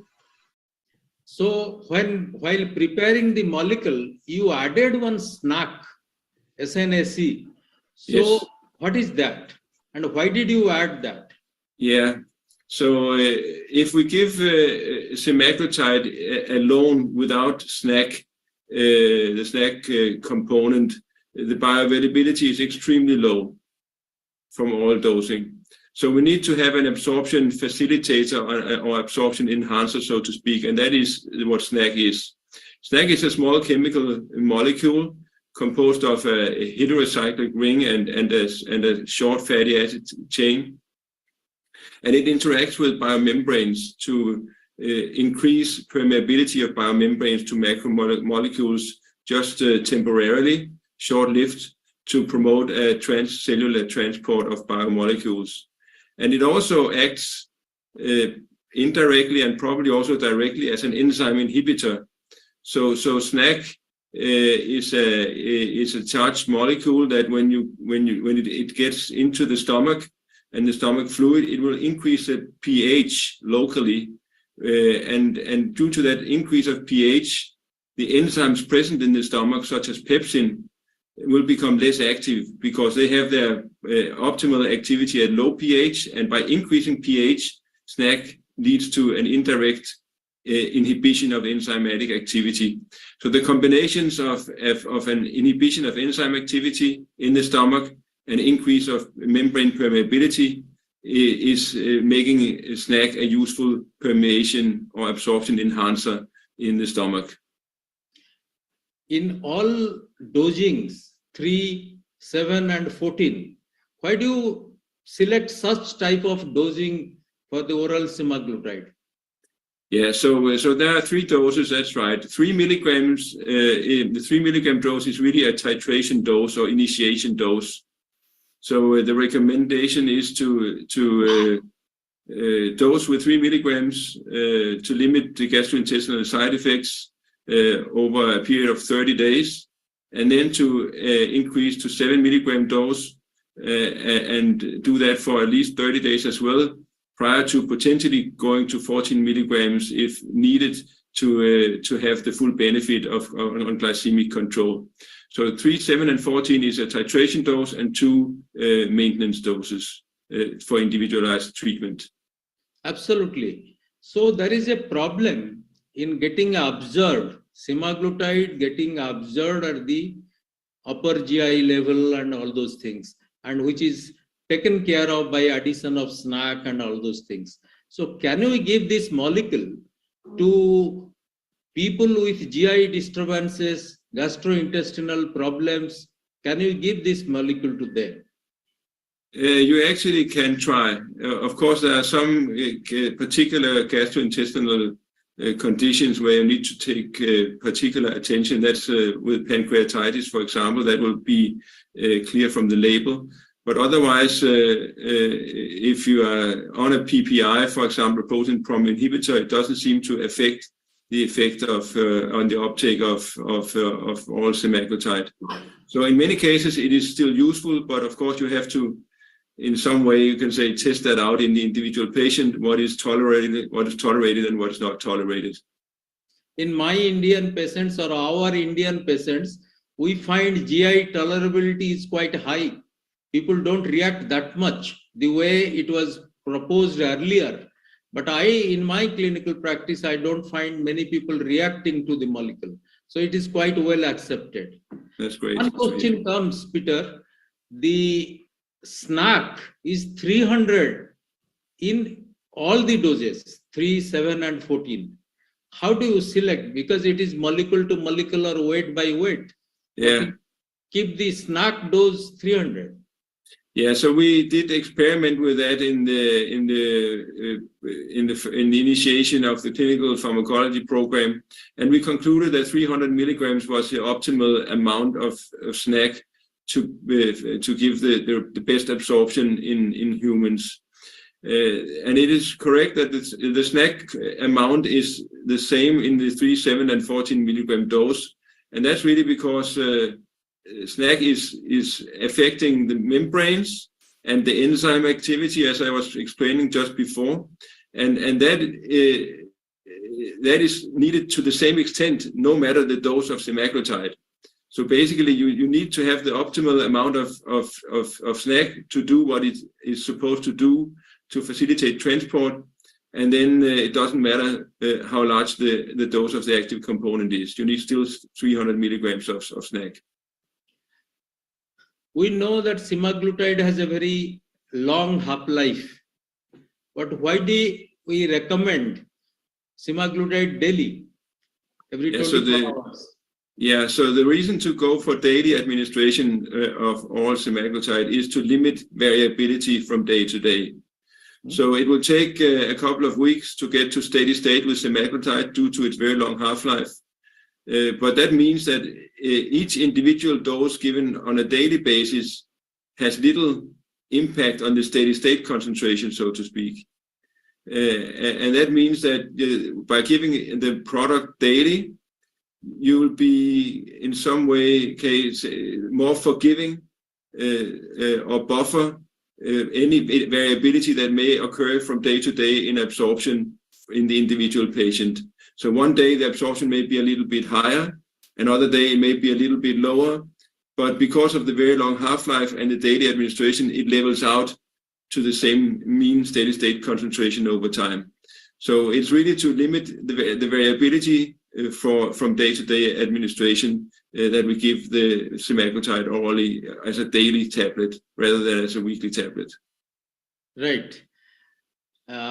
When 1 year back, it was 1.5 years back, it was introduced in India, and with the hope that semaglutide is the molecule, wonder molecule, which will prevent many pathogenetic processes and give a complication-free life.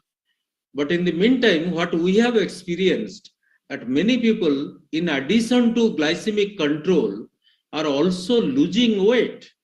And that has become a real attraction for people to accept semaglutide and clinicians to prescribe semaglutide.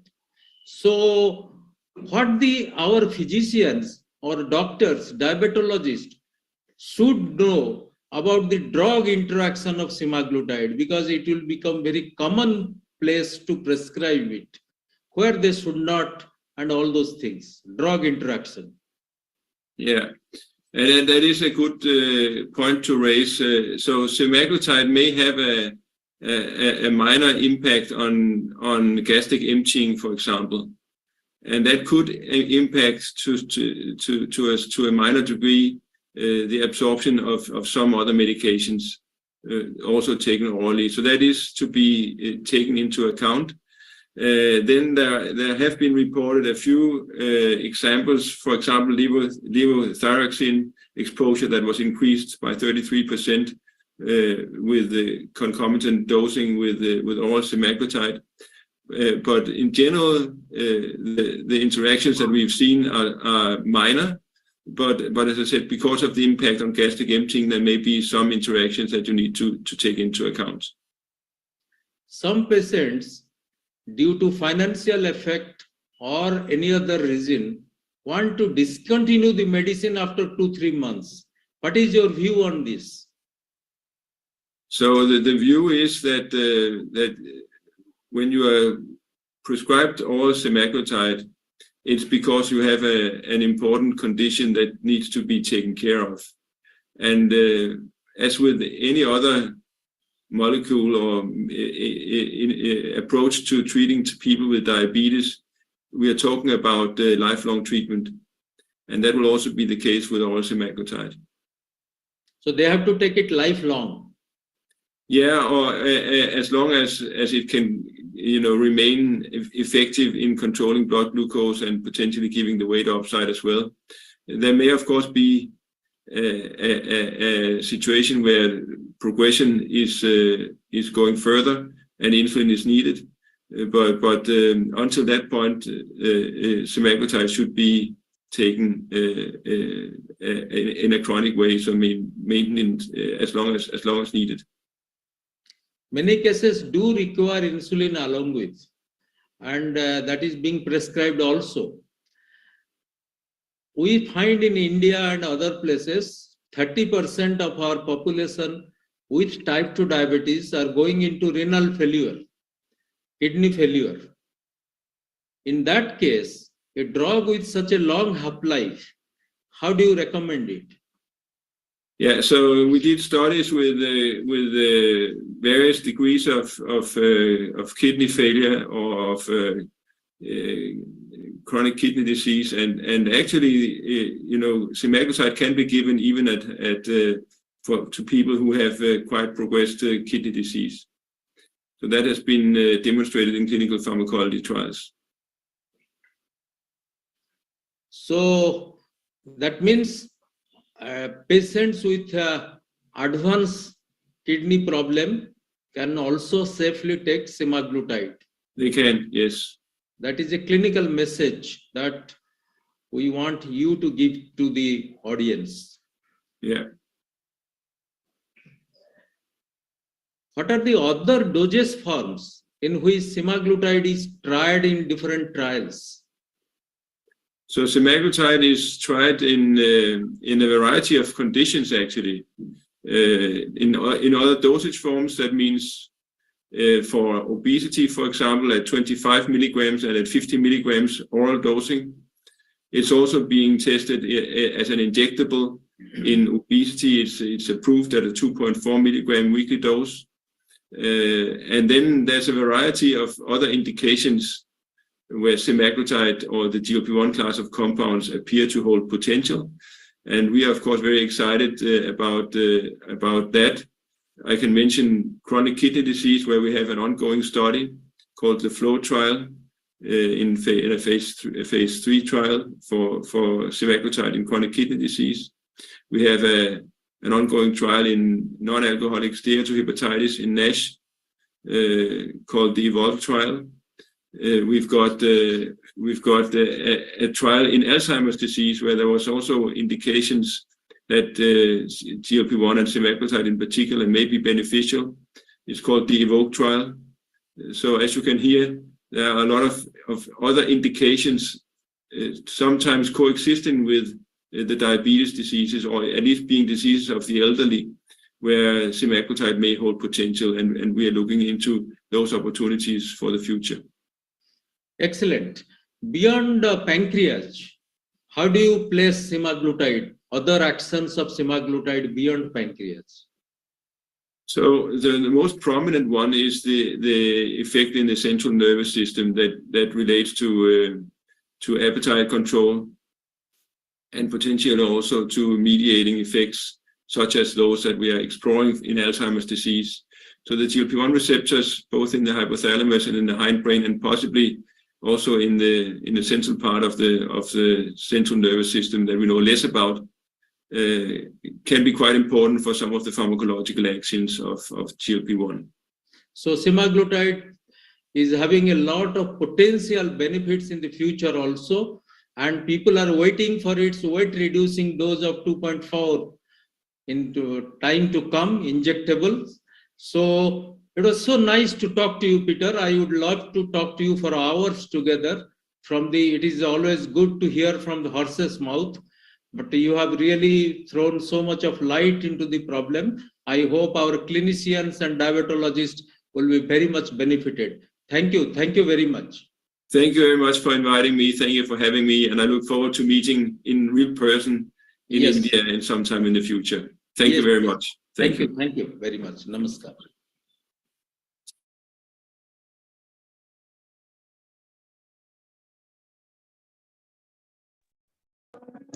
Thank you, Dr. Kurjals. And there are some more questions also are there. So I think we'll talk to him now or later on. I don't know whether he's online. Later, sir. We'll finish up Dr. Shomik Goswami presentation. Okay. Then thank you, Dr. Kurjals, for your excellent presentation and giving insight into the different aspects of oral semaglutide on different days and the incorporation of SNAC, how it works in increasing the membrane permeability and decreasing pepsin digestion and increasing the drug in the stomach. And he has already told also about its correlation in how in chronic kidney disease and how it can be also given with long-term effect, and how it is 3, 7, and 14 milligram in different month interval, how it can be given, everything very lucid style. And we congratulate good Charles for his excellent presentation. Now we can go to the next one, and we'll discuss the questions later on, as Dr. Panda is telling. And next is Dr. Somik Goswami. Is MD Medicine, DM Endocrinology, Faculty at Department of Endocrine in NRS Medical College, Kolkata, and Treasurer Endocrine Society of India, and 70 publications to his credit. So now Dr. Goswami is invited to tell about the updates in hospital hyperglycemia management with ultra-long-acting basal insulin. This hospital hyperglycemia was a problem in the recent COVID past, experienced by everybody, and not spending much time, let us give the scope to Dr. Somik Goswami about the updates in hospital hyperglycemia management with ultra long-acting basal insulin, what it desires. Dr. Goswami. Good evening to everyone. We know that a famous saying goes, nothing is permanent but change. But interestingly, while the outpatient management of diabetes has changed drastically, the inpatient management of diabetes has remained the same for a pretty long time. However, recently the winds of change have started blowing, and in-hospital hyperglycemia management is also changing, particularly with regard to the control of basal glucose with ultra-long-acting insulins. And that is what we'll focus on over the next 15 minutes or so. We'll look at certain key pharmacologic concepts. We'll look at some publications with regard to ultra-long-acting insulins. And of course, we'll top it up in the end by looking at our very own Indian publication. Now, when we think of long-acting insulins, we think of insulin degludec, U100 glargine, and U300 glargine. What is interesting is that degludec, in spite of having the longest duration of action, has the quickest onset of action. So it has to do with its method of protraction. We know that degludec is present as a multi-hexamer from where it gets transformed to monomers and gets absorbed. Glargine, on the other hand, is precipitated at a neutral pH, and from these crystals, it gradually gets absorbed. So because of its unique method of protraction, the onset of degludec is quickest amongst the long-acting insulins, in spite of it being the longest acting one. And this gives it the advantage that the blood glucose starts coming down quickly. And interestingly, if you look at its pharmacokinetics, you can titrate it pretty quickly. The time to steady state of degludec is as low or possibly slightly lower than that of U100 or U300 glargine. So quick onset of action, early time to steady state. Now, does it translate into better in-hospital glycemic management? That is what we look at the rest of the presentation. Now, when we talk of in-hospital use of the longer-acting insulins, insulin degludec in particular, I need to say that there are several studies. I'll be focusing on the three most prominent ones amongst them, a study from the United States of America and two studies from Italy. The first study from the United States of America is, I would say, sort of a proof of concept study, where degludec was used in patients admitted to both the medical unit as well as the surgical unit with a daily titration regime. So daily titration in both the units resulted in better blood glucose lowering without any increase in the risk of severe hypoglycemia.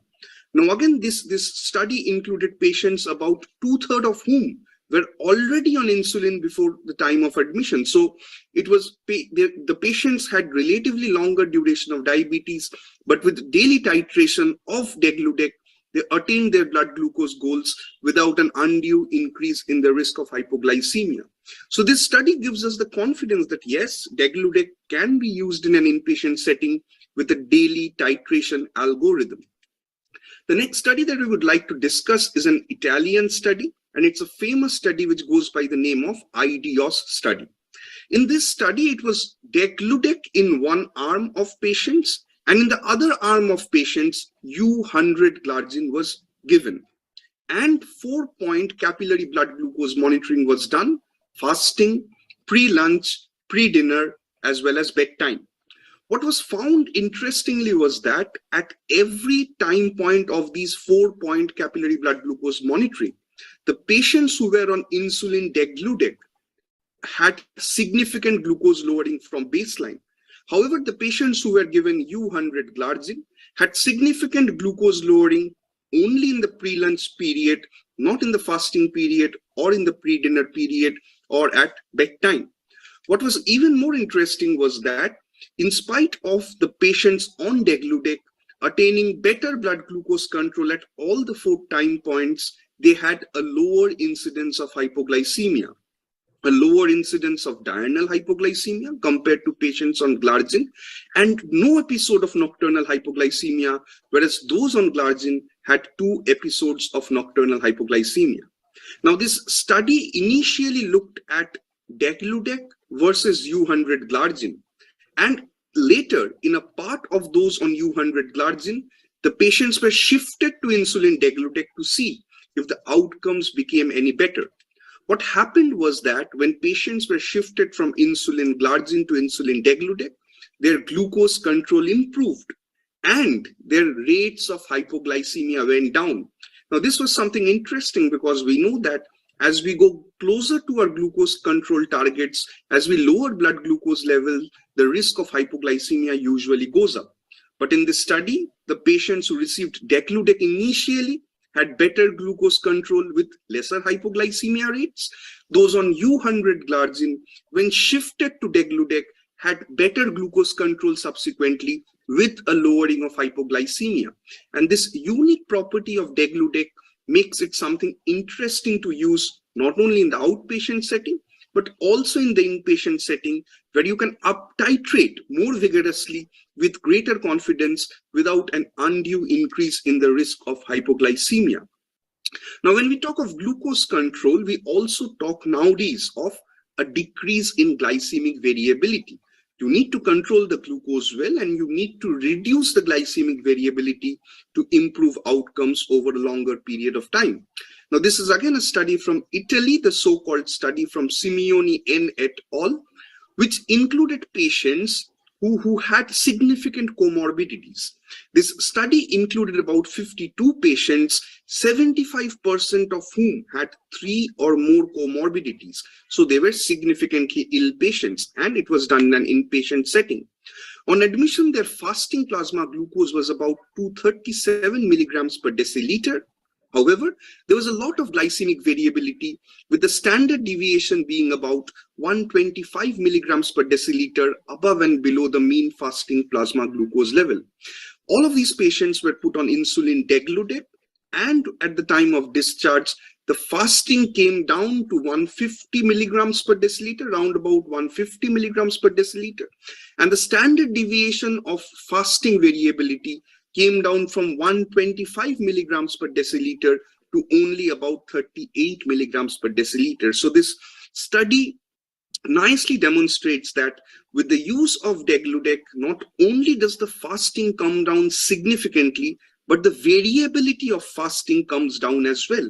And I think this predictability of degludec is something which gives it an advantage, not only in the outpatient setting, but also in the inpatient setting. You know that when you give a certain dose of degludec, you will have a certain degree of reduction of blood glucose. It doesn't oscillate between a wide range with a certain dose.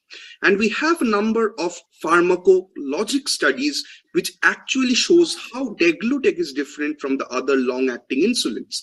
As I discussed earlier, the mechanism of protraction of action of degludec is entirely different from that of glargine. And it's possibly this mechanism of protraction of action of degludec which gives it a smooth 24-hour profile. For example, if you compare the profile of degludec on the left to the profile of glargine with a simple example, it will make things clear. Suppose you give 24 units of degludec to a patient and follow up that patient every 6 hours over 24 hours. It will be seen that roughly degludec will act at 1 unit per hour. So 24 unit will be more or less uniformly acting over 24 hours. On the other hand, if you give insulin glargine and followed up that patient at 6-hourly interval, you'll find that over the first 12 hours, about 60% of glargine acts. So roughly about 14 units acts over the first 12 hours. Over the last 12 hours, only 10 units of glargine acts.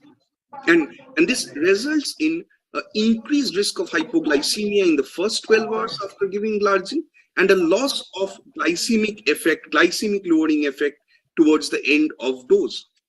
When you compare degludec with U300 glargine, the results are almost similar, with the only difference being that in U300 glargine, the variability is somewhat lower than U100 glargine. It has a U-shaped curve, but even then, about 55% of its action comes in the first 12 hours. About 45% of the action of U300 glargine comes in the next 12 hours. So within a given day, the fluctuation in the action of U100 glargine and U300 glargine is somewhat more compared to the use of degludec.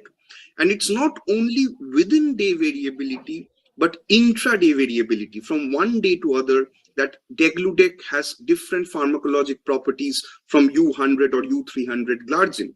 The dark blue buildings in these graphs are the action profile of degludec, whereas the gray ones on the left is the action profile of U100 glargine. The gray ones on the right is the action profile of U300 glargine. And as you can appreciate, the gray bars are much more heterogeneous. They are all over the place of different heights compared to the dark blue bars, implying that it's not only within a day, but even from one day to other, that the action profile of U100 and 300 glargine varies. And this lesser predictability of glargine is somewhat of a disadvantage compared to the better predictability of degludec. Now, again, I believe that some of you must have seen presentations with U300 glargine. There are actually some studies which shows that its pharmacologic property is as good as degludec, or it might even be better than degludec. And I believe that if you look at it neutrally, it often depends on who is sponsoring the study. But one action profile of degludec, which is a distinct advantage compared to any form of glargine, is its flexibility. U300 glargine has a flexibility of only ±3 hours. U100 glargine has a flexibility of ±1 hour, whereas degludec has a flexibility of as low as 8 hours, as high as 40 hours, which means that if you give a dose of degludec in the morning today, you can give the next dose at dinner tomorrow and the third dose in the morning the day after, without it losing its efficacy, without it losing its flat glycemic action, and without it causing undue hypoglycemia. We know that in an in-hospital setting, a patient might not stay in the ward all across 24 hours. The patient might go for a therapeutic procedure. The patient might go for a diagnostic procedure. And this flexibility profile of degludec gives it a distinct advantage, not only in the outpatient setting, but also in the inpatient setting, where it can be given anytime during 24 hours without it losing its efficacy. And of course, degludec, like most other insulins, can be used in patients with renal and hepatic impairment, in the elderly. And of course, it can be used right up to children of 1 year of age. Its label allows it to be used right up to 1 year of age. Now, the last few slides, I'll be looking at an Indian study. This study is interesting not only because it is Indian, but also because it's one of the few studies, or possibly the only study till date, which compared in-hospital use of degludec with U300 glargine, the modern glargine, with degludec. And it did so in patients, all of whom had undergone CABG. We know that post-CABG, you need strict glucose control. And in this study, all the patients underwent continuous glucose monitoring. So this was an Indian study comparing degludec with U300 glargine in a post-CABG setting in patients, all of whom underwent a continuous glucose monitoring over a period of 14 days to give you exact idea as to what was the efficacy head-to-head of these two insulins and what was the safety profile of these two insulins. It was a treat-to-target trial where the fasting was maintained less than 140 and the pre-meal was maintained less than 180. So over a period of 12 days, it was seen that the average glucose lowering, the mean glucose lowering was similar between degludec and U300 glargine. However, if you look at different time points, the pre-breakfast glucose lowering was significantly better with degludec compared to U300 glargine. And the number of patients who attained a glucose level of between 100 to 140 was significantly better with degludec compared to U300 glargine. So this study actually tells us that when you use degludec in the inpatient setting, you can attain better fasting glucose levels compared to U300 glargine in a post-CABG setting. And if you go for more intensive glucose control, 100 to 140 milligrams per deciliter, you can attain it safely, much more commonly with degludec compared to U300 glargine. And if you look at the recent guidelines, in certain settings, particularly post-CABG settings, lower inpatient glucose targets might give you long-term benefits. So to sum up, we have looked at some recent studies which shows that unlike popular belief, contrary to popular belief, degludec can be titrated in every 1 to 2 days. Degludec can be used in an inpatient setting, and when you use degludec in an inpatient setting, you get better glucose control at different time points compared to U100 glargine. You have a lower risk of hypoglycemia compared to U100 glargine. You have more flexibility compared to both U100 and U300 glargine. And importantly, in a post-CABG setting or in settings where you want to attain more intensive glucose control, it helps you attain more intensive glucose control safely compared to U300 glargine.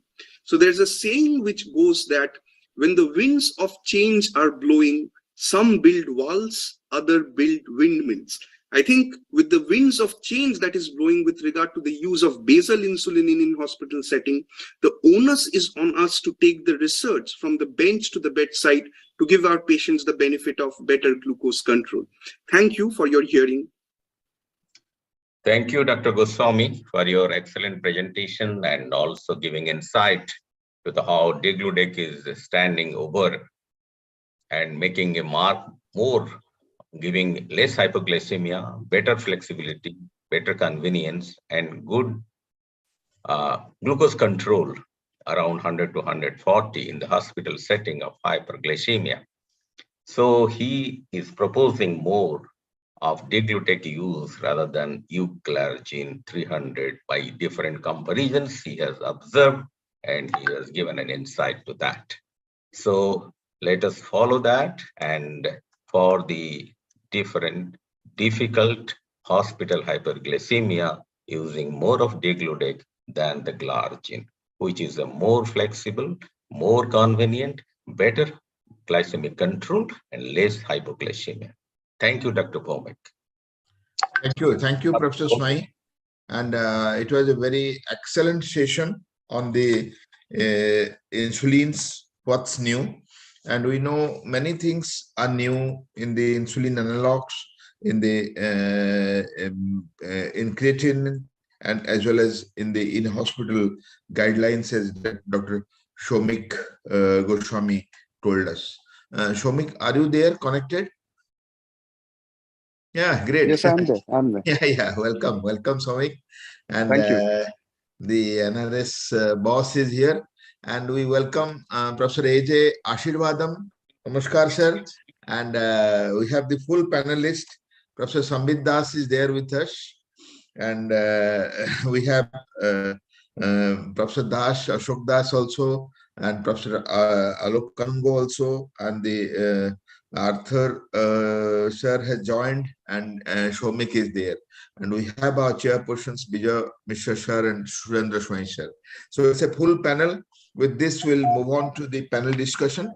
And all speakers have done very good in their presentation regarding the co-formulations, the semaglutide interview by Dr. Kanungo with Dr. Peter Kujals, and also Soumik in hospital, which is a beginning of new chapter that ultra long acting basal insulins in hospital state.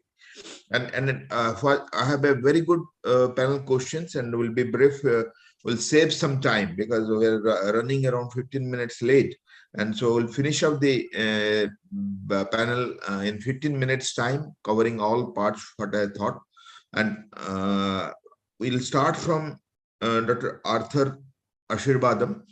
Sure, you have heard the whole discussion, and I'll take your opinion that are we able to start right insulin in right time for our patients? Well, that's the most difficult question, which we are not able to achieve in day-to-day practice.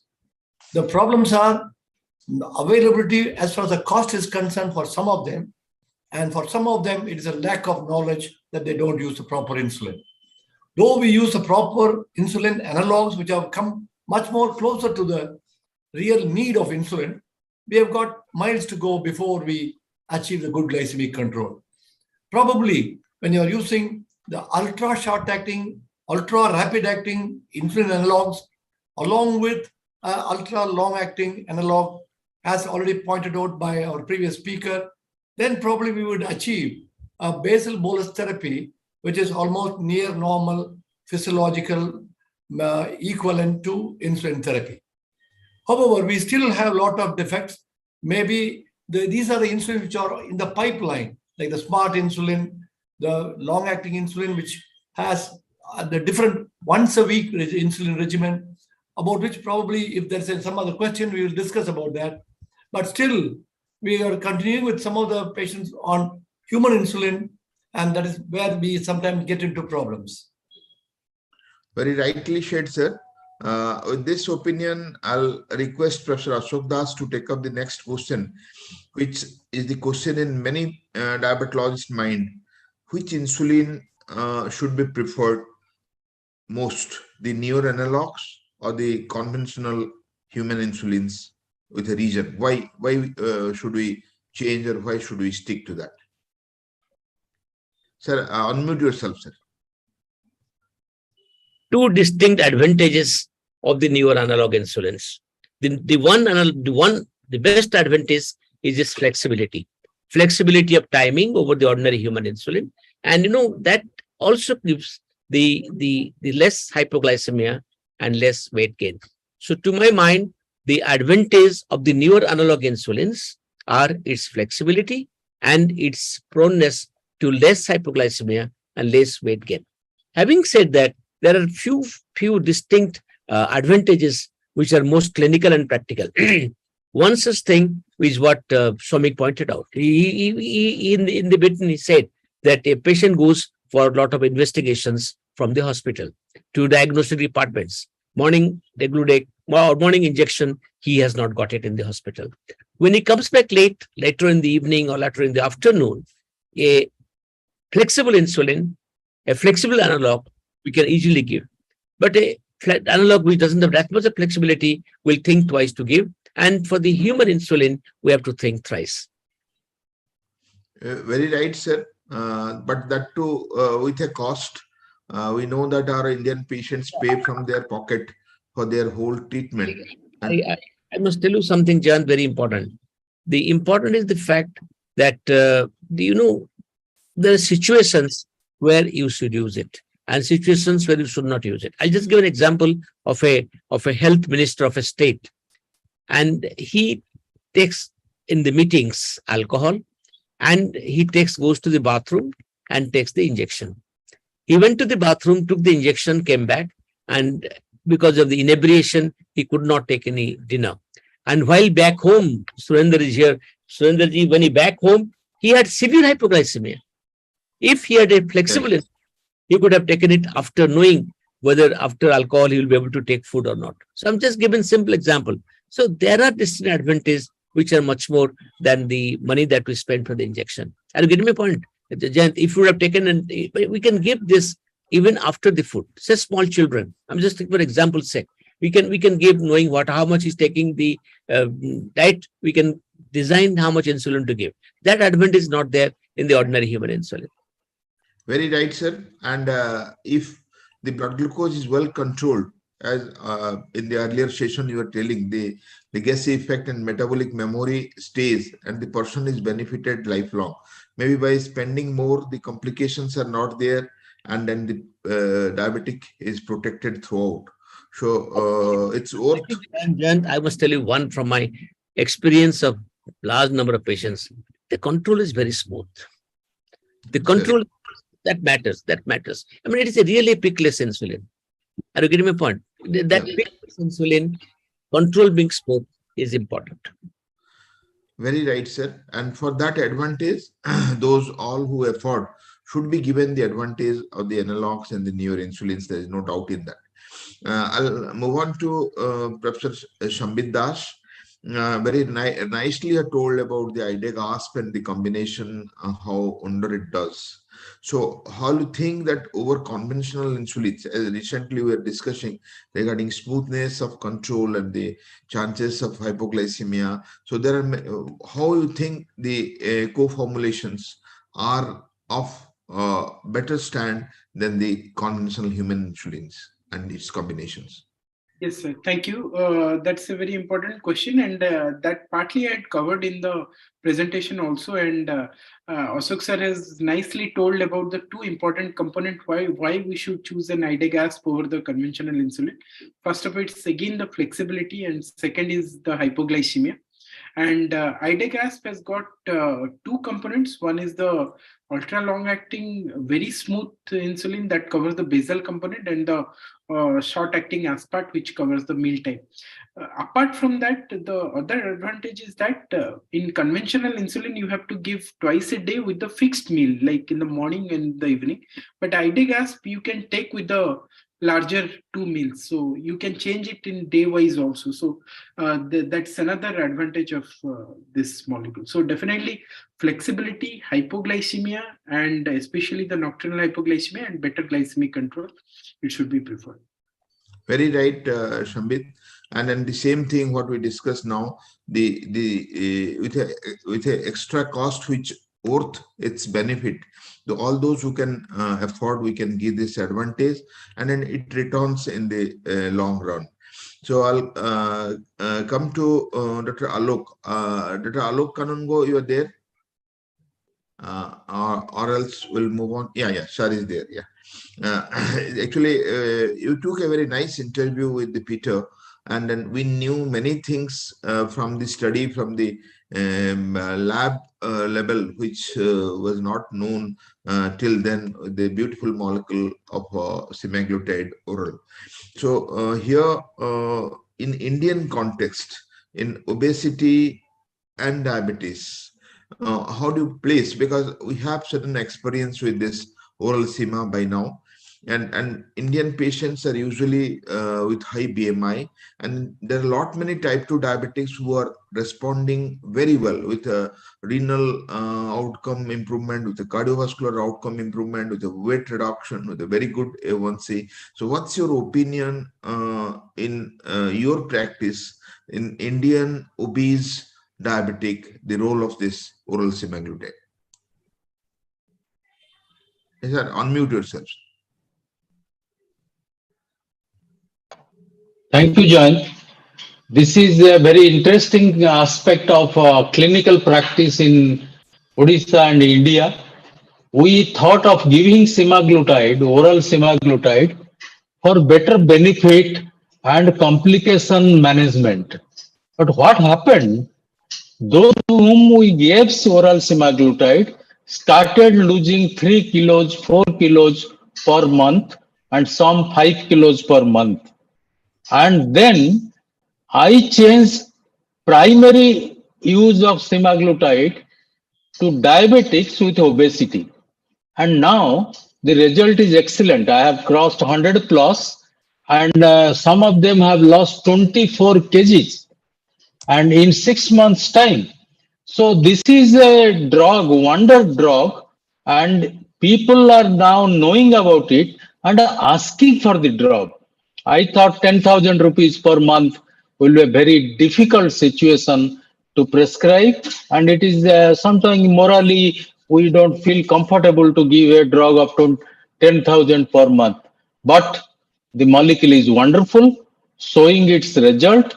Blood sugar is controlled, blood pressure is controlled, obesity is controlled, and all type of patients from justice to wage earners, daily wage earners, those who are able to afford, all are happy. So I think this is a wonderful molecule going to take over the future of diabetes management. I'll agree to you, sir.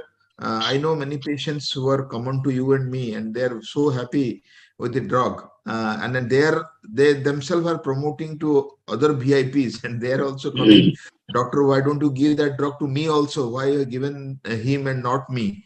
So that is the situation. Here, one thing I'll take the opinion of Professor Ashok Das in his vast experience and the academic background, that the dyspepsia, which remains as the only effect, need to be counteracted. And for that, we are going 3, 7, 14. And those who are already on a GLP-1 agonist, say liraglutide or say dulaglutide, in them, can we shortcut this time period of 2 months in escalation of the drug to 14, or we have to go through that? I think it's a very important question. There is one is the academics and the other is the practicality. Academic medicine or academic diabetology says that you should give for 1 month 3 milligram, then change over to 7 milligram, then change over to 14 milligram, or give more than even 1 month, 2 months to 3 months, then change over. But I must tell you that many of my patients, they have started with few days of 3 milligram, they have changed over to 7 milligram, and the tolerance has not been a problem, and the effect has been great. You know that the drug 3, 7, 14 cost the same, and you know that the cost of there is no issue of making the drug half, because we do not know whether snack will be similar in both the components. So the absorption for which there is a protein in a pill will be lost. So the question of having the tablet or making the tablet half does not arise. So you have to give it as a whole. Therefore, I believe, and many of my patients, I myself also, since some patients I have promoted of not going academically for 3 months 3 milligram, 3 months 7 milligram, 14 milligram, but I have made shortcut between 3 and 7. About the 14, I must have used in very few patients. I think maximum drugs I've used is about 7. Number of patients that are on 7 are maximal in my practice. I must tell you one thing, that even though we said that semaglutide, oral semaglutide, for its glycemic efficacy, I have found that it is great. Its anti-obesity effect was believed to be less, but in my practice, it is quite sizable.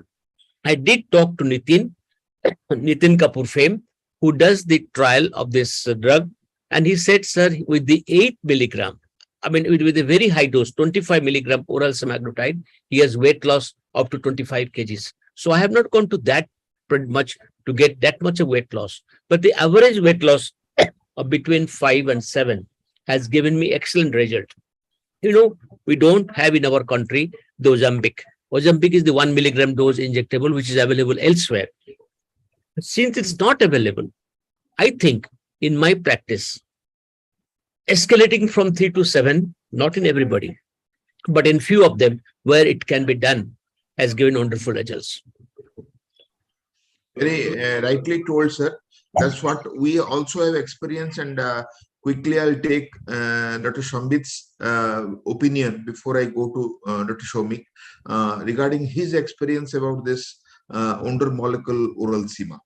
And escalating earlier than the scheduled, insert prescription. Before Sambit comes, there is only one clinical situation where many physicians are insisting to Revel's patients that take L-troxin fast and forget about semaglutide. So I want the panel to discuss this. I change it over to the evening. I change over this to the evening. I say you take it in the evening, L-troxin, and I give morning oral semaglutide.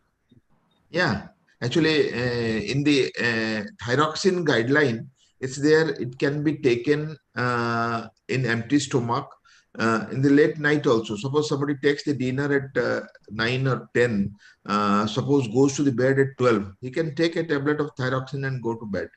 So that is scientifically included in its dosage schedule. So the same thing what Professor Das has told, I have also in my patients with hypothyroid and diabetes who are on oral sema, I changed the thyroxine schedule to the late night rather, that is after dinner, 2 hours after dinner while going to the sleep. Sambit, what do you think?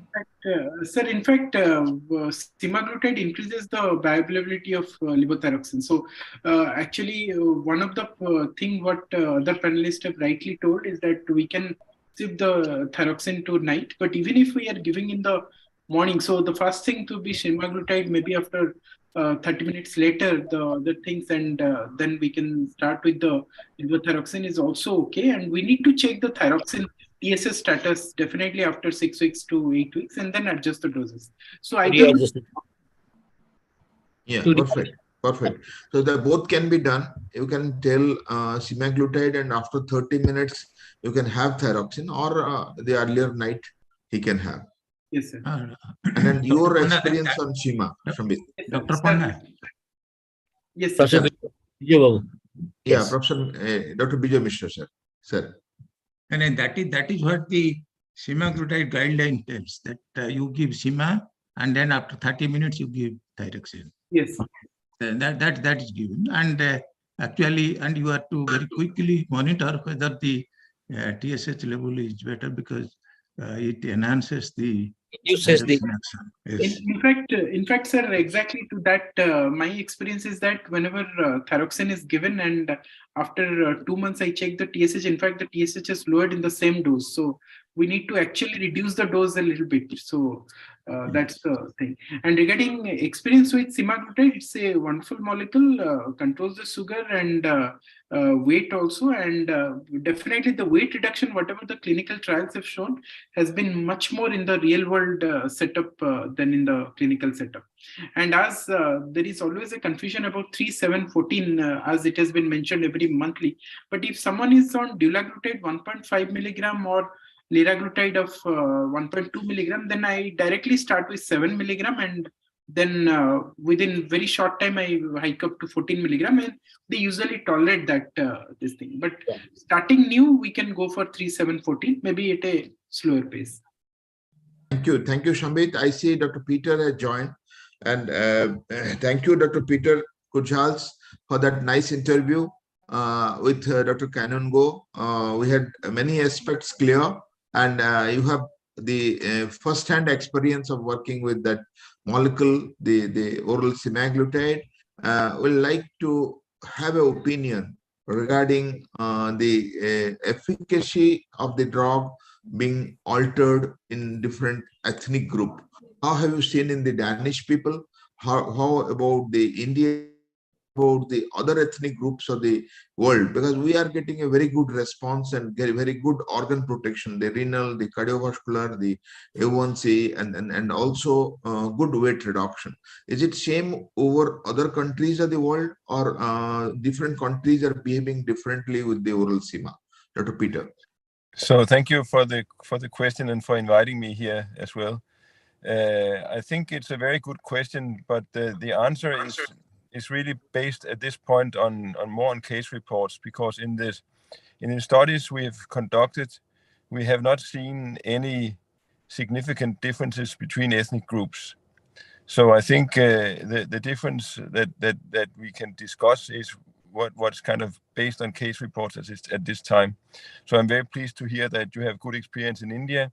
It may relate to improvements of beta cell function, of course, with GLP-1 in general. That also makes the response very, very, very good in the Indian population. But in general, we see, and what we hear back from case reports is, of course, very favorable for SEMA in general, but also for oral SEMA specifically. And as the previous panelist here was mentioning, sometimes it is our impression that the real world experience actually is even better than what we've seen in the clinical setup, in the clinical trials. Thank you, Peter. We had a good exposure of Jayant, one question I have to ask. Please stay back. I have a couple of questions for you on insulin also. I'm going to Shomik directly. Shomik told and opened a new chapter, like and every molecule creates a new beginning at some point of time. The long-acting basal insulins and the in-hospital management. Usual impression goes, we give short-acting, rapid-acting, and then neutralizing bolus doses, and immediately we shift over before discharge to the other preparations. So in giving this, aren't we exposing our patient to hypoglycemia at any point of time? Number one. Number two, what's your experience in NRS Medical College on in-hospital management with the ultra long-acting insulins? Dr. Shomik. Okay, so thank you for that very relevant question. I would first like to put out the caveat that as a part of standard guidelines, degludec is still not an in-hospital insulin, but we know that guidelines take time to change. They will change in due course of time. But we have data that one, it can be titrated on a daily basis without increasing the risk of hypoglycemia. Two, we have data that compared to U100 glargine, it gives us better in-hospital control with a lower risk of hypoglycemia.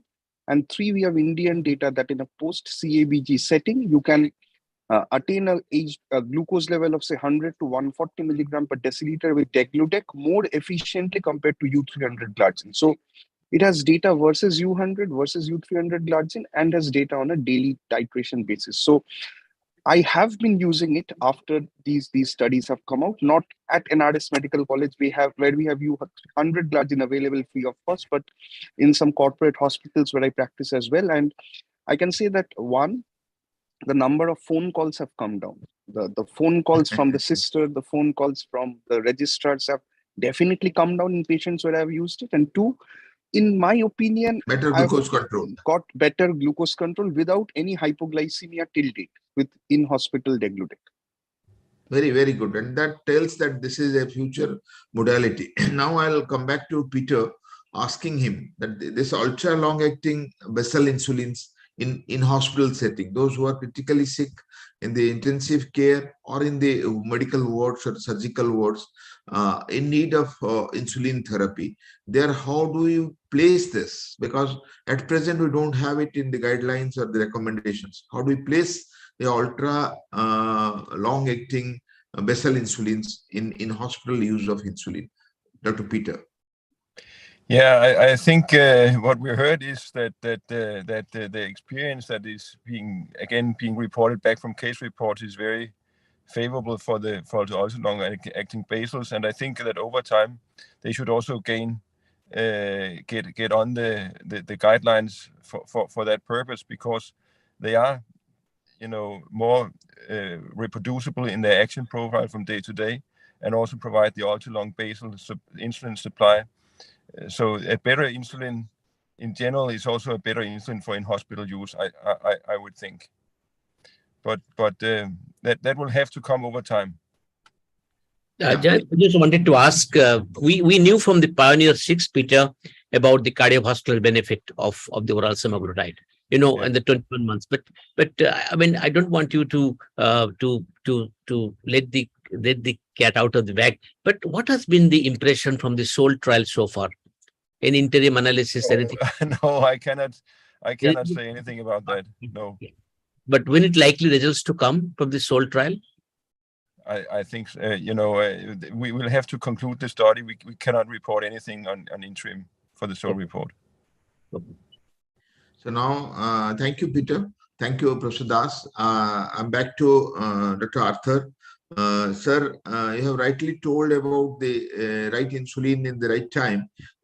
What we feel, and you have also agreed that there is a lot of inertia in the insulin therapy, and then we physicians are more responsible than the patients for the inertia. The inertia is more in physician's mind, then with the patients, or then with the paramedicals or the system. So how do you suggest to overcome the insulin inertia in India? Well, inertia is a part and parcel of every patient, every paramedics, as well as medical personnel. So that has to be derooted properly by education, education, and education. And once you see the benefit, for example, from a non-insulin regimen to an insulin regimen, you definitely see the quality of life getting better. If 10 patients you see that they're all right attending to their work, which they were not able to do with an OHA, 6 OHAs, then probably you get this conviction that insulin has really done the job. The second point is that now upgrading from ordinary insulin to an analog, same way, it might think that, oh, what is there between these two? You have to spend a lot. But still, as it was already pointed out by many of us, many of our colleagues, when you use an ultra rapid acting, short acting insulin, you are able to achieve a better control and less of hypoglycemia. That is something very wonderful. With a regular insulin, whenever you have a hyperglycemia in the postprandial state, we are tempted to increase the dose of insulin. Once you increase the dose of insulin, you end up with hypoglycemia. So the patient never ever increases the insulin. So ultimately, you have spoiled the motivation, what all you have created so far, and that patient would never be able to come to good glycemic control hereafter. So in these situations, to tide over the real inertia in insulinization, as well as when you are trying to give a good insulin, you will be able to achieve the best, a good glycemic control with less of hypoglycemia, using short-acting analog, as well as avoidance of nocturnal hypoglycemia with a ultra-long-acting analog. That gives a boost or motivated the patient, the paramedics, as well as the doctors. This is again, it is next to education. I think the finding that more than 3 hypoglycemics are counterproductive also has gone a long way in establishing that in timely insulin initiation. Am I correct, Arthur? Timely initiation has to be done. And patients themselves have seen adding one more beyond 3 that used to do up to 4, 5, and 6. It is not useful. We had that landmark study. You remember that landmark study? Second year data, we found that the acceptance of insulin by the subjects was much better when they saw that the sugars are not coming down. And when they saw the results of the first year, not the investigators, that the neuropathy was much more with the people who did not take insulin and their sugars are high. So I think there is a job that has to be done by us to bridge the gap between uncontrolled diabetes with the appropriate insulinization, which should be available, affordable, accessible to the Indian diabetic patients. In appropriate cases, they will accept it. Jayant. Thank you, sir. It was an excellent panel discussion. We are in time, and thank you for joining Dr. Ashirvadam, Dr. Peter, and Professor Das and Dr. Kanungo. Our chairpersons have done a marvelous job, and then all 3 speakers, Professor Sambit, and then Dr. Alok Kanungo in his interview, and then Dr. Shomik has opened up a new chapter in the insulin therapy. So from NUCD team, I thank all of you and request Professor Das to give concluding remarks, and we'll go to the last part of the day's program, that the headlines round up by the My dear, it was a wonderful day. We started in time with an inauguration by our teacher of the teachers, Professor K.C. Samal. We had Niranjan Tripathi. We had everybody on the scientific committee members, and from that time we had a wonderful program, and the entire program today has been centered around 7 sessions, and each session had a very important format that we decided earlier.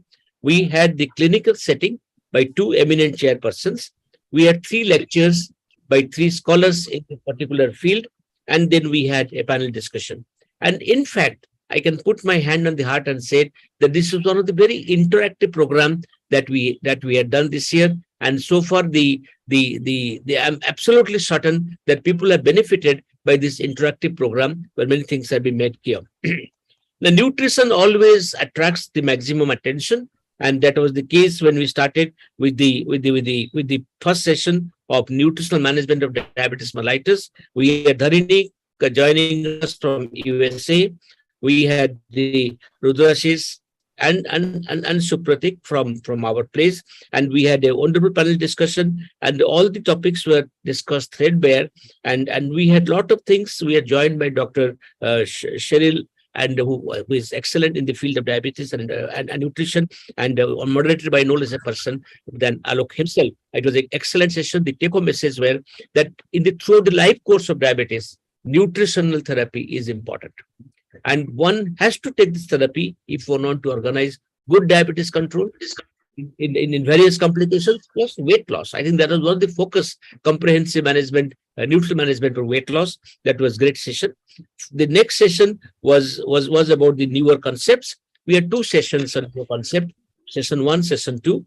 First was chaired by Jayant and Latendu, and we had the remissions and reversals, re-reversal, and the first year control matters, and about the diabetes and mind, a new paradigm of diabetes, mind-body medicine. And the speakers were Mohan, myself, and Sanjay Kalra. And this was a session which people liked. The second session on the newer concept was again 3 concepts: sarcopenia, a new concept gaining ground in diabetes mellitus. The second concept discussed is about the new clusters of type 2 diabetes mellitus. New clusters, not the cluster that we found in Finland and Sweden. The clusters found in our country by Dr. Anjana.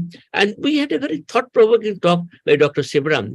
As usual, in his own style, he asked many questions, and also he gave some guidelines like BMI of 22. You bring down BMI 22, then only start treating. And it was a great session to my mind, giving a very clear direction of treating the treatment of the NAFLD. And we had Rajesh Rajput on sarcopenia. We had Dr. Anjana on the clusters, SP Singh on the NAFLD. And a very good discussion at the end of it. Srikant moderated the session. We had Mano Chawla who joined from Mumbai, and we had a great discussion. Dear friends, this next session was regarding monitoring. We did not call it monitoring. People will not be attracted. We called it, you can only change what you measure. And John gave a path-breaking, groundbreaking talk, beautiful talk on the TIR, TBR, and TAR, which was followed by Dr. S.K. Sharma from Jaipur, who spoke about the interpretation of HbA1c and in the CGM era, and also talked about the structured FMBG. The discussion centered around the new metrics, how it can be adapted to our country, how the flash glucose monitoring of not continuous, but flash glucose monitoring of any number of days, say 14 days, can make a great change in the patient monitoring. The huge benefits of the CGMS were discussed. We also discussed, Sharma also discussed, by connected meters, if one can mimic the TI. That is a good thing, because many of our countrymen cannot afford the full CGMS or FGM regularly. So it was also discussed by a connected meter, a structured blood glucose monitoring can be answered to great extent to the monitoring of diabetes mellitus. We had a great discussion by Dr. Sunil Kota, who moderated the session. We had Dr. Ritesh Agarwal from Bhubaneswar, who spoke beautifully on the interchangeable glargine. They had got that stamp, so they talked about the interchangeable glargine and translating evidence to benefit. It was a great session, and Ritesh spoke beautifully well about this molecule. And we had the people who joined us, other people who have joined us for the discussion also. The next session was regarding the oral drugs. Believe me, it was an excellent session. We discussed regarding the can vildagliptin address the roadblocks in type 2 diabetes. We discussed that diabetes is not inevitable, and we can have metformin to prevent pre-diabetes going into diabetes. And ultimately, it was shown that we have no choice. It is important. It is that we should use metformin when there is a pre-diabetes to prevent it from going into the choice of using metformin is imperative. to produce that change of preventing pre-diabetes going to diabetes. It was a wonderful lecture by JJ. Ranjit also did a wonderful job when he spoke about the vildagliptin. Dr. Mangaras spoke about the dapagliflozin, the emerging evidences, and talked beautifully about it. And we had Kalyanda at the end, who spoke about the positions of sulfonylureas in the current era. I mean, I was really surprised that there were takers for all the oral drugs. And it meant that what a great degree of clinical experience reside in our country. I must tell you that I was amazed that in every drug, for the SU plus metformin plus gliptins plus dapagliflozin plus the metformin for the pre-diabetes and for the vildagliptin and other gliptins, a great deal of evidence and clinical practical knowledge were presented. I'm sure the questions have been recorded by Hardik, and we would like to make a small booklet about it. Alok, please organize that. And following that, the panel discussion was excellent, and we discussed everything threadbare. Dear friends, the penultimate session for today was a session on the incretins and the insulins. It was titled "What is New?" We had Dr. Vijay Mishra, one of our senior colleagues, and Surendra Swain. Surendra's voice is really absolutely fabulous. And they both conducted the session. We discussed about the insulin co-formulation, the Ryzodec, the advantages and the value proposition in the setting. It is a great molecule for our context because of our food style, because of our dietary habits, and because we want control with this dietary. It was a great session, told by no less a person than my dear Sambit. It is beautifully well. And the interview with Peter Krull was superb. And Peter Krull was one of the greatest architect of the modern insulin and the incretins. And Alok, in his own style, had a wonderful interaction with him. Shomik spoke beautifully. I know he started with what is change. I was observing him, and he had beautifully changed. He said that how this new findings can change the scenario, change the clinical positioning, even though not yet in the ordinary, guidelines. He proposed the way this molecule, the degludec, can become the molecule of the decade, the long-acting molecule, basal molecule of the decade, and he showed evidence because that Somik, I liked it profusely, the way you told about the change. And he started by saying the only thing constant in the world is change. And he justified at the end how this change can enhance the insulin use. And at the end of it, Jayant conducted a very great panel discussion. And Jayant, I congratulate you. And everything, all the clinical practical aspects were discussed. Dr. Arthur Ashirbadam, the professor of diabetology from the Madurai Medical College, I don't call Farmer or X, he joined us, and we had a great discussion regarding all that. Peter also joined back. I saw him in his car, and he joined back, stopping the car, and we had a great session, panel discussion. Joined, your questions were probing, clinical, practical, day-to-day, what we want to do, and it was great. Dear friends, the beginning has been good. I'm absolutely certain all the people in the country, in thousands, they have logged in.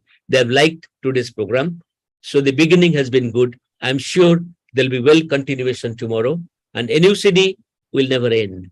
It will have an endless progression to 10th, to any nth, towards eternity. With these prayers and this, it is my job to thank and offer the NUCD team's gratitude to all of you who have made this program today. It is because of you the program is. The faculty make the program. The topics make the program. Your question answer make the program. And of course, we are here because of you, the thousands who have logged in spite of your lot of opportunities. Because you are, we are here. Thank you very much, everybody. And let us close the day today. And I'll hand over to Joy. Thank you. Thank you, Professor Das, Professor Ponda, and everybody. This meeting today was a very successful day, as you have so nicely briefed everything. Any program needs some back support and support from the right people to continue. Absolutely. I would like to thank RX Events, Hardik and his team for doing the technical job, Saurabh Tripathi for planning, designing, and executing the NUCD in a new format.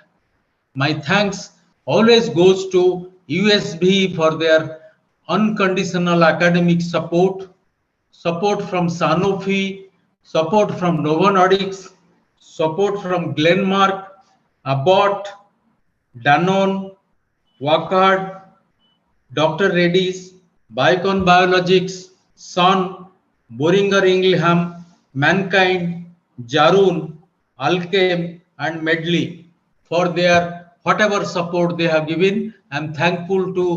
We are thankful to all of them. So I request Jayant to conclude this session. Thank you, sir. You heard about today's analysis very beautifully from Professor Das. It's a art he has acquired, and I'm trying to imbibe little from him. And Dr. Kanungo very nicely acknowledged the support of our backup team and the sponsors. I'll just remind you to be before your system tomorrow 10 a.m. We have very excellent sessions, starting with complications in diabetes. 1 and 2, we have 2 sessions with the best of the speakers. The technology and diabetes follows. Autoimmunity and diabetes is a completely new concept, and newer concepts in diabetes management and many more. We have excellent speakers. We have excellent topics provoking your gray matter to participate. And tomorrow's program will be still interesting, and it's a holiday, it's a Sunday. Have your breakfast and sit down before your system. Looking forward to see you all tomorrow 10 a.m. Thank you then. Thank you everyone for today's participation, and we look forward to see you tomorrow morning. Thank you. Thank you very much, sir. Professor Das. Professor Arthur, you want to speak something? Professor Arthur, you want to speak something? Just to thank each one of you, sir. It was really a feast. And to my teacher, Professor A.K. Das, I sincerely thank him. And all credit goes to him. Thank you. Bye. Thank you, sir. Thank you, sir. Thank you for joining us. Good night. Good night. We're leaving now. Thank you.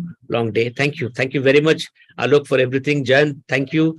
Thank you. Thank you. Thank you. Thank you very much. So tomorrow 9:45 will be connected, sir. Thank you. Thank you.